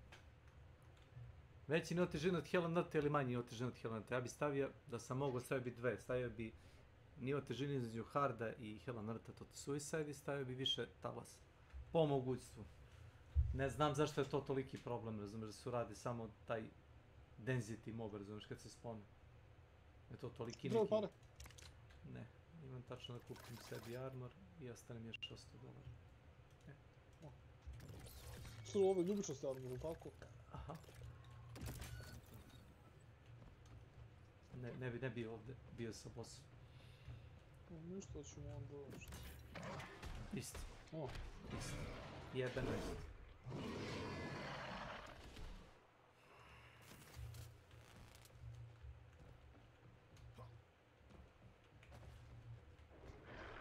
Treba naći jednog omogućiti. Obojice su na mene. I obojice su radili onaj skok, znaš? Evo, dođi vam. Aj, jednoga bejcu. Ne vidiš dolazim, samo jednoga gađa. Obojice me bodu glavom, nevjerovatno. Nevjerovatno, kako su retardirani, le. A ti bežiš? Aj, evo. Ja ga rekao sad... A nema šta da me juriš, ja samo držim mača ispred sebe kao blok. Obojice me bodu glavom. Znaš, pokušavam. Evo, pola sata i kaj ti. Jednoga mogu, dvojicu nema šanse.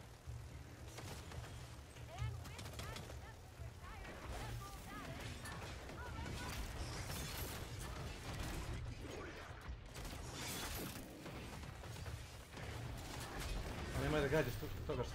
Ha, dobro, ajde. Dobro, ali će te taj drugi napadati, znaš. Bolje da si onoga vukao na drugu stranu. Dobro, nego imamo ga malo, ubićemo dobro. Jer ti znaš da mogu da te one tapuju kad skoče obojica na tebe.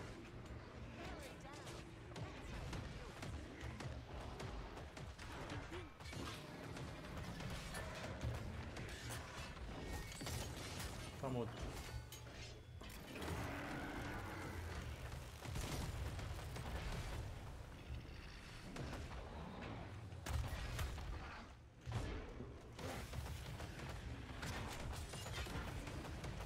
Meraš da ga ne udara. Aj. Samo udar. Glupa taktika znači. Zato što je agrovan konstantno na mene, a ja se ne pomeram. No, ovaj Vulkan, bre, dobro radi na njih, ja mislim da najbolje... Vidim da radi, ali najbolje radi kad ne moraš da se pomeraš levo desno, kad samo pucaš u daču. To. Kad ne moraš da cimaš levo desno i da gađaš okolo. O, ne, ja sam na projectiles, 30 radi, da ja.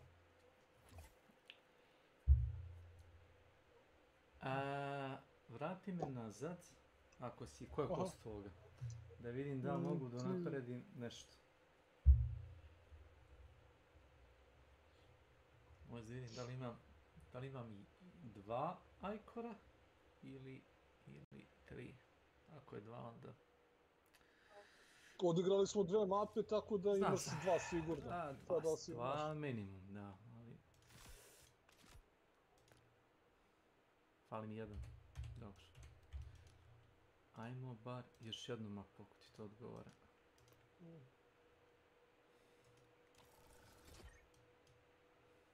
A tako, ja sam se ovdje napredio. Perk select. Da li želim da budem ninja ili želim da budem ninja, a? Ninja je scout, ninja je... Ti nisi išao po redu? Ne, ja sam krenuo... Ti si išao random, go random. Inženjer, pa firebug. Evo ti medik. A? Da imamo koliko ćeš brzo da ga ložiš kad healaš nekoga ko mele bije. Ne znam da ću levelujem medika uopšte. Nećeš? Pa jesi vidio kako ekipa igra random? Kako igraju randomi medika, jesi vidio? Medik ti... Ne, igra. Malo pre sam gledao ja i Milan. Čovjek stoji na... Mislim smo gledali onaj... Kako zove mapa? Karavan, tunel, konvoj. Čovjek stoji sam na vratu, ne znam šta radi. Aj kao, neću da mu uzimam kilove. Stoji kao medik i cepa po njima. Ja stojim iza njega, rekao aj kako ga ne znam, pregaze, rekao da mu pomognem. Dobro, nekako se drži, bube mu skaču iza leđa, udara ga. Ja dođem, ubijem bube, izvadim pištolj na healing. Ja se okrenem, ekipa na drugoj strani razvališe ih haskovi. Ovaj medik se ni ne obrće da ih igra kao medika, ali ne gleda uopšte HP od sa igra.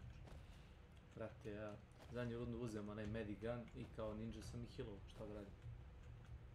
Šta da radim kad ima pacijenta u ekipi?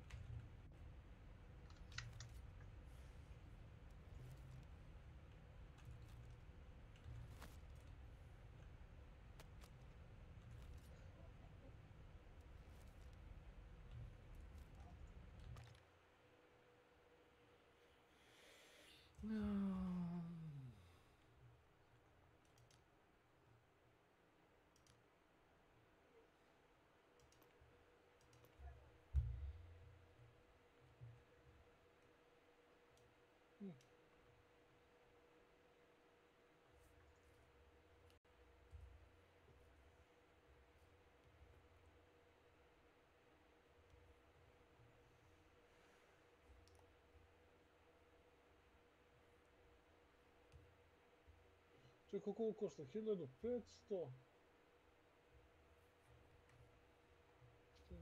Accuracy, recall. Koliko je recall sad ovo ima? Recall. Idi na selište pa probaj. A, brate. Nema druge opcije, nažalost. Tu nama neko ušao u igru. Jeste. Anica. Hello. Hello. Welcome. Incorporate, aha. Da ga znaš? Pa ima ga na listi prijatelja. Welcome. Not really.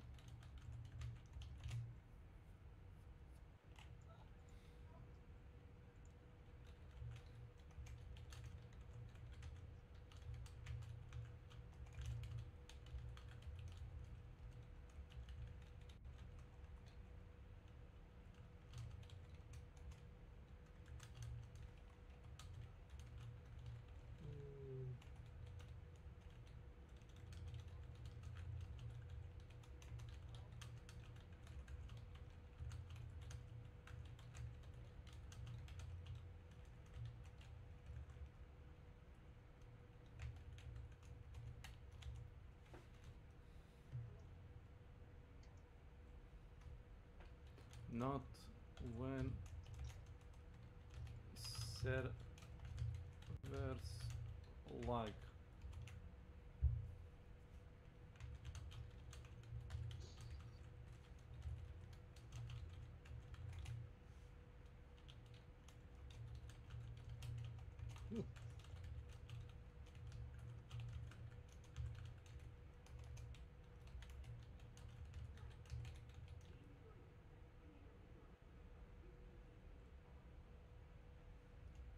What is that?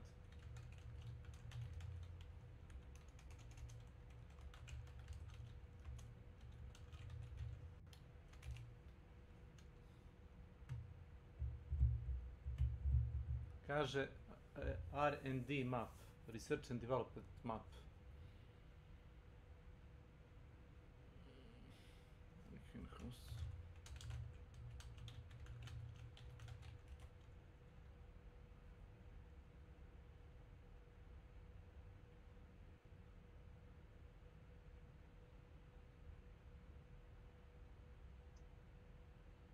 In the green room there is a point where Z doesn't spawn behind you. Oh no. Let's see.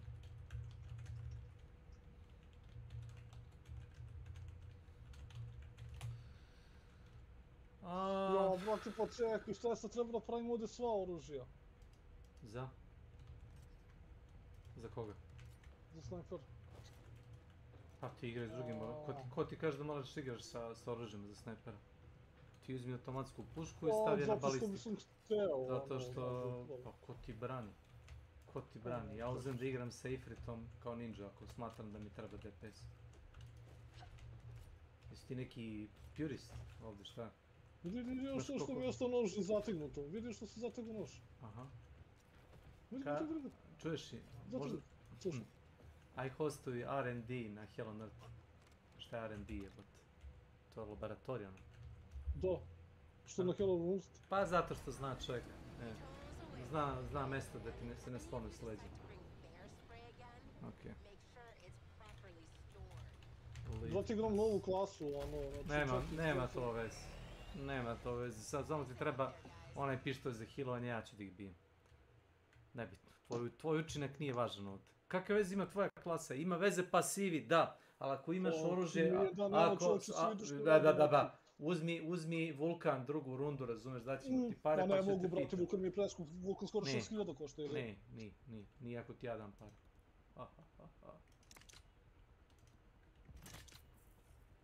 Sa čim onda da krenemo? S čim da kreneš? Donosim sirinđove ili da, ovi nosim municiju od sirinđove. Prvu rundu? Ćemo da se... Da. A ti misliš da će ti pomoći sirinđovi? Jedan sirinđ će ti pomoći prvu rundu. Neće biti.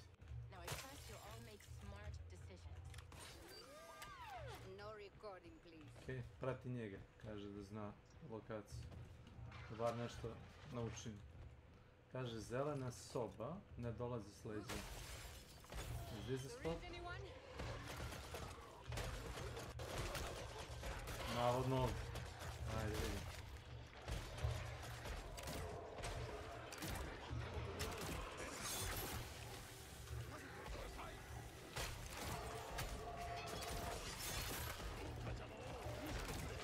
Vidi ga. Marš, retard.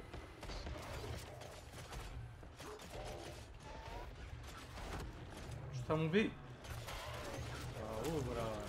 Vidi zašto ne igram htjela mrtke, ja ne.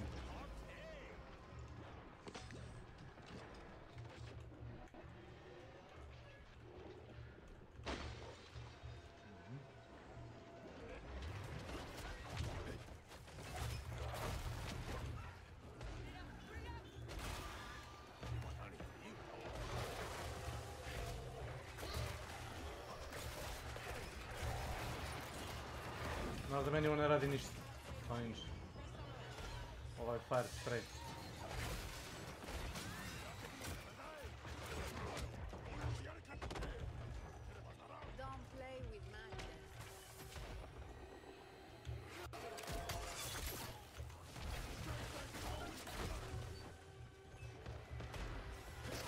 Ja bio palio kill. Već jesam. A to je meni pola kill. To je 65 kill po meni, znaš.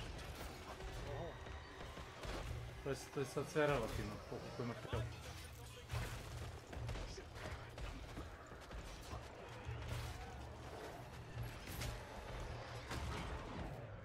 Sad već imam 25, sad ću vas da pustim da se malo igra.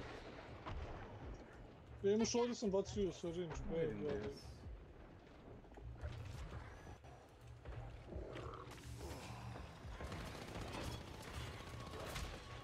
Mislim da imamo healing pistol, mogo bi mi nakilo što 30 health i ja bi... Viša nema, Thanks, thank you. Magarat.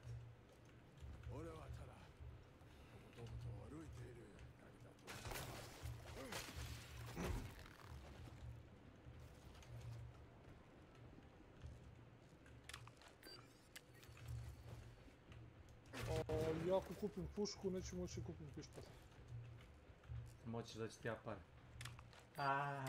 Ne, mogu. Uvijek možeš, zato što je jeftiniji, možeš da ga trampiš. Da, može. A, stani, daću ti lovu da kupiš... Ne treba, imam sve. Imaš onaj bolji pištolj? Da, pa naravno. Ja i ne kupujem, brate, ne isplatim se. Dobro.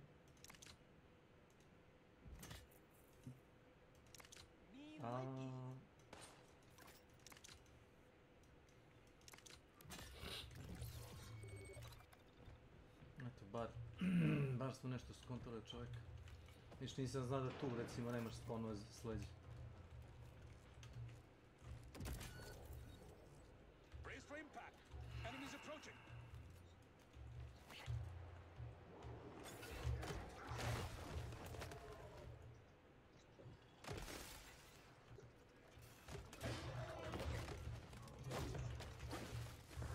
Buba skočila preko glave.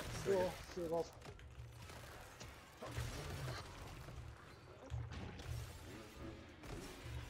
Sad se ne vidiš što je radio. Ti posra tamo onu kako se zove. Mini hit. Nevjerovatno.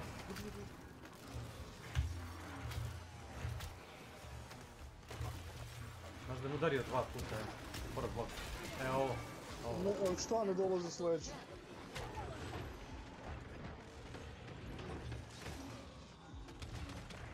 Ne, nije te ubio niko s leđa.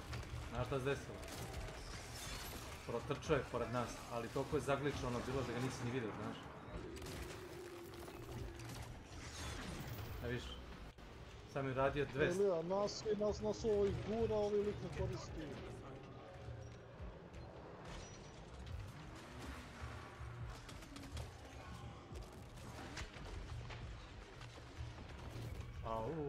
Laguje, znaš. Pa šta sam nije brata? Ne, laguje. Zato ovako smo išli igri Hell on Earth. Yeah, dislikes. Laguju serveri. Zato ne mogu ja ovaj Hell on Earth. Ne može, serveri laguju. Sponovali su, nisu se sponovali iza leđa, nego je protočao pored mene i za vas. A nisi ga vidio. A mi ga nismo vidjeli. Da, laguje. That is why we can't play. Samo hostu isto ovo na hard. They glitch. A moram da izađem da bi promenio težinu. Da, samo izađi.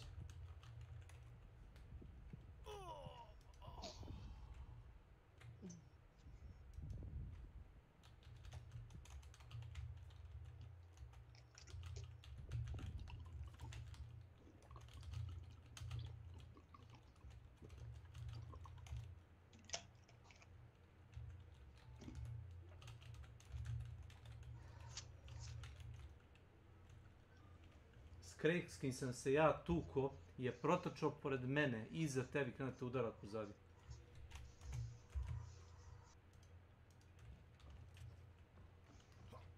Kaže isto ovo slobodno možeš, mi to ćemo istu poziciju, ali bez ovih gluposti. Ovo je stvarno nije normalno. Ovako je bilo juče na istoj ovoj mapi, ali znaš gdje smo bili kod onih ćelija. Znaš da je onaj kao... Isto to. Znači, jedna ekipa je držala jednu polovinu, druga drugu polovinu. I odjednom je Scrake protrčao pored mene. A ja sam stojao ispred. Protrčao je pored mene u onom slow time-u i ubije iza mene ubije onoga inženjera. I ja se okrećem, otkud Scrake iza mene? Rekao, nemoj spawn ovdje. Ne može da spone tako veliki zetu. Mi, znaš, sad se sponuju ako imaju bilo kakvu rupicu, kao vodi se da mogu da izađu iz te rupice. Znači... Fali mi 260 da bi ja trebao se to nije problem ako se spone najslabiji Z. Spone se, na primjer, veštica koja je, on imaš rundu kao Tinitis, ono, kao da su one boostane. Spone se veštica, znači vrisne ti odvaliti pola health. Kaže ti iz rupice neke.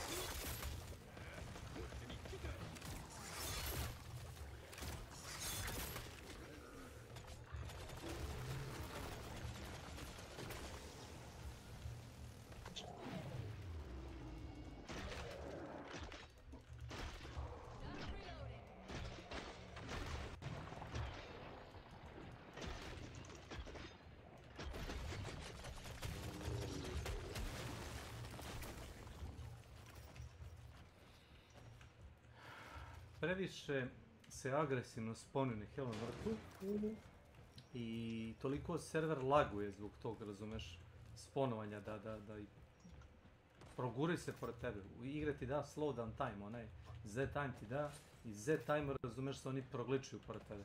Progličuju se.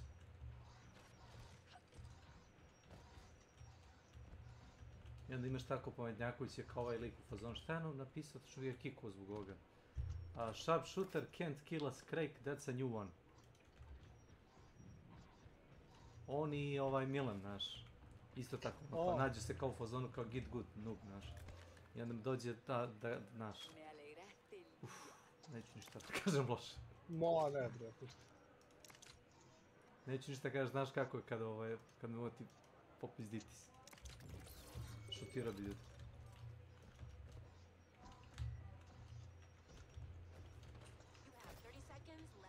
Ti uzao onaj medigun? Ne, imaš lamat. Molim da. Ne. Ne možeš me lamatom na killat, hvala. Ovo je hard, ovdje ne treba kill. Ne, insistiram da mi treba. Loš. Naročito, druga runda je fodder runda, ima 150 mobova, 170. Jest. Takav sam drugar da ću te ispoštovati. Pa, naravno da hoćeš. Ili misliš da ćeš sa lamatom da napraviš neki show. Znam ja šta je. Ti teška srca, hoćeš da zatarasiš lamata zato što smatraš da je cool, jel? Tako je. Zaista jeste. Znači, lamat mi je ono... Pa onda nosi medic, onaj SMG, znaš da ti kažem.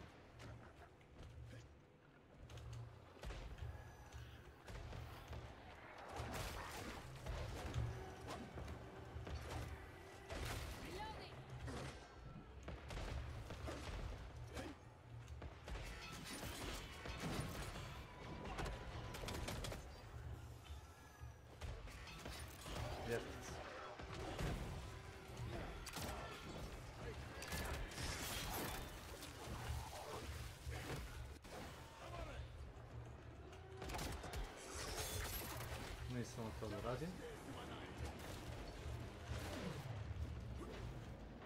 Konstantno mi skače Husk na milimetar ispred mene. Te samo stojim sa mačem nategnutim i bit ću jednoga svako malo.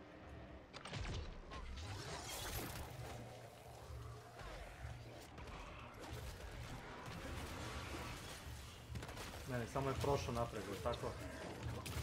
Ali to je drugo nešto. Ma baš. Do it.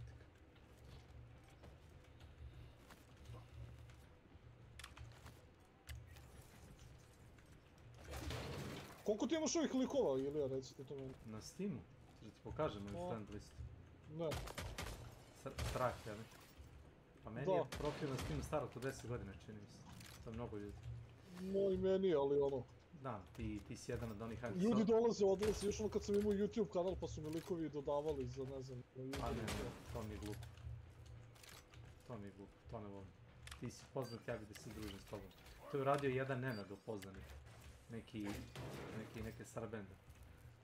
I dodao me za prijatelja, rekao ajde, on meni šalje poruku, meni fali 15 centi da kupim igru, a video sam, slušaj sad ovo, video sam da ti imaš Steam kartice.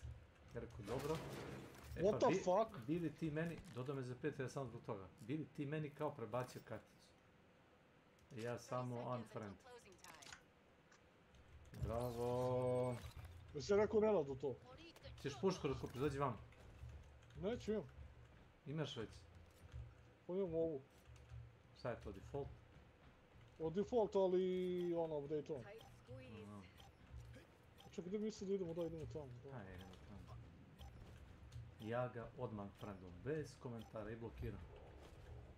Nešto sam škrt, nego što nam bude vredno su takvi ljudi. Pa da.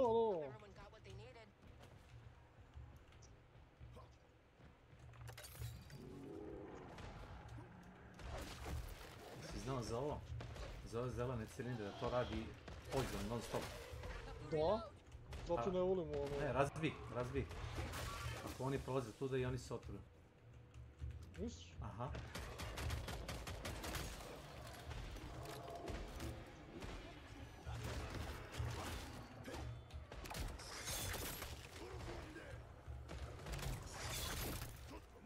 Spomenuo je Naruto obomiljenog lika.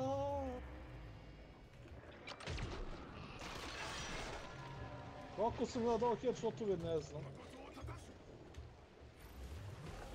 Ništa nisam vidio, znači otprilike sam ono...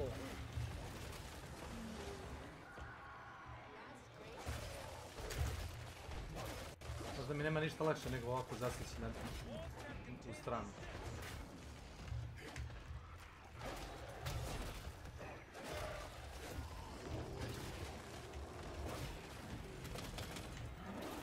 baš hoće da ga bio, a?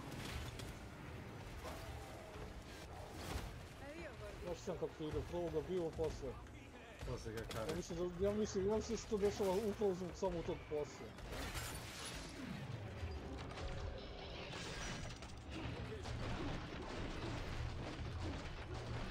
Mislim da je mrtav.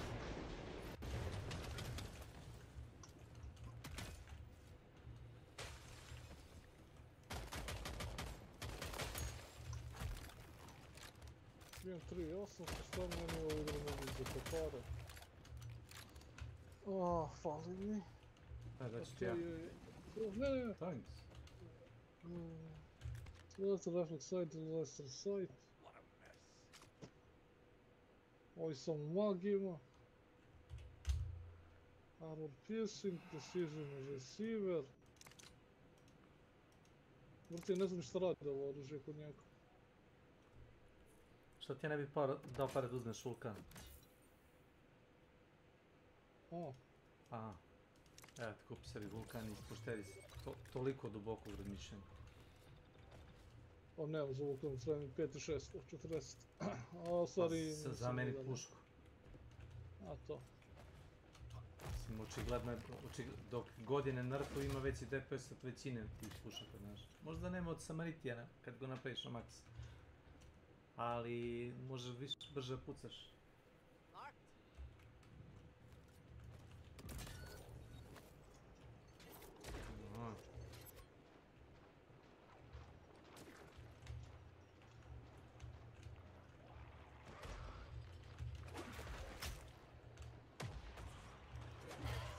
Pola zeda mi zada. Otkino sam.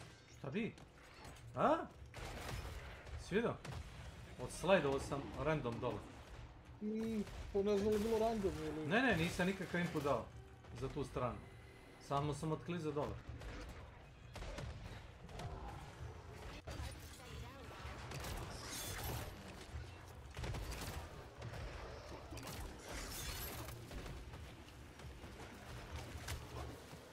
Ovdje sledeći. Ja mislim da je skočio gore, znaš. Nemaju oni spawn, a ja mislim da oni znaju da skoče gore. Da imaju tu animaciju. Umjesto da hoda, on ti samo skoči za leđa.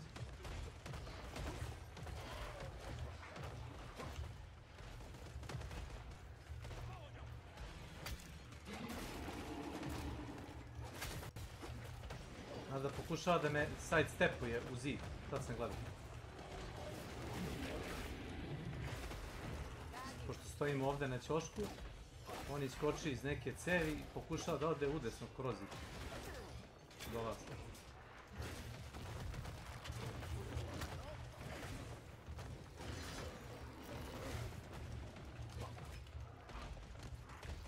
To. Vidi kako ga požurio je.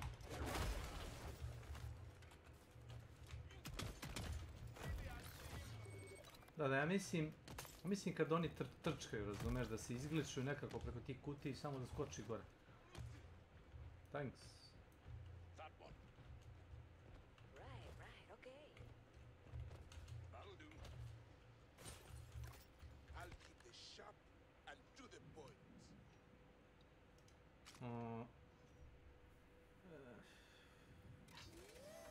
Ajde, čekat ću još jednu rundu. Ima 2,5, gdje su ga? Tu si. Jel hoćeš? Hajde. Daj mi, ali tek sljedeću rundu mogu da kupim nešto. Vidiš, čekaj mi sad. Mogu, to je to. Stani malo. Ovo ko sam ti vratio, uzeo sam 3 mamca, oružje i dobi si $200 skoro nastav.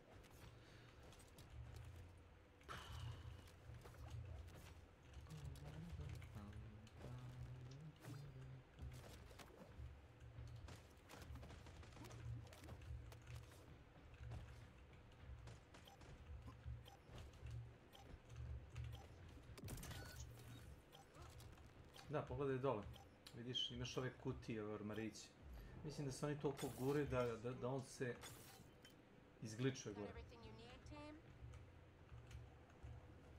Ohoho, samo ne.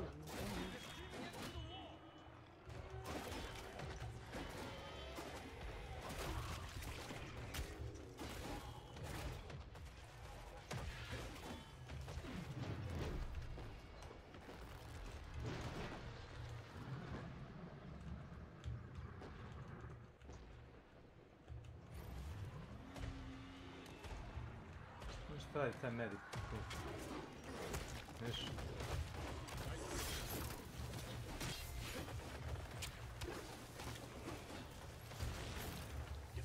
Vide sam ga skočio dole.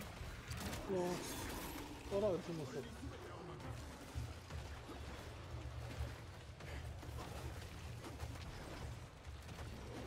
Guba ispod nogu pala.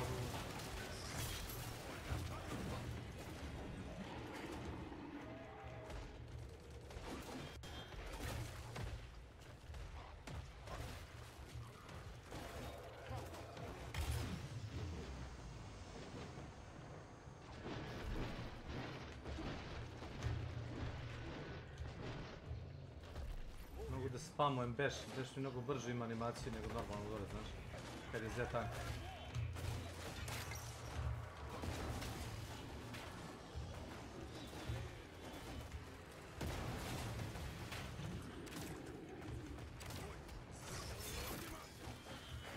Skočio dole.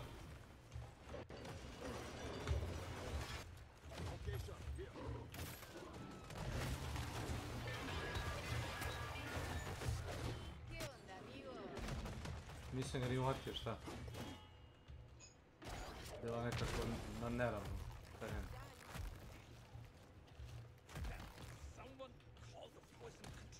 Nice, thank you. Ovo se raspričao, to je tvoj. To ja pričam. Muchas gracias.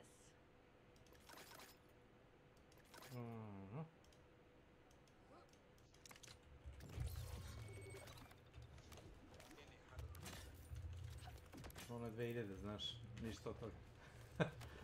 Hoćeš 1000? Ne, kaže nema ništa od 2000 što sam pozajmio. Prošlo. Moli smo pozajmio, to je 2000, on zajebaš. Boss je sad, znaš. Možemo da ih sačekamo tu na ćošku, a gdje ćemo dalje ne znam ni sam.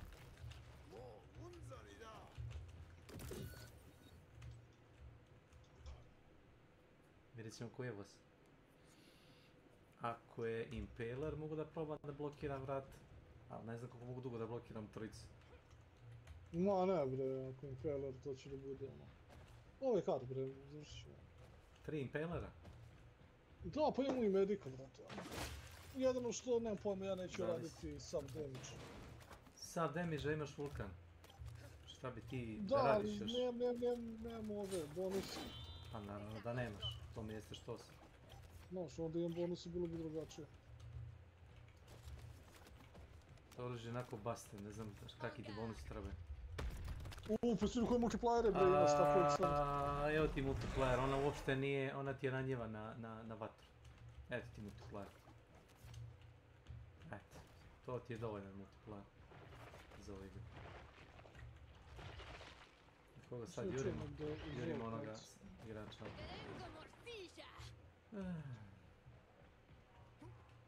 Pobegni ti od nas, kilometar.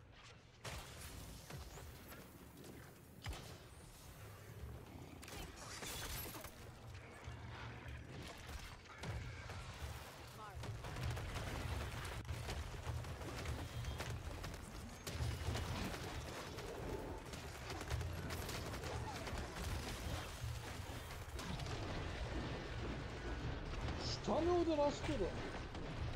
Bube.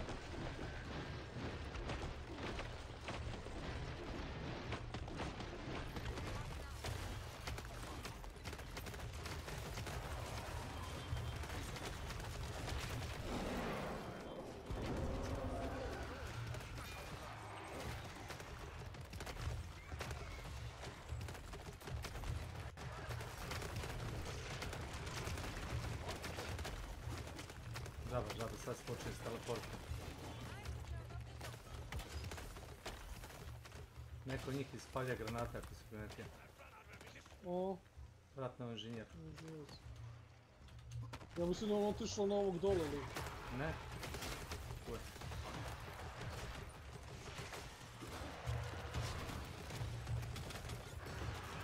Gdje nam je medik? Vidiš kad zažalim što nisam uzao onaj LF85 medigan. Mogu ovo da radim, no?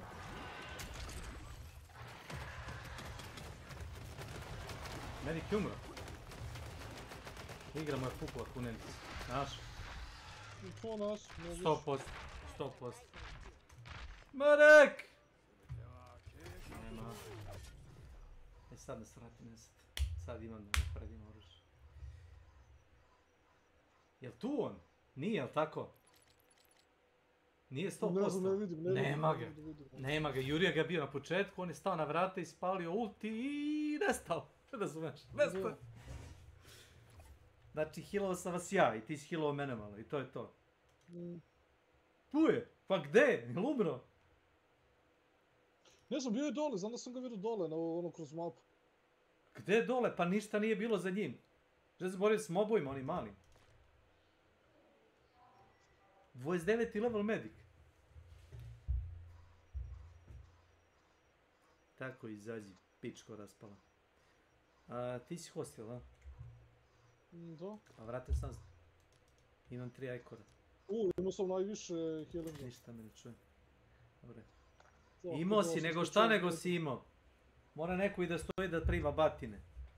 I treba da imaš najviše healinga.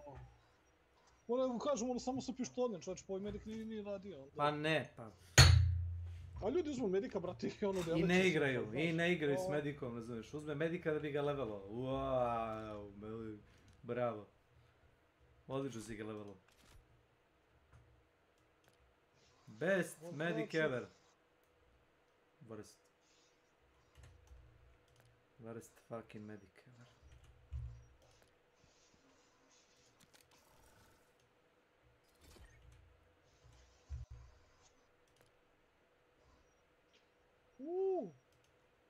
Veći radijus, duže trajanje, jebote, ove frozeni su dobri. Znači 150 damage-a, 20% duže ili 25% radijusa.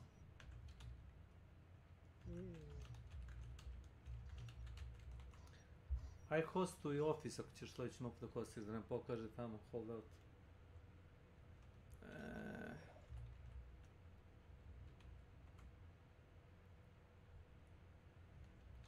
Not crazy for H.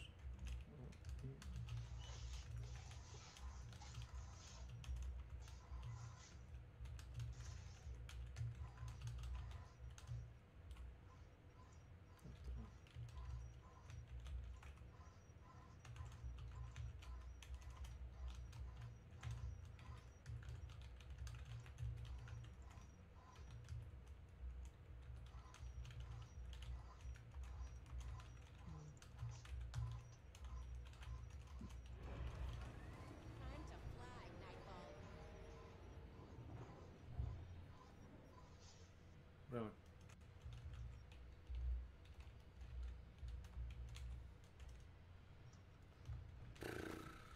Glupi u stvari nisam čuo u životu, dobro? Zašto? Ajde vidiš. Kaže, it's standing on top of the platform. Tako, ne treba neka mudrost. Pa to tamo da su uvijek igra onda. Gluplje mjesto nisam vidio na mapi. Bilo bi kad ne bi bilo Haskova. Meni se Office uopšte ne dopada kao mapa, mislim da je baš ono. Pa kad krenu da te veliki zedovi udaraju, kreneš da letiš s onih platformi gore dole, ako odletiš dole, nemaš pas sa mape, ali možeš pasti na platformu dole. I da ti fall damage odvali toliko healtha da ne mora na zed više ni da te udari nijedno. Taj deo.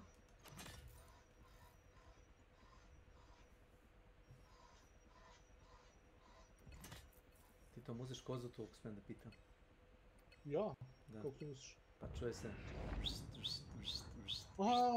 Jeleno sisao. A onda ti mikrofon blokira pola. Da, kupi on sve.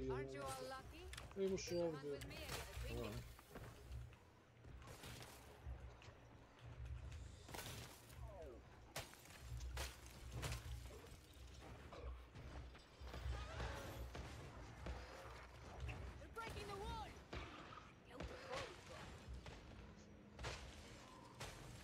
Imaš i odmor, evo ako možeš.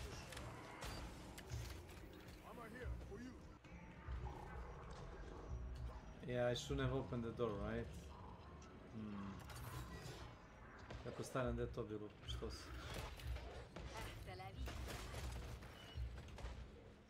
Ili je što se ovako da staneš na jedan kraj hodnika i to je to? Ja mislim da je stvar da odi stvar da budemo u fotu. Da bi ovu stvar uradili.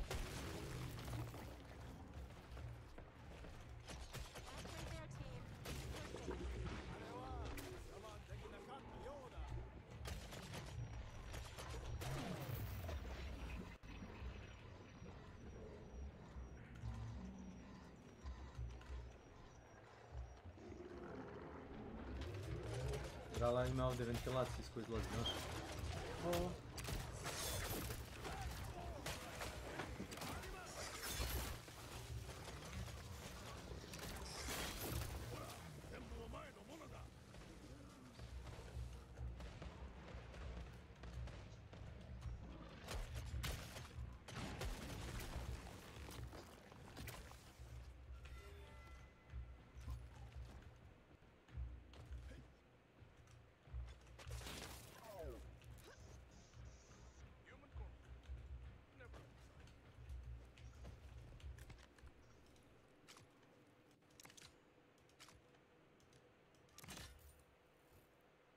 Fare. Ovo je Bojan. No, ti trabi? Ne, dajem tebi. Ne bi li kupio taj medic pistol. Kupio sam. Ono to uvijek je. Ne znam. Kod Slavka se Kako to... ne znaš? Kod Slavka se to ne podrazumeva. Ako treba da bira da uzme bomb breaker sa eksplozivnom municijom ili da uzme, ne znam, nešto jeftinije i medic pistol, on će uzme bomb breaker sa eksplozivnom municijom, ne mogu da ga krivim. A dobro, zato što igra na kontroler, on ne mišani, on samo kuca u generalnom pravu. Pa da, centar mase mora da gađi, to mu je to. Pa to ti znaš, ono zbog toga njemu taj damage mnogo više znači, ono. Pa nije da ja nešto previše nišanim, ali toliko preciznost nemam. Koliko on. Pa ono, ja mogu da, znaš, odlučim hoću weak spot, hoću glavu, znači. Pa ako mi se namesti sigurno će ga gađati, a njemu je čini mi se taj outway zaključan uvek u jednom pravcu. A, vidio? Ne vidim. Sad ste skočiš u to, jel? Aha, si vidio? Ne. Gledaj, makni se samo da me vidiš, ja vidio. Da me vidi moja mila majka. Da me vidi, babo. Si vidio? Wow.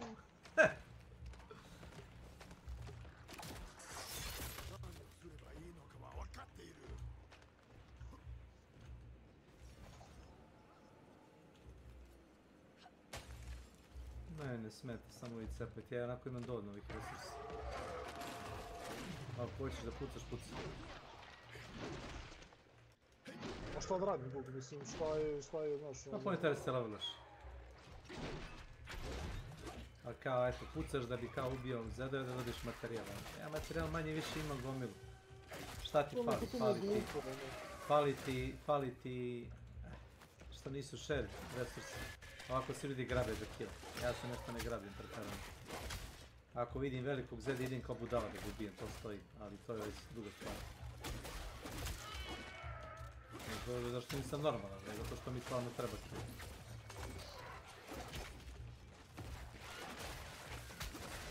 Pogledaj sve šta radi da vidim.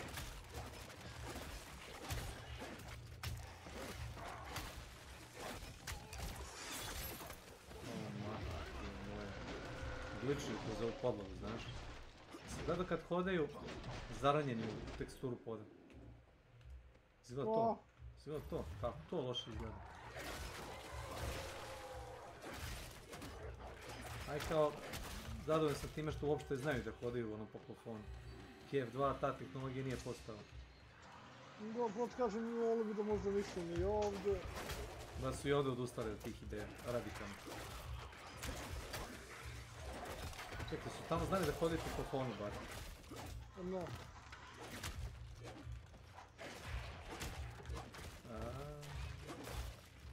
Udara me Z, bez ruku i nogu, samo glavom udara, znaš? Komedija. Kako je stao T-pose, znaš?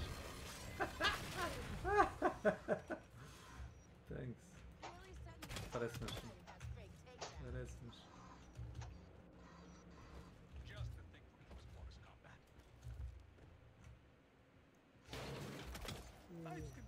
Jedan nisam sigurno što tačno ovo moj ultima radi.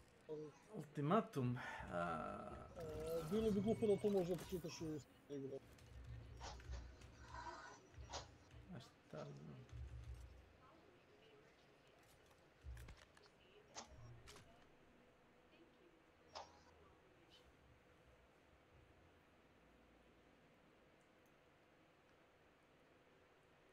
Ma ništa.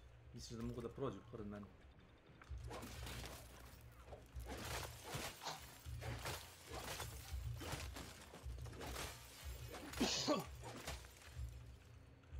Što kaže, we are going dark.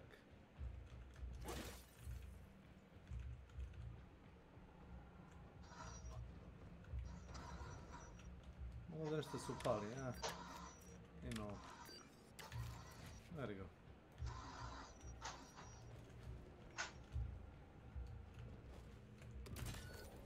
Vole bi da imaju neki fleri da ti bacaju. Koji? Fleri. Još ono da osvetliš. A fleri?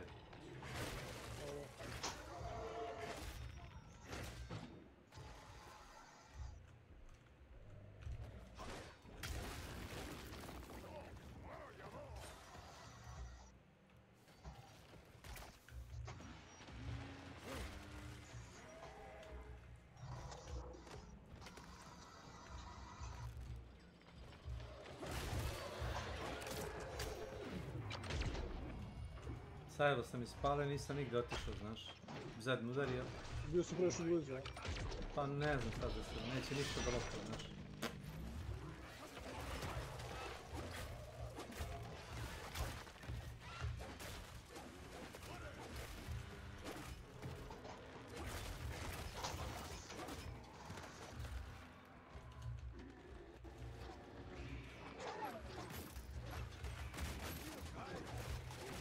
Pomogao išta taj stan.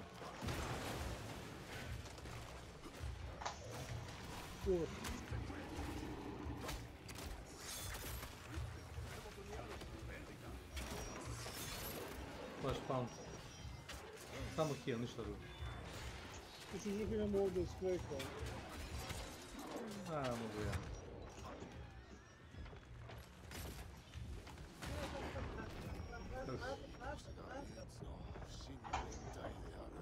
Ne znam kako mu udari.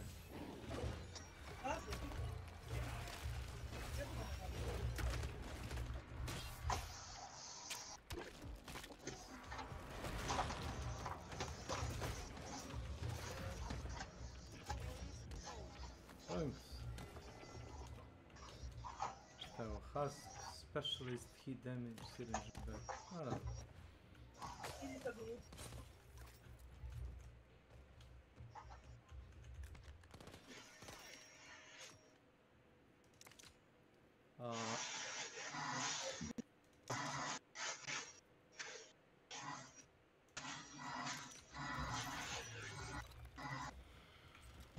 Cijelo sam oružje. Da si kupio drugo oružje? Ne si kupio ono što treba. Pogrešno misliš? Da. Šta si teo?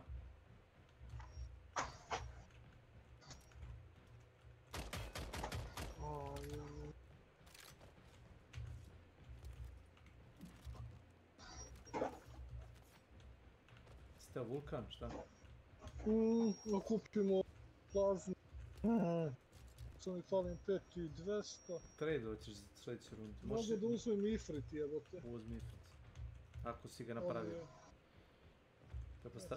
Jesi?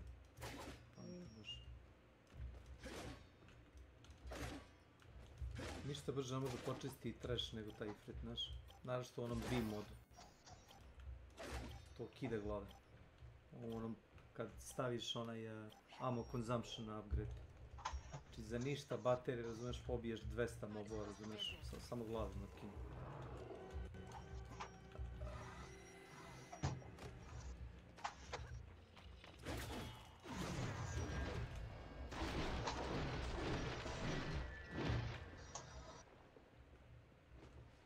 Ja sam svoj deo posla obavio.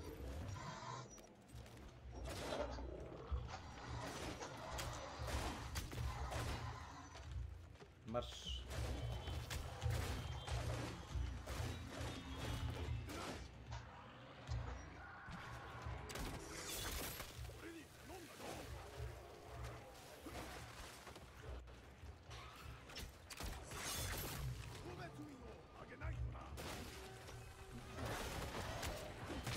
Ja, ovo sad će biti lagaj. Lavo to.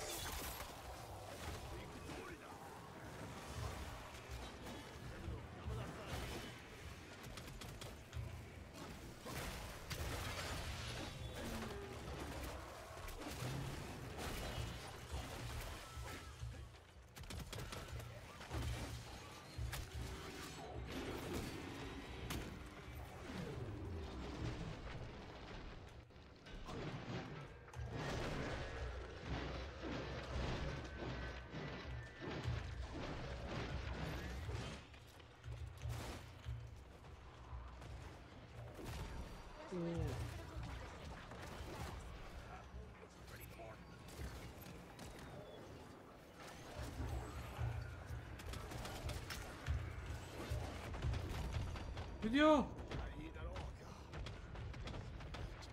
Koliko je to više? Šta je to bilo? Ovo Hellfire runda, šta? Pogodili su me direkt.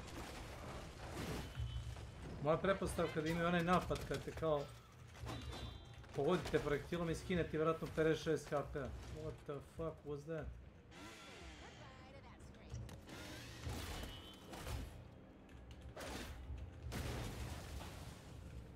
Srk. Insta me dano. Imao sam 100 i nešto HP-a. Nešto iz... Ja sam se svi uspavali. Ne, nismo se uspavali, nego imaš tako nekad te damage burstove koje neobjašnjive. Ne znam što se desi. Znaš da može da te executuje Scrake nekad, kad si na full health. Znaš to? Ne veruješ mi li? Ne znam, ne razmišljam situacije, ali Scrake baš da me je ono... Ne, to je glitch. To je glitch. Aha. Znači, na full health te executuje, ono kao da si ono na low, na podu. Priđe ti, gledao sam klip na Redditu čovječe, lik je dignut, nije bio downan uopšte. Znači ovaj mu priđe i ubije ga sa testerom. Uradimo ono kao, samo to je finisher animacija. Znači bio je kao između dva sveta navodno dok se radila animacija, to je njemu bio kako executovo. Da, ubije ti sam. Aha, da. One shot. To mi ima smisla. To mi ima smisla. Samo ti uradi, razumeš to? Greška, glitch, kako hoćeš. Zato što imaju oni tu mehaniku, kad si na low HP, te one shot. Da. Isto kao, jak si gledao kad ti iz Z-time izađeš sa 0 HP-a. Niste, to se nije dešalo. Da, 0 HP imaš. Ne.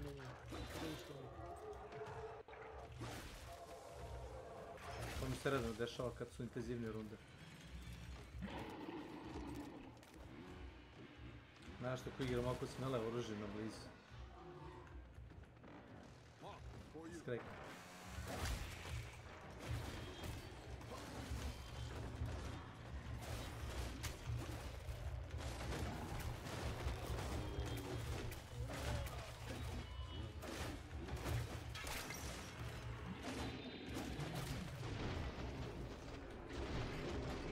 Sad si izašao na mnogo toga.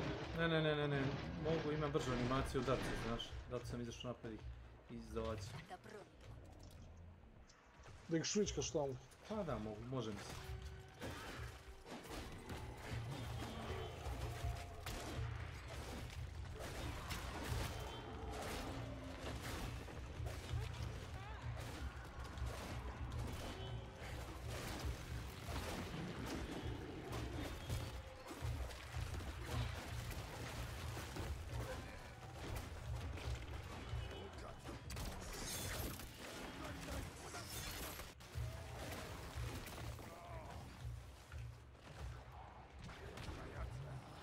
Ispovoj ga dakle. Naskoči dole, bili strekovi...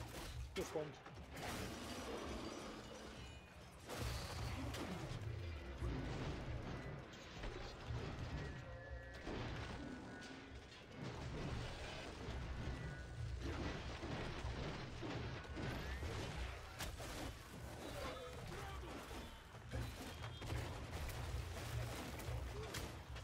Prvi pored svega da blod skakuće preko buba, znaš.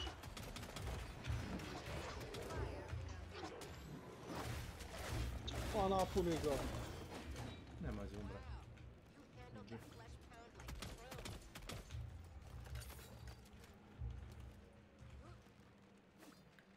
Ti imaš najviše healing.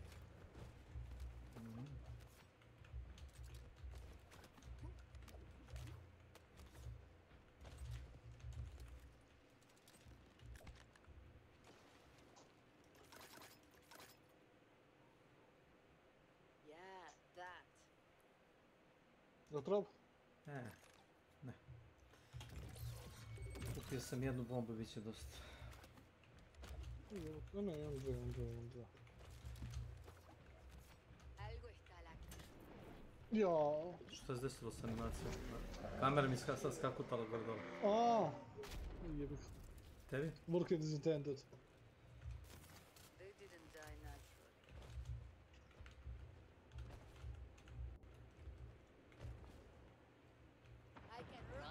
Easy.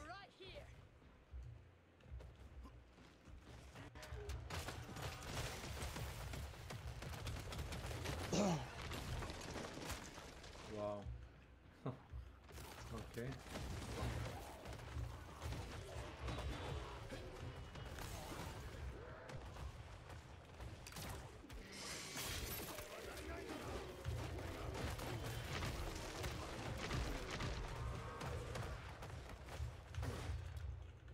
Ću ga izgurat s mape, šta?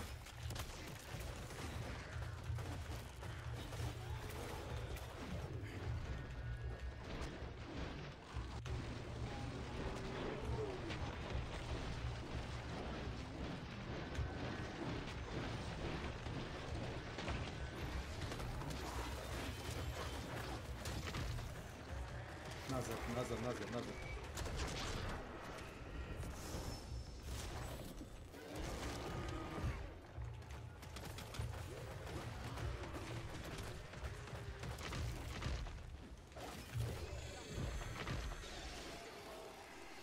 Sam uspeo da ga zadržim ovdje.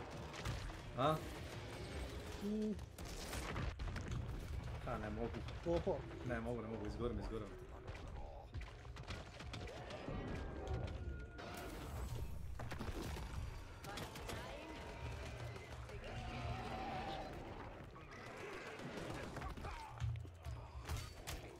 Ne. Su svi failovali, a? Malo je glupo na uskom prostoru ove animacije što on radi, znaš. A, imali smo pravo da se pomerimo. Pa imali smo. A niste ne mogu Vidiš ovo? Znaš šta on uradi? Ja mislim da ti on opali point blank onaj projektil, da ni ne vidiš animaciju. Dobro. Bilo lepo.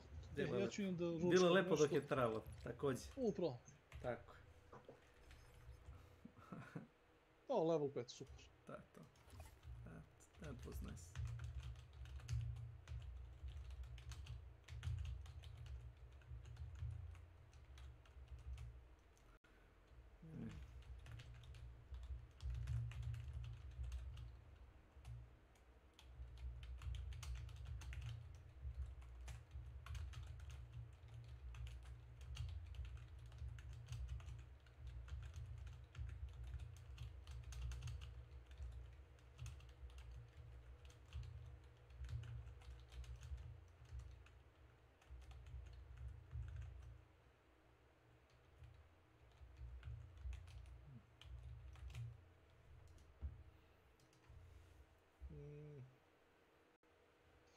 Kada krenem da nas vratim sve, znaš ono, vidim, vrti bazu pola sata. I neko izađe, Ako neko izađe, sad će da se desi, neće nas vratiti u bazu, nego će nam da učite sljedeću mapu. Sad ćeš vidjeti ako se ostao. Da. To mi se redano dešava, ako neko prilikom toga izađe ono napravi, evo kako učite u sljedeću mapu. Vratim s nas. Svaki put, ali svaki put, to je isto neki ono bug. A to, working is intended. Ti učite sad sljedeću mapu, pitam se. Ovo si namjerno uradio. Ti učite sljedeću mapu. Pa učitao, čim učitao ako duže učitat će mi sljedeću mapu, namjerno. Nisi, slučajno je bilo. To je čisto da mi kažeš je stvarno radi tako. Pa znam da radi, svaki put se to dešava. Pa dobro, mora neko da proveri. Pa provereno je, veruj mi da je provereno kad ti kažem. Dobro, verujem. Ne mogu da verujem i koji čoveka. Pa dobro, slučajno je bilo. To se smijemo ako je slučajno. Pa nije namjerno. Failovo se namjerno, mi mislim, troli jedan. Ono, ne. Košto si nas, košto si nas. Vidiš da je retardiran ime animacije, već ti objasnim. Ja. Znaju dosta puta da pređu iz jedne faze u drugu, razumeš, bez išta. Jesi gledao kad se naguro bio onaj, kog smo bossa tu pred pauk, kad se naguro u APC guzicom, nismo mogli da ga pucamo uopšte. Can't join party jer is unknown. Sad ne možeš, sam izašao iz igre.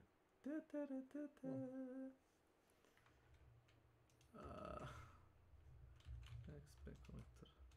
Adini. Slavko je uzeo onu, kako se zove, JotunSlayer, kako se zove. Aha. Izbacili su jedan tačka na mogu reći da nije loš, za koliko? 12 evra. 12 evra je dosta dobro. Pa to je isto ovo što su radili, bre. Da, pa zabavno. Get another, da. Na 15-20 minuta je zabavno. To ja ništa više ne očekujem takve igre. Upravo. To ti ono umeđu vremenu nešto malo pokazati. Imam vremena, razumeš, neću da gledam film, neću da radim ovo ono, razumeš, pustim YouTube na drugom monitoru, slušam nešto i ono, isključujem mozak. To mi je relaksacija. Upravo. Gdje su live-ovi, Nenad ne igra Path of Exile 2, ne mogu da verujem.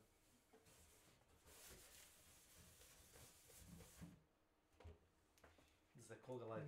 A da, imaš dropove za tu igru, inače.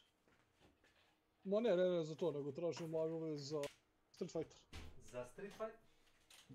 Idem da jedem pa ću da pogledam, ono. Pa imaju sad tu neki veliki turniri, ono. Pogledam kako se ljudi premlačuju. Ajde. Možemo i da to čekamo popodne ako dođe Slavko. Da, bit ću što, kažete imam sad da ručam, pa ću možda malo da pogledam to ili neki film posle ručka i onda se tu. Ali ja sam nepouzdan. Ako dođe kum, seća pa juče došao, Kumej! Ja rekao, ajde. Juče nisam bio tu, juče mi je bio rođendan, pa... Da, ja sam sve prevukao u Helldivers ovdje, da ne može on doći. Ako. Počeo, Kumej! Ja rekao, dobro, znam da si popio, vidi mi je. Da.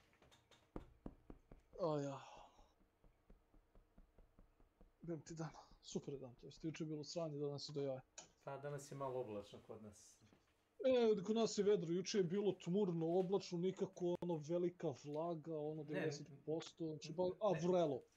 Pa da, to je to, tako ti kod nas sad, nije nešto hladno, već više ne vidiš sunce, ali tu je. I onako spadne.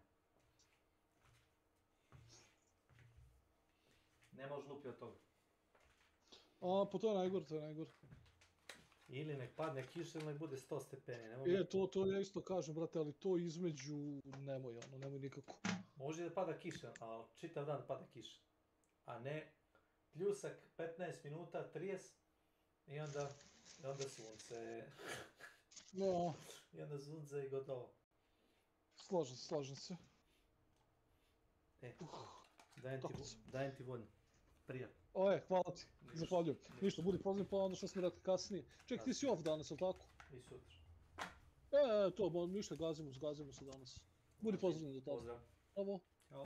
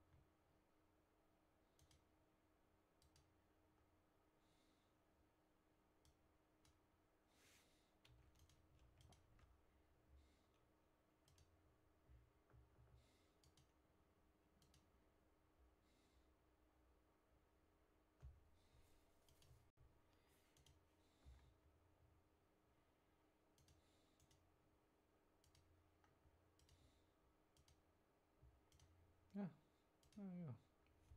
Now it works.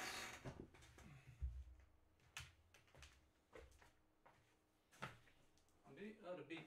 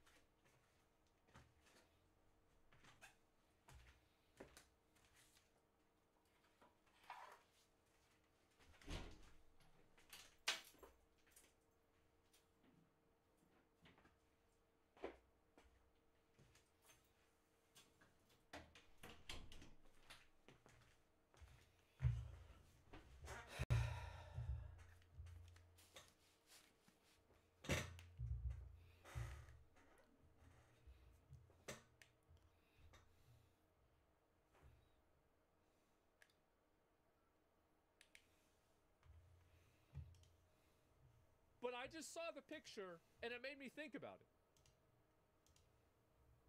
It really did. You're not crazy? Yeah, exactly. It's trying to live forever? Yeah, and there's a certain amount.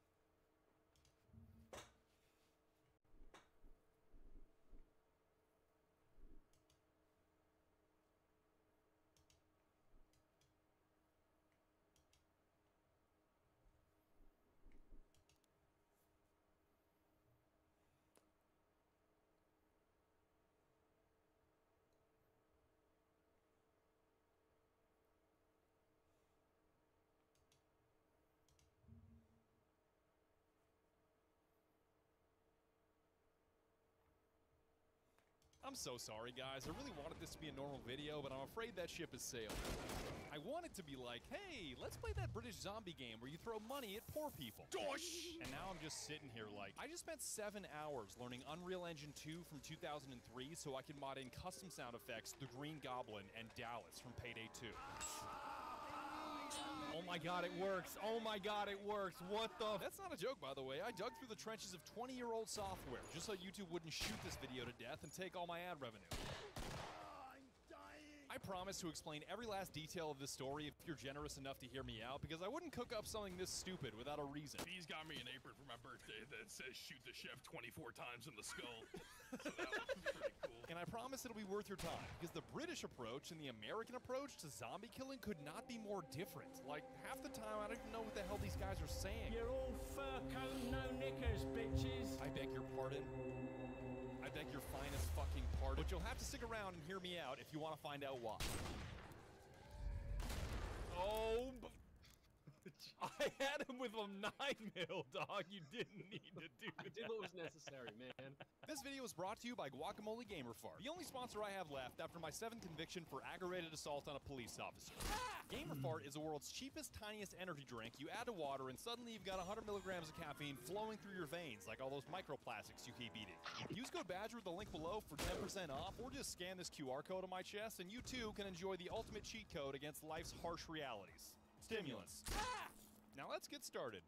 Killing Floor was born in 2005 as a mod of Unreal Tournament 2004 called KF Mod by Alex Quick. And just saying those dates out loud make me feel like I've already got one foot in the grave. You're so old. You are literally 10,000 years old, bro. Shut the fuck up. I'm sorry. I'm sorry. I take it back. I take it back. Tripwire Interactive loved it so much, they turned this mod into a full retail game in 2009 during a period that I like to call the generational run of zombie shooters. Get this. Over the course of a year, from 2008 to 2009, we got Left 4 Dead, Call of Duty Nazi Zombies, Killing Floor, and Left 4 Dead 2. Do you want to know the last time we got that many bangers in such a short span of time?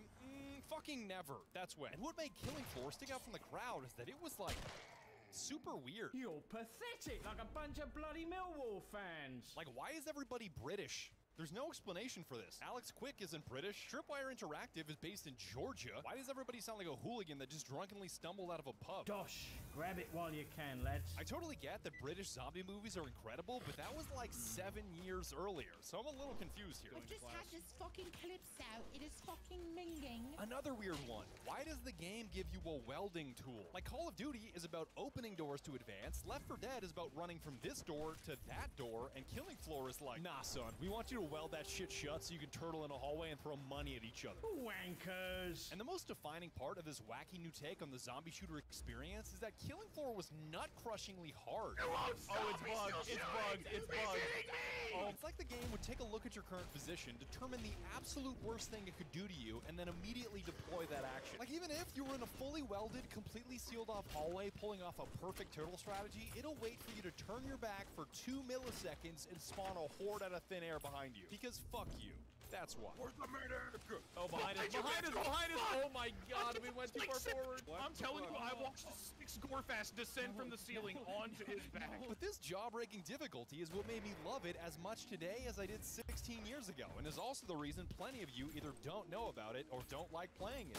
Killing Floor can be incredibly hard. but it can also be too hard. Killing Floor can be incredibly easy, but it can also be so easy that it's boring. Nailing the balance between nap time difficulty and angle grinder to your hopes and dreams difficulty is the key to unlocking the very best Killing Floor experience, and it's not always easy for casual players to get right. Please tell me that's not a chainsaw he's carrying. To break this down a little more, a standard game has 10 rounds. Each round throws a tougher wave of zombies at you. Your kills reward you with cash that you can spend at a trader between rounds, and the whole thing ends in a final boss round where you're put up against a patriarch. Yeah, liberal women fucking love this game. Playing solo versus co-op will drastically alter your experience because a level 6 that plays the game solo all day will throw out advice to a level 0 that plays after work with his friends, and all that advice will either be irrelevant or counterproductive to his experience because they're playing two entirely different games. Sigrid has been leveraging the no-job build for a while now.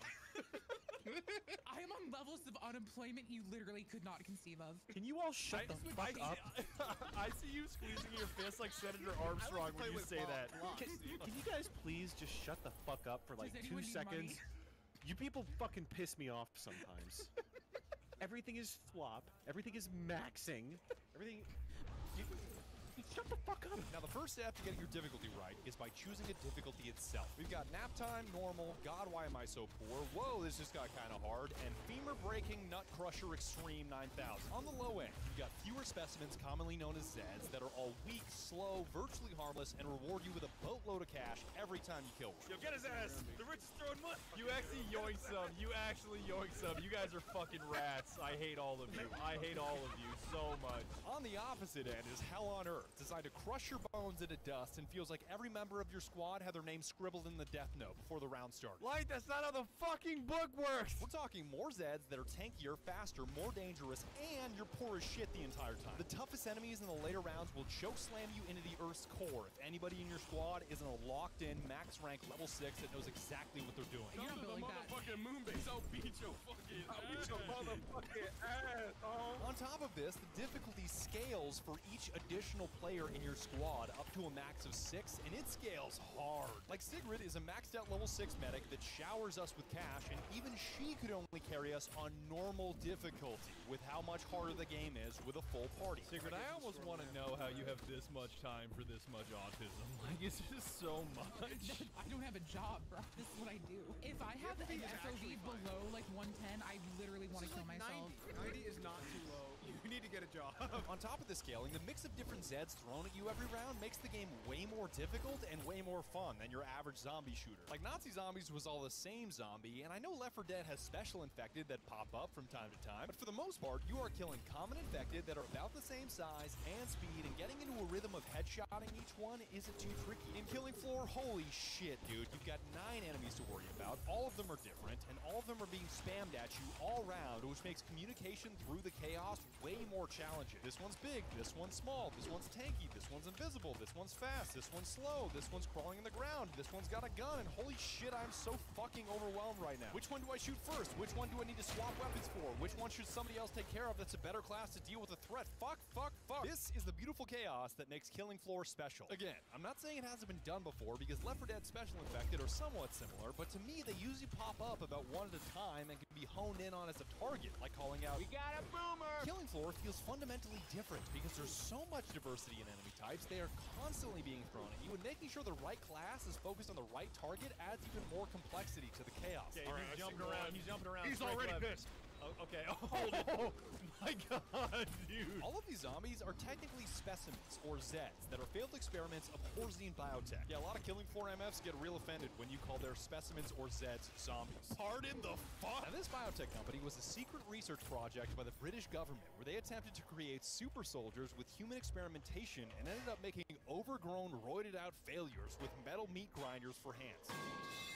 I've seen horrors beyond human comprehension. At the bottom of this experimentation totem pole is the clock. Pure cannon fodder. That's the Killing Floor equivalent of when you walk in, and only a problem in big groups, because they can body block you, pin you in place, and tear you to shreds. Damn, fuck that one clot in particular, Clue. Holy shit. Coming in second to last is this jawless asshole with a blade for an arm, the Gorefast. And hot take here, Gorefasts are the scariest enemy in the entire game. Everybody blabs on about how scary the flesh pounds are, and don't get me wrong, they'll tune your ass up the second you need to reload. Can you just let me fucking reload for once in my life, you big piece of shit? but they aren't showing up until really late in the game, and there's only a handful per round. Gorefasts are spawning in droves all the time. They do shit tons of damage. They're fairly tanky. They're fast as fuck, boy, and blowing their heads off is not an immediate solution. Now's probably a good time to tell you that a Zed's head health and body health are separate. Don't worry, if you've got a high-powered weapon and bust somebody's grape, they'll die instant. But if you're using something less powerful, you can blow their shit smooth off, and they'll keep on coming until their body health ticks down to 0. So people can yap on all they want about Skrakes and Flesh Pounds and Patriarchs, but the guy that's gonna fuck your ass up is a Gorefast. I got it. Oh, I don't got it. Fuck. Every time you think you've gotten yourself out of a sticky situation and you're in the clear, this asshole is gonna judgment cut you from 20 feet away and ruin your whole round. I might be a goner, okay? I might be oh fuck, he just judgment cut. The big bad bloat isn't much of a problem, unless he pukes on you.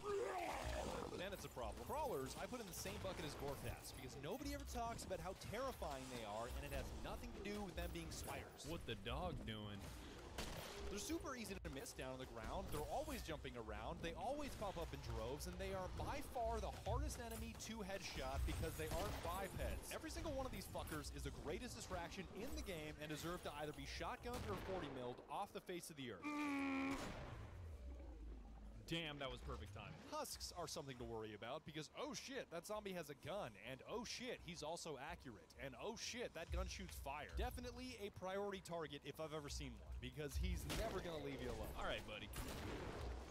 What a fucking clown. Skrakes are the beginning of the top tier zombies, and it's not because of a crazy health pool or a chainsaw for an arm, but a special mechanic called Rage. These guys are harmless until taking a certain amount of damage that shifts them into a rage and lets them defy all laws of physics as they fly towards you at speeds that make no sense. He might be, okay, hit it. He's Joe sliding! He's Joe sliding!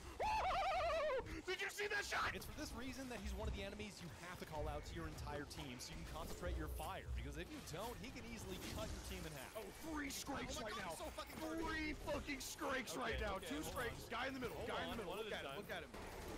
No, we got He got folded by all right. Go next. Alright, there you go. Okay, there's another one here. Oh my god, they hit Marcus, dude. And finally, at the top of this failed experiment food chain is the Mac Daddy Flesh Pound. A Zed's so big and tanky that it looks like Sam Sulek ate one of the Trend twins and stuck his hands in the metal sleeping bags he forgot were filled with razor blades. That's why Sam Sulek can't fucking breathe. I just wish like that these Sam Sulek would dudes who, change his ways and become healthier like the Trend twins, alright? Give him the one Force Peck right off the bone. Yeah, Force Peck right off the bone. You're a bitch. Right after your show, we're gonna crumble cookie. I'm such a fat fuck, bro. This is like, that shit was so hilarious. The Trend twins are the greatest fitness YouTubers in the universe, alright? He's got the same rage mechanic as the Skrake, only this guy can randomly rage where he flails his arms around and starts screaming like that weightlifting baby before charging at you. Oh, we got a flesh pound. Flesh pound. No, I'm the healer, bro. I'm the healer. Attack up. Oh, okay, alright, there we go. The teamwork when everybody gets onto one special enemy is so great. Some of you have probably noticed by now that I glossed over 2 enemies, and this is where Dallas and the Green Goblin come into play. This is gonna sound like a whole bunch of dumb nerd shit that involves Unreal Engine 2, the Killing Floor software development kit, Blender, and Substance Painter, but I literally had to do this to make this video possible. You see, there are 2 female enemies in Killing Floor called the Stalker and the Siren. Both these women are technically clothed, but in reality wearing next to nothing, and YouTube unfairly picks on me as a creator. They will demonetize me into the dirt if they see any woman in my videos wearing anything less than full tactical gear head to toe. In my recent Marvel Rivals video, they demonetized and age-restricted me for showing sexual content with a certain Venom emote, even though there are thousands of videos on this website showing the exact same thing that are fully monetized and unrestricted. When I disputed their decision, they told me to kick rocks, so I had to make a big stink on Twitter to get Team YouTube to manually reverse their decision about sexual content and make the video available again. So to make sure YouTube doesn't nuke this video into the ground, I booted up Unreal Engine 2 from 2003 and modded the Siren and Stalker into characters that are not women. The Siren runs up and screams at you, so I modded her to become Tiger Dallas of from the Payday Gale. 2, sound effects included. Welcome to my channel. And the Stalker is an invisible character that unexpectedly pops out of nowhere, so I modded her into the Green Goblin from Marvel Future Fight. He said, he's on the ground, he said. Oh my god, the Green Goblin promo. I know this all sounds like a joke, but I can assure you, it's not. It's the Green Goblin, what the fuck? I exported the model models from Unreal Engine 2, popped them into Blender, swapped them out with Dallas and Green Goblin, recompiled them, replaced the models in the Killing Floor software development kit, and even did the materials myself. Ew, get the fuck off me. What the fuck is that? I thought it'd be funny if I did the textures by hand in Substance Painter like I'm a fucking 4-year-old in MS Paint, and I'm sorry to say that it was a resounding success. Wait, did you mod this? See, that's an entirely organically hand-drawn Dallas. Homegrown, free-range Dallas. Free-range Dallas, yes. Ethically sourced Dallas. I didn't just rip textures. I ripped the model, but not the textures. What was that last bit? Alright, so models are just polygons. Textures are where the real copyright lies. Modding the Stalker into the Green Goblin was especially difficult because the bones and meshes were such a mismatch that I had to do a ton of manual work like weight painting from scratch to get the animations right. We could rule this city, Spider-Man! So by the time I got to modding Dallas, I was so fed up that I just stuck him in an end pose and deleted all of his weight paint, which deletes all of his animations, and now he just glides towards you like a poltergeist. You didn't even animate him at all, bro. His walking is just so fucking great. What? I gave him no weight paint. Okay. Actually, getting your guys' feet. Oh my god, dude. Oh, here's Dallas. Here comes Dallas. Wait. He's just lurking up there.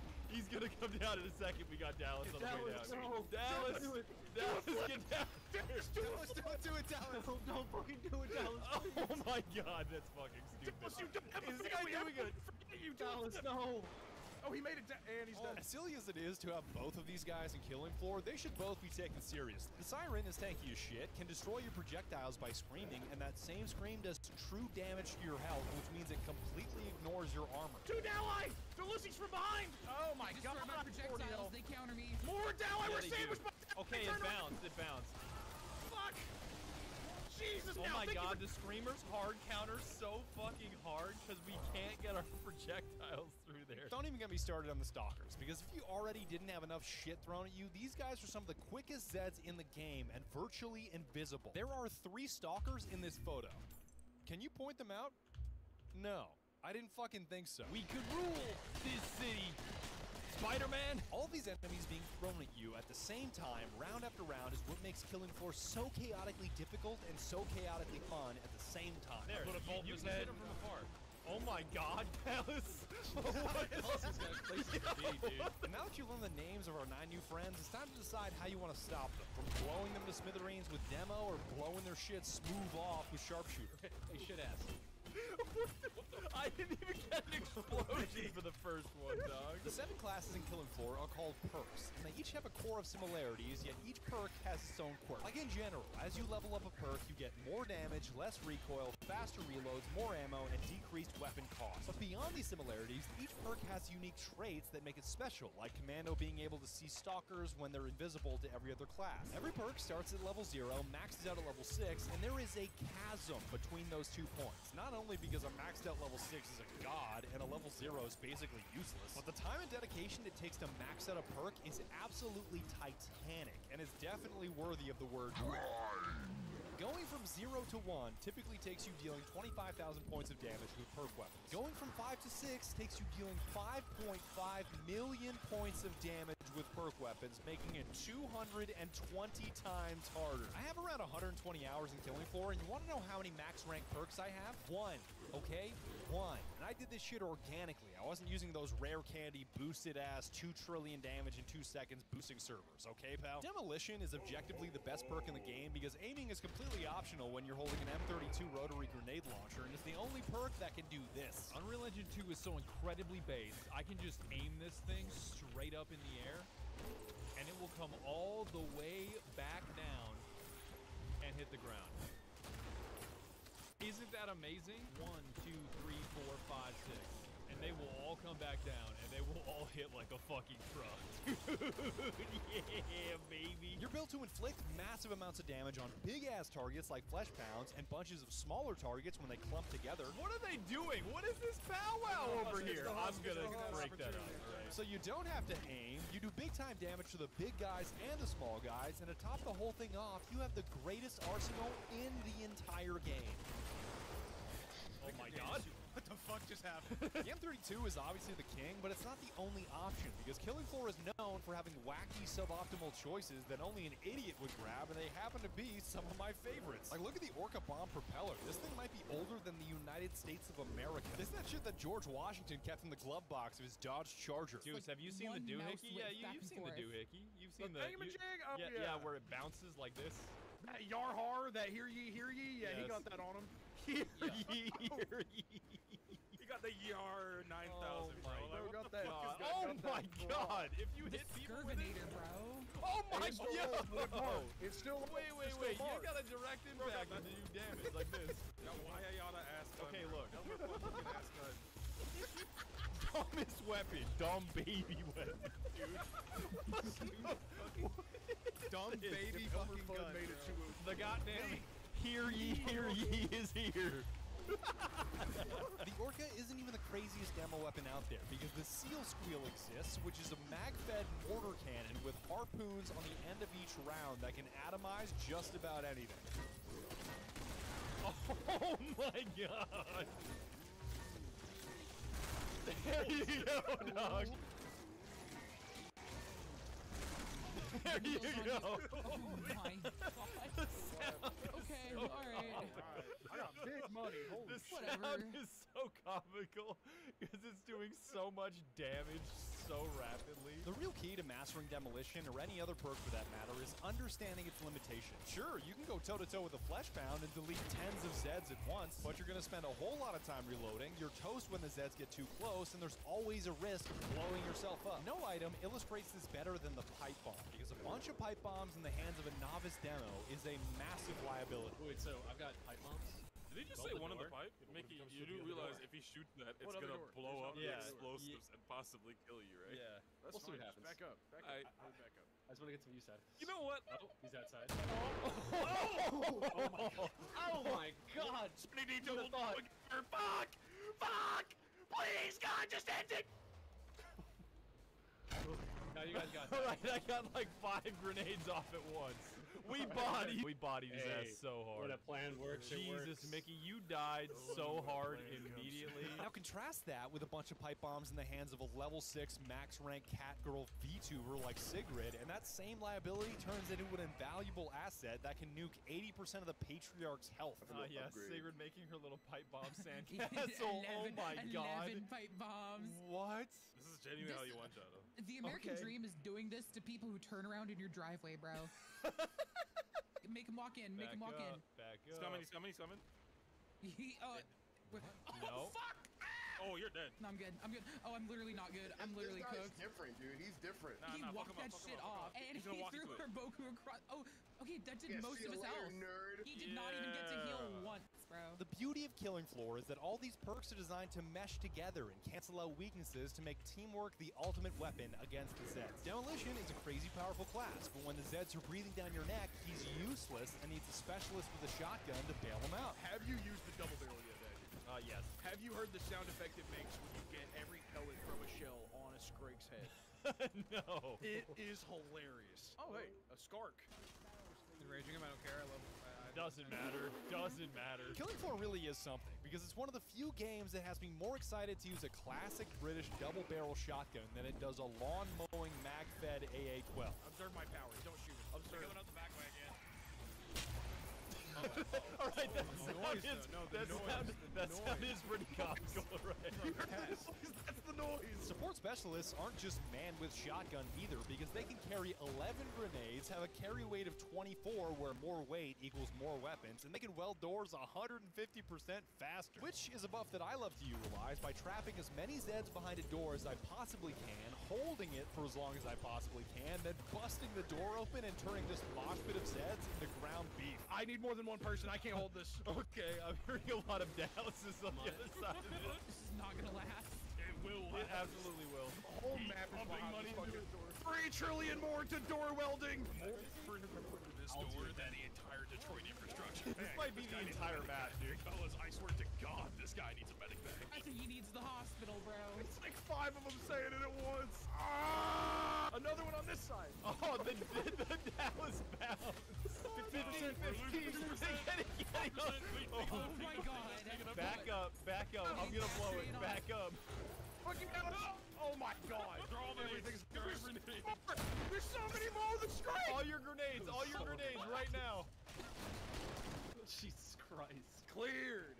Okay, that was really good. You can run the same strat and be the one tanking all the damage if you want to run Berserker. The melee-based punching bag perk that has insane track star speed, insane defense against just about anything, can't be grabbed by clots, and has seen horrors beyond your comprehension. Yeah, fuck it, send it. Okay, go. Oh shit, it's Dallas. Kill him. That was a damn Dallas jump scare. Oh shit, Jesus Christ. All right, get out of here. Everything's smooth off. There's not even a body left, bro. Hearing Dallas, dude. That was a great strat, except for Goose exploding. No, that was very worth it. Your death was not a shit. Oh my god, who was that? Notice that I said Berserker is melee based because technically, if you stack up enough dosh, you can buy the Buzzsaw bow and literally cut dozens of Zeds in half with a single trigger pull. You want to talk about technology? Check out this fucking technology, dog. I pull one trigger. That's like a dozen dead zombies, dog. And I can go grab the blade. And I reset the slow-mo like 4 times. This is goated. Killing Floor sound is immaculate. Just... oh my god. Now don't go thinking that Berserker's the end-all be-all of perks, because Herboku could tell you that you're the first one ripped to shreds if your team sucks, especially if your medic sucks. It's okay. Herboku and I with the doohickey will do it to him. You ready? You got it. Damn! I'm gonna heal you through this. I stunned him! You are not Fuck! You kept running away from me. Where were you when I needed you, gamer? I was healing her book because you ran away. Sigurd playing medic all the time showed me how broken the perk really is. Every player may have a medical syringe to heal themselves, but in the hands of a medic, it's a get-out-of-jail-free card that never runs out of ammo. It has triple the recharge speed and 75% greater potency, which makes you virtually invincible as long as you're constantly stabbing yourself like a pincushion. Your weapons are nearly free, your armor is stupid thick, your armor is stupid cheap, and to top it all off, you're fast as fuck, boy. Technically, you are slower than the Berserker, but in Killing Floor, the lower your health, the slower you move, and those guys are almost always walking around wounded, which makes you the real speed demon on the team. Boku, come here, I'll heal you. No, you have booties, get away from me. No, come here, Boku. I'm faster than you, I'm faster than you. Yo, why the fuck are you so fast? Get away from me! Yeah, I'm faster than you, Herboku. Yo, Medic is actually most broken. Medic is Why are you faster than genuinely the character who is actually just speed? Like, I was supposed to be fast. Commando is the tamest of all the perks because you're really just the assault rifle guy that can see invisible women and is great at extending Z time. You see, much like Linkin Park, Nickelback, and My Chemical Romance, slow motion was the coolest thing ever in the early 2000s, and the effect made its way into Killing Floor as Z time. Commando can extend this time by getting a kill while it's happening up to a max of 4, which makes the slow motion last what feels like forever. I feel slightly useless. Okay, so you keep resetting the Z time because you're getting so many headshots, Mario. That's hilarious. Commando level 6. Level Commando. Damn, you're just like that. Firebug is similar to Demo because it can clear massive hordes of enemies when they stack up, and who doesn't love flamethrowers and trench guns that shoot dragon's breath? It's toasty time! Oh, 4 Dallases, holy shit! That's okay, we got him. It's okay. I killed it with fire. Hold it so I can get there. Hold on. But they are hated by so many hardcore Killing Floor players for the sole reason that they fuck with the rage mechanic on the scary baddie. It is classic Firebug to douse a hallway in flames, not realizing he's triggering the rage of multiple Scrakes, then fleeing back to his team with 3 nightmares behind him. It's the kind of shit you can get away with on normal, but if you try pulling that shit on hard and above, it's game over. Okay, this is perfect. Oh my god, the flames are gonna get everybody. This is nuts. This is nuts. Right, this is nuts. I gotta come back. All right, help me. Hold on. What's up, Patrick? Okay, we're good now. Everybody's crispy over there. The end-all, be-all of perks, which I've intentionally saved for last, is the king of single-target damage that can one-shot some of the scariest enemies in the game. Sharpshooter. He takes reduced damage to my gun! He takes reduced damage to my gun! Oh, come to me, Heavenly, come to me. I'll get him. You're welcome. And you are lucky that I hit that, because I just kind of looked down and eyeballed it quickly. Sharpshooter is basically a delete key for any enemy you see on the map, because the weapons that he has access to, like the M99 AMR, already have the highest single-shot damage in the game. And the devs thought, nah, giving him a weapon that could tear a building in half isn't enough. We gotta jack his headshot damage by 140%, too. There, dog! Holy shit! Another! Okay. I'll keep him off you. Oh my god, dude. Get him off me. He's not gonna enter my zip code, bro. What you talking about? That AMR shit is so funny, though. You absolutely flipped his ass like a cup. Fucking Family Guy animation, one frame, he was upside down. 2 left far, 1 more. I know math isn't fun, but the number hits even harder when you remember that 100% increase would be double the headshot damage, so we are talking far beyond doubling your headshot damage. What do you expect me not to stab him? Oh my god, the one shot. You need to stop moving so I can hit his head. Oh, okay. Just stop. There you go. I'm for real. Did you see his He's still frozen. What? Yeah, you know what I do. That was fucking insane from my perspective. And it's not just the damage either, because Sharpshooter also has massively reduced recoil that you can't really see, but you can definitely feel while firing. It's also the easiest to max out to level 6, because all you need are headshots, and the M9 that every class spawns with technically counts towards the requirement. And it's the only class that I've used to beat Hell on Earth by myself, because on any of the higher difficulties, it makes you feel like a god. While everybody else needs to spam multiple shots into a Clot's head for a single kill in Hell on Earth, you can just walk around blasting an M9 like it's a fucking hand cannon. You know what? It's so funny when Dallas pops up and I just hear like 8 M9 blasting at his head. It's pretty funny. I don't see how the DC Police Department can't be doing this shit, bro. Just shoot his ass. It's like, so I've been easy. doing it. The only real downside to Sharpshooter is that you have to hit your headshots, kid, which is very easy to do solo when all the Zeds are walking directly at you, but it's a whole different story with 5 other morons in the lobby. Cost is the only other headache. But I'm really grasping at straws here, because the crossbow is dirt cheap, arguably better than the AMR, and if you're level 6, you automatically spawn with it. But if you do decide to go for the one-shot wonder, it is 250 quid per round, and your team better be providing financial assistance, or at least letting you get all those random ammo boxes scattered around the map. Okay, let me hit this fleshbound, Heavenly. Can I one-shot him? Fleshbound. Already got him, doesn't matter. Right when he raged. Oh my fucking god. Yo, why Domed, like that, just bro? domed for 250 British pounds. One bullet costs more than your entire weapon. Hold on, let me get the ammo. Let me get the ammo because I need it. $6. God, okay. Sigrid, let me get the ammo, you fucking rat. I know. I have no idea why I did that. In my head, I was like, "Don't do that," and I was like, "Don't do that." What just happened? I'm just saying, we out here, we fat, we broke, we unemployed, we finished school, We chopped, no it's prospects, okay. never seen a job application, bro. I remember what I said about Sigrid. I said job applications tell campfire stories about her. Bad habit not to do that.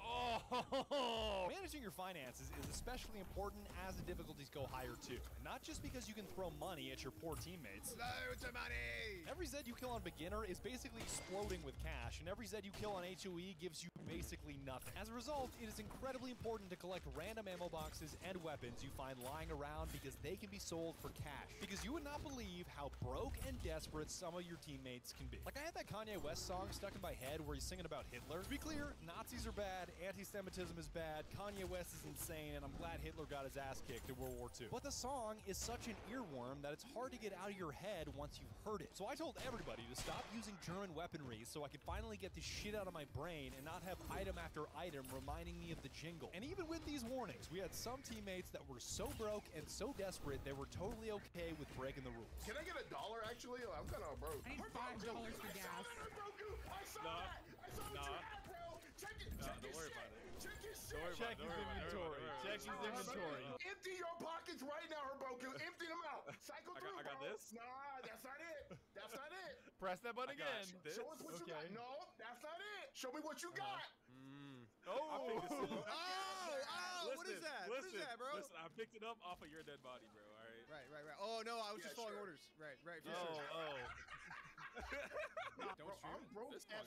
Wait, Where am I hold on, does money Spotify at? take... The last how do I time that take the you most had money, from you the made artist? some poor choices with it, so I don't know if we want to give you more. Look, I'm changed, bro. Please, like, we get $1 or $5 or 10. Make sure your right arm stays below your shoulder line, alright? You got it. Wait, what if I got like call a taxi or something? Like, what do I do? What do I do? Use your left hand. I I need money for the pipe bomb spam. Once you figured out your difficulty and the team composition, the final piece of the puzzle is finding the right map. And I think you've noticed by now that I'm a fan of Mountain Pass. Because with a map that big, you can kite forever without fear of being trapped in a dead end and chokeslammed by a flesh pound. The other option here is welding yourself into a dead end with your whole team dumping at the choke point like Biotics Lab, which is boring to watch but a blast to play, I can assure you. Yeah, Killing Floor MFs will literally see a hallway with no exits and be like, damn, this map goes hard. And even in a Fatal Funnel strategy, it's not easy. To give you an idea, with Sigurd and I as max rank level 6s and 4 homies at random levels, we could barely beat hard. There are 2 difficulties above hard, and the jump from suicidal to hell on earth is downright stupid. But our team comp, with our skill levels, with the dead end strat on Biotic Lab, was perfect for our Killing Floor experience because it was just the right amount of hard, and we got our shit rocked by the Patriarch a few times before finally succeeding. Oh god, he's right in front of us. You can move, you can keep moving, you can keep moving with your person. One of the pipe is what? Oh shit.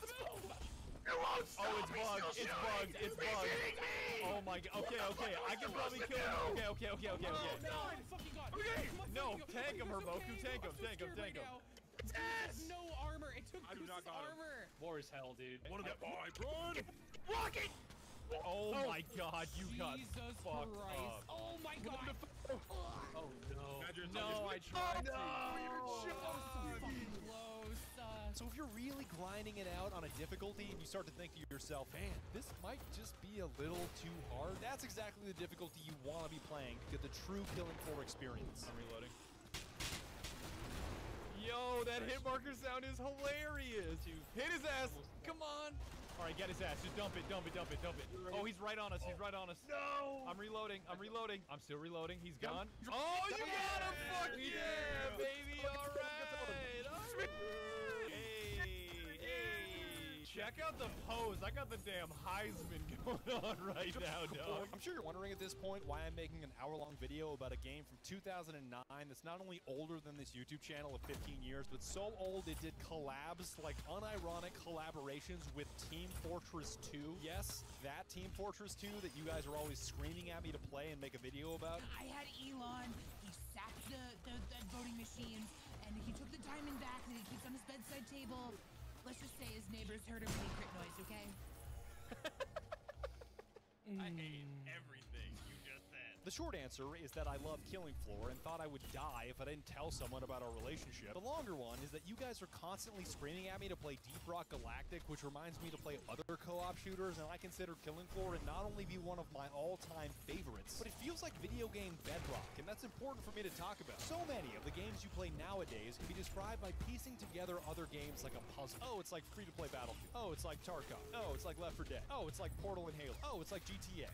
But like, really bad. You put a gun to my head and tell me to describe Killing Floor? You may as well pull that trigger, dog, because Killing Floor is just Killing Floor. And that kind of novelty and personality is something so hard to find nowadays. It's all rehashed, it's all sequel, it's all stuck culture, it's all the same thing over and over and over again. The trampoline is real, chat? I thought you were kidding. There's a literal trampoline over here. Fuck, you're right. How and when the game was made gives it a special feeling that I've done my very best to describe, but can't really be felt without playing. The cracking sound when you blow a Clot's head smooth off with an M9. The old school maps made in Unreal Engine 2 that may have dated graphics, but still feel immersive, creepy, grimy, raw, and give off a mood that really feels like the world is over and the specimens have taken over. The silliness that you find around every corner that reminds you just how British this game really is. Why the fuck is there a $70,000 potato in the shop? It's gotta be cake. Show me cake. Gotta be cake. It's a fucking potato!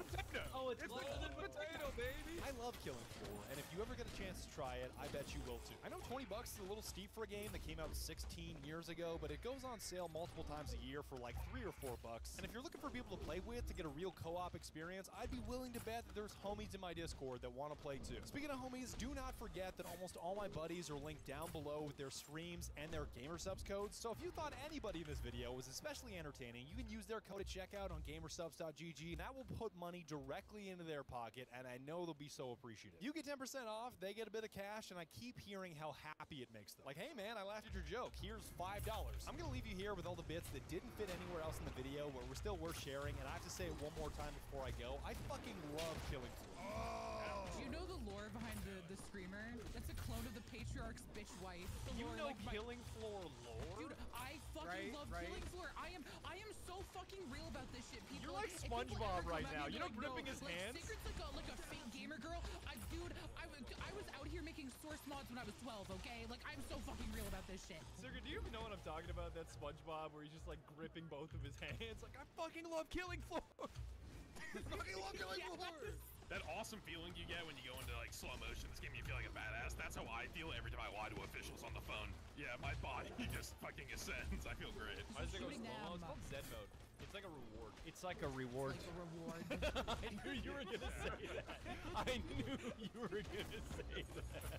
It's literally all you have to fucking do to talk to women. Write this down, Chad. I know you need it. Literally, be presentable. That means clean and like decently dressed. Don't be wearing some shit-ass wrinkly shit you pull from the bottom of your apron. You're going. Literally, just present yourself well. Be funny. Be funny. Have a job. That's all you have to do. First of all, Skoker, there's a very slim chance that Chad even knows who Rick Owen is. I'm wearing Rick every time, bro. Shorty thought I was If you want to approach women, the Balenciaga, first so I thing you killed need to do myself. is purchase Rick Owen. That's the first thing. Oh god, a flesh Fuck pound. Oh Rick god. Owen. Listen. Your self-worth is directly tied to the designer you own.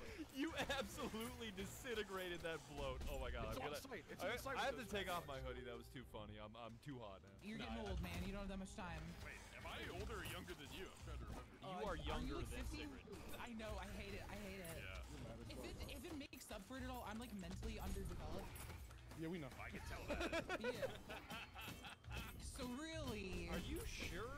Like, how does that manifest itself in your daily steak? life? I just kind of suck. Like, I don't know what to tell you. Like, Bro, can you stop trauma dumping in the middle of the fucking killing floor what? session? That's genuinely not Holy trauma shit, dumping. man. I think it's fun. I'm I trying to play genuinely think it's fucking funny. killing floor. You're the one who cares so much about me that gives you feelings, 70. I think it's funny. No, I'm just trying to block it. This is a fucking Scrake chasing me. I'm getting Okay, clips. everybody log I in can't and shadow play play the game shit. silently. Do not Because talk to that each other. fucking E-girl's like, no one fucking wants it. Bro, I got a nasty clip. You just ruined it. Yeah, Kentucky Ballistics is one big human being. Is that the guy who almost killed himself Yes, with the yes, so with it the, blew up? Serbu, That's crazy, 50 cal. dude. No, it That's was so insane. fucking scary, just getting a hot load and like unknowingly, and that shit will kill you. What? Yeah. It's What? a hot load. It's a when you use extra power. Okay. When Can you there's say extra powder, it's a bullet. can you It's called say a hot round next time? Can you say hot round? No, hot It's load, literally you it's freakazoid. literally a hot load. That's literally what it's called. If it's reloaded with extra powder, it's literally a hot load. Yeah. Fucking what, bro? I'm killing myself. Sigrid. I'm going to kill my own floor, bro. You're not like that, buddy. That's a pretty funny idea. It is funny. It is funny, Clue. It is funny. What's funny? It is quite funny, Clue. Thank you. Oh, GLaDOS. First time chatter, for what it's worth, she's right. That's what they're called. Fuck you guys. I'm literally gonna cry. I'm literally on the edge of tears. Wham. I'm fine. I don't care, Sigrid. Wow! In Sigrid's defense, brackets, Lord, what have I done? I got 44. My uncle used to fucking shoulder holster carry one of these bad boys for the diabetes took him. God rest his soul. God rest his soul. He should have upped pipe on diabetes. On God. When I was like 13, I had a surgery where they had to saw my jaw off and then rebuild it, and I had 1 drop of morphine, and that was the Sorry, I best was gonna ever say felt in my life. Goose was hoping that they never reinstalled it. No, Grouse would want me to never have my jaw back. Yo, if you just left that shit on the operating table. What they do is they cut halfway through, and then they cut down, and then they cut the other half out. You looked like a They Sangheili. slide You it looked like a forward. split lip. You looked like a fucking elite. You looked like an elite. Yeah. Holy shit, that's so cool. Sigrid was the arbiter for like 30 minutes. When Sigrid One of my woke up, friends. she did the arbiter death sound. She did the elite death sound. Yes, that one. That song makes me think of Barnyard. It's right here. Got some fan mail from Theodore Kaczynski. Alright, Teddy, let's crack this baby open. What the fuck? Sigrid, you own an air fryer? Yes, I do. I love my air fryer. What's the difference between my wife and my air fryer? I had to. My wife isn't filled with 40 pounds of C4. Roger, can we get your kid on Clash of Clans so we can get to like town hall with like 7? You need him in the clan Alright, to give you an update, Sculptor, my child cannot fucking see, alright? He literally cannot react to stimuli. Wait. Can he tap on a screen? He hasn't got that perk yet. Fucking dumb baby missed everything, bro. Like, what are you doing? Missed everything, fam. Why is that relevant? I fail to understand. You need to tap Introduce him to fucking short form vertical scrolling content, bro. Show him how to scroll, bro. Like, what the fuck?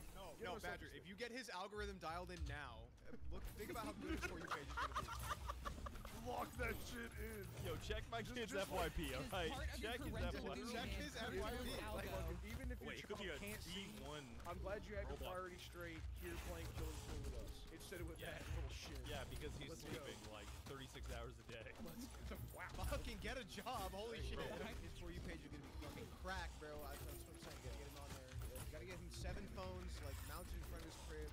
Right in front of everyone's He will be the leader of his friend group with the best We'll do memes. 7 vector For You page tuning. All the heaters. We'll take the 7 average. You guys are reading him Journey to the West right now. Chat's already calling him unemployed ass baby. Yeah, fucking lazy ass unemployed ass. Broke ass. No, he's gonna start mogging at like 8 to 3, I'm sure. Badger, that begs the question.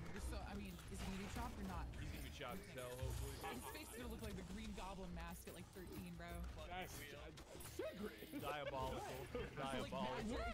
Because it's the shape of Badger's head, you know? Damn, son. Yo, I find it funny that Heavenly physically recoiled at a verbal comment. Cause I'm like, bro, not even making Google noises yet. He just sleeps and eats, and you like, yeah, he gonna be fucked up. Being born May 2025, like, bro, you missed the whole plot. You missed I'm sorry. stupid Like, fucking baby. Stupid You missed dumb the whole baby. thing. You missed the whole thing, fam. Bad news for pleasant conversation. I woke up. Dad, I once saw Herbo walk into a chicken coop and swallow a chicken whole like a snake. I said you can put ketchup on anything. Skin you with a Pop-Tart, dog. I said you can put ketchup on anything. I love ketchup. Oh, at least a can. Nah, you're the motherfucker who don't like pickles. I still got that. I forgot about that. Oh, Yo, that slimy. Yes, dude. Yes, dude. Yo, eating raw pickles? Wow. No, that's no such thing. No. A pickle straight out the jar. It still got some juice on it. You chop down on it, it squishes a little bit, juice flies out. Boing straight out of the jar, jar to mouth is Boing boing matching is crazy. What, you a 3-year-old? You can't handle multiple textures on your fucking sandwich, dude? Hold on. Why are you calling else? Why are you calling it jar to mouth? And did I just hear the Fortnite death sound? Anything with a plant cell wall. The whole voice cause on degrading beyond recognition. A hot dog. Anyway, fucking rock boing boings out the jar is irresponsible. I'm literally crying now. You said raw shaboing boys out. That's just diabolical. Bro, you can't call it a boing. A hot dog. Literal waterworks. A hot dog has wiggle. You can call that a boing. A pickle is fully bricked all the time. Yes, that's why it's a shaboing boing. It's a rock saturated pickled shaboing boing. No, shut up. Listen, pickles, they're not okay, alright? They need to be sliced, they need to be put on a sandwich like a sane. I'm not job. Pickle? Okay? I put that shit out in the jar, and it never gets a cut as one. I'm gonna stab it to death. It's the only thing I can do. Like the spicy mama pickle? That's so, like, are you fucking plastic kidding me, dude? That shit is so good. Yo, if you go to the store and you leave with a pickle in a bag, you deserve to be shot. You put it lengthwise into your mouth, you bite that pickle down, okay? That shit is so good. Turn that guy into an IPA.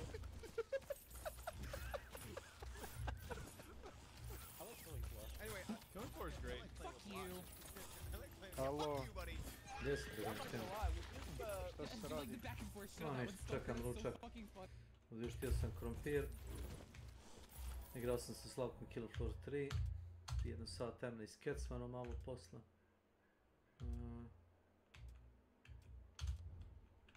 Čekam da Keva. Ne znam ko jelo pravi s krompirom. Jesi ti radio? Prije... Ono, pretpostavljam. Zaboravio sam da je danas petak. Nema.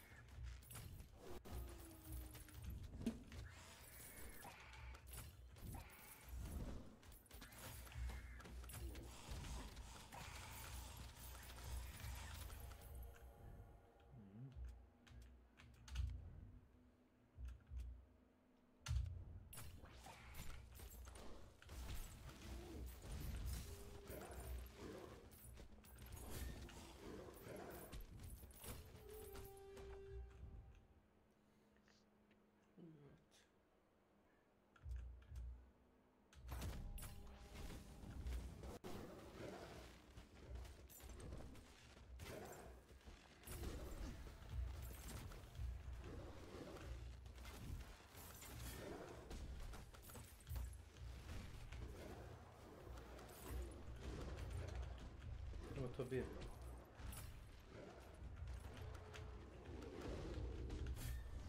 Umre, jade.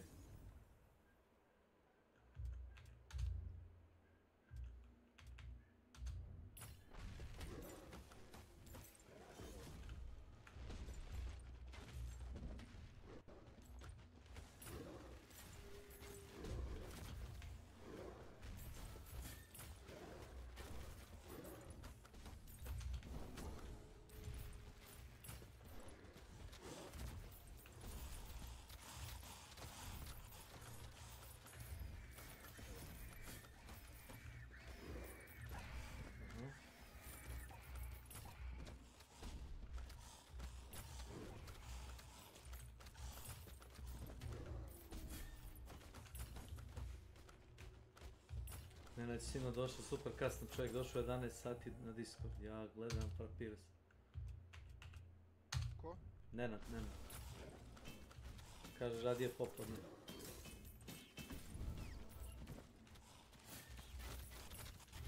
Zvučao je super umorno, ja mu kažem pa ako si umoran što ne ideš da spavaš? A ne mogu, ja rekao dobro.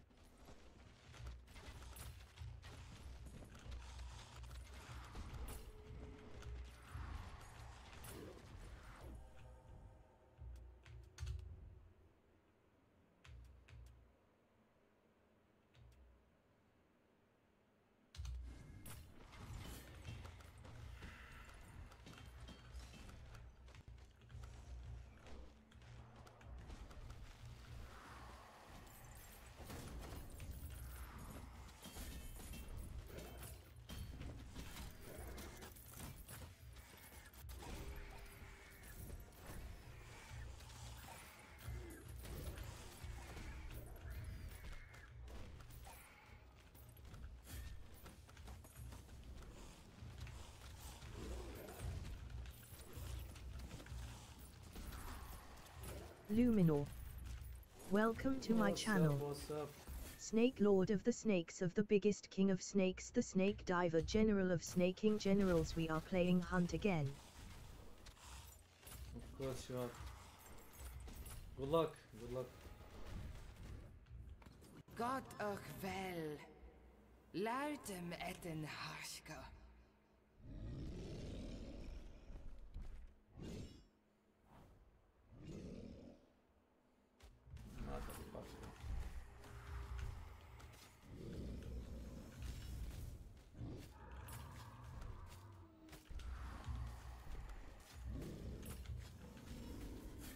You can come too if you're bored, GL. I mean, I can support you, I guess. Da vidim šta radi. Moment.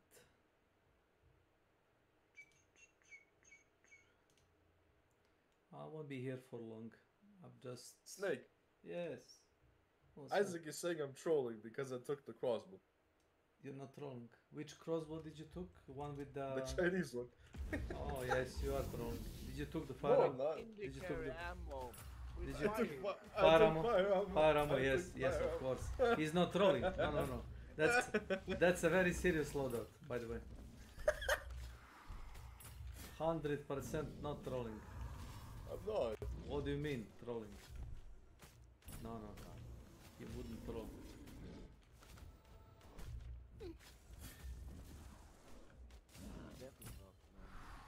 Adele, ask Snake if you should go to Erasmus. To Raz? Does he know what it is? Would you explain it to? What's Razlo? It's Erasmus. Erasmus. Is that like But a tell him what it is, for fuck's sake. League of Legends champion? No, that's student exchange in college and university where you go to study to another country for like a month.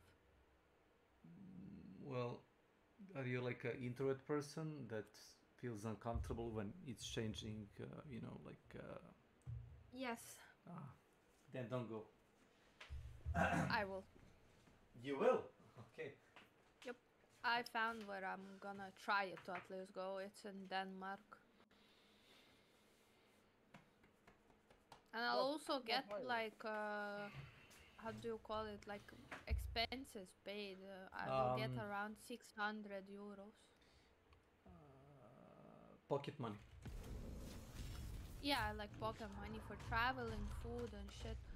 You can also go do jobs. Exchange for jobs, yeah, but they said they won't find it for you. You have to have like a relative or anyone living. But I don't have anyone living, so I can't do that, sadly.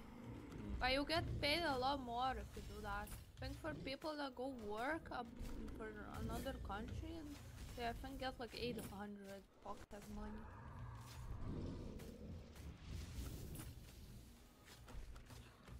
So yeah. But I'm thinking to go Denmark if I'll be able. You should go to Finland. There was no Finland. Like, it was before, but it disappeared. Maybe the spot got taken. Because they are hardcore in that country. Like every It's what? hardcore.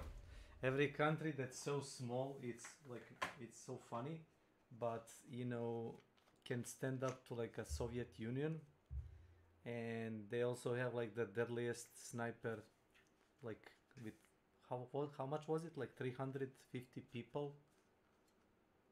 Oh, he said he took out 350 aggressors, something like that. Not even people. The White Death. Yeah, the White Death. You know what we have? We have best lasers. Lasers. Yeah, You know, like, people buy from us Chinaman? lasers. Chinaman laser. Really? Yeah. I found death sheet. We But I can't export take a lot it. of lasers. One of the best lasers in the world. Do you have laser? No, Adele, no, go down. What's happening? Why? Go down. What's wrong with you? I trapped it. But you told me there is a trait. I can't I pick it up. can't Says take no. it. I can't take it. Neither can you. Oh, you're full of slots. You can die, by the way. No. It's No, you need 3. You need 3. You need 3 fucking pledge marks. That's why I said don't come on. If you're full of slots, you can use Necromancer to like get rid of it. The one with traits.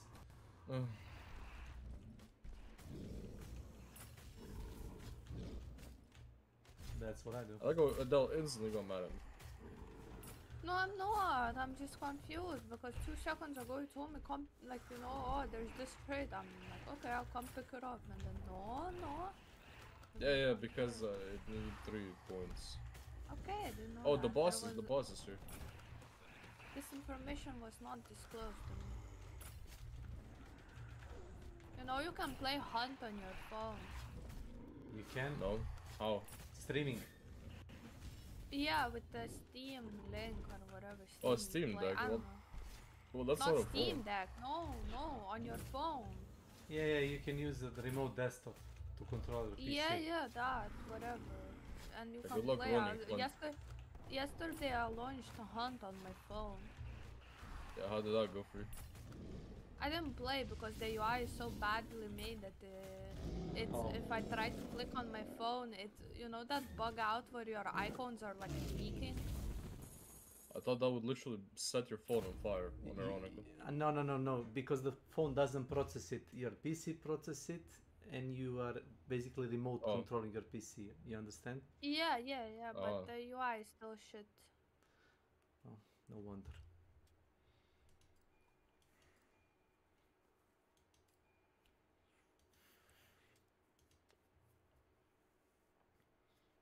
Is there a medkit? No, it's the scrap big, so there's no medkits. He has all the... Unless you burn. He has all the loot. Yeah, all the loot in the hood.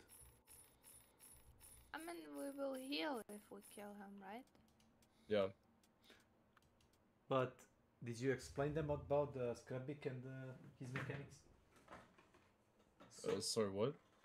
Every ammo box, every toolkit, every tool in the 150 meters around the boss arena gets taken by the scrapbook.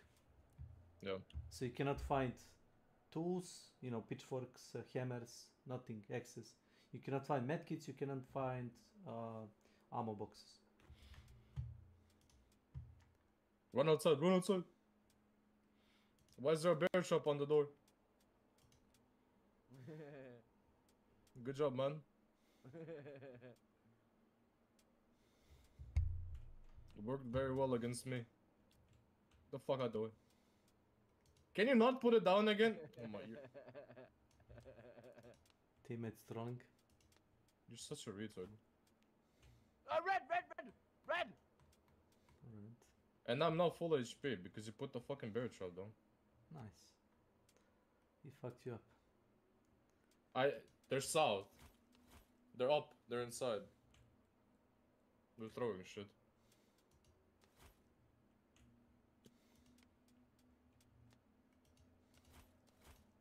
I kinda cannot help you. He's throwing bombs repeatedly. He's up there.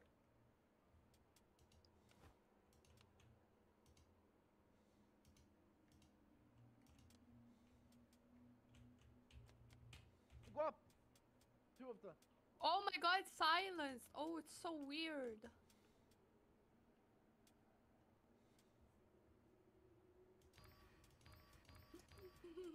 Is the boss screaming?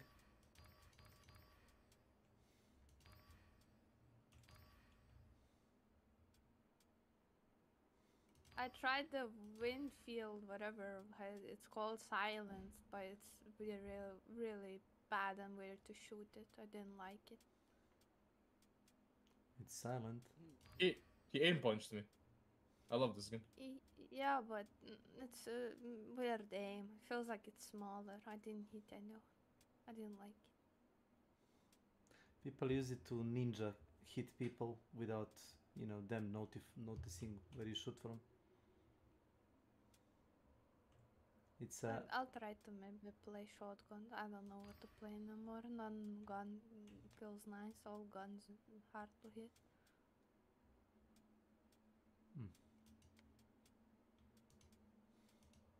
There's another team.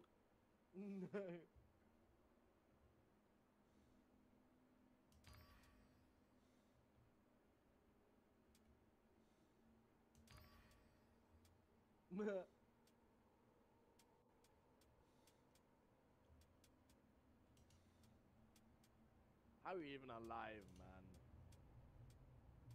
Power of will. How? They're idiots.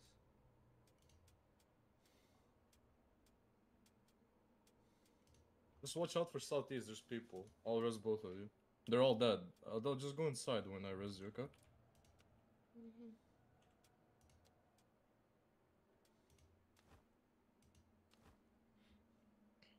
Go inside, go inside, go inside.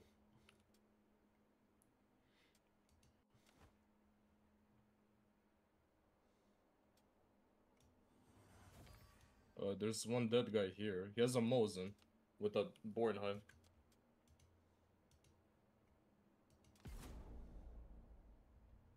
They're coming, by the way. They're close. This is that guy here. You can take his Mosin, Adele, if you don't like the Winfield. What's the, what is that, like, I know what's Mosin, but what's the thing you told me he has put on? I'm confused, what is the question? You said Mosin something something. Yes, Mosin will born him. Oh, I think I killed that guy, unless you... Yes. I'm...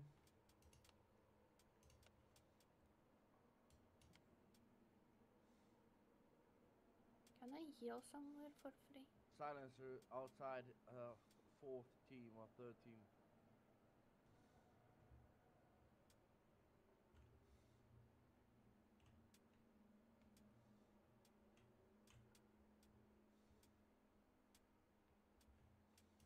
There's a double barrel and an uppercut here. There is always.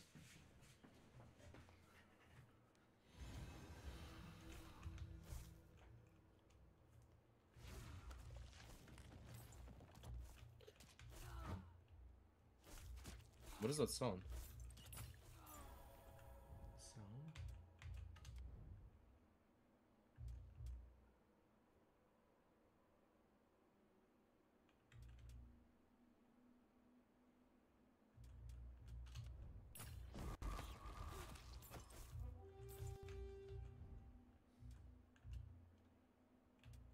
What? He's You leave inside. again? He's inside. Why'd you leave? You don't know what I witnessed, what I did.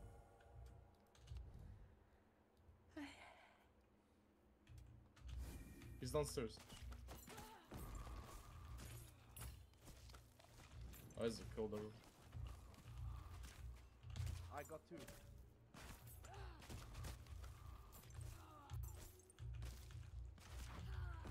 I really wish you didn't leave, but I'm like... I'll burn this guy.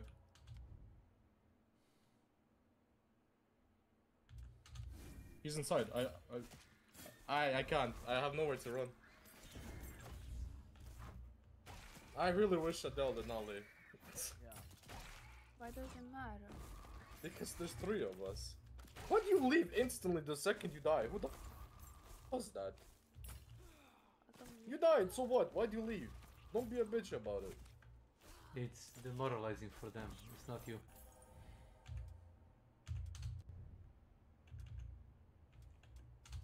No, you wanna know what happened? Yeah, he knifed you. I know, I heard it. No, you don't know what happened. You wanna What know? happened? What happened? I dropped down from a floor and I took damage, and then I see a guy and he's like, he has his back turned so he didn't see me, and I started aiming and he started like turning around, I think, to maybe check out what's happening around him, and I shot because in like panic that he's gonna turn around and see me, and because at first he didn't see me and I missed and he just ran into me and knifed me. Unlucky. I had finish shot, by the way, but since I'm a slow person, I cannot change my gun Unlucky, after Adele. shooting. It's fine. It's fine. So, It's fine. So I died. I doubt it's okay. It doesn't Okay, matter. you died. Yeah. It's fine. Yeah. It happens. Yeah. You died, Hunt. Don't worry. That's Should I the take only a... thing I do. Okay, Adele, listen. Saber, katana, or hammer?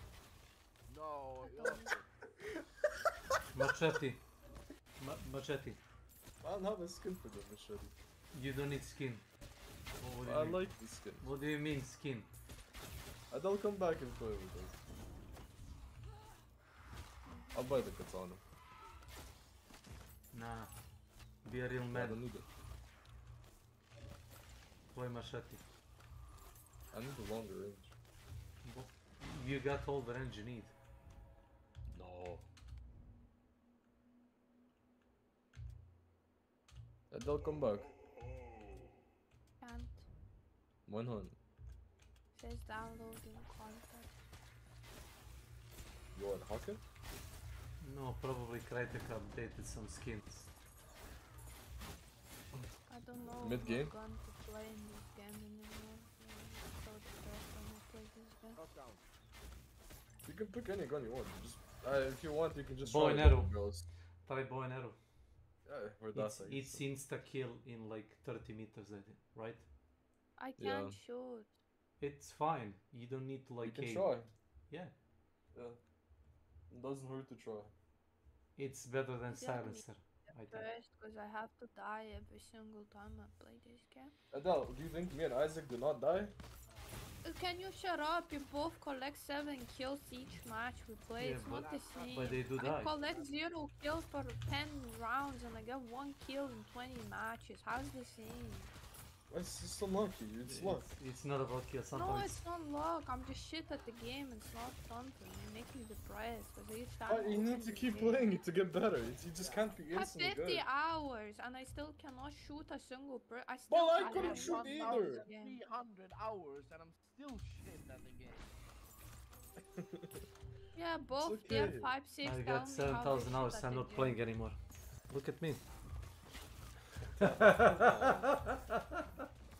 Adele, it's gonna get better. Just say it's fine. It's okay. I just wish I could shoot. You can. Don't worry. Just come into the game and play. You'll see. It really doesn't matter. It's gonna go away over time. You can't instantly just become better. You can. Buy cheat. Buy cheat. Do you want me to send you a link for a cheat? Yes, man. Rachta Z, the rendering cheat, please. Yes. One donation. You can be really good. You can be really good. I give $200 donation to stream. You can be. You can be instant good with the cheats. Trust me, everybody can be. Snake, we had a friend that could cheat in this game. Ah, you told me, but what happened with him? He bought Hunt 3 times and he cheated every single time he bought it. He told you where the people are or something? No, he knew everything. You know what he would do? He would buy a Mosin, he would stand in a corner and then shoot them through the walls. Okay. And the way we found out that he's cheating, that it got obvious, we were thinking he was cheating. He never told us he was cheating. He said, no. Oh, no. Yeah. From nowhere, when we're in a game, he's like, oh, you see that guy's name? Like, he knew his name. Like, knew his game. How do you know his name? Then he went quiet. He knew the guy's name before he even killed him or died.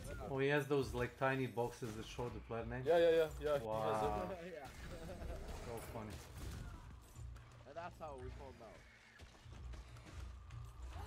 He was like laughing at some guy's name. He said it was funny and I was like, how the fuck do you know his name?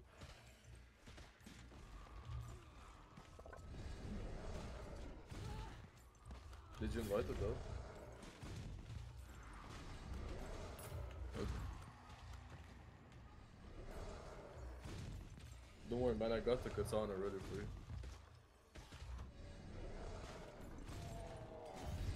I mean, why don't you like give her like support role to carry like a regeneration shot and you know, ammo boxes? How is she gonna learn like that? Nah, she's fine. Oh, she can like do the what's it called,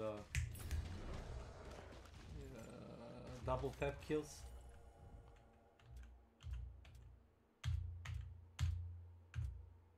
Wait, do assists still count in this game to KDA? Yeah, they do. KDA, yeah, assists. You can learn like that. I really wish that I could still see my actual KD instead of looking at, oh, it just says, oh, this is your KD. Okay, how many did I kill? Show me the fucking numbers. Why the fuck they remove that? You maybe want, like, you want the real stats. You want to know, like, grenade kills, headshots. I mean, okay, but except that, they used to just have, you know, kills, deaths, and assists. Why the fuck did you get rid of that? It doesn't make sense. Oh, because people feel bad because they suck. Do you want me oh, please, to man. explain Like, even when why? I was shit at the game, I saw, oh, I have a shit KD. It just encouraged me to play better. Like, what? I just want to get better. But it really doesn't matter. Like, Adele, don't take a shotgun and a bow. Take like a pistol with the bow. No, it's fine. It's fine. Bow can shoot like up to 50 meters. You know No, take a pistol. No, she doesn't need pistol. Any pistol. No. Just take a Pax. You don't need the fucking shotgun with the bow. The bow yes. is a shotgun. Yes. No, it's not. What? Incorrect. What, man? It's for close range. No. The bow is a medium range. It's not shotgun. Not. Shut up, Snake. It's not. How much hours do you have with bow? Like, shut up, man. How much? I'm not talking about the bow. I don't give a shit, man. Shut up. I'm telling you. What if I took crossbow? No, I mean, yeah, you can take the crossbow. You can try it. Oh Yeah. wait, not that. No, It's slow. No. It's slow. No, not that one. Not that crossbow. No, you can't Huh? do Roach double it. bows. No. You need the big crossbow, not the small one. Good luck. It's free. No, I don't buy a pistol. It's okay. We're taking I free have- pistol. I have Nagant M1895. That one's dog shit, but you can take it if I you have want. As long as you Rival have a pistol. 78 Shorty. That's a I shotgun. have Scottfield. Yeah, take that. Then I have Sparks Take that. pistol. Take the Scottfield. Springfield Bullseye. I don't. Springfield Shorty. And then I have Springfield Striker. Wait, you and can then take I have the... Adele. I have Nagant Precision and She has to be Romero trolling, right? Shorty. What? She has to be trolled. There's no way she's not. Adele, take How the am I Springfield trolling? Shorty. Take that. Just take the Springfield Shorty. Just take that. Why not? Fuck it. Springfield Shorty, where is that? Just type it. This one. Yeah, take that. Yeah, there you go. Oh yeah. So you have one bullet. You know. That's a good the loadout. thing is, if you don't hit headshot, the Springfield Shoulder will be useless, woman. You know why? Nah, Because it's the fine. one bullet Okay, I don't play this game, you fucking retard. I die every game we go in. I Adele, don't shoot my Adele, gun Adele, once. shut up. It's fine. But shut up, both of you. Stop It's with eight. your Shut up. fucking teachings when I don't play the game, you retards. Buy at least one more vitality shot. So you have two. Hello? Yeah. No, I'm doing it. This And game's garbage. you can buy what else? You can buy a choke and that's it. You can, if you want to save money that badly. How much money do you have? Yeah. 12,000. And you're saving. Yeah. For what? 12,000? Adele, you're level 80. 20 more levels and I'm- you're gonna prestige again. Yeah, and I'm gonna then save again till I get 12 again. But why? Why? So I will have money. What's wrong with you? And what's the point of having money? What are you spending it So on? I could eventually play it comfortable without worrying that I'm gonna go broke. I went from 20k to 12k without prestiging. All Okay, from and? guns. And? I don't want that. I want to have money. Why Adele, do you you don't- care, all of Adele, you? Why Adele, do you Adele, care? how I stop! do my Holy shit! Stop! economy? Stop! Listen, What? you don't need to save your money. The only point of play how I listen. want to Oh my fuck! Please listen to me for fuck's sake. The only reason why you have money is to buy shit. If you don't buy And shit I and save save money, what's the point? Because I like it. Why But you for what? care? Why do you say? I For what are you care. saving it? I wanna have a lot of money. Why you For care? what? You're gonna lose it all I wanna anyways. You be rich. prestige. And you don't gain anything from being rich. It doesn't do anything in this I game. will be able to prestige with no problem because I'm rich. You can prestige no matter what. You don't need to pay. What the fuck? Without money. You need to pay. I No. paid you don't. 6,000. No, you did not, Adele. It just No, resets your money. Yeah, it just takes away your money and everything. Yeah. It And I resets want everything. prestige. Why would you not prestige? Because it takes away my money. I need money. Yeah, and you have to spare again. Yeah, so I won't do that. Fuck the prestige. and Then why where's should I the fun? Well, how are you having fun then? How do you shoot with a bow? I don't care. Whatever. Oh no.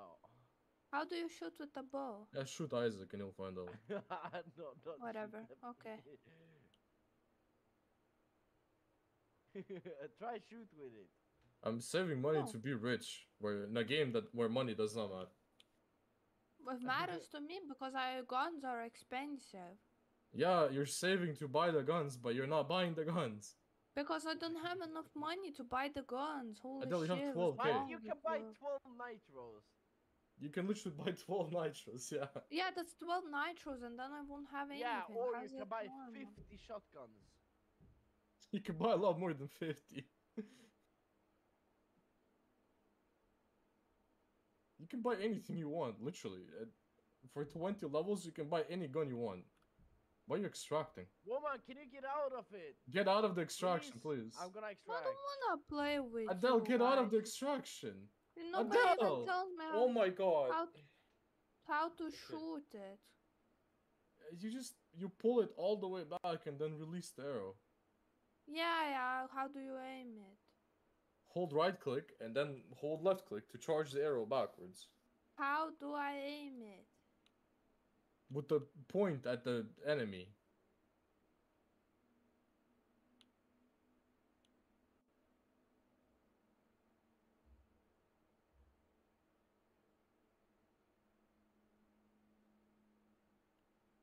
Bože dragi. I hate you. I give up, man. Yeah, Nobody- you give up nobody- because I said I will save money. Wow, you're so abused and horrible because I said I will save my money. Oh No, but my god.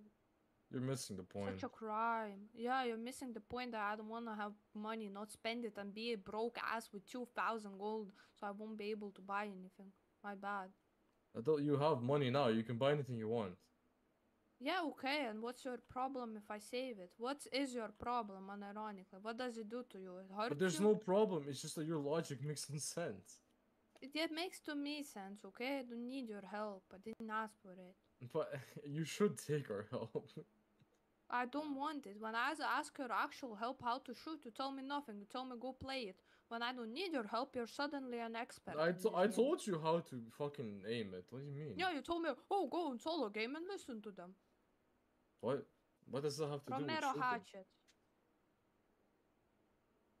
Why, Yeah, you know what you told me with why do you want to you be know cringe? what- Like, can't you just be normal? You know what you told me with shooting? You told me to go into practice mode and shoot myself. That's what you told me. What? No, I told you to shoot Isaac. No, but before you told me to go in practice mode and try out the guns because you couldn't tell me how to Yeah. shoot some of them. But how am I supposed to tell you how to shoot them? Well, it's just the same. It's the same Yeah, thing, then why except are for you shotguns. supposed to tell me how should I spend my money? But because it's logical. No, it's not. I want to No, save okay. it and I will You know how save you it. explained it? You're saving money just to have money. That's literally your reason. No, I explained it because Yeah. when I spent my money before, when I had 20k, I instantly went to 12k money. I spent 8,000 listen, on labels. and you know why I'm telling you to spend your money? Because if you want to prestige, you get free skins for prestige. I don't care about your prestige. I just wanted to play labels and I spent way too much money, so I'm saving it again to 20k and then I'm gonna spend it again. Crazy. Why is 20k the big number? You can buy it at any amount of money. Because it's my OCD and I played how I want to and I save how I want to. In WoW, in this game, in every game, it's my play style. If you don't like it, you don't have to play like me. I don't tell you anything. This is the way I want to play and I will play how I want Oh to. my god. I don't have to prestige. Yeah, have you thought buy... about your method being bad? No, it's not because I'm playing guns. I'm not playing with hands. I'm not doing anything. I'm just saving money and taking the guns from free hunters. And even so, I take like Windwall, Windfield, whatever. If you would buy a level. How about you both fuck off from me and fuck off from my dick? Fuck off. I do not care. I do not care. I play how I want to. Listen to you. Can I speak? No, I do not care. Because I don't care. I play how I want you're to. Not killing people, right? If you play with your level, maybe you would kill the people. So try buy a level and try killing. No, people because I with want to level. try different guns. I'm not Or gonna you play can Labelle spare for and you 10 can years. complain about dying. Because that's what you're doing. You're leaving and complaining about dying. I found a If you had a Centennial. level, maybe you could kill the people. No, I can't because I don't hear them. It makes no difference if I'll play with a Springfield or I'll play with a Labelle. I still won't hear the people.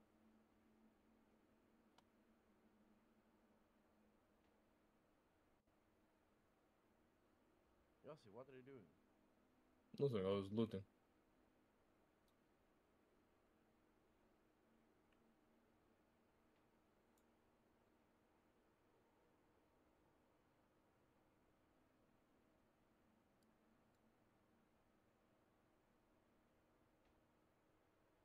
I don't know where it's okay. Just be more polite next time, maybe. I won't and I don't care. can hate me, you can block me, I don't But I care. mean, we're talking to you normally. You're the one that's getting upset. No, yeah, of course, you're so perfect and always amazing. You haven't done ever anything. I'm so evil always to you. No, but I'm just saying. Classical listening of same shit. Maybe just say it a bit nicer than how you said it. I say nicer. I wanna say money. What do you do? Both do make fun of it because oh you're so not economical. You're saving money. We're not What? making fun You're of you. just We're being just bad talking at the to you. game. What? Who does Who that? said that? That's so nonsense. We That's said none such of a that. nonsense. We're all prestige and have money. You can buy 20 nitros. Oh my god. How's that making fun of you? We're literally just stating facts. Yeah, I don't ask for your facts, did I? I play how I want. Okay. Oh my god. Talking to you sometimes. Yeah, don't talk to me. You can block me. Good luck.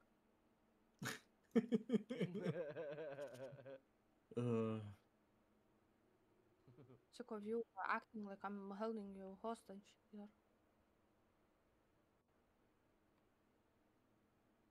Acting like what? Disgusting? That I'm holding you hostage. When did I say that? That's how you act once again. No. Joseph, come on, we're running, man. They have shotguns, probably. Man, I have a shotgun as well. I cover your face. Hurry up. Where's Adele? Adele, where are you AFK? How am I AFK? What are you doing? Looting? Well, come here then. For what? What do you mean, for what? The point of the game?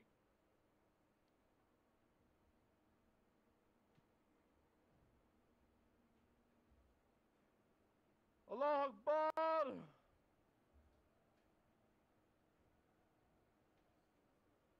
But the bounty is running. Exp Collector. Yeah, they're running. Welcome to my channel. Elijah.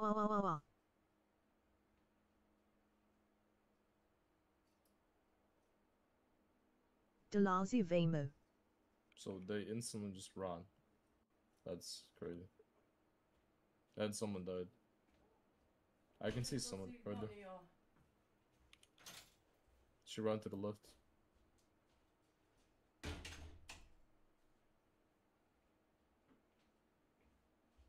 I think the bounty team might be dead. Op. Of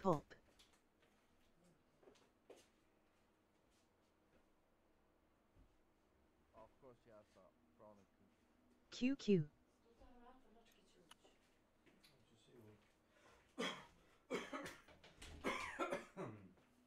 He got a chronic king. Is that the Crown King guy that I killed? Yeah. Elijah. I don't have Knuckle. Well, I do.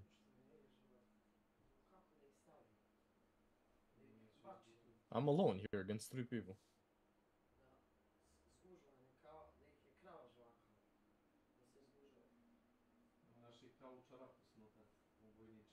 Gdzie su još dvije majice? Gdje su onih skina?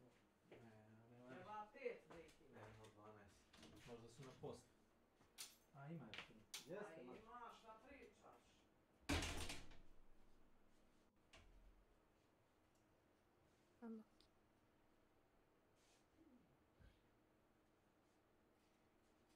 He hedged. Okay. Interesting. Of course, the one guy I got and he has a fucking chronic king. How did he even kill you with the crown? Does he have slugs or what? He headshotted me with it. With slugs? No, without. How the fuck did he kill you? Yeah, I don't know. It was just in range, probably.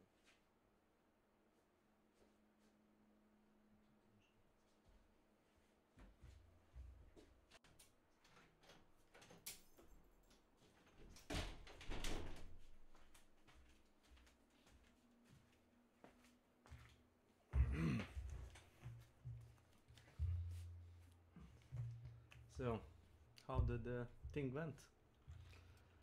I got 2 kills and I died. Isaac died instantly. Told you that. Adele made 5 kills with a crossbow, right? No, she played with the bow and died. Did she shot somebody? No. Instant headshot. I told you to smurf. I told you to smurf. You told I me don't that. have. I'm not gonna spend 30 euros on a new account. Who does that? I'm not insane. You can get a fucking Microsoft account, was it? For like dirt cheap.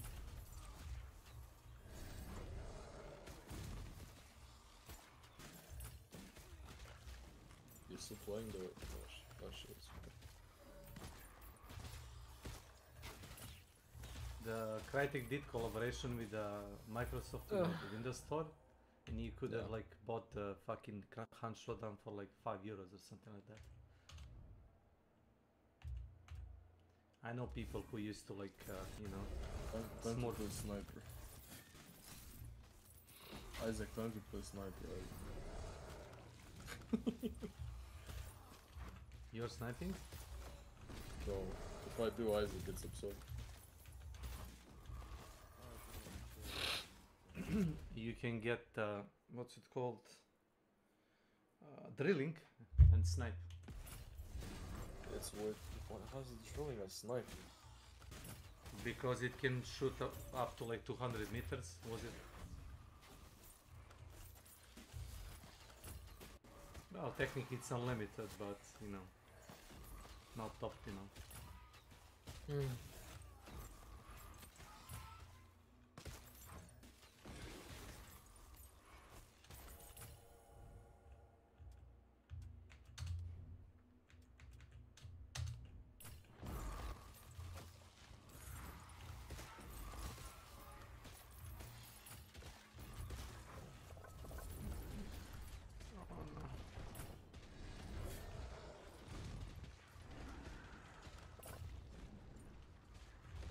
Help!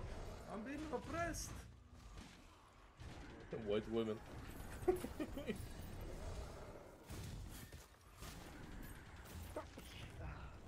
Bless ya. Vivio, as they would say in my country.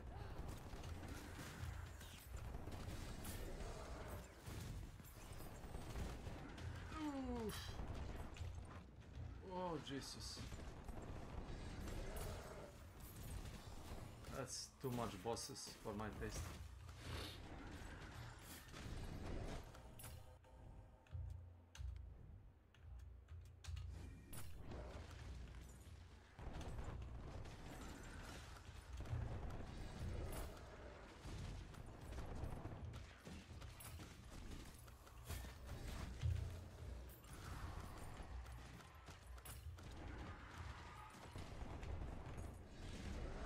What a cox.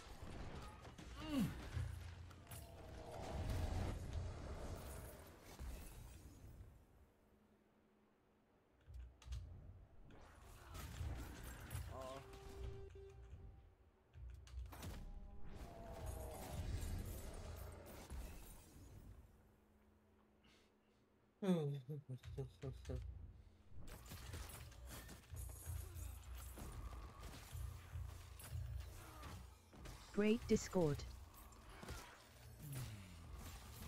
Sorry, my friend XP messaged me, but... Seriously? Yep, see you later. Šta ima Slavko? Šta se radi? 1-2. Mi smo vojska vesela.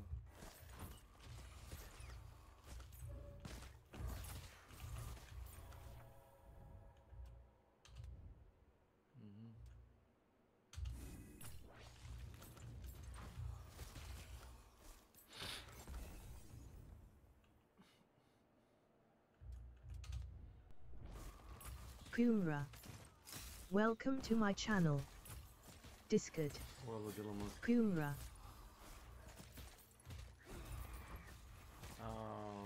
Što se čini?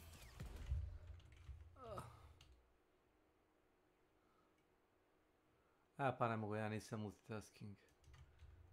XP Collector kum me zove, moram poći.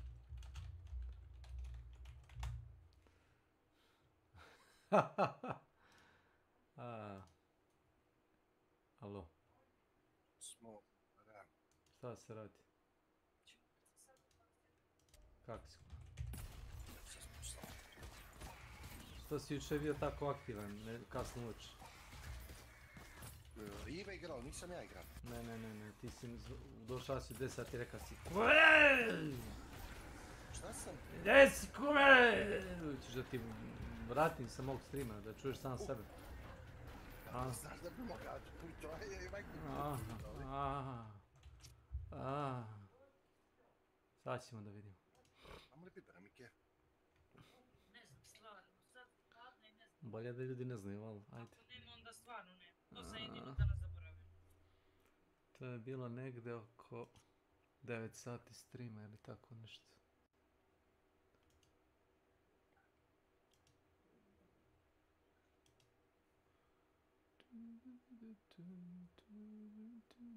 Če ti inače stoji Biblija, Mike? Sigurno i gledala sam sve. Onda si bila otvorila novu kesu za ovo. Ali sam If sigurno... only there was a way to heal other people. Ja, jes.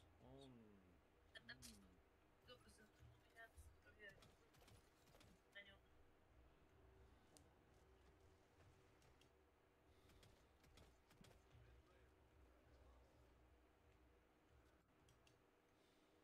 Carnage, Glogoroth enjoys. Passion, destruction, is definitely in him. And if you read it in game, Pa šta bih trebao još? Dvojku. Pre svega stalo. I sve to. Treba bi nam užičara da govori. I... I što je, nije kupi konj. I onda sam... ne. Da moraš klipati, možeš mi samo reći koji minut, pa će ovo će. Da trčkam da ga healujem, a on je da ga... Ja? Ma to je bilo sinoć. Sat, dva pred... Skrekovi flash pump je dosta zidao ako razbiju skrekovi flash pump koji ih puno puca.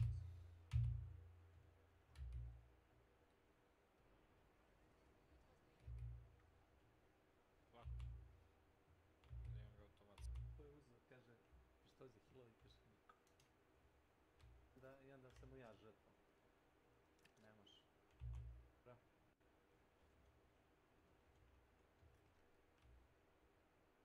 Nagasira se i onda sam mu ja žrtvom. 9 minuta 26. 9 sati 26 minuta juče. Pogledat ću. Ta ću ću naći.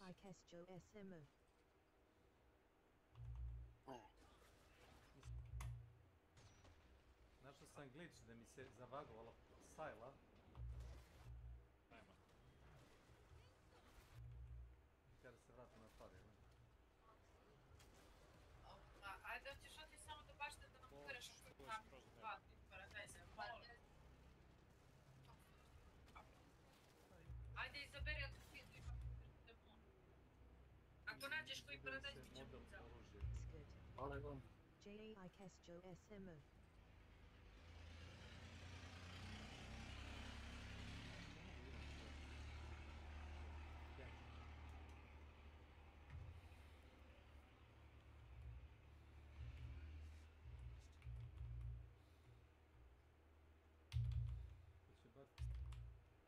A opet će druga sezona. Spreš Vik? Vik pitanje. Post zove... Nemoj da objavljuje zato što će onaj da se sladi. Baš za to. Znaš, a baš za to. I onda sam trčao sa 3, ne. Neko para da kupim ništa. Nisam ga ni pucao, samo sam healov inženjer. Unlucky. Sam umro. Ne. Nego sam morao da trčkam. Da trčkam da ga healujem, on... Ja? Nisam navikao, neđe. Da skrekovi flash razbije dosta zidova kad trčkamo kao. Baš su ter da... Ajoj.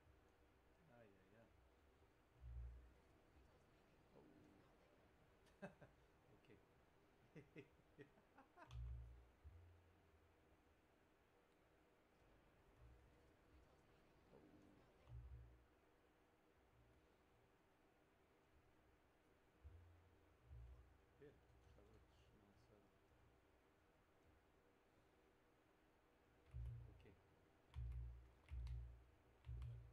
to ne moram da pitam.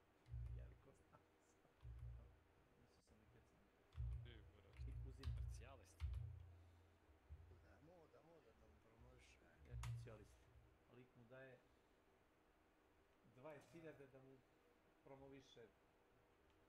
Komercijalisti, tako nešto. On. Tako nešto. Moda nam. Milan doktor je rekao za Milana. Idemo i da... Za Milana... Jes, Milana Presvetlog, jes, pravoslavno. Pa isto Joj, kume, idi spavaj, ajde. Samo malo. Šta je rekao? Samo malo. Samo malo.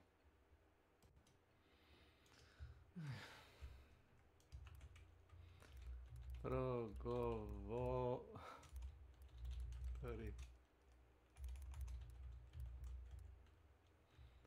Renting.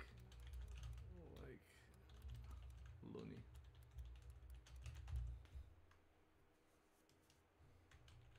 Life.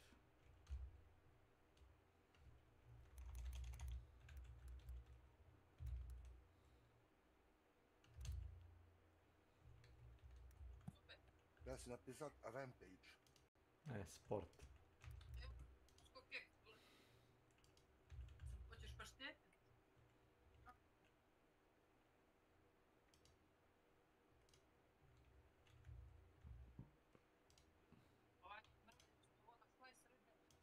Miriše, ko zove? Jao, Aco, što miriše Alpska, mogli bismo sad pojedat sendvič. To će vaš jutro ujutro, ova Ivanović koja je u Alpsku, znači da je najbolja. Ne bila si na... Malo odmor. Pokvarit ćeš oči, Dunja. Da, ono. On sad radi kao komercijalist. Si klipova, 20.000 da mu promoviše 10 sekunda. Moda nam promoše. Jes, 10 sekunda. Čekajte, malo stane, malo stane. Bio kulturan, ma da. Poslušaj sam koliko si bio kulturan.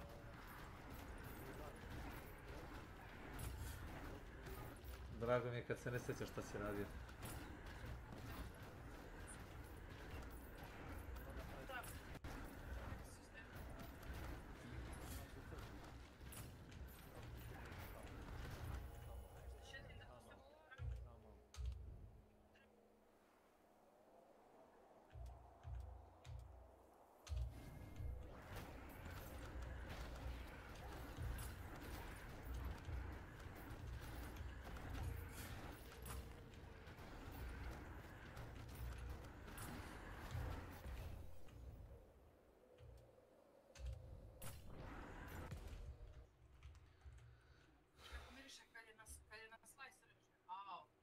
Cijela radnja tamo oko delikatese mirisala, one idu, a vidi se da su gladne, nijedna nije ručala, da je već kraj smjene, pola 3. Kako miriš? Draga radi dođicu.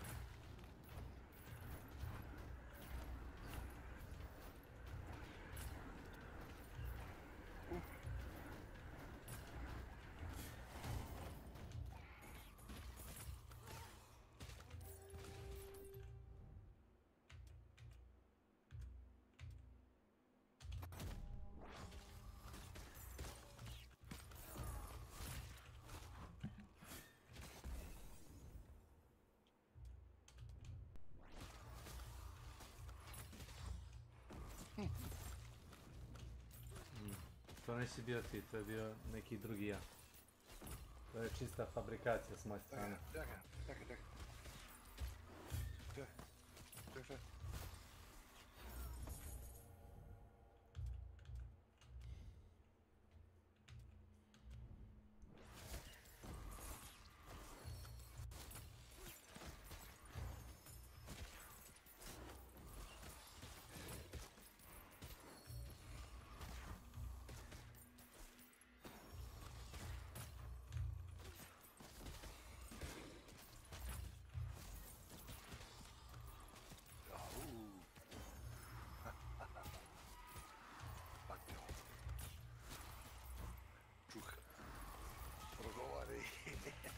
Čuo si sam sebe.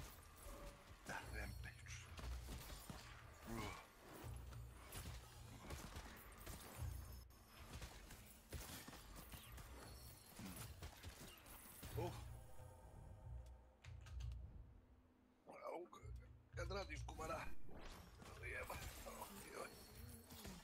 pitaš kad imam slobodno vremena. Trenutno imam slobodno vremena. Daj mi 5 minuta da završimo ovo. Lagano.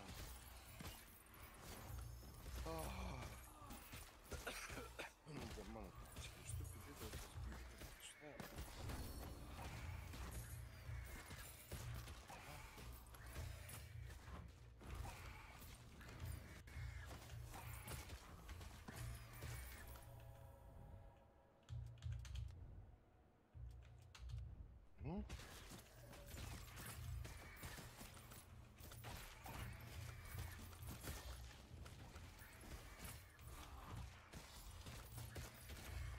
Evo, radio majke ti, pravi igru.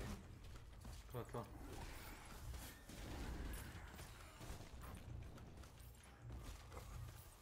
Ima tu svašta se nešto piše na Discordu, nemam pojma. Ovo si ti izbačio. Za? A ovaj lik što je ono... A nije, modovo je. Modded this zombie game to Modovo make je a lot... KF1 iz 2005. godine. Da, to ne bi ovi blokirani. Da. Mora da moduje karaktere, zato što YouTube ne monetizuje ako ima iole kao... Oni kaže da je to golotinja, ali nije to golotinja, to neđe veze nema, ajde.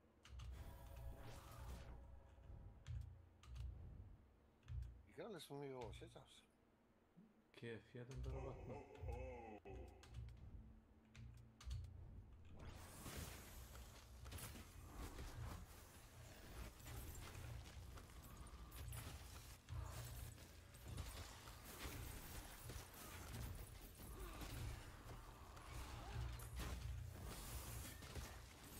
Dobar reklama.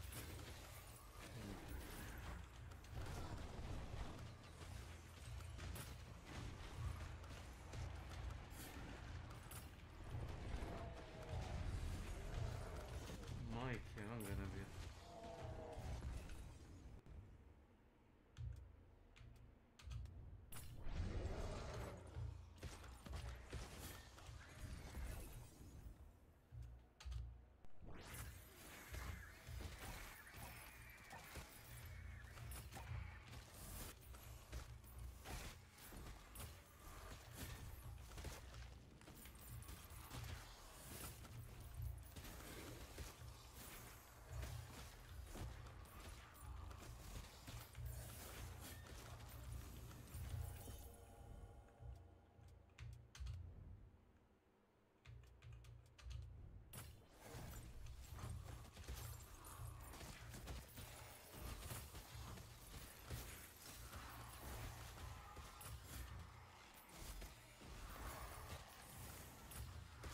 Gledam Welding Tool, sjećaš se. Šta si gledao? Sjećaš se Welding Tool, bre, onaj, za varenje. Da, aparat za varenje, da.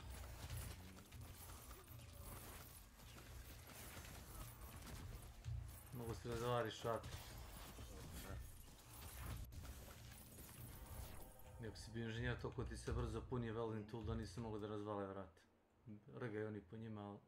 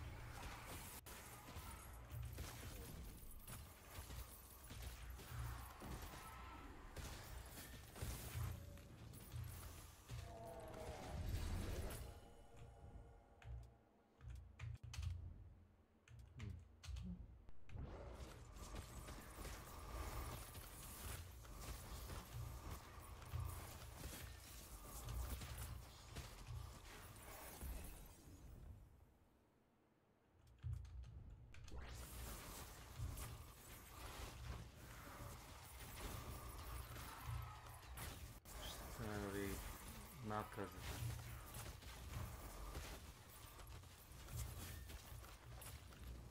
Crknite više.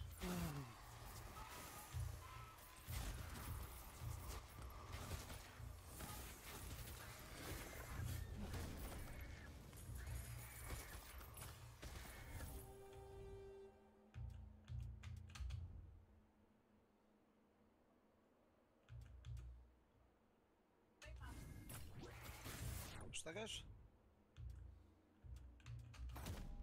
Šta? Sad čekat ću. Šta god ću?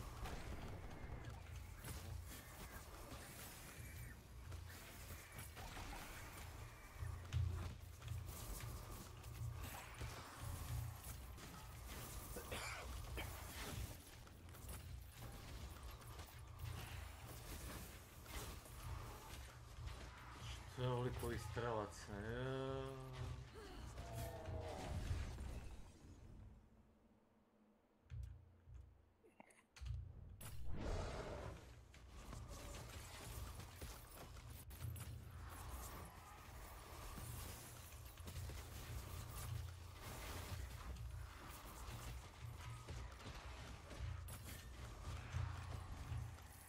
Jedi pile, brale! Pile!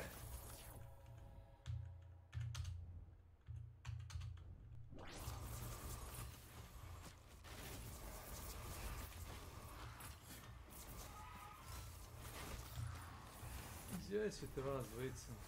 Da malo doteknu paru.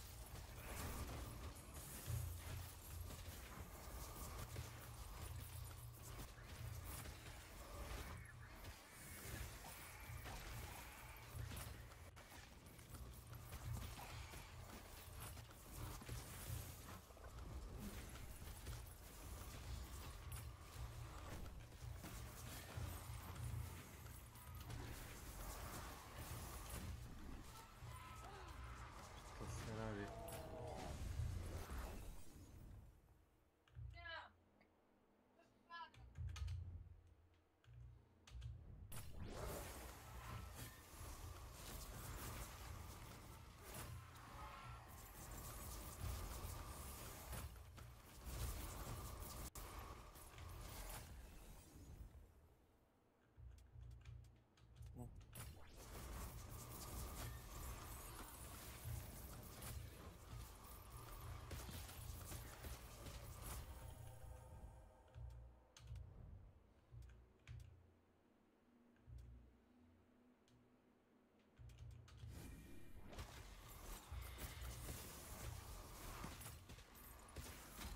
Gak til moc vid kuldans brott.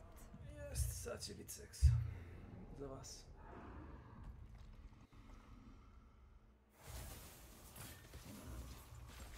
Možda si poslao.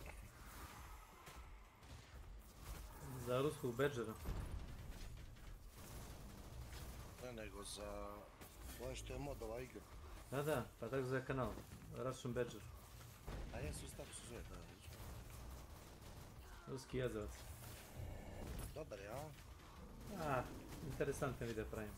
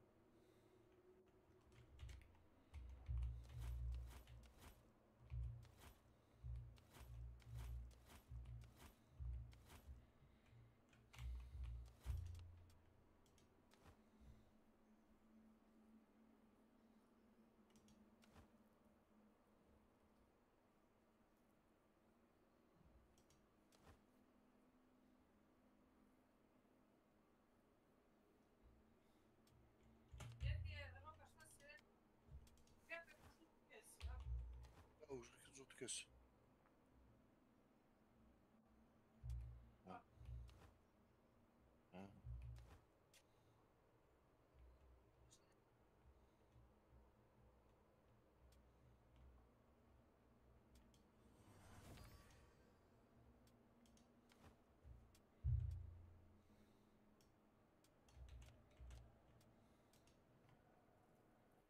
Interesantno. Aha.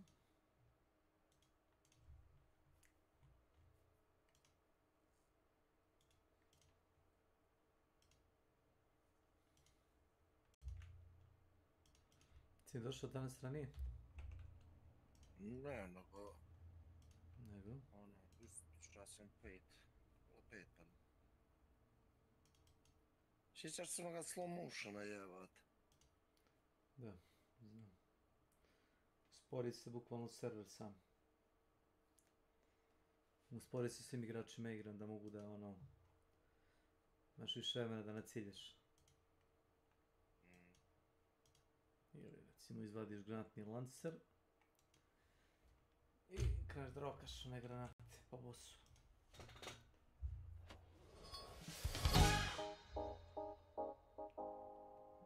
Ili ako si komando onda pucaš brže, zapravo, usporeno vremena.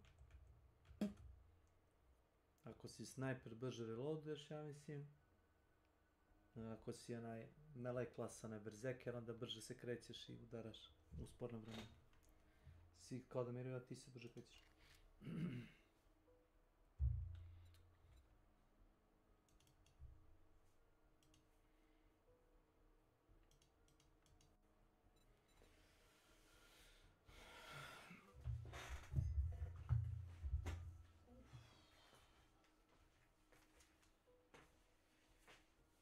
Ja sam shvatio da tebe da pogledam South Park. Da kažeš? Ja sam shvatio da tebe da pogledam South Park. Možda ako ćeš. Znaš da smo gledali prvu epizodu onoga. Da. Možda bolje šuta, jer ja ću možda da spat. I sad ćeš da spat, alajte. Pa sam mambo na kao. I sad ćeš da spat, alajte. Pa to. Ćeš da igraš sad ili šta ćeš? Pa ne mogu. Onda ništa. Znači, gledam ovo, on baš sviđa se možda ovaj malo snimak da debatujemo, nije problem. To, sviđa mi se ovaj snimak što ću poslati. Odlično. Što kaže, ako se sviđa ideja da stojite, kaže u jednu malu sobu i da držite, kaže, dva ulaza, to je to. Da. To, kaže, to vas radi. This shit hits so hard.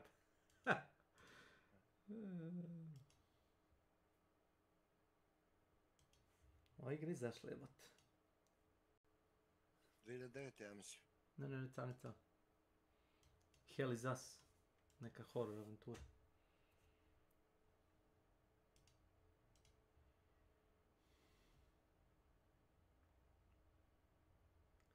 Third person action adventure combine melee combat with thrill of exploration.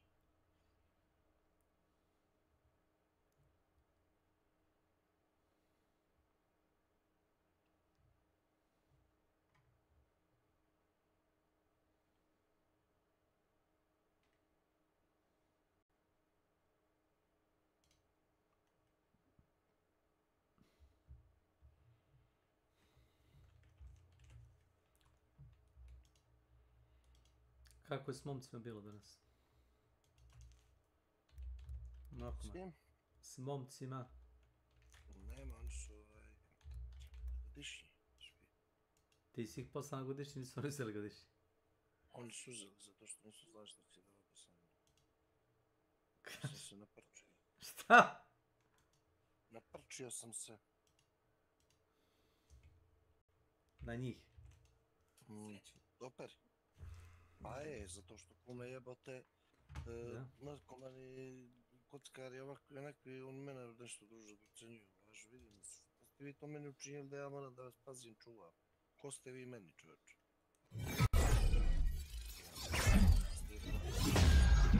Nego smo kolegi. To je to. I da će od jutra da svaki dan da rade, znači zaradit će svoj ne bi zločin.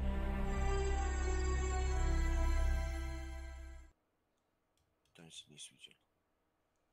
Meni se ne bi sviđalo. Šta kažeš? Ni meni se ne bi svidjelo.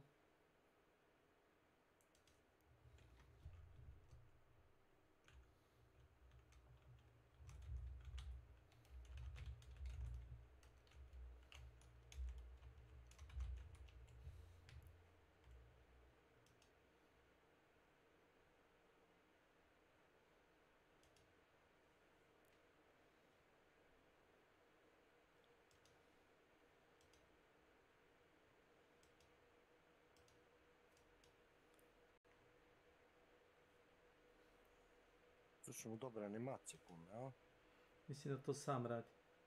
Ovaj njegov, Aha. vojnika. Pa da. A ono što vidiš, to mu je neka, čini mi se, on igra medika u ekipi, ona ženska. A ono je njegov kao karakter.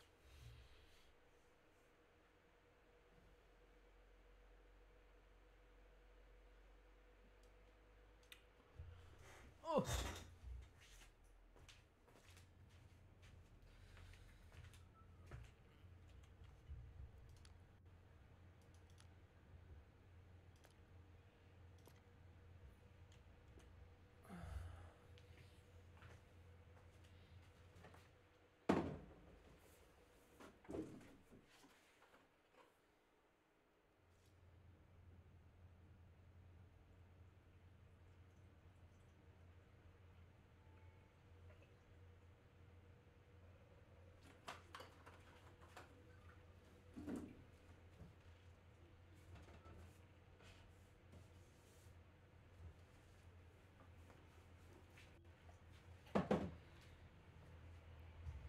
Da li je to neki Slavko Jovanović?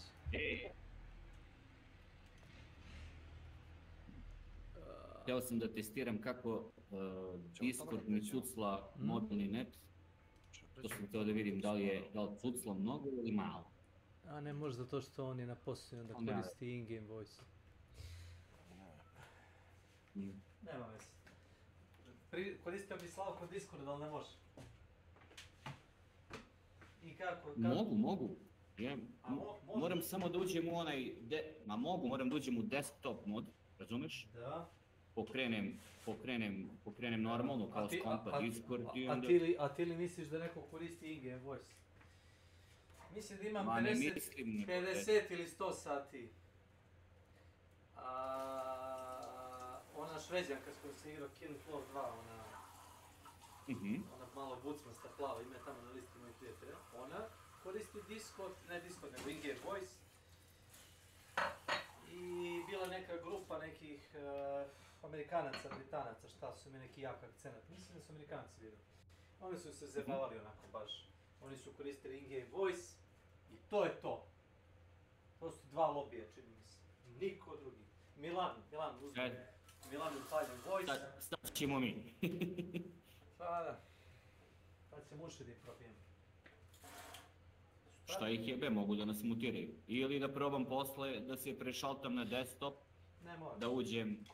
Pa to ti kažem. Koristi dok ih ne izludim. Šta da im radim, nek jedu ulogu. Ej, probao sam, brate, igre je fenomenalno. Povrti su igre poreći. Pa, koštala me 12 evra, mogu ti reći da ono isključi mozak igre. Poslao sam ti, ne znam da li si vidio na privatnu, slabo gledaš privatne poruke. Naravno. Uzeo sam je na Instant Gaming, brate, 7 koma nešto. Pa 7 evra nije puno. A tamo sam i uzeo, jebi ga, mislim 5 evrića gore dole nije malo. Pa dobro, uzeo si još jeftinije nego što bi trebalo, ali. Pa jebi ga, legit ključ, da moram. Našli smo mjesto na onome R&D lab, gdje možeš da kampuješ, znaš. Pokazao nam jedan tip. Ozbiljno? Pa da, postupaš da vidiš. Ajde. I to je Kecman bio level 2, level 3. Jel ćemo s meč ili bez? Bez. Bez zato što su malo. Rekao sam ti šta mislim. Možemo jedno da odigramo, ja i ti, a sljedeće ako hoćeš baš slobodno. Ajde. Evo sad smo bez i meč među. Prvo ti pokažem poziciju. Pa po tome što nam je onaj lik rekao meni Kecmanu, ne sponuj se sleđe. Ako tamo staneš, ponekad skreg zabaguje i skoči jedno 3 metra u vis iza tebe, ali samo se njega primijeti to radi, ostali ne idu sleđe. Malo nezgodno je, da, ali desi. Nema me ni Kecman ovdje, ma dobro, zašto pa i koji kurac pa ide me ima. Kad me vidi će da me doda. Ili Milan. Konektoći se na mene. Nemam, pa na ovom, pa to. Na mene se ljudi konektuju, nema to veze. Opusti se. Kad si spreman, kaži. Slobodno kreni.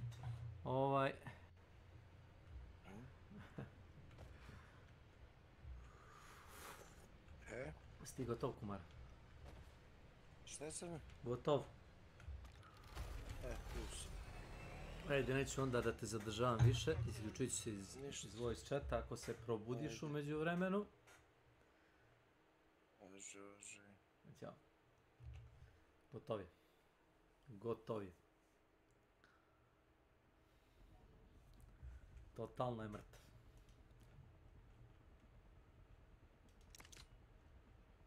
Si u igri? Aj. Slavko! Čuti, uprepao si me. Što bi? A znaš da je se dešavalo da krenemo u lobby i ništa se ne desi, sjećaš se? A da. Popravljaju izgleda oni to. Ili to mene kete što je ovaj nalog na Pakistan, pa piti kurac odakle vuče podatke, ne znam, ali ću da ga prešaltam u Srbiji. Aj za mnom da ti pokažem. Udar. Hvala mi.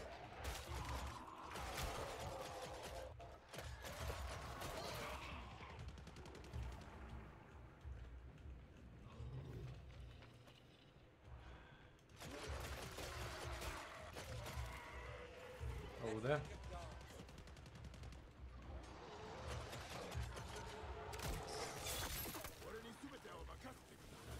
Ovdje, naći još. Ovdje. Tu? Da. Ne moraš ni da gledaš nazad. Ako čuješ motor, pokreni se. Samo ako čuješ motor. Samo gledaš sve. To je sav štos.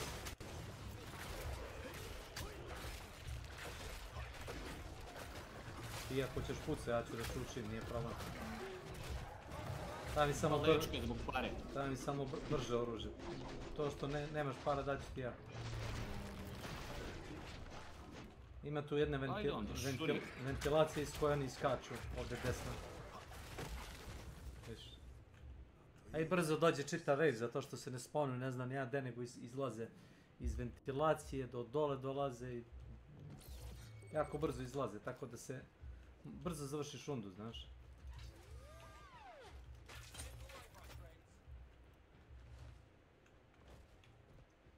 Čekaj, ne kupuj ništa. Kupim to. Pištolj. I dobiš $1000. I uzmi healing. Da kupim pištolj, ja. Jest, i ostalo uzmi što ćeš. Pa naravno, zašto te držim ovdje? Nego da budeš ambulanta.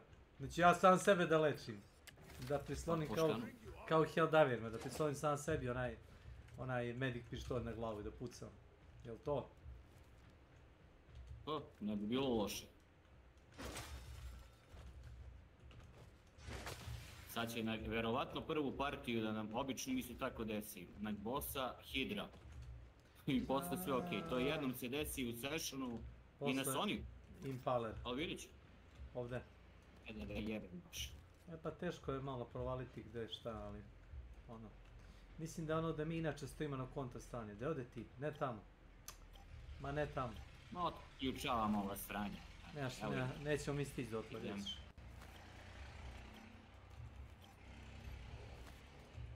Ovo ti je runda sa 150 zombija, tako nešto vidiš. A ne. Nije. Bude s 3 čovjeka, bude 150.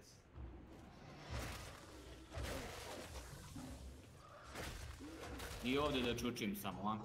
To ti, možeš ti i napred malo ako hoćeš, ali ne. Možda staneš i tu na ćošak. Ja držim desno.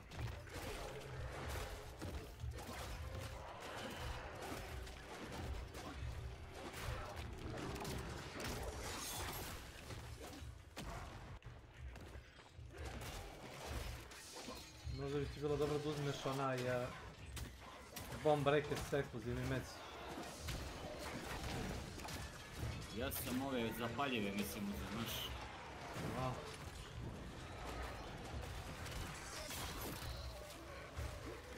Može da pazi. Može heal. Pa pucam. Dobro.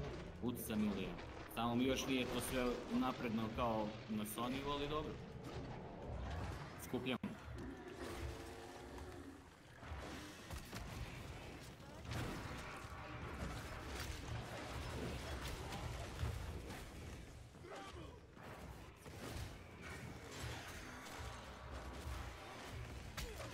Skrejkovče. O.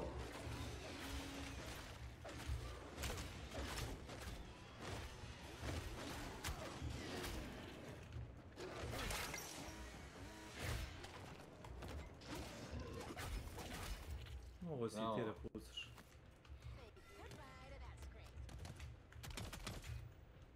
Ti si imao 343 healinga, da znaš? Pogledaj. Pa jebi ga, trudim se. Strašno.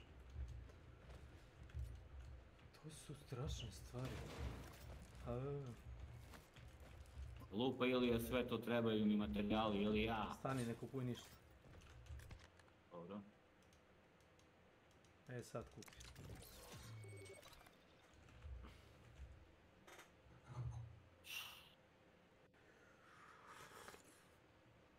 Kupi način što imaš, ne znam šta ti kažem.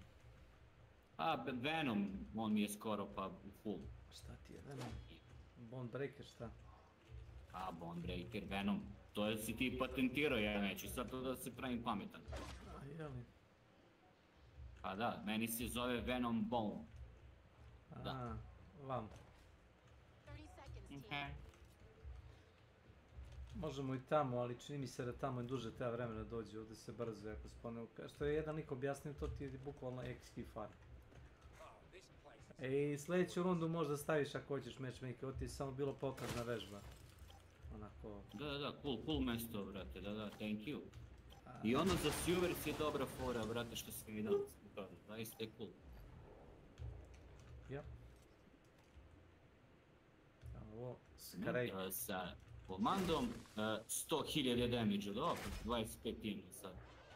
Ma, to će se napraviti. Ja sam tek sad upalio inače lampu baterijsku. Udri Helija, majku im jebem da im je krvom.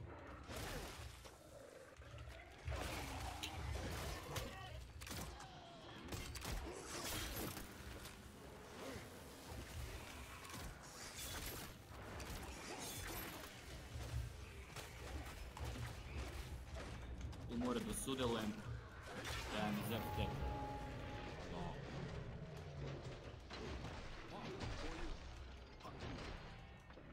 Si ga usro? Namrka.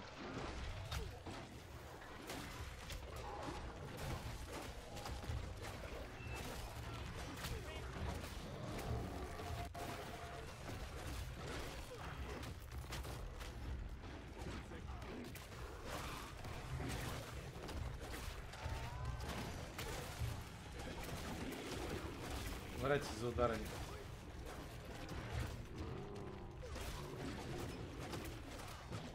Stvarno mi bre ništa ne dolazi za leđa. Samo me ovaj debeli usre se ovaj otrov. A ne vidim i zato što me nekad udare. Umro se. To te healim. Usro me, usro.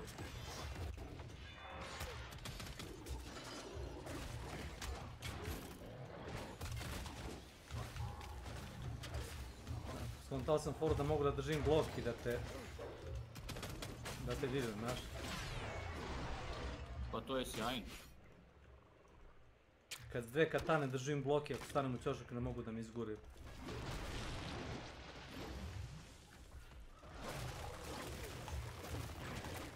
Više moram da budem brz da ne bi boss uradio onu animaciju. Hvala. Malo da kiselina i jebe kevu. A ova kiselina ošteći bossa, znaš.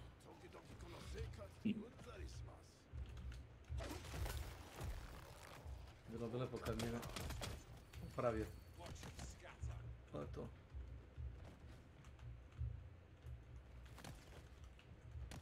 To, pare da nosi isto.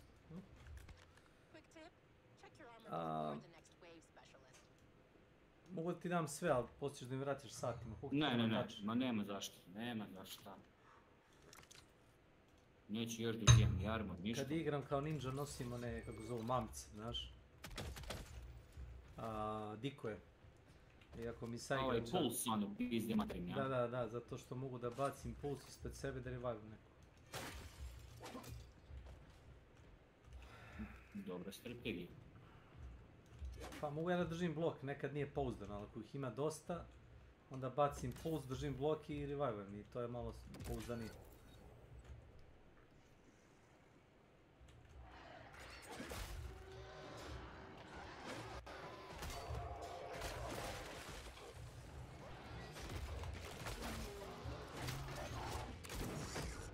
Pa nećete ga majici.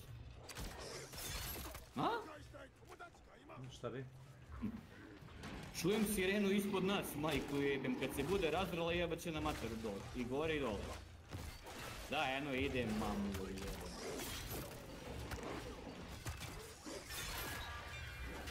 To.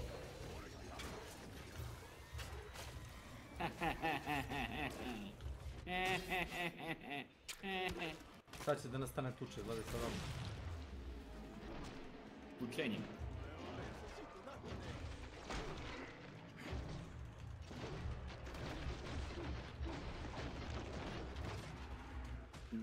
Tomica uzeo Legion Go.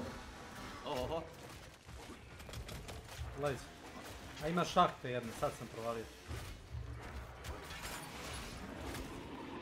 Ova šahta ima.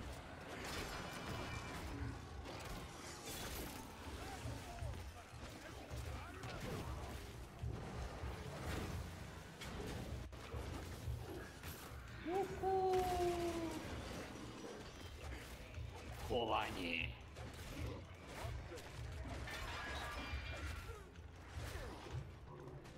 Do iza mene došao jedan, mali do duše.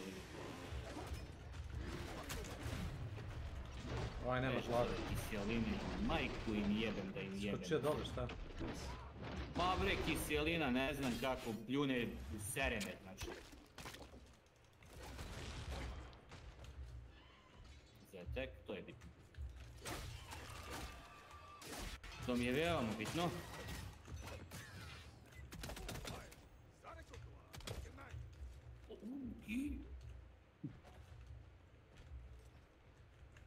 Eto, sad si bio bolji. S boljim oružjem. Kaže mi Kecman, nemam čime da igram kao snajper, rekao igraj sa vulkanom. On kaže nemam snajpersko oružje, rekao boli me briga. Ko imaš ostalo oružje unapređenje. Ja nemam, ovdje nemam skoro ništa, imam bomb breaker. I nije full unapređen, imam ovaj, pa copy-pastim sa Sony-a, brate, šematik, ništa više. Dovoljno. Ali ni tamo nemam nešto, imam 3-4 oružja, brate, i to je to. Ali dobro, za sad mi je okej. Kupi još jedno oružje, hoćeš. Neću, ima još jedan way do bossa. Da ne uzimam armor, misliš, a? Pa unapredi ako hoćeš, tebi će više značiti nego meni. Imam 150 sa health, čovječe. Pa vidim. Vidi se po meni. Ajde, za sad samo jedan. Za sad samo jedan ću jednom da ga unapredim, nešto više, pa ću vidim posle kakva je situacija. Ajmo.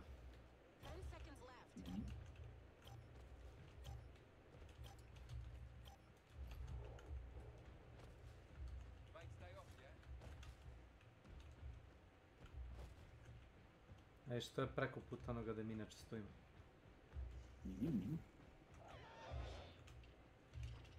Čovječe Boži, znači, igrao sam onu igru, kažem ti malo, sat i po vremena mi ode, kao da sam uključio pre 5 minuta. Mnogo dobra forma. Pa volim ja tako igru.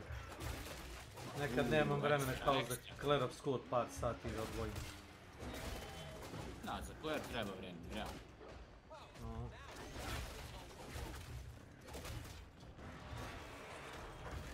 Gle, iza leđa mi dolaze mliku i mi jebem krvom. To mi kilo. Više.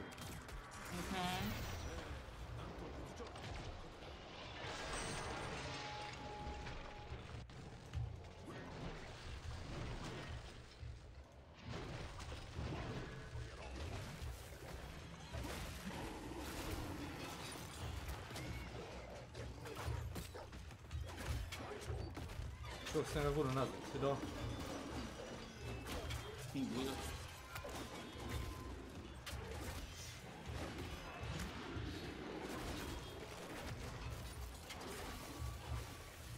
Ovdje izlaze jebote iz ove šakte malo.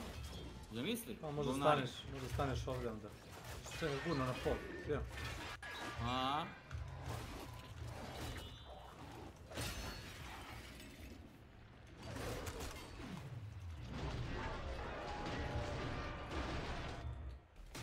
Dupe te jebem Ilija, srasi mi pokrao. Pa stojim ispred njega i bijem ga, ne znam šta hoćeš od mene. Šta kažeš, hoćeš pare, hoćeš egzekuciju. Ne može, brate. Ne može i egzekucija i pare. Bravo. Sad ide boss već. A ima i za bossa dobra taktika, ali za Himeru ne radi. Stojim ispred bossa i samo ga guram nazad. Glupo do jaja, radi na neke bosse, na neke ne radi. Ajkulu mogu tako da ubijem. Ubio sam i jedan sa dvije katane. Stojim do zida i samo je guram nazad i bije. I ono, jednu ajkulu. Više njih malo teže, ali jednu mogu. Gdje ovo je gore? Imamo zipove, ja sam stavio. Ma vidi.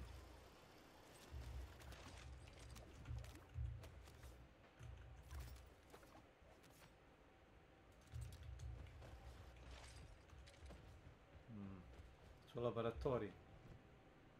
Jeli? Dexterovi laboratoriji.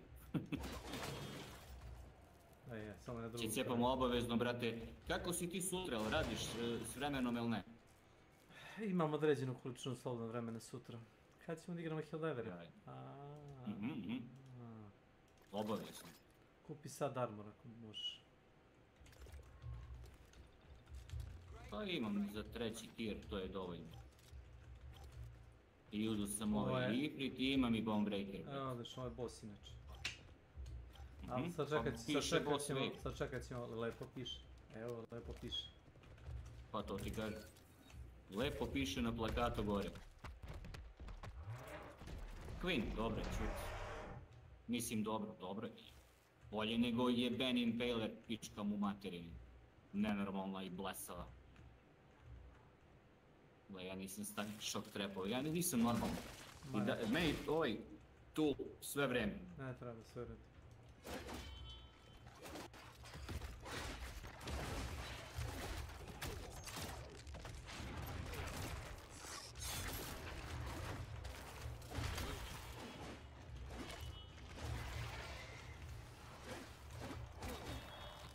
Jao jebem ti.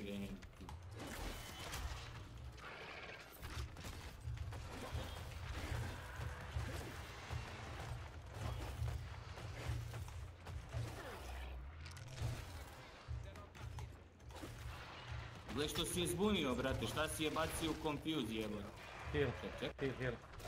Vidim dok promenim dva oružija, brate.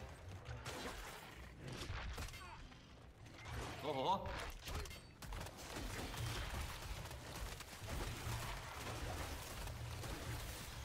Dream Reg. Welcome to my channel.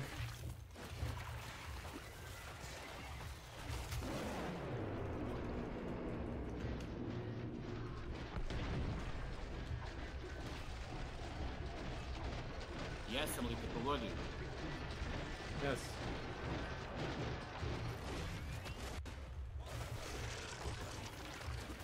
Pazi sad. Sada padim, beži nazad.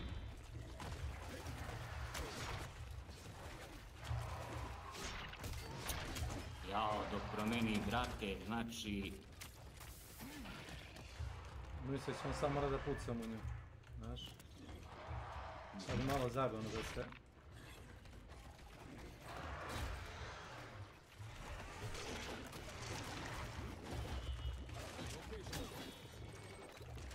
O, usreću, ne. Ne mogu i tebe i mene, ne vredi, ne mogu da se... Evo, će mu biti. A jebem ti mater. Ovi mali me Da. na klopa i Ne, oni mali su te ubili, znaš.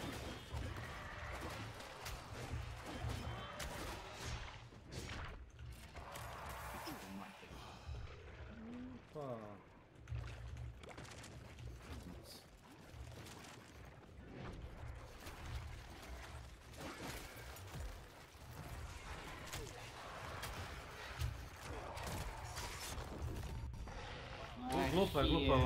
Glupavo je svira. Imao sam 80 ili 100 HP-a, znači 2 put me udarilo u sekundi. Tap. A teo sam probati na pušku, teo sam da je nabiju zid, da je pucam, ali ono... Ništa strašno. Sad uključi botove. Da uključim botove, a? Da, stranački botove. Sve nas je dobio experience. Ne, vrati nas u štab, pa uključi... Da, pojačanje, ajde da kažemo tako, nećemo reći su bote. Ma kako crno pojačanje, daće Bog da nam padne pojačanje, ali teško.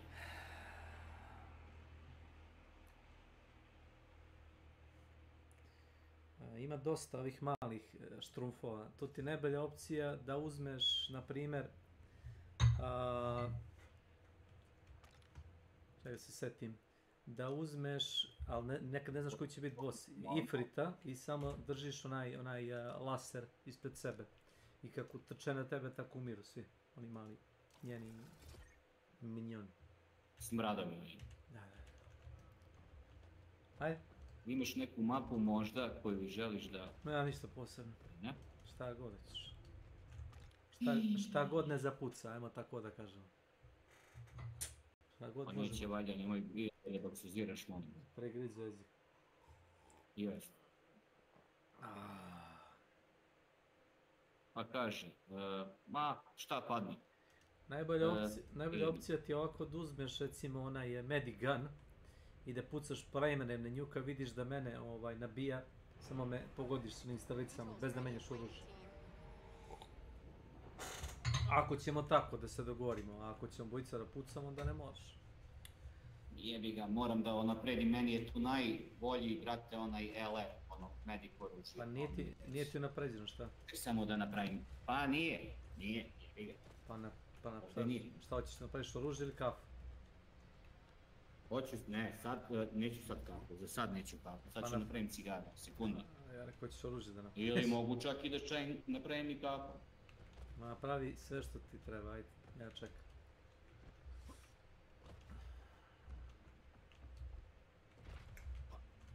Stavim samo vodu da se malo vrve.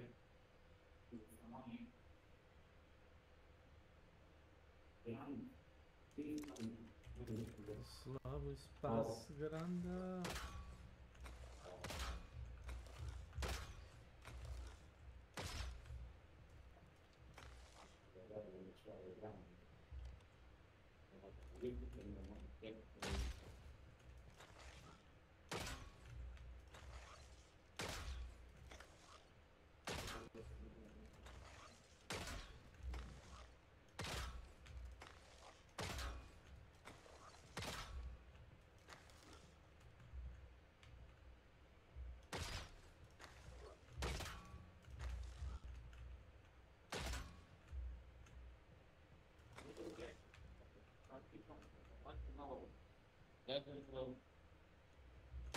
Ili je u pogubljenom stanju, da ne kažem goti i ostalo.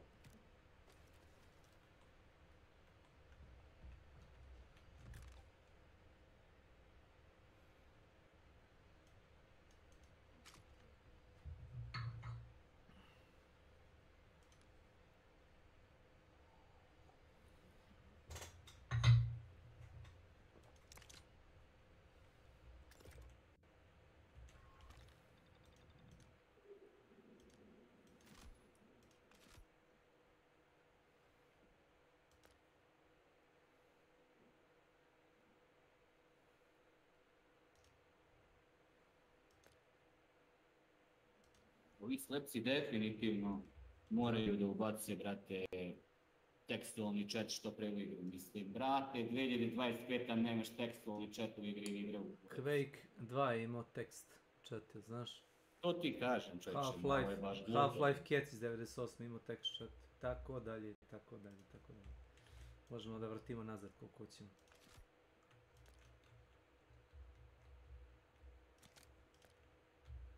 Sad ćemo li Lajđa još malo samo vodicu da se sagreje. Dobro, i startujemo. To tebe ne treba toliko resekirati, ti svejedno koristiš, jeli? Koje? Šta? Ti svejedno koristiš Voice. Dobro, ne voice, nego... Ti svejedno koristiš, nisi reći kontroler, nego... Discord. Ne Discord, za Boga. Što me zbunjuješ? Šta si zabao, čovječe? Ne treba mi tekst, kontroler. Jer ja svejedno koristim... Kontroler. Pa sad sam preko slušalica s tim. Neki maršalan sam stavio. Audio oblično. Odrke. Bluetoothke. I dobro su u pičku materiju. Gdje si iskupao onu igru jebote? Dobra je, stvarno je dobra igra. Znam da je dobro. Zato sam i igrao, zato što je dobro.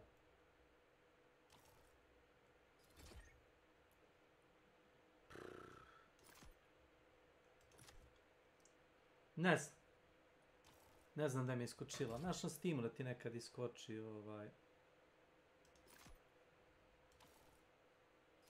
to i to je na rasprede ili tamo vamo, znaš.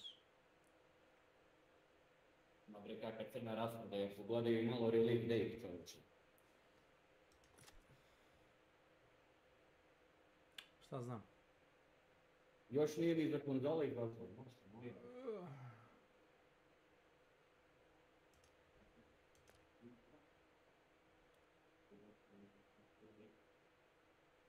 Mada te su igre ipak, brate, ovako, za ovako portablu varijantu.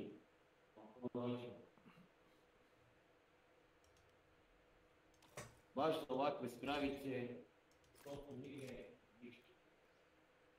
Mislim, grafički izgleda jako lepo. Ima i meni na PC-u.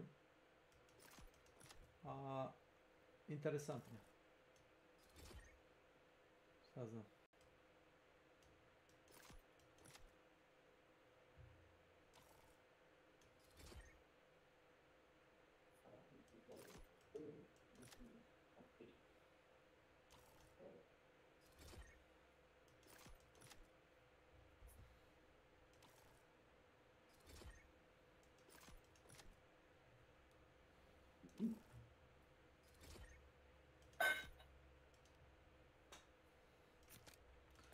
Da piju, pušu i drogiraju se. Pa gdje ga klumara? Šta radi on? Gotovi, umre. Vi samo 7 days to die cepate, no? Pa, to mu je interesantno, šta znam, to ga pušta. Odu.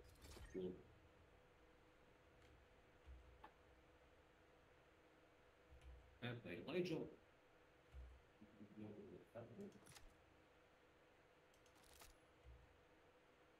Neke sada moj Milan da ovo odradimo vikli u dupe ga jebem doktorskom. Doktor Milanče. Nije loš lik.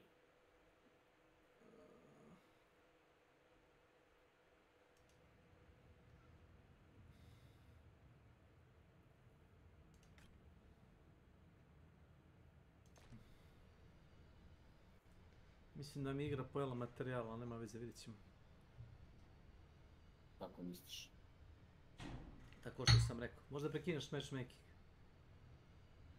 Ne mogu samo da izađem exit to title. Exit to title, odmah. Moram da provjerim. Imao sam dva onoga ajkora kad sam razbio neki... Gledao sam neki SMG dok sam te čekao. Pa sam umenjao, ne znam, delove, pravio sam... Imam dosta onoga... Imaš onaj grey matter i ne znam nija, toxic waste. Bla bla bla.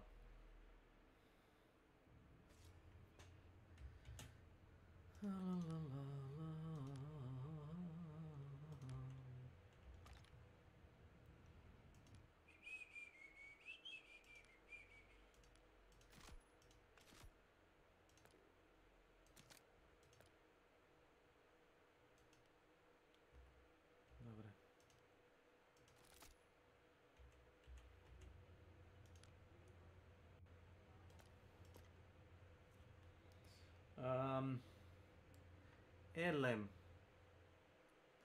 LM cigaret. Kad dismentluješ stvari koje su ti ono nepotrebne, jeli? Ako sam Ako sam u drugom lobiju, kao kod tebe, i krenuo sam bio da sastavim ne znam, napravio sam drugačiju malo municiju. Mislim, isti tip, samo ova ima, ne znam, stumble, ili ti ima šansu da mu ti ne prete. Ne znam, onda magazin isto ima šansu da zatruje. Receiver ima šansu da zatruje. I tako dalje.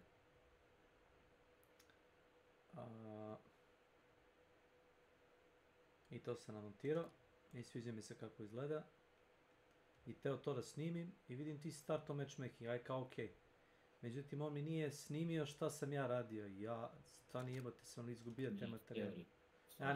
Nisam, nego nije update-ovo kako treba sa serverom, znaš. Nije sve u redu. Sad možeš da startaš, izvoli. Menio sam komponente za ovaj Medic SMG, znaš. Meni trebaju pun kurac komponenti, ali dobro, polako. Joj, šta će nam doneti ovi stranački botovi? Pa jebi ga, vidjet ćemo, kako bude. Jesi ti izabrao mapu ili sam izabrao mapu? Eni si stavio, pa gdje padnem. Poslije ćemo da izaberem, posle meča, brate, će da izaberem. A dosta ljudi ne nastavi da igra, znaš, to si primetio. Nego završe meč i samo eskivire. Hello!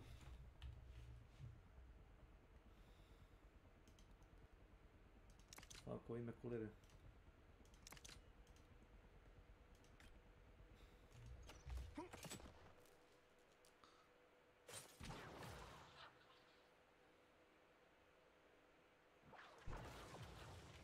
Just have to reload.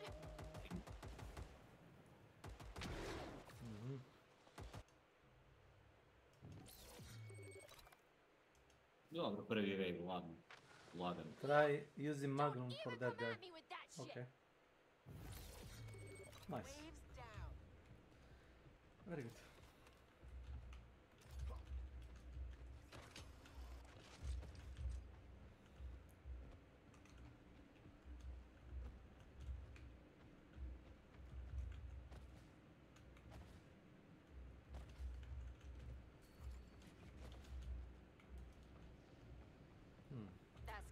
Da, znaš šta Ne je sad... kapiram, brate, niko ne koristi jebeni voice chat. Kurac.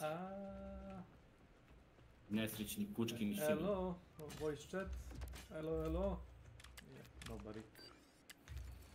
Nobody. Vidiš, ste napravili. Imaš tos za alat, znaš, ako uđeš u drugu rundu. Prvo odeš po mapi, se rastrčiš i potvaraš sve ovo. Onda odeš u shop i dobiješ 3 nova. Za par. Nije seri? Tako radi, da.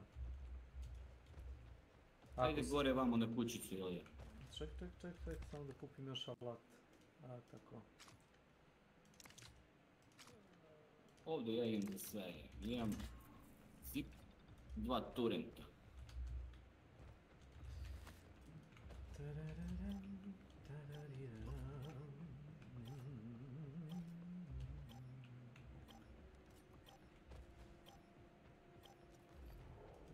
Sports, that jingle. That's all, team. As I go right merrily along. Jao, krv ti jebem, nisam uzeo medigun. Jebo me konj. Nema veze. Ali što ti sekiraš? Niko nikad ne uzima medigun, guys. Right.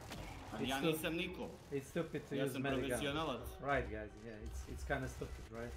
Waste of money.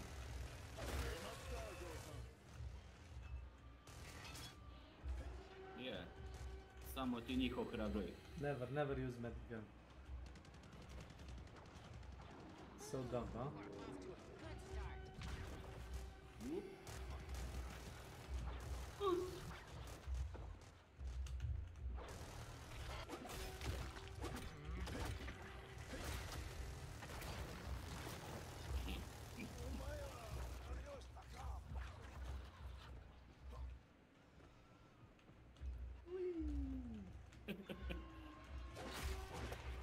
A šta će?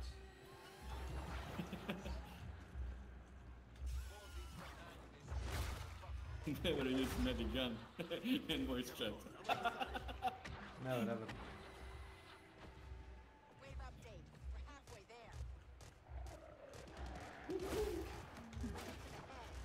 That's it. How?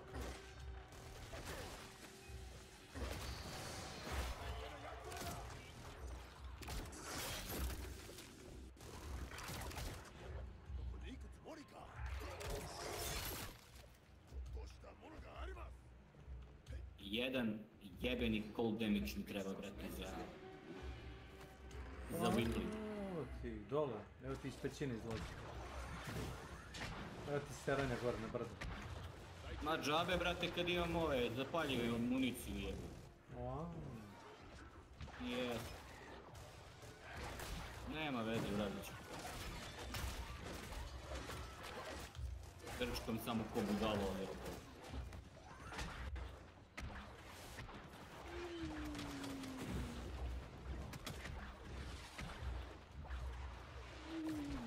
Bombarding. Odozgore nas ovaj peder gore gađa, mamu mu jebem, evo ga. Attack! Steronja, jebem ga, usta ga jebem. Never heal your teammates, that's so dumb. So dumb. Waste of money. Behind you.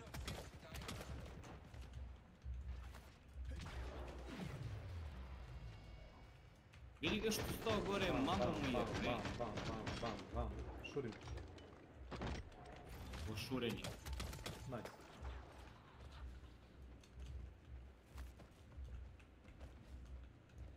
Where is the shop?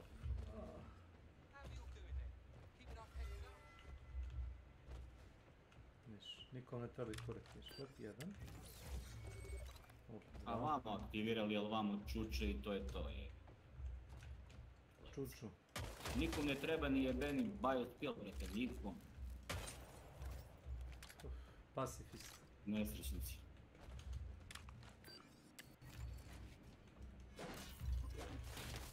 Sad mora da uzem jebeni medigun, tako ili joj jeste. Lepo bi bilo.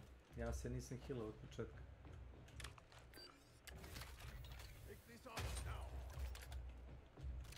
Da li imaš neki dinar da mi daš, čovječ? Imam mnogo para. Daj mi 1000, bar. Dobit ćeš. 1100. 1100, ajde, daću ti toliko treba precizno. 1100 otprilike. Dobro. Ondak. Evo, ovo je nekako... Hvala. Tako, nema ništa. Thanks. Thank you. Thanks. Vidi niko nije otvorio. Oh my god. Ne, pa to je bacanje, brate, multitulacija, normalno. Vidi i ovo.